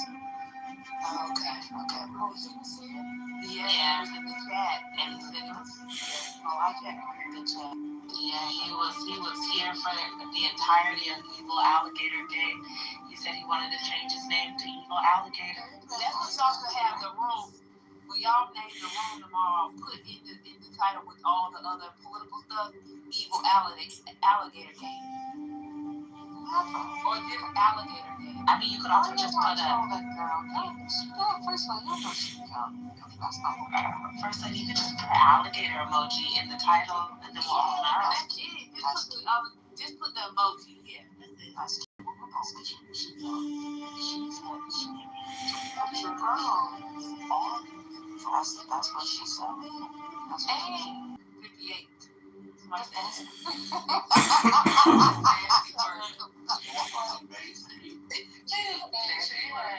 When you changed more than most of you niggas, I knew she was talking about me, so I said, because she never wanted that. Well, she said all these words. Oh, for real? Yeah, I used to have so much grace that I had to drop pussy. That was the end of that. Yeah, and I was like, your pom-pom has dry. And I said, your pom-pom dry. This is a pom-pom bring that how you going to be a witness. And she went after Hurricane. oh yeah, she went. I was here for her. No. People, it's not the first time. As many times as Hurricane let me down, I can never crash out on the crash out on Hurricane. No. God. Don't crash out on you. He was trying to get the content. He was trying to get the content. Why was he trying to end it? He was trying to stare at us. No, he was trying to end it when Brooklyn was quiet and Brooklyn came back and asked him for another one. Yeah. He was trying, and then it kind of just went off the rails. Never want me to talk about nothing. I can't do shit. They was, you know what went off the rails? Concrete inserted his voice and said, no, one mic one I had. Oh, yeah. That's what it started all over again. She was like, yeah, let me keep going. Yeah, I really want to hear what Tara had to say. 20 minutes. No, it's okay. I don't need to hear much time. At least it was on par for the day. I was getting that's a fact. Chinese came there with the read. Chinese came there with the read. That's a whole other thing. So yeah, weekly services. What you was gonna say, Spirit? Oh, I was gonna say you can be a part of any conversation. And what you should do is ask brother about UBI because I'd like to research my job. Go to that. Let's do a quick Google. But I will say, Chinese need to do regular readings of that book if you finish it. I said that. We should have discussions because it's actually an interesting, like clubhouse conversation to have. That's a fact. Computer love in the digital age. How was it that we said Chinese made 3 times that she appears? It's computer love your guide to internet dating. That is stupid. That right there was part of the reason why I sound like this. Computer love the guide to internet love. What is it? It's the stupidest shit I've heard. Internet dating. One of the best things I've heard on the app. It's actually very good. I mean, it's very good. I mean, you have to stop these lies. We should do a book club. Y'all need to do a reading.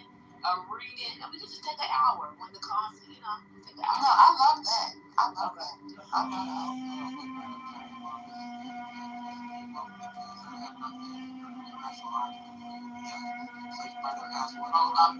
We're not doing that.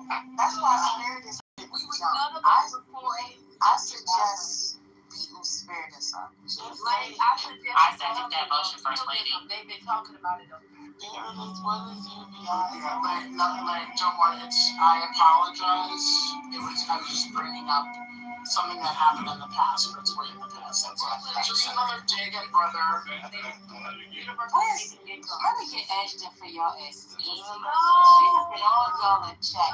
I'm gonna put her ass on y'all. That's what I'm doing. First Lady, speaking of Ashley, I just want to say that today was incredible. Incredible because, on Friday, yesterday and today, we had two young ladies on this here stage of Politically Correct tell one individual on this stage that, hey, just because I'm a girl and I'm a lady doesn't mean that you know more than me. And charge that particular person up with that allegation right there. It was crazy. It was a crazy thing to witness. I'm not going to say any names. Because, you act up like that.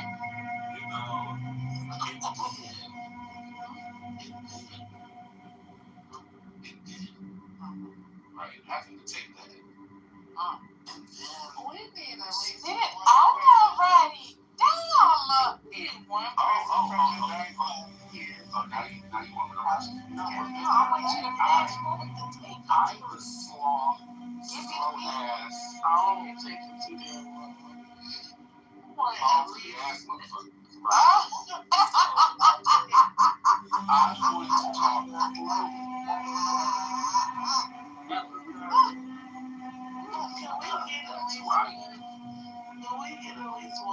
slow. No, we're not doing it. No. Y'all don't need no damn recap. We're not going back over that discussion. No, you gotta sit and wait. Let me tell you, brother. Let me tell you how to get it. One of these jokers is gonna slip up and says, you just gotta relax and wait. It will happen. You see? But if you go asking for it, then that's gonna make them be tighter and not focusing on it. But see, that's something you gotta work on. Okay. God bless you.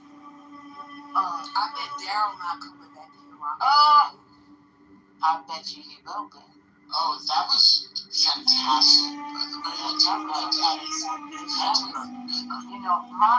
was working and I was like, oh my. What did I do? I did not. I was driving and I said, my.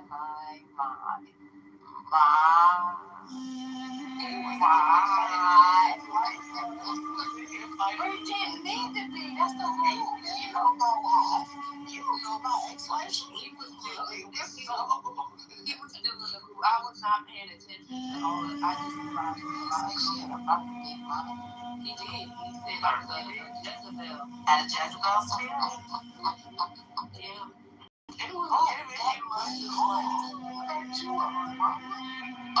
I didn't get that.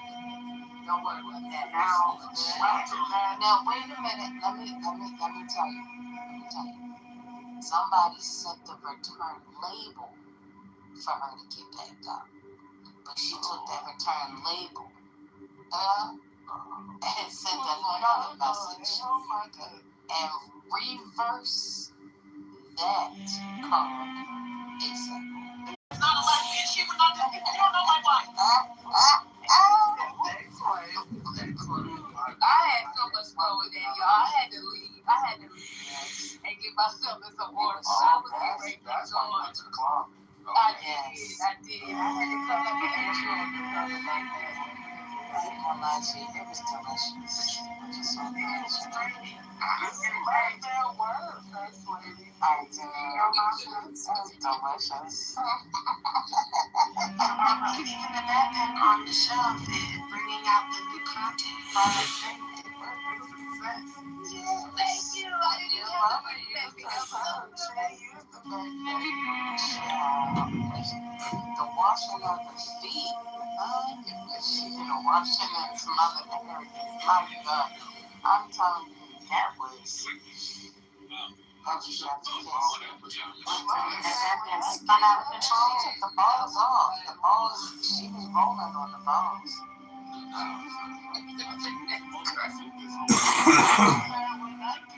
No, the balls didn't exist. Yes. Hello? That man was in the chat. He was still in the chat. So you don't know my address. We have to remember, we knew he lost the conversation when he started with, "Yo, mama, have you been married before?" That's what I was trying to get to. Sorry. No, finish now. All right. Because her saying, oh Lord, I'm driving and I'm dead. I'm driving, but I'm not really driving the car. The car at this point is driving itself. And that's when we went from there to, I don't have to be married. I've been fucking your wife. Oh God. God bless. When I be fucking your wife, now this right here is a paraphrase, but I be fucking your wife so good, she calls me God. Oh my God. Okay, I had to ask your mama, well, does the lady get on her knees, on the knee before God and say, Father God, God? I stretched my legs to beat. Listen, when I tell you, I was in that car and it was just soaring. I don't know how I got home because I was asleep at the wheel. First lady. First lady. No, first lady. No. I was laughing. I had such a good time getting that man because he thought he was going to come and tell me how a horrible woman I was because I'm not married. And I had a Jezebel spirit. And see, the thing is, I remember a lot of things. And I remember him doing this before.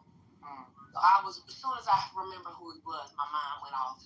Yep. And I had a good time. I really did. Because I heard you when you said, oh, wait a minute. I know you. I remember you. I said, uh-oh. Where's she going?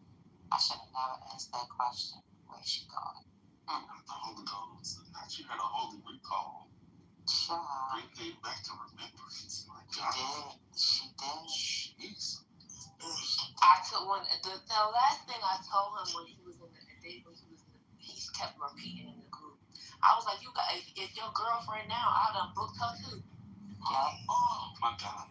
She said that part too. Yeah. Hold on, I gotta put down the things that I have. Yeah. Almost dropped the plate. That phone probably hot as hell. Well, I hope you have a screen protector and a case on that phone so you can protect the value of that device, just like we protect the value of those self-cleaning vaginas. Well, so I told y'all today that I actually have the cordless charger. That's right. For my phone. Right. That's what you said. Well, correct. Yes. Y'all. Yeah, you don't have to lay down. I lift the phone up. Oh my God. Yeah. I'm like, I can't do this. Johnny, and see, because it wasn't like a casual read. Johnny voice. I'm in my book club. So she had this. Yeah, you had that professional voice on. I couldn't do that. When I heard fucking so hard, I was like, Johnny, no, it was the repeated pussy for me. Johnny, let me tell you. I'm gonna just tell you this. I know I said one time you were not a close reader, but you have grown, Johnny. Oh my God. You not only are you reading close, but you are exegeting the text. I'm gonna tell you my secret. I'm gonna tell you how I improve. Instead of using my finger, I just use a piece of paper so that I can read line by line. Okay. That's good. That's good. That's good right there. But I ain't gonna lie to you. I really wish you would have given me a preamble before you started reading that, because I wasn't ready. That's what I knew it was gonna throw y'all off. Like, what is she reading?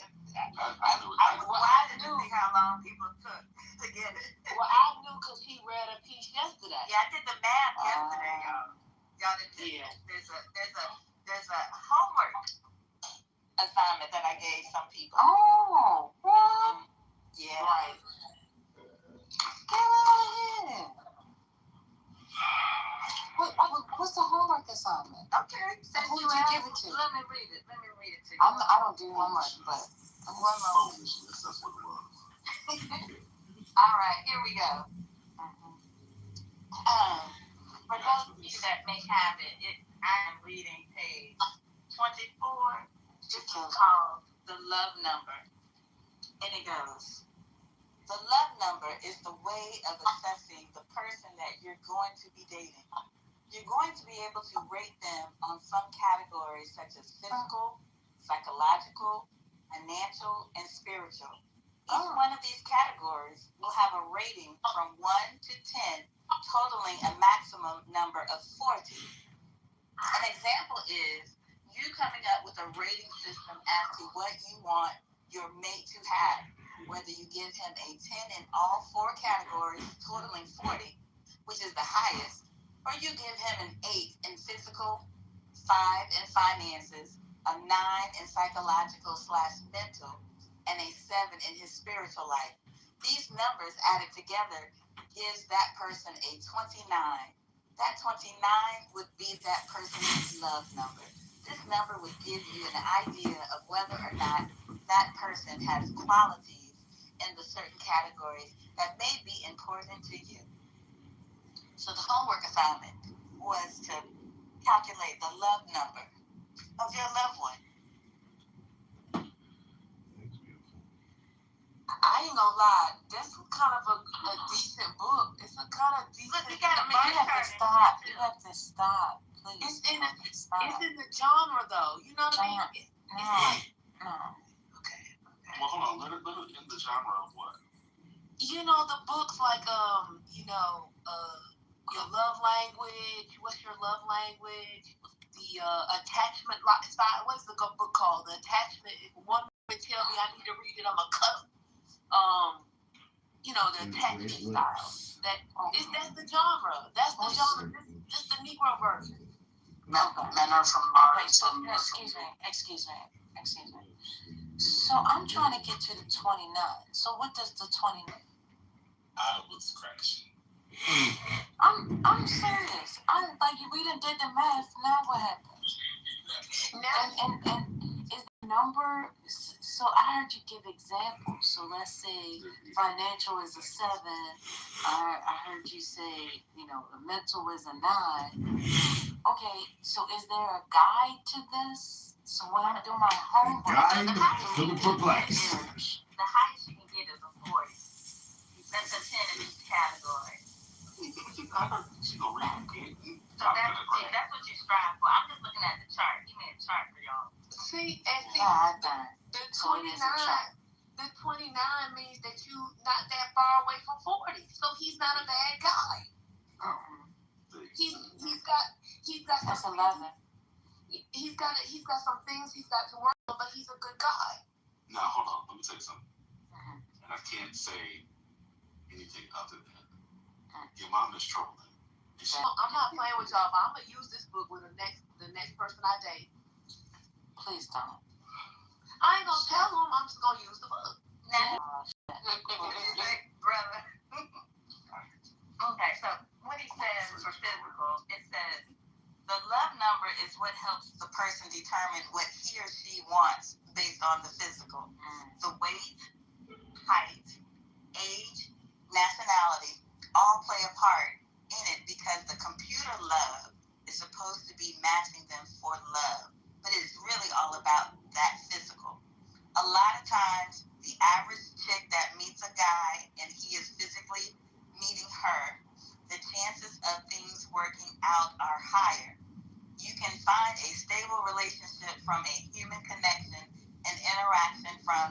initial first time.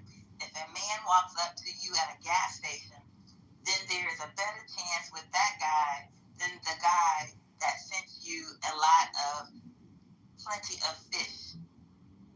You see, some men will not take the chance to run up to you at a store and pursue you unless he is really trying to know you. The other way of meeting is in the club. That puts you somewhere else on the menu, the club menu. That's a whole other menu. When you meet someone at the job, at the grocery store, or in the mall, the relationship has a chance at becoming more solid that way. There are the most natural connections. Both men and women give their attention to the physical appearance of one another when it comes to making a choice for a mate or a love number on the menu. But besides the physical, the man wants to know what her mental state of mind is. Would you like me to read the mental, or should I just leave that? Y'all mad, but this is it. I'm sorry. I'm a beta.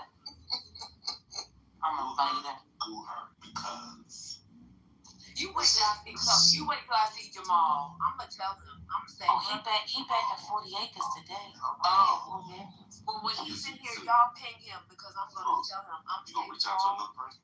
No, listen. I'm gonna say, Jamal, brother, your book has changed my life. Oh my God! Because of you, I now know how to figure out my love number of the person that I am. Jeez, is it annotated? Oh, okay. So you also gonna make amends? I'm gonna go visit real quick. I'm gonna go see this happen. I'm going to 40 acres. I'll be right back. Oh, shoot. Y'all on the chat and on the stage, picking at him about this. This is a good thing for y'all. I'm staying out of it. I'm 19. Not you 19, child. I'm telling y'all, this is a good book for the black couples. Y'all are struggling, the women struggling finding them a man. This is helping you. Ain't that right, Johnny? That's right. You know, I'm a data person, so I'm impressed. He got a little bar chart in the book. Yeah. He had me at level. I mean, okay, can I say this another way then? Okay. Is it right, or is that exactly right? Oh my God. That's exactly right. It's exactly right. Let me just say this. The book, I do think that there is some creativity this man has, that we have to give him that credit. Like, it's hard to write books. It's hard to write books. This is his worldview. We may not agree with it, but that's like most books. We don't agree with all the books. I like the format. Like, when I looked at the cover, I didn't think he would actually have, a whole formula and methodology. I think that's kind of innovative for that time period. It is. It's very innovative. And the example I'm about to buy the book. Hold on, let me go. I said I was. Oh, that did it. I'm going to throw my phone in the trash for at least 7 days. 7 days and 7 nights. You're throwing yourself away, First Lady. Oh, God darn it, I forgot. Oh, no. I can't throw my vagina away. Amazon. Was he about Virginia? I don't know, but he said, computer love, a guy, here it is. Not him, I'm talking about Daryl. When he said Virginia. Isn't that how you pronounce it? Go ahead, bro. I don't know. You're not going to get much off of that. You got to buy it, sis. I did. It's in my cart right now. Well, in your cart ain't in your wallet. Pay for it. We'll walk around with that cart for the next. Now, I see some other books on here like this. No. And I'm wondering, did he copy it? Oh. Yeah, the recommendations are interesting. Like some have bought that type of Kristen? Uh-huh. Yeah, there were some interesting ones when I looked at it.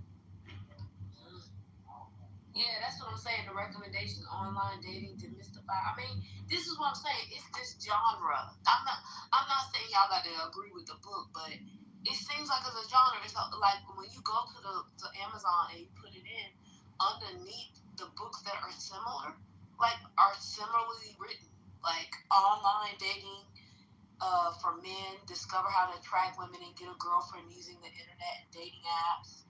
A guide to internet dating, how to have fun and stay safe. Yeah, I hadn't heard of Plenty of Fish in a minute. So that tells you another thing about the time period when he wrote it.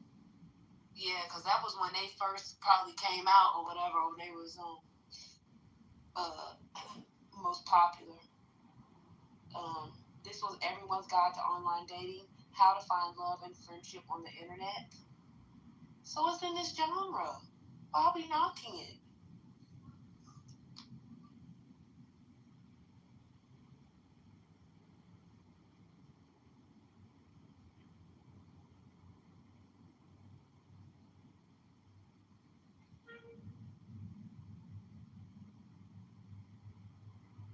Well, Johnny, so you have another reading I want to do.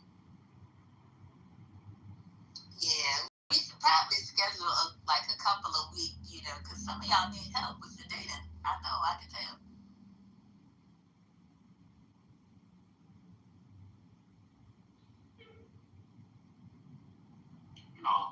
I think that Johnny is saying Mama should open a room.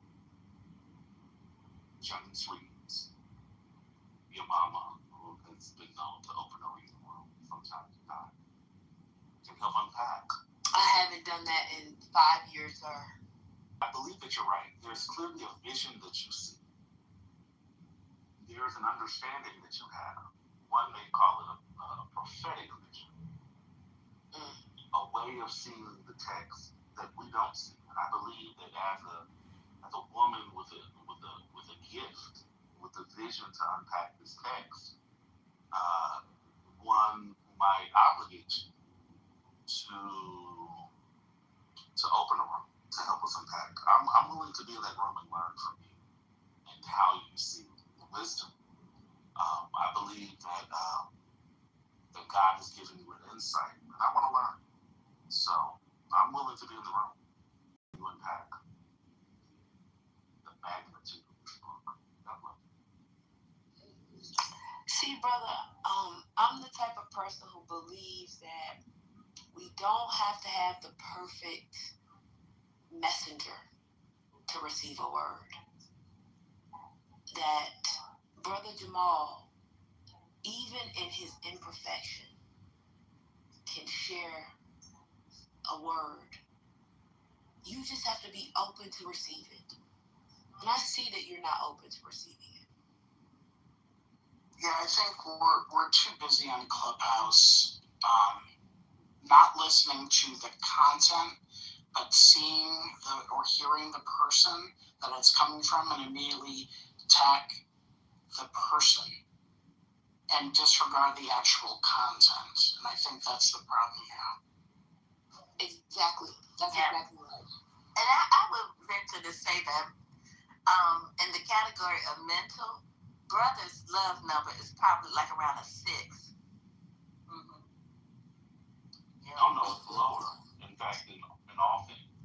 I wish you and your wife would take the test to see which y'all give each other. That would be fun. It went down tonight. Well, when they get to talk about how black women don't support black men, I'm gonna always think to Johnny's and how she supported Jamal. I told y'all I was dead serious when I said I bought it. Mm-hmm. I was support entrepreneurs. Some of them. Listen, you are doing the Lord's work. And won't nobody ever say that you're not a good person, because you are. Because, baby. Brooklyn, I bet you could, if you read the book, you'll find some good pieces in there, too. Bet you I won't. Oh my God. See, Mama, I believe this is the moment where God gave Israel a king. He didn't have that.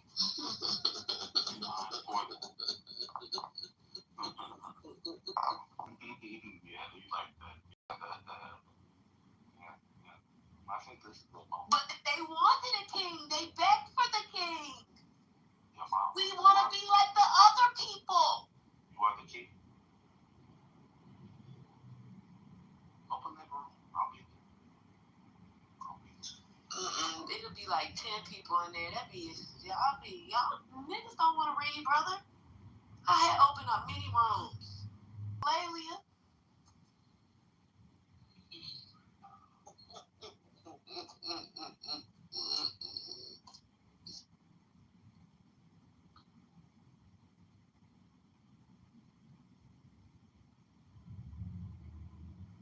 Okay, y'all. Man, well, y'all stay around. Just know that I'm dozing off. Hey, Oda. Hey, John. Good night. It might be. Good night, y'all. Your mama. I'm not saying good night. Y'all ain't gotta go nowhere. Oh, I thought you. Chance to say hi to everybody. So because everybody was on stage, I was just saying hi. But I was also saying that if you do, I was getting to you, babe. But I got hounded by the hounds. They ain't nothing but a hound dog.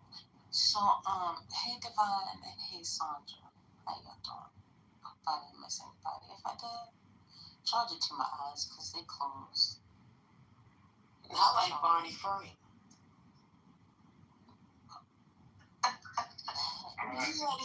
He had his eyes closed that entire time. Oh, okay, yeah. That's so shameful. Oh my God. That's bare. That just made me so mad. That was so nasty, first like. That man. I didn't know that y'all had listened to it on here. Oh, I didn't hear it. Oh, God. You gotta go see it and hear it. Yeah, that's my mom's ex-congressman. Oh, yeah, he's very, That was a bad way for him to go, though. On the TV like that. Well, he ain't have to say yes. That's true, but nobody probably told him he looked like that. Good night. You think somebody was like, Congressman, I don't think you should look like this on here. And why he had on glasses if he was going to keep his eyes closed? I'm sorry. Let me not say that. Because I do believe in the beginning he was trying to read something. Oh, okay. I must have didn't see the beginning. Oh, that was so painful. Yeah. Jake needs to be hit upside the head. He does. Oh, can I commend y'all? Y'all did a great job when El Nomo responded to that. Nobody responded. That was great. Y'all remember that part? Yeah. He was still trying to engage. Trying to ignore the spirit of the I want to be in the number. You know how I used to say in the old days.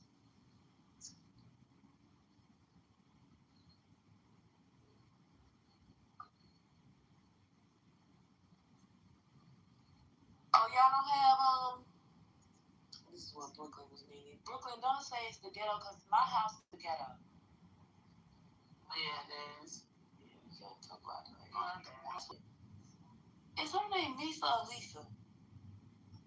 I'm confused. She is now operating under the name of MISA. Okay. So it's like me changing my name to, Ho Mama. Good night. No, I'm just saying, I don't mean it like that. I mean That's exactly what it's like. Like changing one letter of my name. That's all I'm saying. No, she said that was her actual name, Lisa. Oh. I didn't know. She said on stages a few times. The way you mama. Right. With PP, sometimes I come in and I fly out. I mean, I be in and out sometimes. So I don't really go on stages where they do replays. So I just be in and out. So I probably just didn't hear it. I didn't know. Yeah, I don't go in there anymore. Scotty, I mean, oh, you guys missed a treat. You're not so serious. Got to meet Ku Klux Keisha, and it went just it went as well as I thought it did. Wait, did you see he came in here, TC? The other day. Did she come in here today? Yesterday, and she said, I knew, or it was either today or yesterday, and she was like, I knew that Ben had his, something following him around because some of the people was in there, was also in here. She was in the chat just to talk up, but no one invited her on stage. I think it might have been yesterday. Yeah, she accidentally got put out the room and she came back as Gerald, and it was so funny. But when I tell you, she took a hold of Man Fidgety's beard and didn't let it go. Oh God, it was so funny. She be loud, child, but she got a big mic. She got a big mic. And she write in all caps in the chat. That's what she was doing. That lady is insane. But she was funny. I thought she was funny. She is. And she's funny because she be so wrong sometimes. Listen, when you wrong, you're strong. That's funny to me. Well, this is what my feeling was when I heard her the other day in RPO. My feeling was that she was willing to have some correction, but the correction had to come from could only come from a certain person. It gotta correct her, and then she. Like, it's not you.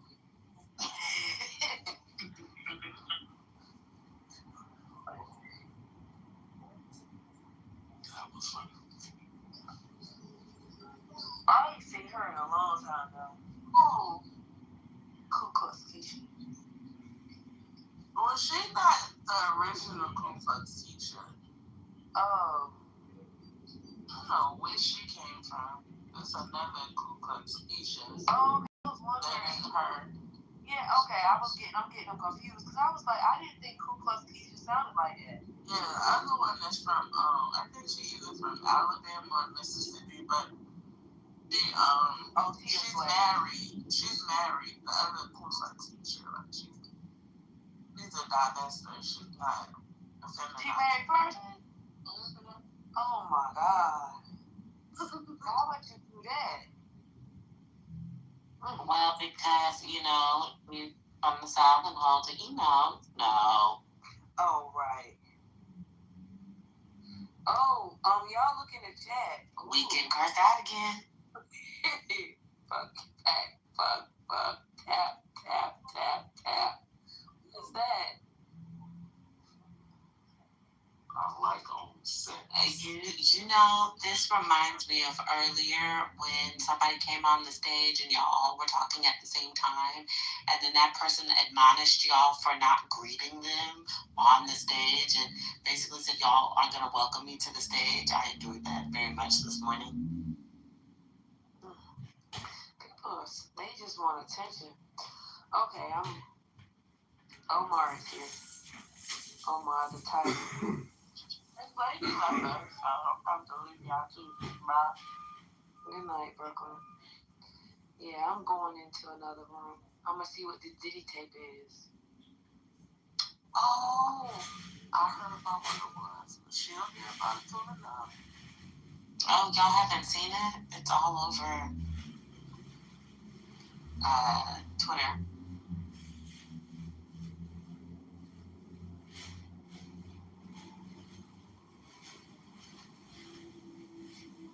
I didn't look for it, but I heard 50 Cent crashing out about it. Because isn't it? And Daphne's in it. Yep. Yeah. Daphne's in it. I didn't have to look for it. It just appeared on my timeline. But yeah, it's Daphne Joy and Diddy and the young man that they enjoyed for the evening.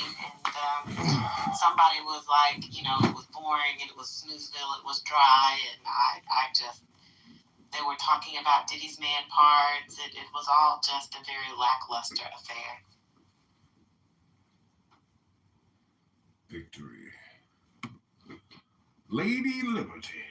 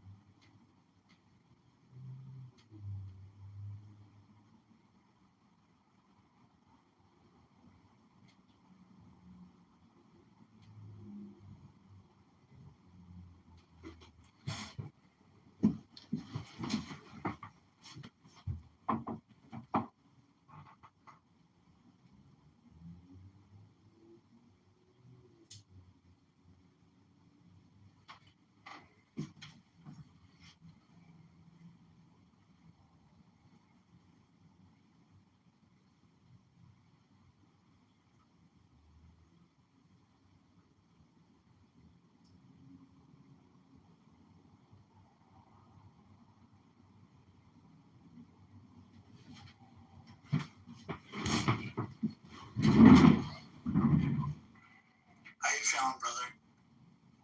Okay. I'm contemplating how much humility. That's not good. Irregardless. Nice.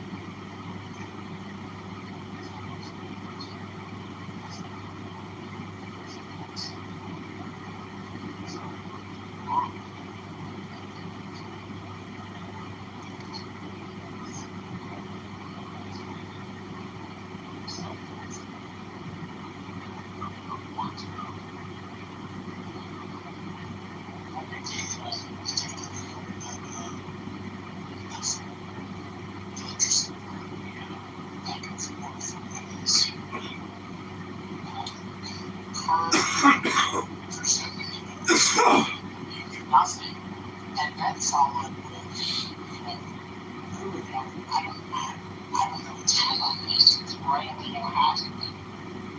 That was the part that was like the authority with which you came in, and then talked over him, and then proceeded to say that you actually, admitted that you don't really know anything, but whatever percentage you knew about it was going to be reworking it.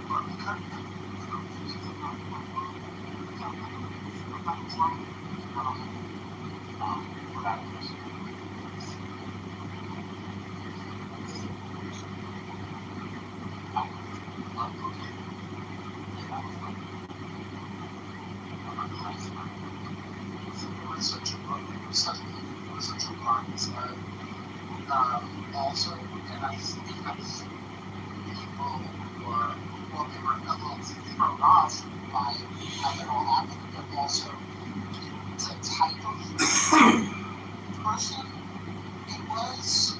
People like that, you know, like keep it real, or it was like, you know, it was the purposes of the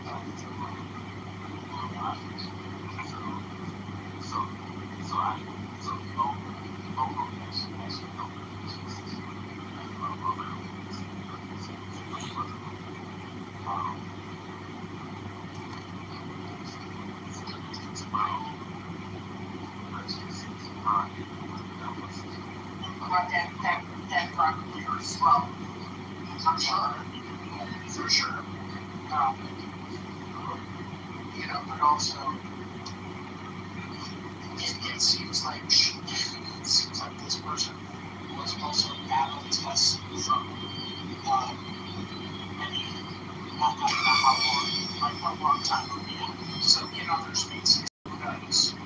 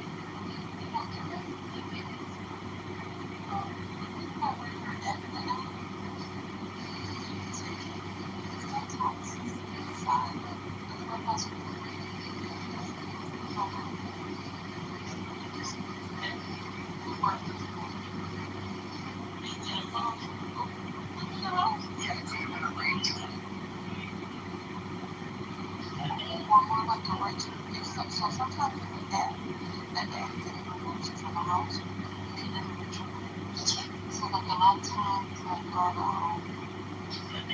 and in some spaces I used to do work.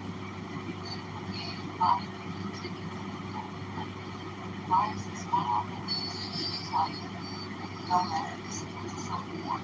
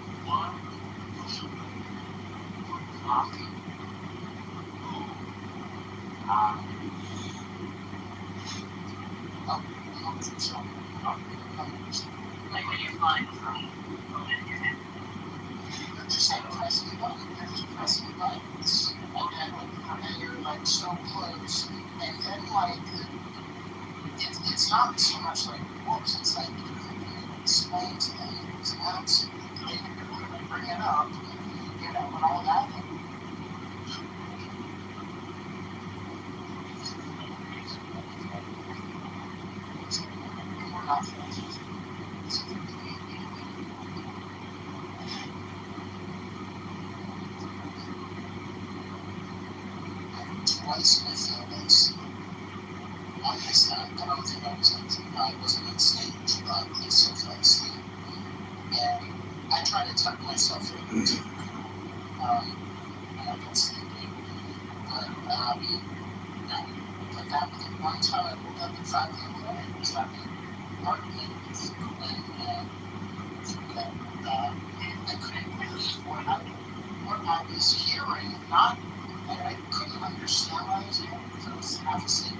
I'm like, wait, is like this with people that where it's not about, I concern wasn't about politics. I was like, what is going on? This was like a, beef that would happen in another room. I'm like, what is going on? And then I just shut it off and went to sleep.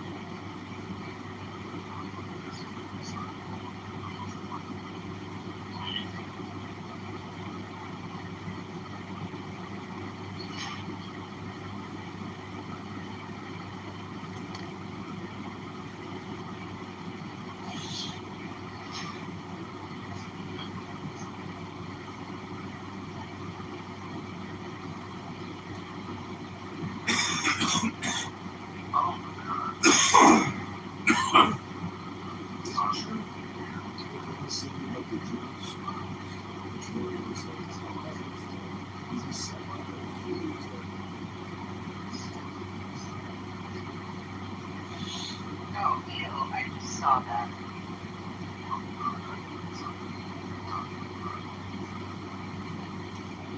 For no reason.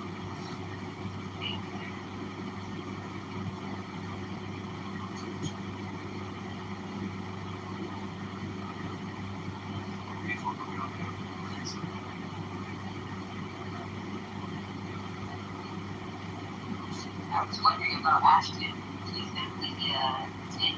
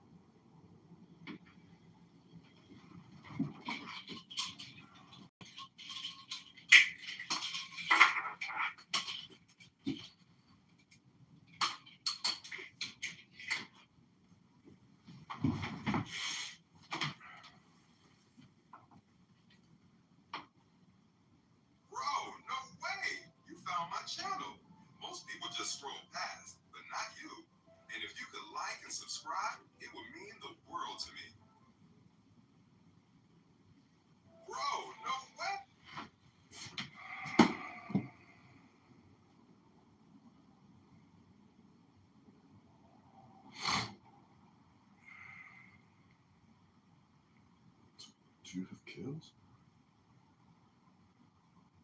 Do you have kills?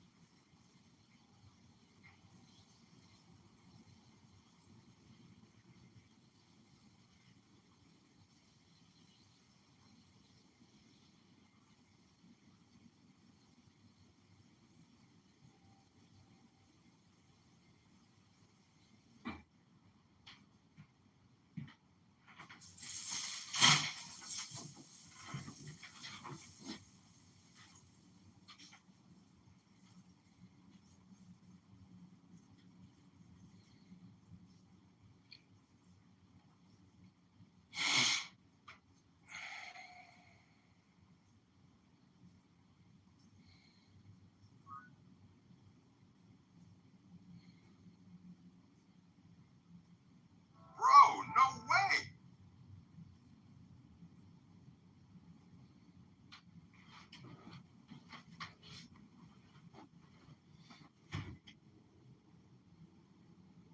Bro, no way! You found my channel. Most people just scroll past, but not you. And if you could like and subscribe, it would mean the world to me. Bro, no way! You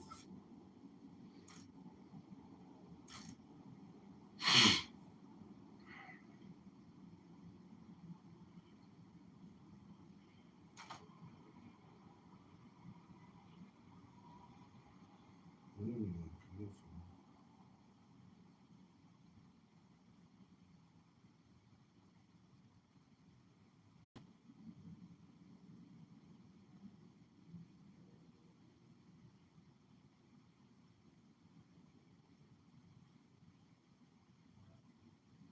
Bro, no.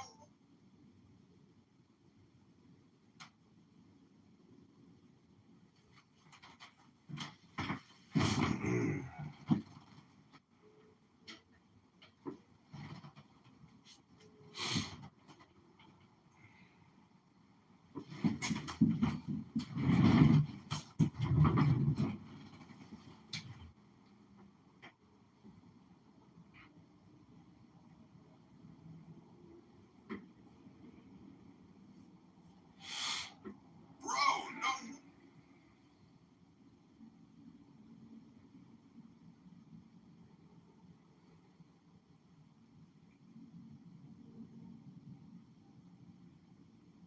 Bro, no way! You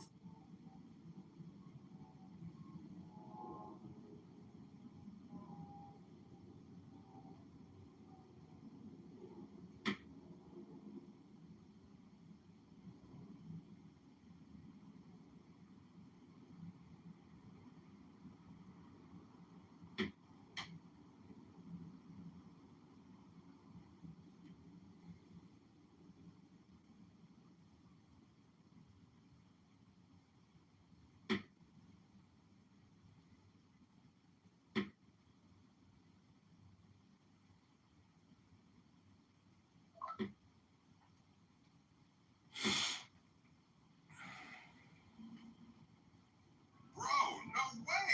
You found my channel. Most people just scroll past, but not you. And if you could like and subscribe, it would mean the world to me.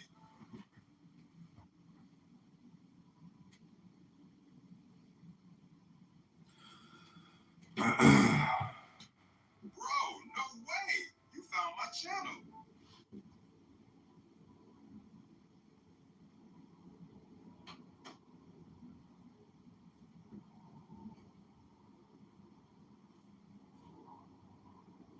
Bro, no.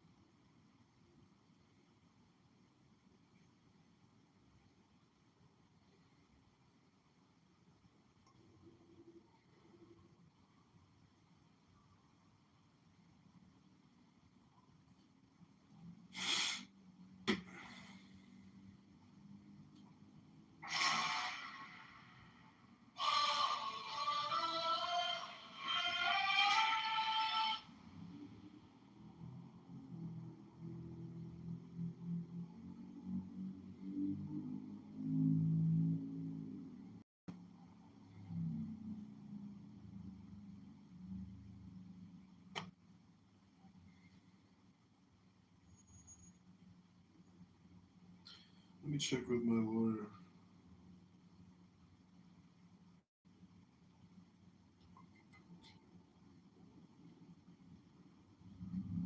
I'll get back to you. I'll get back to you tomorrow.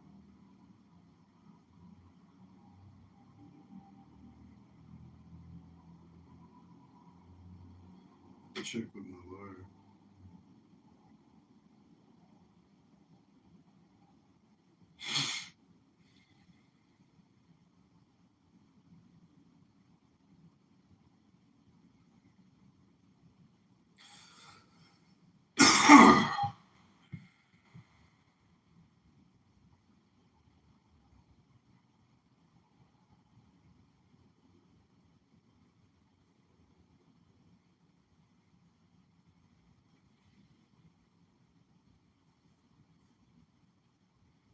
Bro, no way!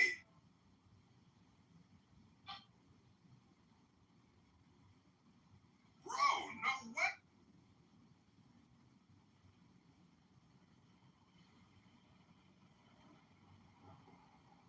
Bro, no way! Bro, no way! You found my channel. Most people just scroll past.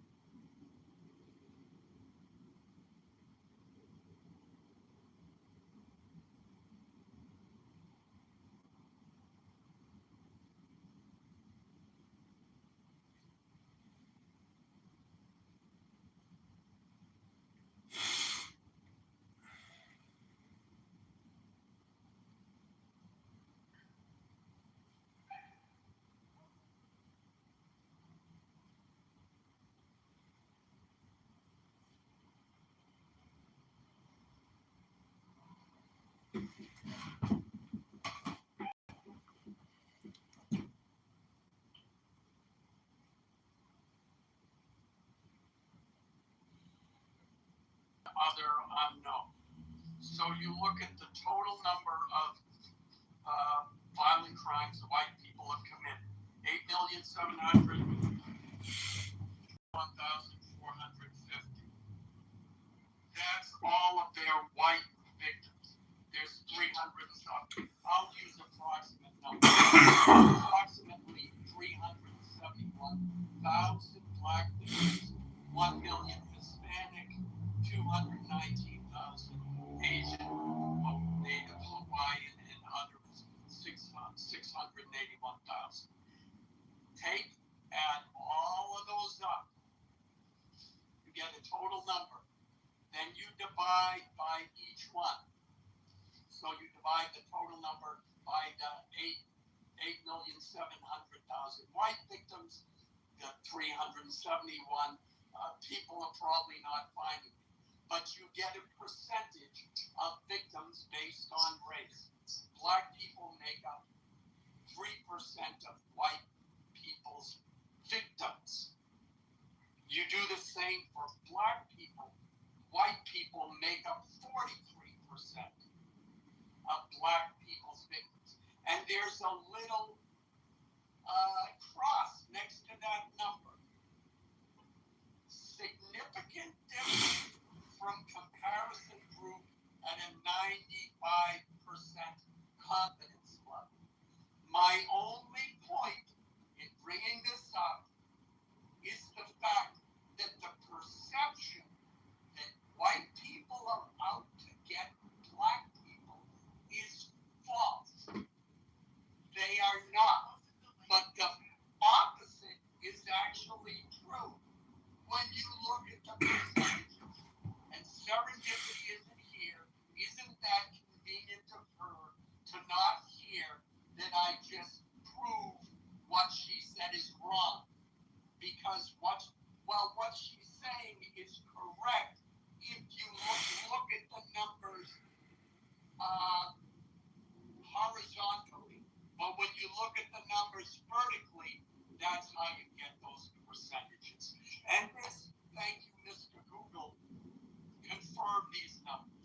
So that's where we are at.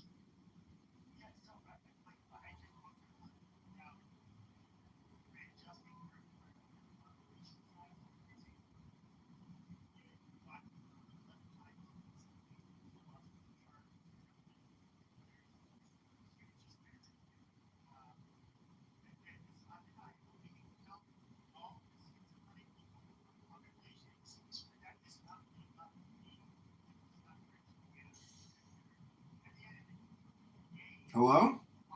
Pepe, you're far away from your mic or something. It's a relief, bro. Trust me. Pepe, we can't hear you.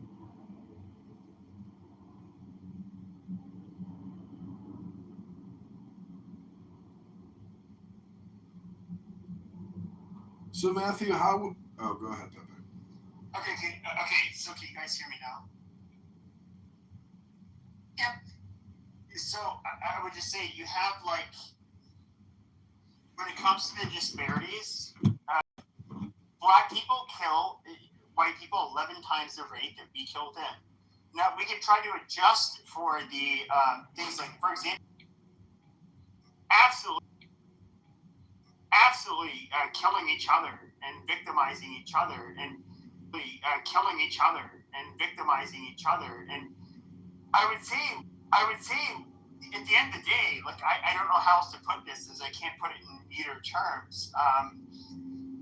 Blacks, like, it's just like this, they have a savage criminal problem that needs to be snuffed out. Like that's their problem. And in reality, like the white community doesn't really tolerate the antisocial behavior that black people will run cover for.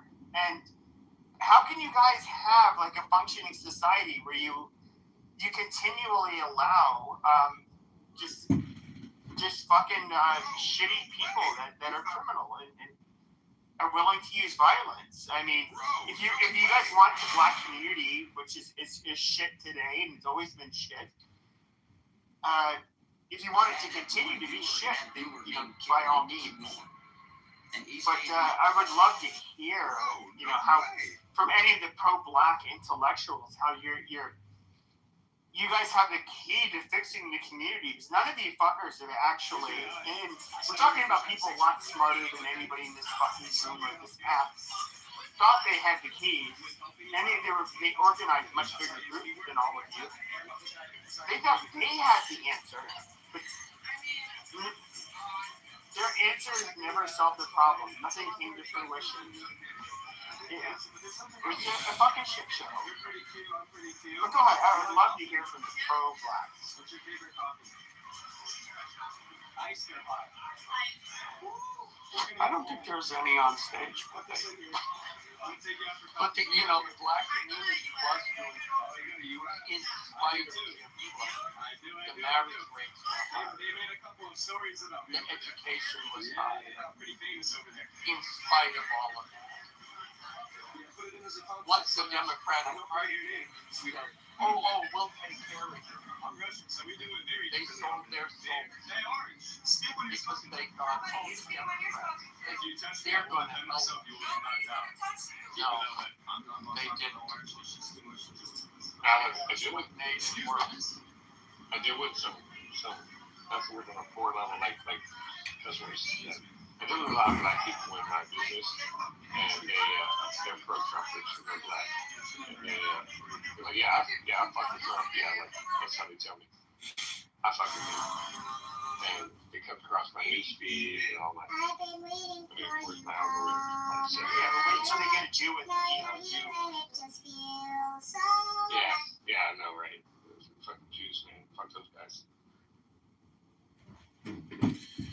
Well, I would just say, the Jewish population in America isn't running around in every major city murdering people, robbing people, taking their phones, holding them hostage, making them do financial transactions on their phones.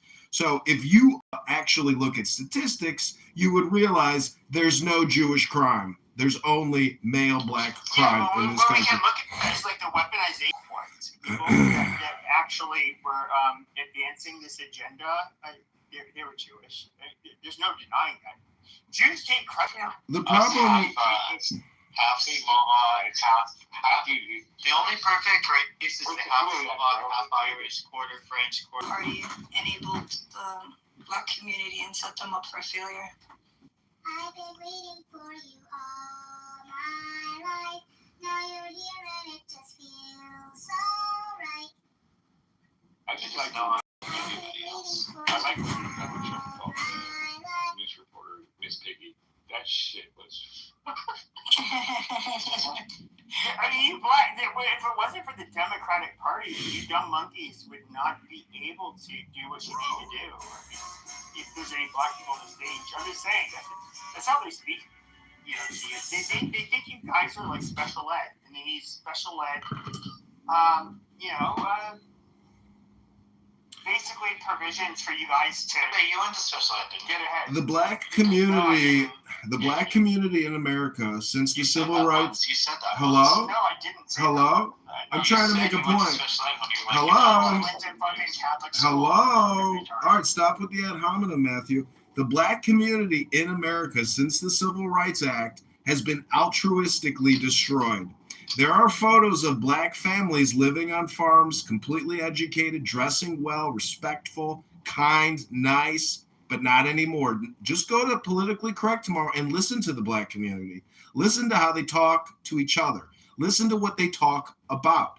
It's altruism and socialism all the time, nonstop. They don't care about knowledge. They don't care about business and trade. They care about being ideologues, political propagandists. That's their economy. That's their capital.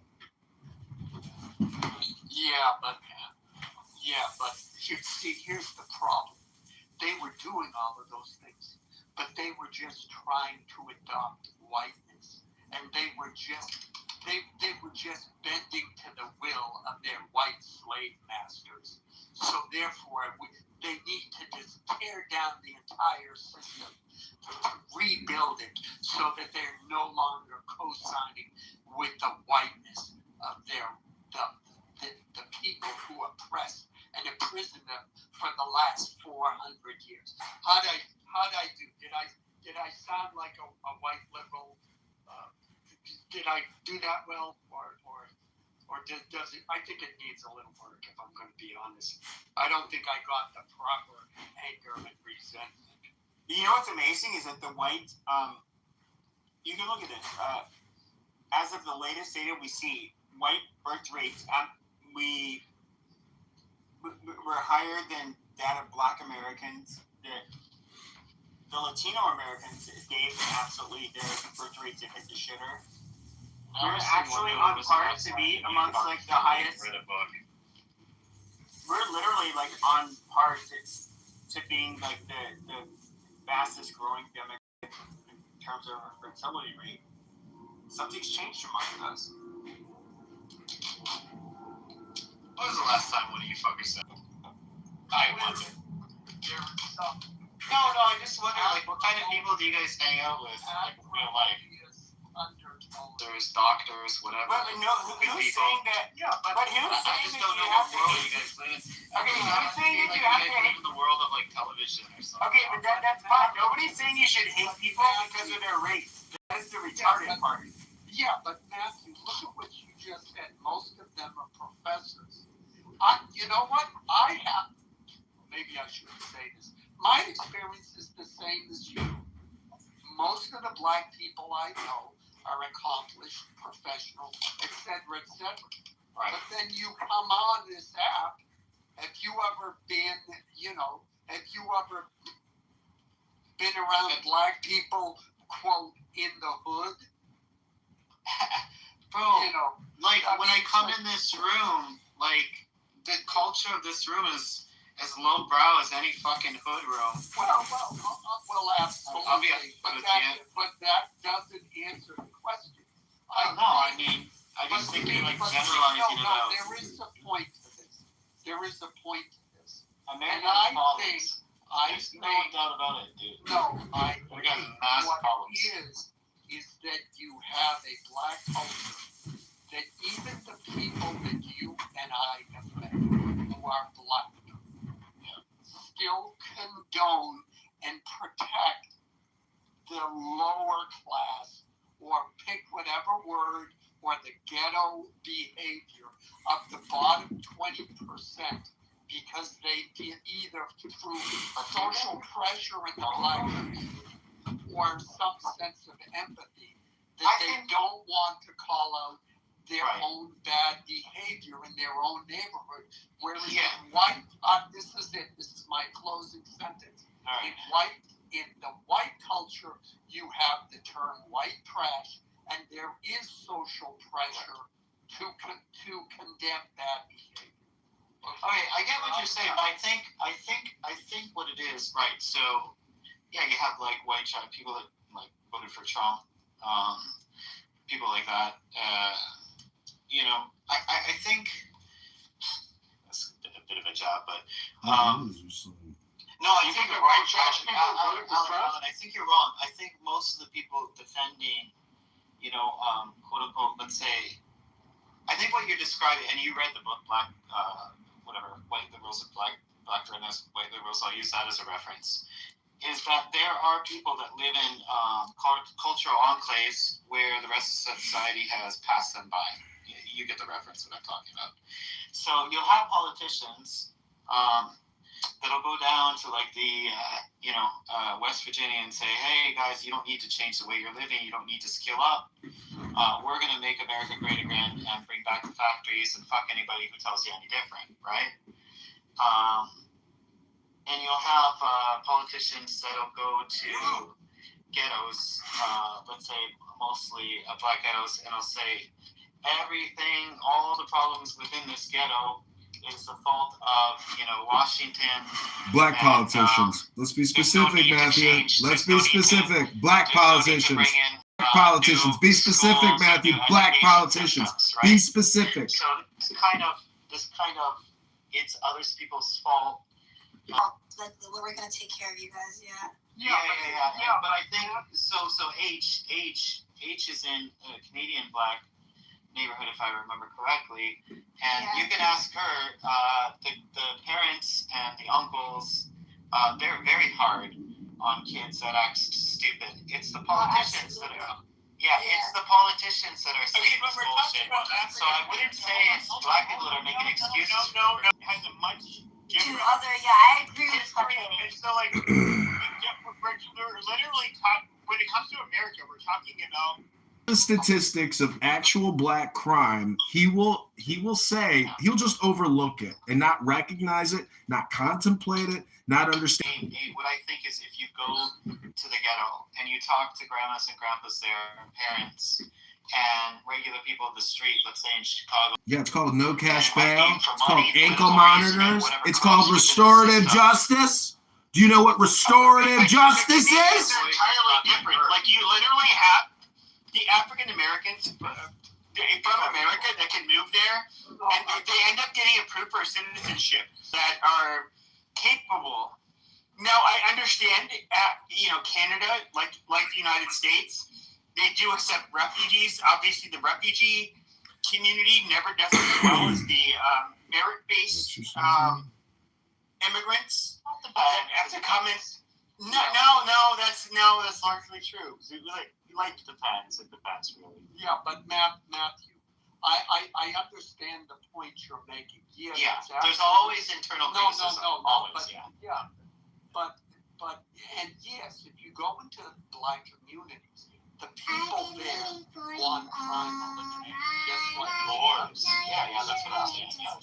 And then I go to another statistic that when you look at the demographics of 911 calls, that the 911 calls coming from black people are 2-to-1 over white people.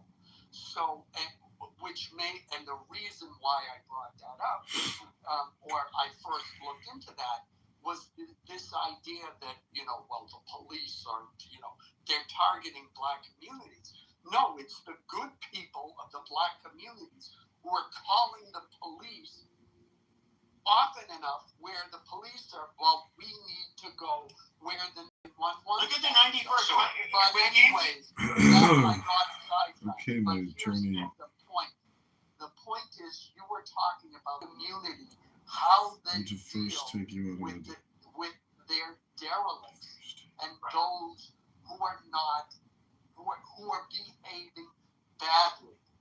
And I think clearly there is, yes, there's some overlap, and yes, white people will forgive white people more than they'll forgive black people, and vice versa. Black people will forgive black. That tribalism. Okay, my attorney responded. He says to send you nothing. To first take you out on a proper date before sending you out if he does your statements that are coming, and then you can look Sorry, at the but he's a very good and the way it's being sold. Sorry. I'm sorry, He's a but when very going good back lawyer. to the title of this room, the majority He also of says if we get response married, to Carmelo Anthony from the black community should have been, yeah, that was he also wrong. says if we get married, you have to sign a premium. Jail. But he was in a psychotic state, so in that particular case, I disagree. Yeah, because he was schizophrenic, right? No, Carmelo Anthony. You guys are talking about Carmelo Anthony, the basketball player. This back to Carmelo. I'm sorry if that wasn't clear, but yeah, I mean, that's what is missing. Something that is clearly, he stabbed the kid. It doesn't matter. Yeah, teenage boys push and shove each other, whether they're black, white, Hispanic, Asian, whatever. That's what teenage boys do. They don't stab each other in the heart just because somebody said you can't sit here. Matt, if this was an all-white community, that kid would have been put up on murder charges. Well, that it would be considered fucking, I mean, there's no way. Even say this has to do with race. This is a weaponization, especially with black people. He also says if we get married, to try to say like this has to do with race. No, you don't get to just punch a knife in somebody's chest, out of fucking. Oh, so I'm reading about this right now. So like another. Okay, that's pretty bad. No, obviously, I agree with you, Diana Howland. I'm all for self-responsibility. In fact, obviously, like I live in Japan part of the time. Those people are probably they show more self-responsibility than any other group, any other culture in the entire world. Yeah, I agree. So I think it's very, very clear if you visit there and someone once said, if you go to Japan and you're a white person, you come back to Canada or the United States, you're going to be racist against other white people because you're like, why the fuck can't we act like? But I would say that the Japanese are racially superior in many ways. No. My point is you have all these problems here in North America, Canada as well to a lesser degree. But the question is like, what is the most effective way of dealing with it? Because it seems to me that both from within and within the outside, that there's a general feeling, and I could be wrong because I'm Canadian, that in the African American community that they're almost put to sort of passengers within their own lives type show. I don't know how to explain this very well, but how can I explain this? I think like earlier you mentioned, the underfunded schools. I think education. Well, education is the main fucking thing. It's the main, because we have descendants of slaves as well. Like if you recall, we had the Underground Railroad. Yeah. And then that's how the Scotians came. Yeah, the underfunded school shit has been debunked into oblivion. No, it's not. Even Bill and Melinda Gates. Even Bill and Melinda Gates, they ended up stopping the funding towards schools because they realized it had a negligible impact. But so, for example, we can look at the highest performing children in New York City. Oh my God, it's such a surprise. Chinese people do better than white people.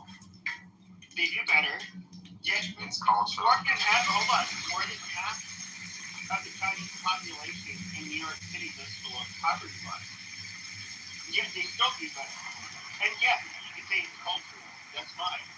It's 100%. The reality okay, but the reality is, the veterans, despite their financial shortcomings, But the question is why, and despite investments into the schools, so what I think blacks should focus on is how to be more like the fucking Chinese.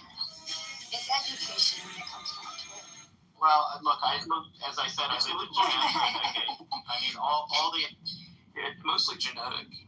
No, in Japan, the kids study 12 hours a day. Yeah, they study 12. Yeah, they put in the time, the effort. The parents are there. They go to school. They go to after-school school. All of them do. Exactly. They all go to after-school school. Yeah.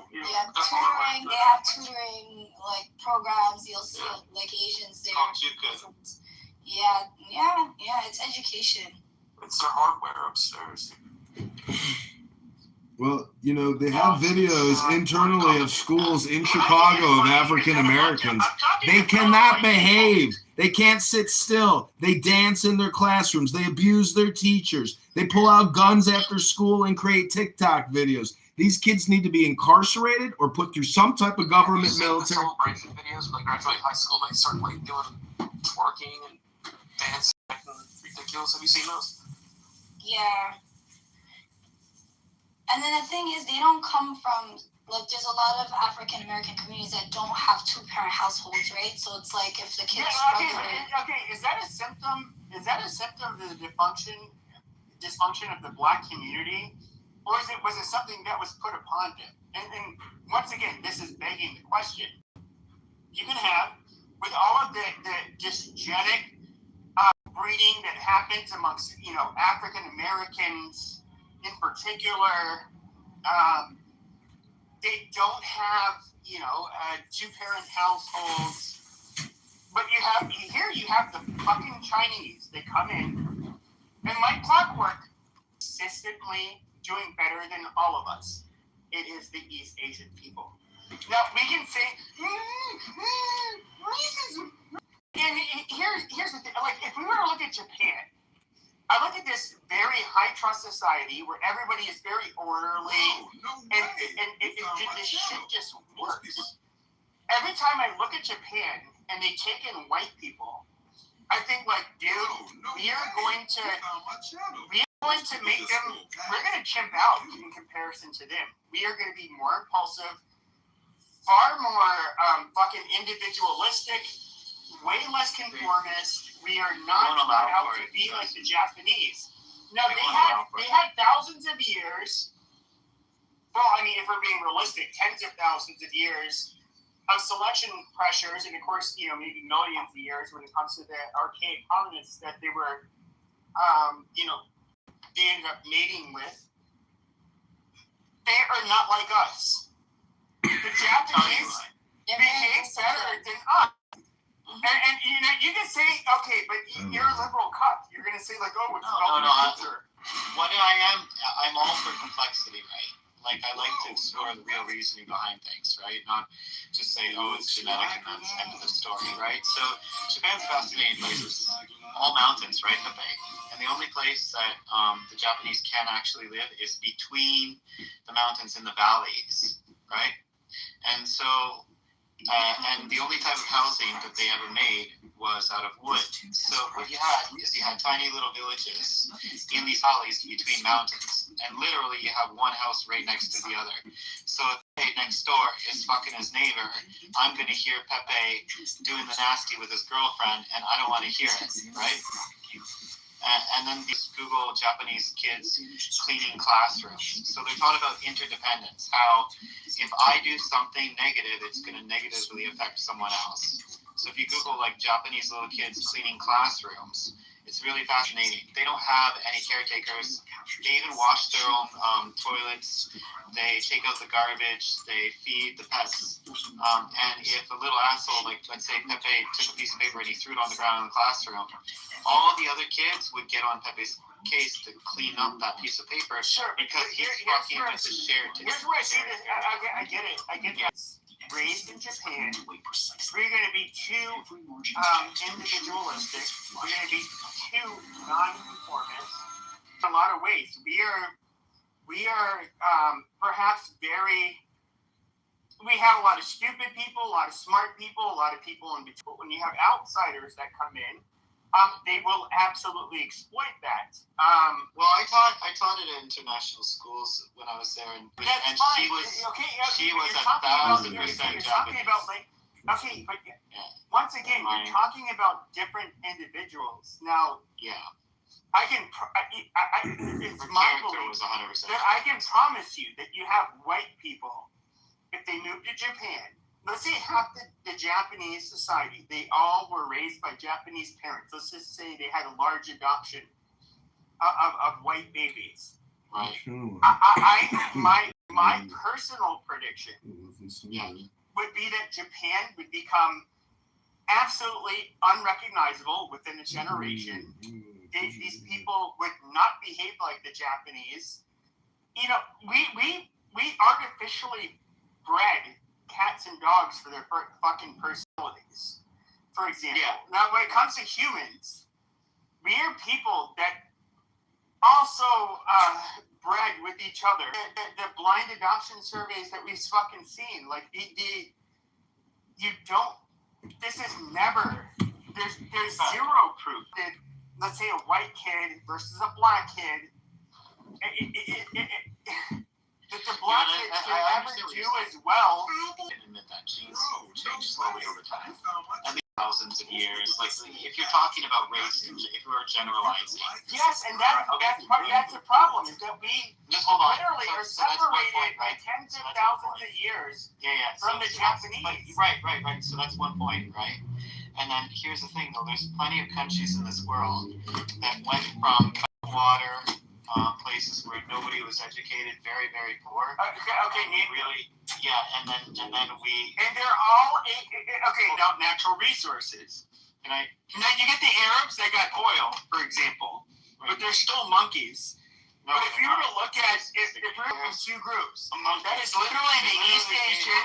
That is literally the East Asians and people of European descent. All other groups, they have never been able to develop anything other than a developing country. Like that is a fact. No. So. Okay, where was I wrong? So, China, like 100 years ago, people. They're East Asian. I said there are two groups that have been built. There are two groups. No. Because my claim was. There are two groups that can build first world countries. Hi, Kaylee. Good evening, sweet dreams. And no, I'm not fake. I'm a real man. They might. But I said no. I said that did not have, an abundance of natural resources, which is the Middle East. Okay, yeah. Okay. Alright, so. As I was saying, Pepe, 100 years ago, everybody thought Chinese were like monkeys and dumb and fucking they were the poorest people in the world next to Africa. That's fine. It's not that. No. It's not the question. No. That's not the because that's not the question I asked. The question I asked, okay, is where do you see any other group of people being able to live in first world countries? Okay, besides. That are predominantly, we can see it with countries that are predominantly, and that is the caveat that they are not resource rich like the fucking, the Arabs. Like Africa? Huh? Like what?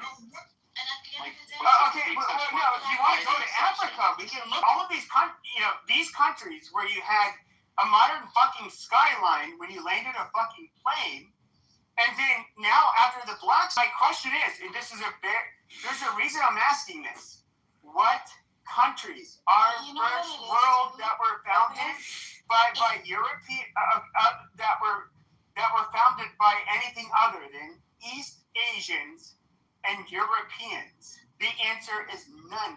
Because they don't have natural resources, and because there's countries with natural resources, with abundance of it, but then there's also proxy wars in other countries kind of puppeteering to have access to those resources, right?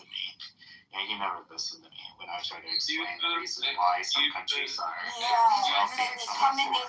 they get a little bit stable, and then another higher power country. No, it's not will come just over that. there. It's not that. It's not just that. Look, in order, let's say you have a house, right? And everybody in your house makes popsicles, right? That's your specialty. You're the country of popsicles. And I have a house, and my country is the country of sausages. And Florida lives in Florida, and he makes bananas, right? If each of us live on these islands and we never trade with one another, the only technology that you're going to have is whatever you specialize in, right? And Florida man's going to keep making his bananas, and I'm going to keep making. No, I think that's a shit poor example, because we can look at. Well, after World War II, Yeah, and the but there's a Marshall. lot of countries that No, because if we can look at World War II and the Marshall Plan, where we literally helped rebuild Europe, especially Germany. After World War II, sure, we can look at, they obviously adopted the more American economic model. Japan right away become more successful at their model. Germany than was we wealthier were. than the United States before World War. We can look at South Korea, for example. We can look at all of these places. Now, this has been tried in other places. Now, there's two groups of people. There's two groups of people that literally, in my humble opinion, hold on. There's two groups of people that keep the rest of the world afloat. That is Europeans and East Asians. Now, black people. Now, shut the fuck up. Black people are going to. They're going to say that, like, oh, colonization. Okay, you gotta go to the audience. You just don't shut the fuck up. Well, yep, there you go. Bad boy, Matthew. But when it comes to Africa, first of all, people like to blame the white people for everything for a lot of reasons. There's a lot of a backstory to that, and types of academics that we're pushing this shit. But okay, you want to blame white people for all your fucking problems. The Chinese, and by the way, guys, look this up on social media. Go on X and look up Chinese racism, Chinese chocolates. Look up Chinese babies. Look up any of this stuff, and see what these fucking chinks think of you dumb fucking Negroes. They think you guys are a bunch of fucking primitive apes, and just based on your behavior, they're correct. You can say that's, oh my god, it's right. No, I mean, monkey see, monkey do. I mean, that's how you guys behave. And that's kind of, this is where I don't know how else to say it. Like, you see two groups of people that literally propel us into the future, that provide everything. Technologically, they produce everything. You motherfuckers can talk about how you taught us to wash our ass, how we stole all of your inventions, but the reality is, though, is that if we look today, there are specific groups of people that do so much better than everybody else. That's East Asians and Europeans. It's because of STEM, Pepe. Yes, we get a small subset of the smartest from Kenya that do very well, and that is absolutely fine.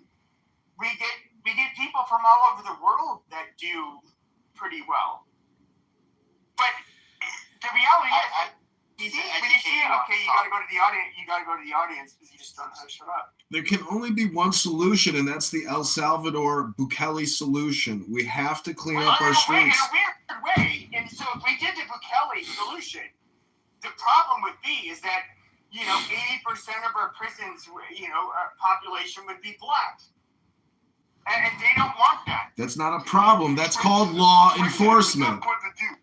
Oh, look at all these strong black men in jail. Oh, this is white crackers. Well, why have we got to do that? Why don't blacks become more like the Chinese? This is your guys' fucking problems. You're too low IQ and too ready to chimp out and just be fucking act like a bunch of monkeys. kind of a projection alert, isn't it? They're fucking criminals.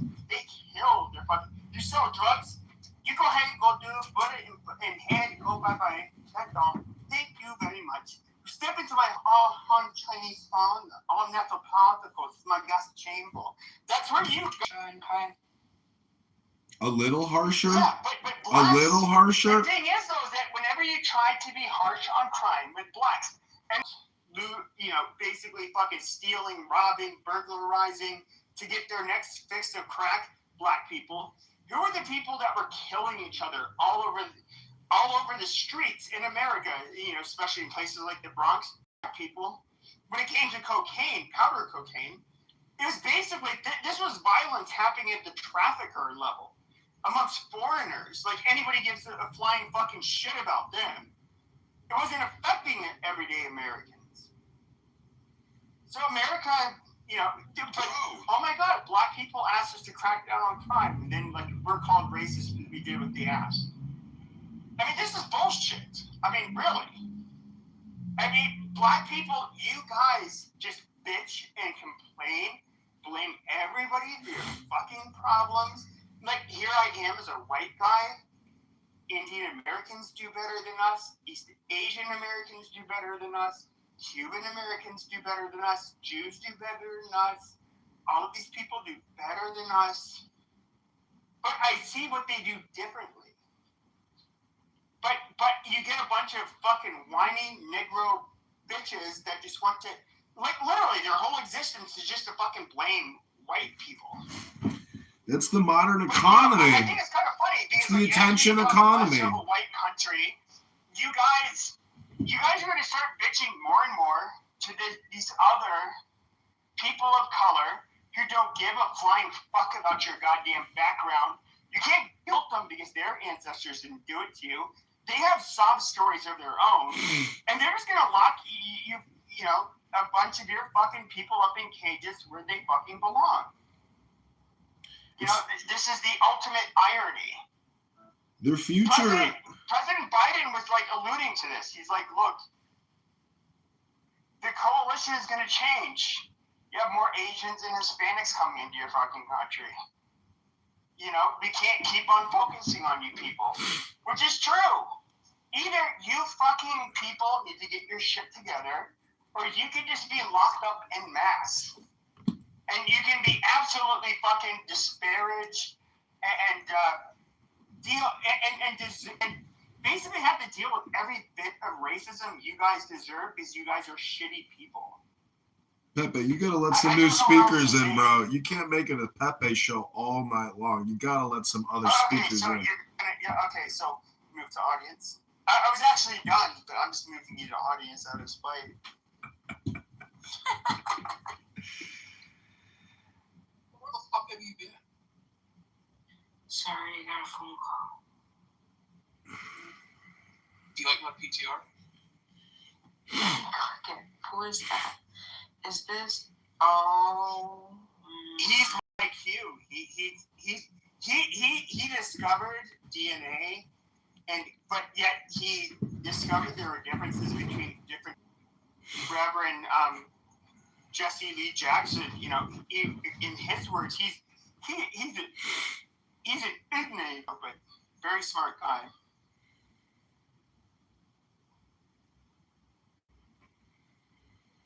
The race hustlers are. I met P. Diddy. Oh, Jewish subversion? Yeah, okay. Yeah, the Jews are the ones committing all the crimes in America in every major city, as we've already discussed. It doesn't happen. We know who commits the crimes. All you got to do is look at Instagram. It's an epidemic. Every major city has major criminal problems, illegal aliens murdering people. A lot of African Americans, unfortunately. Who are the people? The top school in the country was literally about a block away from me for 3 or 4 years in Rome in 2010 basis. It's actually a charter school. But I swear, I do not see one white motherfucker getting out of that goddamn school. They're all Indian and fucking, Asian. what they are. It kind of makes sense. They are the top performing people in this country.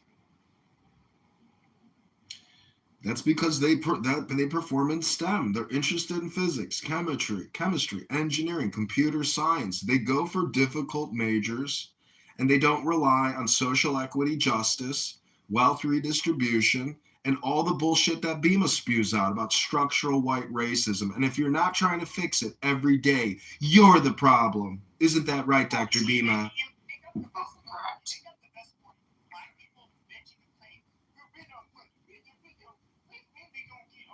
Bro, no way. You found The Chinese and the Indians, they just like come over here, do better in school, and they just go ahead and out-earn, everybody else.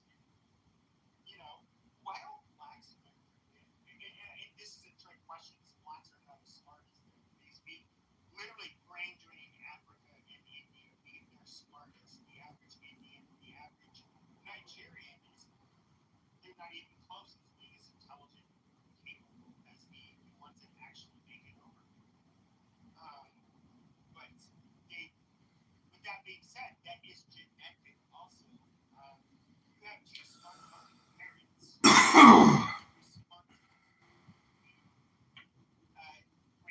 They're obviously going to raise you well, and you inherited their fucking genes. You're likely to be smart as well.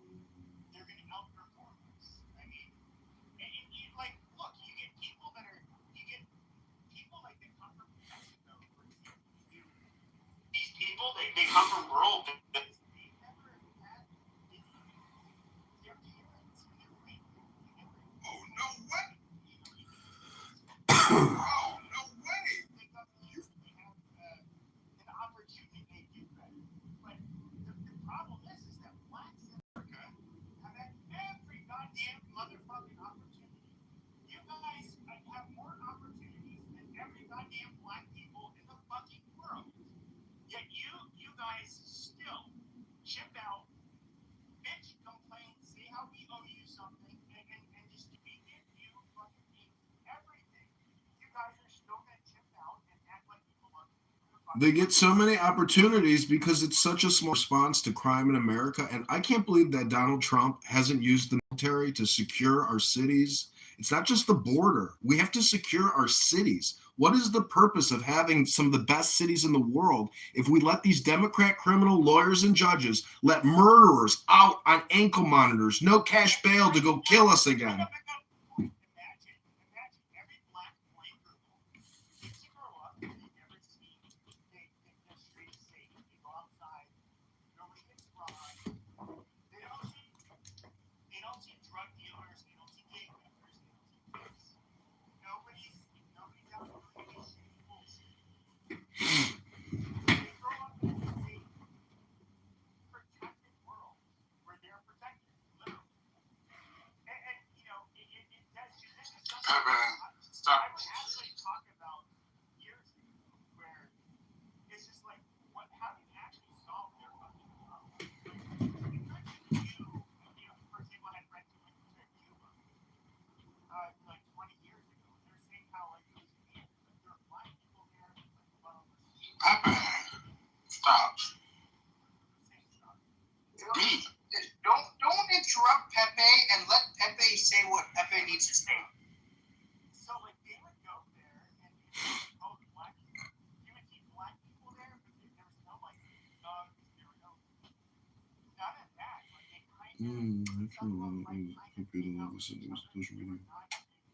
were not a problematic group. And of course, in Cuba, they'll lock your black ass up in a fucking apartment if you are going to provide, if they think you're going to negatively influence their country. They have no qualms about doing that. They don't really care about being racist. And, my whole thing was just like, maybe take all of these fucking pro-life shit that, all of this shit, you just lock them up. It's the Bukele solution. They're all sitting there working. They're sewing in factories, warehouses. Hey, don't interrupt him when he's making a point. Yeah, literally.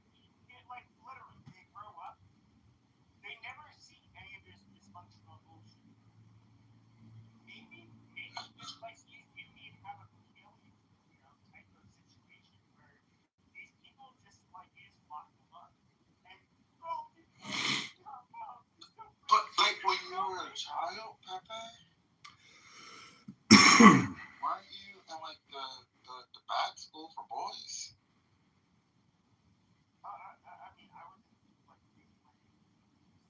No, but that's the whole. He might have been, but like, why are you getting so personal with him? Like, he's just saying his point of perspective. No, I'm not. Well, first off, stop it. I am light-skinned. No, see, that's what I'm talking about. First off, I've listened to you for like 6 years. As white people on this app, I'm hearing poor ass black people on this app, poor ass Mexicans that call you. Bro, no way. No, you found my channel. Most people just scroll past, but not you. And if you could like and subscribe, it would mean the world to me. Bro, no way. Poor. But when it comes to those that want to chimp out and be violent, you see, look, in the white community, if you can look at the whitest state, whether it's Montana. Yeah, and they're just poor, and then that's. You know what they do with their criminals? They literally lock them up and throw away the fucking key. They are zero tolerance. So the reason why what I would say is that seriously, no. You want to claim racism has something to do with it? You being a poor black piece of shit growing up has something to do with it? When I said the reason why I mentioned poor means that you might live in a place where you may not have vegetarian and you may not have certain things, but what I'm saying is, and that across all colors or races, that's all they're saying. And the thing,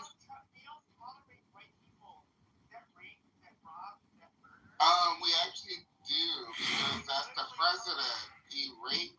What are we doing? What are we talking about at this point?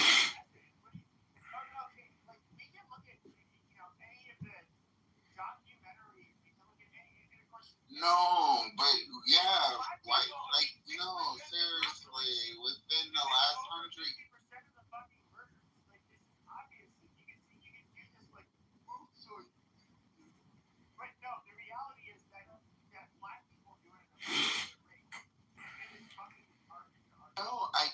What I'm saying is I 100% believe what you're saying. But when it comes to white colonialism and putting trade embargoes on people, that's an American construct. If you look up the stats.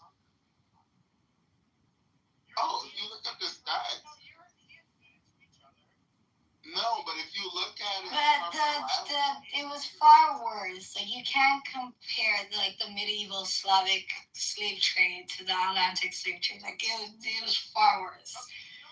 I never even mentioned slave trade. We're talking about stuff with the people who are. Well, Pepe brought it up. He brought it up. I just wanted to correct him. My bad. Slave trade was literally the black.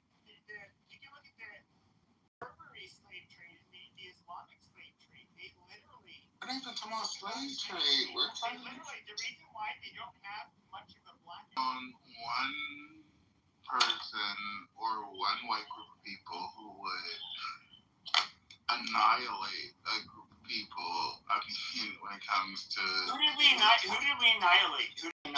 Wait. Stop with annihilation, okay? If you want to hate on somebody, don't talk about annihilation. You be specific. What you mean? Oh, I was going to say out of the whole world.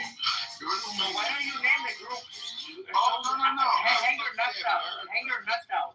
No, but just to go back to the barbary. You're insane. Hold on, give me 1 second. America was the only person or country ran by white men who were Christians who dropped 2 nuclear bombs on people.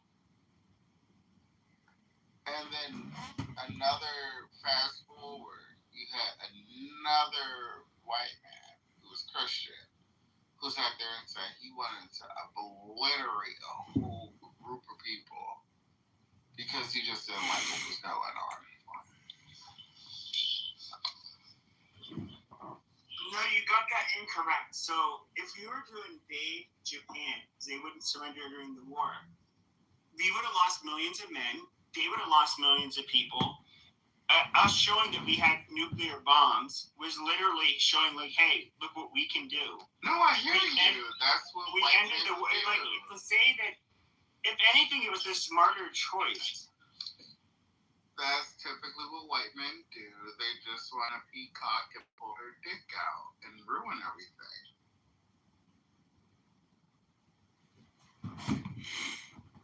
This little dick energy. It's okay. Well, I know I don't have AIDS dick energy, so I understand. We come from different perspectives. Yeah, I know. It's okay. And AIDS is, you know, I'm an American, so I don't have AIDS either. Yeah, that's just projection, Rodney. You're projecting onto us your internal emotional state. I hate to break the bad news that you got a little dick. It's not an AIDS dick, like Pepe said. Well, do you take PrEP?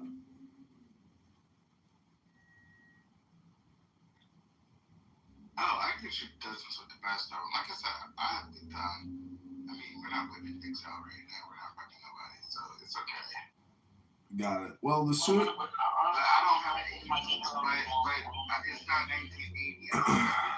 Well, Rodney, as soon as the U.S. government decides to start mass imprisoning all of the criminals in every major city that are doing, break-ins and stealing ATMs and literally executing them on the spot, and putting stings together and eliminating the criminals, robbing restaurants at 3 a.m, breaking into stores at 3 a.m with cars and ramming. I live in Chirac, where we have a socialist, communist, racist, supremacist, piece of shit mayor named Brandon Johnson. I live in a city. That's right, Rodney. The cowboy. The cowboy Rodney with his little dick energy. Oh, I was going to sit there and say Chicago is one of my favorite places to go. I love it. And I don't like when people sit there and call it that because, one, Chicago, when it comes to landmass, is bigger than New York City. Y'all, I sit there and tell people all the time, I've been to Chicago. It's one of my favorite cities. It's the cleanest urban city I've ever been to. So I don't understand why you would get on here and say all that. Like, you can't walk Projection out. alert. Projection alert. Projection alert. Projection alert. Projection alert. We have no ankle monitors, no cash bail. They murder. Criminals are let out by Democrat judges that go on to murder many more people. We have a legal industrial complex Democrat problem.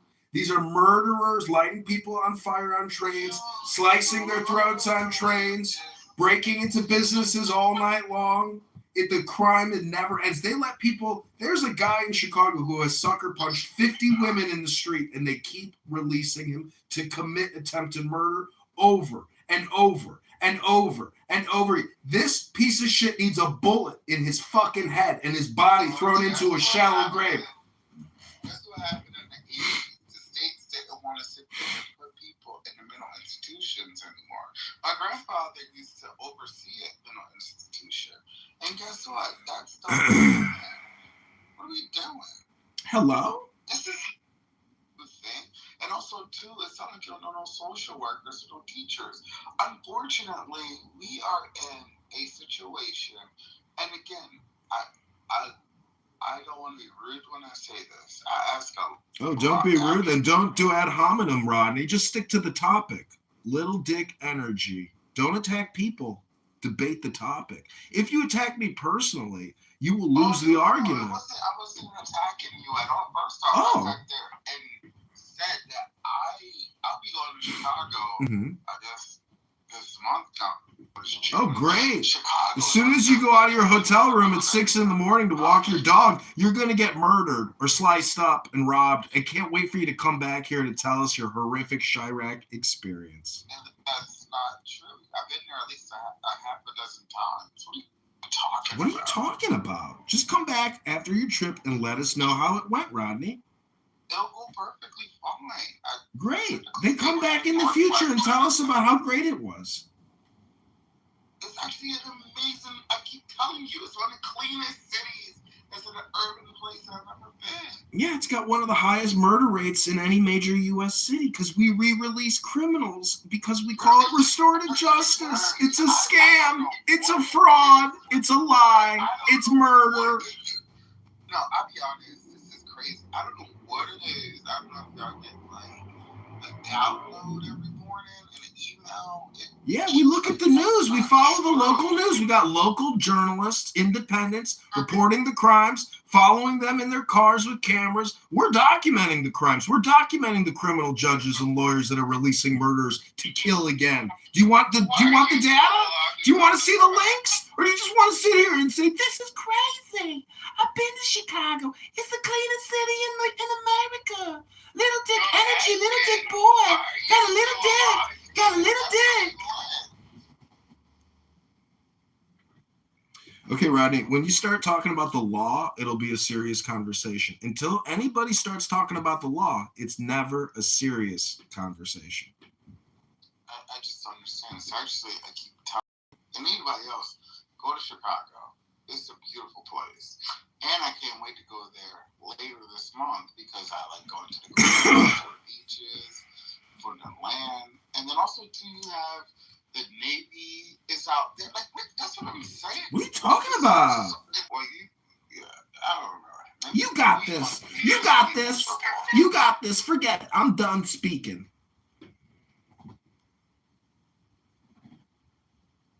Yeah.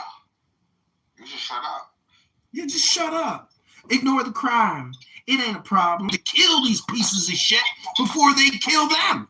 Why are you talking like an episode of Good Times? What the hell is going on? Examples, correlation, correspondence, anything of any real value. Let's just pretend we live in value. Let's just pretend we live in La La Land and it's not clown gangbangers back into the streets and they say, oh, I think you learned this time. I think you learned your lesson. Oh, I think you learned this time. I think you learned your lesson. I think it's working. I think it's working. Let him go. Let's see how murdered and lit on fire. And then they put graffiti all over that mural because it's racist. We live in a society with no values. It is an altruistic shithole of lies, of social redistribution, no knowledge. It's just eat your TikTok for lunch. Eat your Instagram and YouTube for dinner. Don't read a book. Don't go to the gym. Don't go to college. Don't take an internship. Be a YN and be a community peace activist with the radical communist mayor. That's the situation. Hello?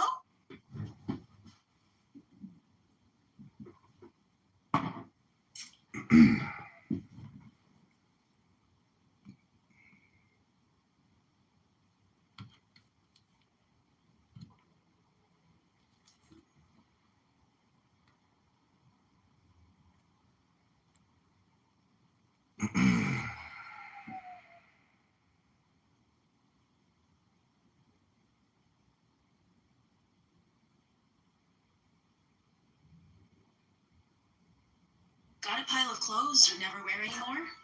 Turn them into cash with Vinted. Snap a photo. We now know the identity of the woman set on fire during a horrific attack on a commuter train.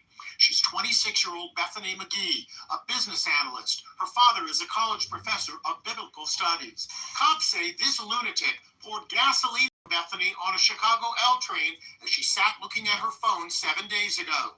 Bethany tried to fight off her attacker and fled to the back of the train. Crying. White babies, excuse me. If you're brown or black-bodied, you're excluded from these comments. But these white, whiny crybabies. Look at all these problems. After they create them. Then pretend that they could be sophisticated enough to create and embed racist systemic oppression in the system. And then they cry and whine like they don't understand. Get out of my face. Get out of my face, you unsophisticated, lying fools. I'm tired of it. I'm tired of the white, whiny crybabies. My money, reparations, my money. Well, yeah, your money, their money. It's over. You got your money, you little socialist tyrant. Hello? You got your money. You got your money. You know who didn't get their money? People who were left out of the system. People who were left out of the legislation that built the middle class in the United States. White, whiny crybabies. My money. No, I'm not a liberal. Not a liberal. I don't align with Democrats. I don't align with the left. I also don't align with the right. You know what I am? A truth seeker. I want the truth. The truth shall set thee free. So what white, whiny crybaby wants to come up and cry about a system that they created, not understanding that white is the default for everything? I can't see. I don't see color. I'm not a racist. Systemic doesn't exist. Sorry, honey. You've been lied to. Well, you were lied to. And then you found out the truth. And this is the problem. You're still gonna be a white, whiny crybaby like John Kitover. You're so liberal. No. Yeah. I'm not a liberal. Yeah. Mm-hmm. I'm just ready for reparations. I'm ready for the truth. When you are raped and murdered by a black man, you will cry and say, John Kitover was right. This person's murdering me. My show. This is my show. What? Oh, it's my show to talk about the racism in America. I am not a liberal, but racism is real. Structural racism is real. Liberals know nothing but white as the default of everything. White is going to play stupid. The systemic implications of just pure momentum of what was created. Oh, pure momentum. You want to be a dummy? Yeah, we're not asking you are a dummy. to do much here. Fat girl. Fat girl. We got a fat girl. Not even anymore. You know what's cool? Being anti-racist. Opening your white dominant majority mouth. Even if it's just a conversation like this, guess what? You are a racist. If you ain't anti-racist, you're a fucking racist. And now this is the other thing. Listen, it's just the truth. A lot of people get so scared to accept it, right? Because of the implications that it means for them to either change their worldview or to do something about it, that we condemn, right? Like what I'm doing right now. She's working on it. She's working on correcting structural racism by lecturing to us about the racism inherent in the system. Thank you, Bima. Oh, here we go. Structural context, of course. Oh. Holy cow. Ain't no help for you. No help for you. That's all about you, baby. Talk to mommy. Talk to daddy. Consult your higher power. Nobody's going to help you. Nobody's going to help you. John Kitover. The white, comfortable Nazi. Ooh, wow. Projection alert. Projection alert. He thinks he's Projection alert. Please spare me. Do I pull was established to Please. We all know about the shift. The truth seekers know about the shift. We know if you were to seek when the Republican Party was established that year and look up what issues and where those Republicans, quote unquote, fell on the economic and social rainbow of issues, you would see that today they're the Democrats. Sorry to tell you. And you know what the Democrats and the Republicans, okay? There was a shift, but nobody's gonna look it up. You're not gonna look it up. You're listening. You won't. You know why? Because you want to know the truth. You want to deny it. You want to deny that it never happened. But I mean, it's there. Just look up the issues. There is, and I'm not talking about political issues. I'm talking about the platform. I can't get shit to them too, and I will. Okay, to be balanced. The left are lovely people. But you guys are entitled. You guys think that you're entitled to shit. Okay? And I'm not talking about brown and black, but I'm talking about white bodies. White body, liberals, you're entitled. You think that you're entitled to other people's hard-earned money and work. That's a problem. Because you're not. Little sociis, little commies. But if you support the federal constitutional republic for which that is, I mean, Republicans, you don't escape. You're part of the socialized institution as well. The United States isn't just a free market capitalist society. No.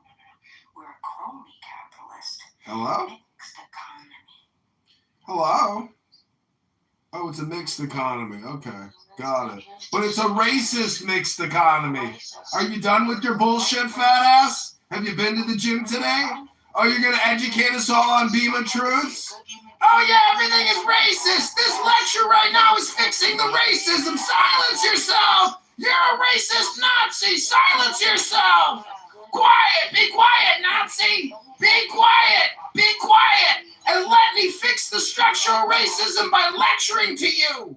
I will lecture to you until we fix it. Hello? Hello? Yeah, don't do that. Uma. 3, 2, go to the gym and stop with the fat girl laugh and stop being a schmuck. That's the truth. You all heard it. Everything is racist. Everything is structurally racist. If you don't have the context of structural racism. Yeah, more than whatever. Whatever. Yeah, okay. Okay, Bima. Mm-hmm. Yeah, you're welcome to come up again. You're so welcome to come up again. Yeah, okay, Bima. Okay, take your diaper off. Go take some Wegovy, fat ass. White men get paid to flaunt them to beat out the racism. how about the Asian market? Go take some Wegovy. I will be the fucking badass. I love black or white or albino bullshit. That's right, baby. But what are we going to do about all this racism? What are we going to do about it? Because men got gay. Well, Well, all this great parenting. Me was really opening up my eyes on some things, and now I'm starting to feel guilty. Listen, it doesn't take a rocket scientist to just wake up to be a good human being. It really doesn't. And I'm just starting to really. Did somebody move, Oma? Did you move, Oma? Because yeah, I couldn't take it No, anymore. we can't. Please don't move. But I need to focus on me right now. What about you? No, I need. No, I'm trying to get better. goddammit.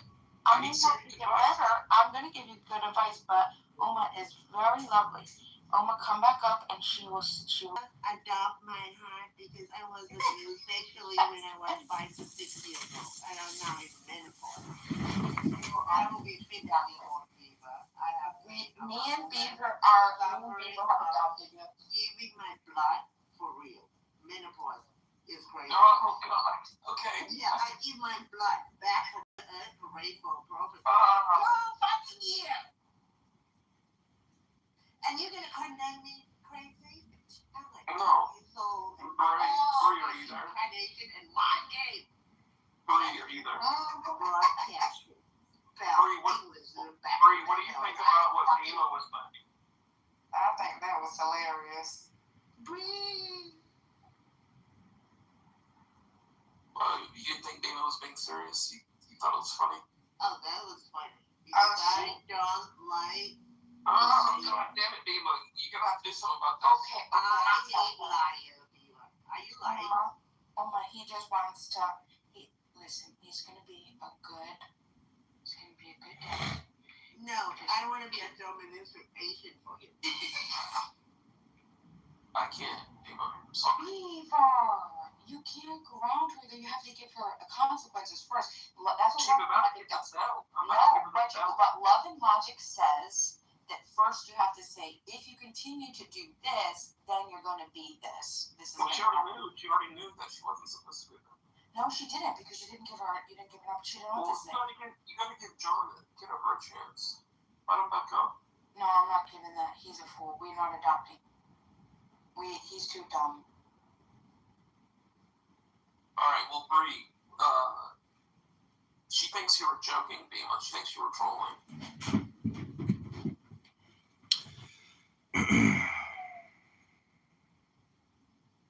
No, of course I wasn't trolling.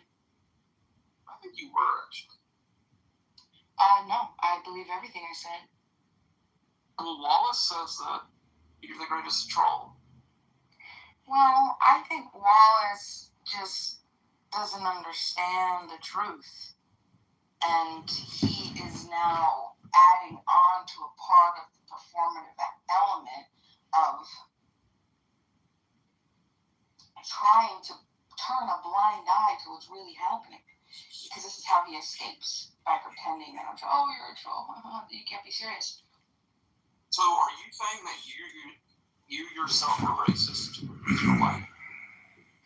Okay, so, yes. That is what I'm saying. Okay, she's racist because she's white. She's racist because she's white. She's racist because she's white. We got it. We got the truth now. We have been informed of the truth. I've taken on a white. Just being white is racist. Holy shit. Low IQ fucking brain rot. Identify. Suicidal empathy. Somebody notify Gadsden. Oh my God. Oh my God. We have identified an R. A full R word. We knew she was low IQ, but we didn't know how low IQ. We had to confirm it. And we confirmed it. Today is the day of confirmation. Would say that there's no lingering effects of history. Well, I'll tell you, when people complain about, when you want to bring up, look, black on black crime, you don't say, the fact that science, there's no science that has been accepted that would say so. Okay. There's not even settled on it yet. There are genes that impact impulsivity, aggression. More than white people? It's possible.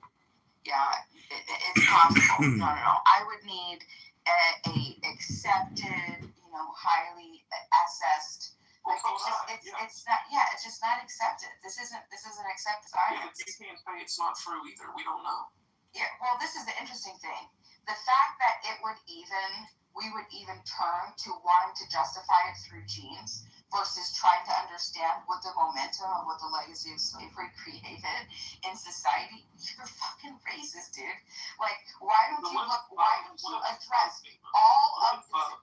address everything that doesn't have to do with the percentage of melanin in a person's skin first, and then when all of that has been addressed, then we can make, some crazy claim. I mean, but it's just it's cultural, it's poverty, it's all of that, and it has nothing to do with race. It has nothing to do with race. It has nothing to do with the percentage of melanin in somebody's skin. Yes. No, it's not the melanin. The melanin is irrelevant, mostly. It's the other parts of the. You think like the melanin, the genes that determine the melanin in skin. I'm not going to argue this with you. We've been here so many times. Like, I'm just not going to do it. Like, I'm just not going to do it. The more you talk about it, I'm just going to stop talking.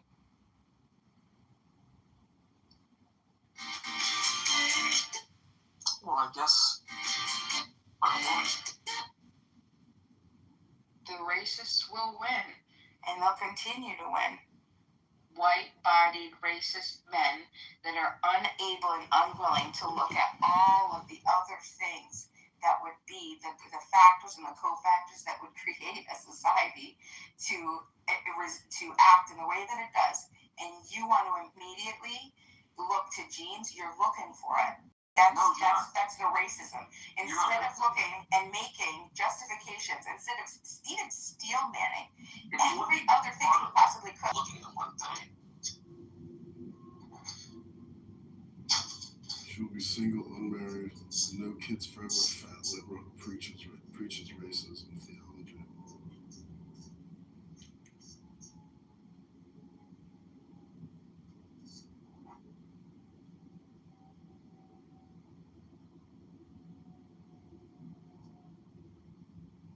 What's up, Coco? Yeah, do the Native Americans fall into that too, Beaver? And the Indians and... Yeah, the natives got fucked over by the U.S. government. No. I'm talking about the violence that you're proclaiming and are they more violent too, genetically? I never made that claim on any race. That's not what we've just been talking about? No, you assumed. All I said is, how do you know that it's not that way? Yeah, exactly. You don't know that it's that way. You don't. Yeah, I do. Okay. Well, do you think we're all the same in every regard? No, but I don't think that a gene is going to differentiate a particular amount of violence from human to human to make people. It's just not the case. It has to, but it plays a role in all. It shows behavior. Me that you know brown people. That you have no association, no communication, you just don't. You're just like, because it would have to be the case for all brown people. So how do you justify all of the brown people that don't commit any violence? And in fact, even the types of crimes that white you're not understanding. Okay, then instead of trying to have me make inferences or ask me a question about something, make your claim. Okay, my claim is that human behavior is shaped by environment and by genetics.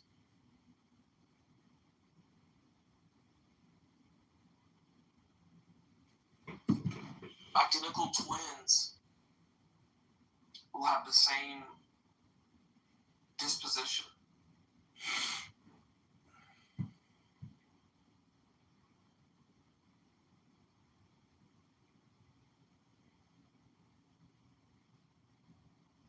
What percentage would you say is caused by genetics? That's too. I couldn't even give you I couldn't even hazard a guess. It's a material amount for sure, but I mean, I think genetics is for behavior. It's like it gives you a baseline, and then you're like, if you're abused or something as a child, you can develop anxieties and you can develop all kinds of fucked up shit. Like, it's going to impact you. But also, you could, it's kind of like a sliding scale. But there also is a foundation that you're born with.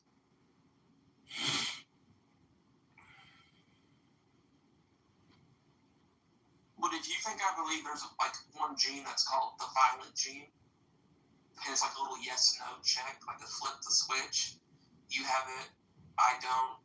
Like, no, that's such a ridiculous assertion. And what would be even the point of bringing it up when you're discussing things like violence? Well, I never brought up that as far as violence, but I do think there's a strong possibility. No. You're not going to gaslight me. Hold on. I'm not gaslighting you. You've said it in many conversations before. This is the whole point of us talking about this right now. What are you talking about? What are you doing? No, I don't make the claim that, I've never made the claim. You think I make the claim that black people are genetically more violent than other races? I've never said that. Oh my God, Beaver. I haven't. I have not said that.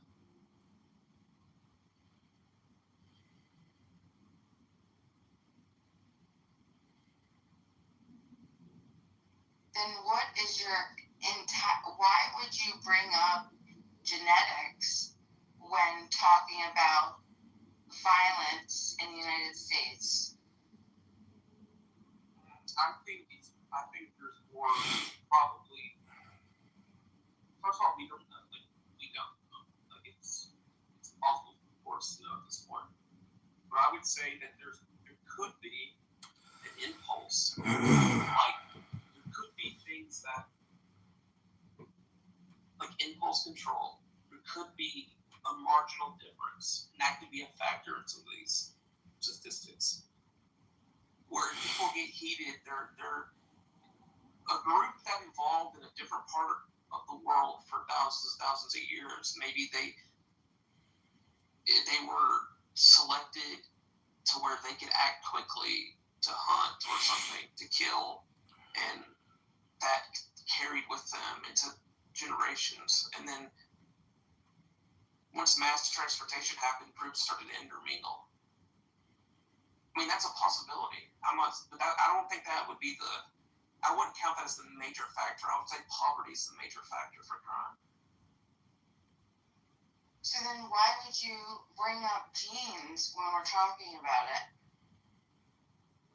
The only time I've ever brought up genes is when we were talking about either sports or intelligence.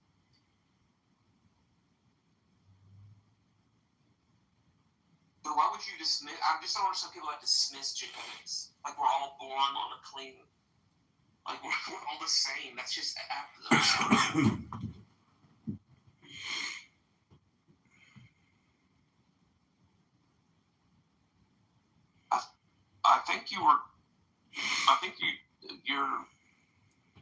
You have problems with what Pepe was saying, not me. He was the one that was going off earlier while you were tending to whatever you were tending to.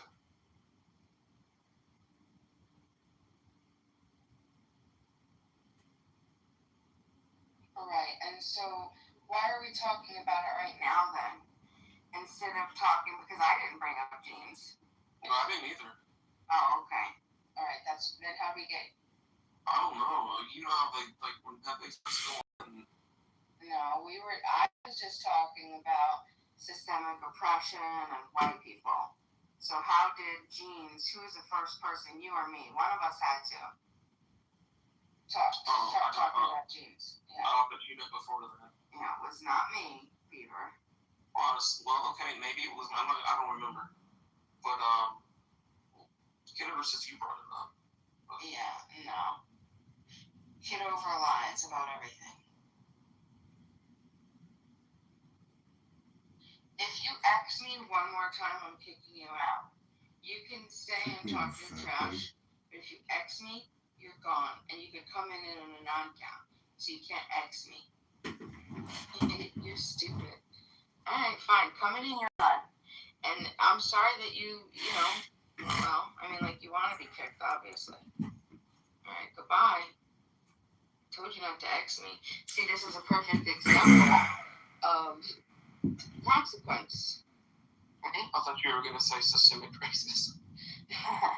No, you give people the sovereignty to make choices for themselves. He made his decision. Now he could come back as a non, and at least I don't get X's on my account. Beaver, can you heart my account, please? Well, no, you gave me a mean face or an angry face and you hurt my points. That's because you moved somebody out. Just do it. There you go. Yeah, thank you. Okay, we're not being recorded anymore. No, you're still being recorded. If we're on Clubhouse. Oh, yeah, that's true. And you could bet, thank you, Anne. Lovely Anne. You could bet that Kitover is coming in one of those anons. I've never seen Kitover this angry before. You really touched a nerve with him. Yeah, because he doesn't like being exposed. Yeah, fat ass here is exposed. This is why we record everything so people can witness the brain rot live. I don't know. Whatever day I called him last, losing it, crashing out. He was being such a fucking asshole. He attacked me, and I'm like, this must be because I don't know. I Because Coco attacked me a couple of weeks ago, but now he lost his shit. Like it was like alright. Oh, I thought that was Rich that lost his shit on you. But Kitover did too. He was like adding into it, you know. But every other time I've seen him on here, even when he wasn't attacking me like he was, right? That time he was attacking other people, so. No, not attacking. It's called debating people. Maybe his mental affliction is like he's coming back to normalcy, and it's part of the adjustment period. That's right, Beaver.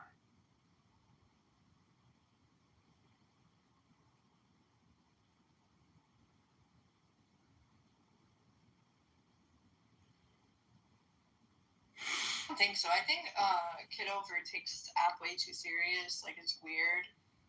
The fact that he spends all of his time recording rooms for like years now. It's weird. You mean like all the people who come here and talk for Broadcasting years? it on your YouTube. All the people that come here and talk for years endlessly about the structural white racism, and we can't do anything until we make the racism. I got a shirt one time. It's true. He showed me the video. I watched it, and then before that, he was sitting on the toilet. You could see him on the toilet. Toilet game. Sorry, everybody. Oops.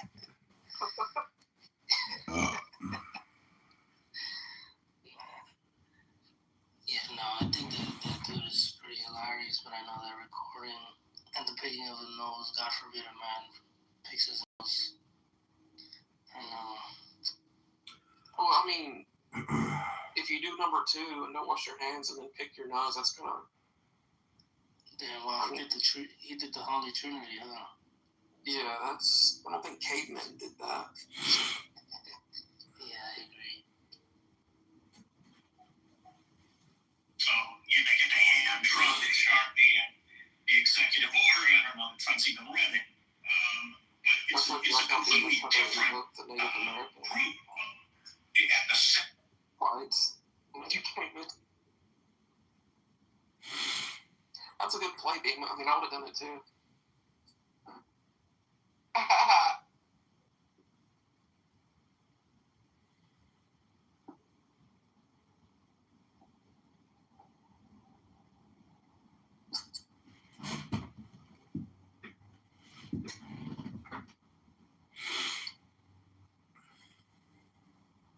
I just saw this video, and now I'm so interested in watching it.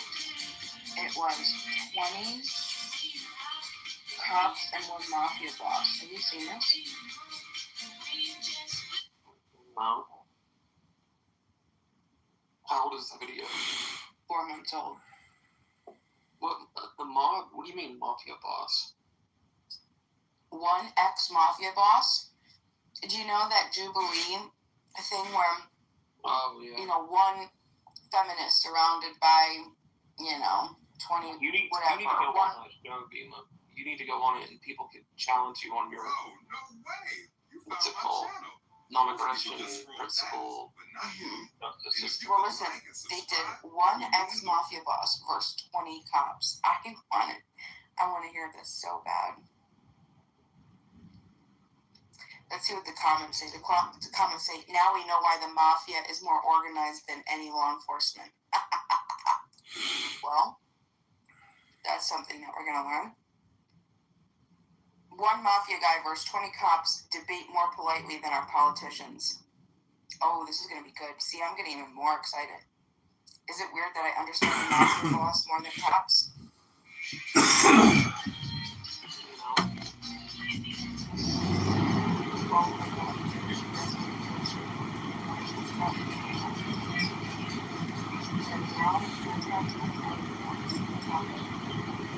Wow, so look at the ex-mafia boss. The cops are picking up like points on this. What?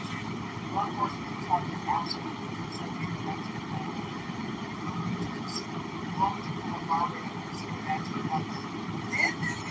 the top three say our community being red comments.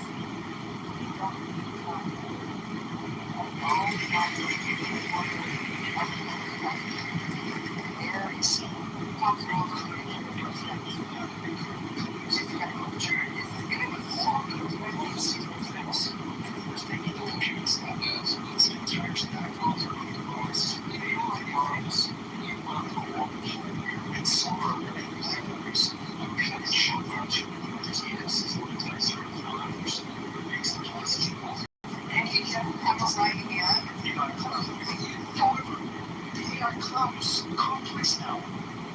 This is the software version. No, doing this well. Becoming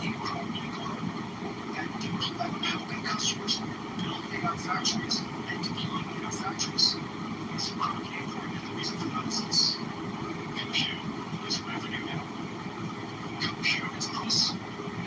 This is an example of AI infrastructure coming online. You can take coming online quickly. You can take a while. Its throughput can be high, it can be low. Its resilience and reliability can be good or bad. And its lifetime of usefulness could be long or short. Because this represents 50, 60, going to $100 billion. This curve matters greatly.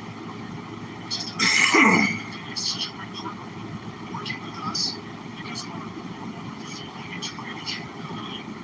We didn't just come up with a PowerPoint slide. We created the entire infrastructure. We connected everything together.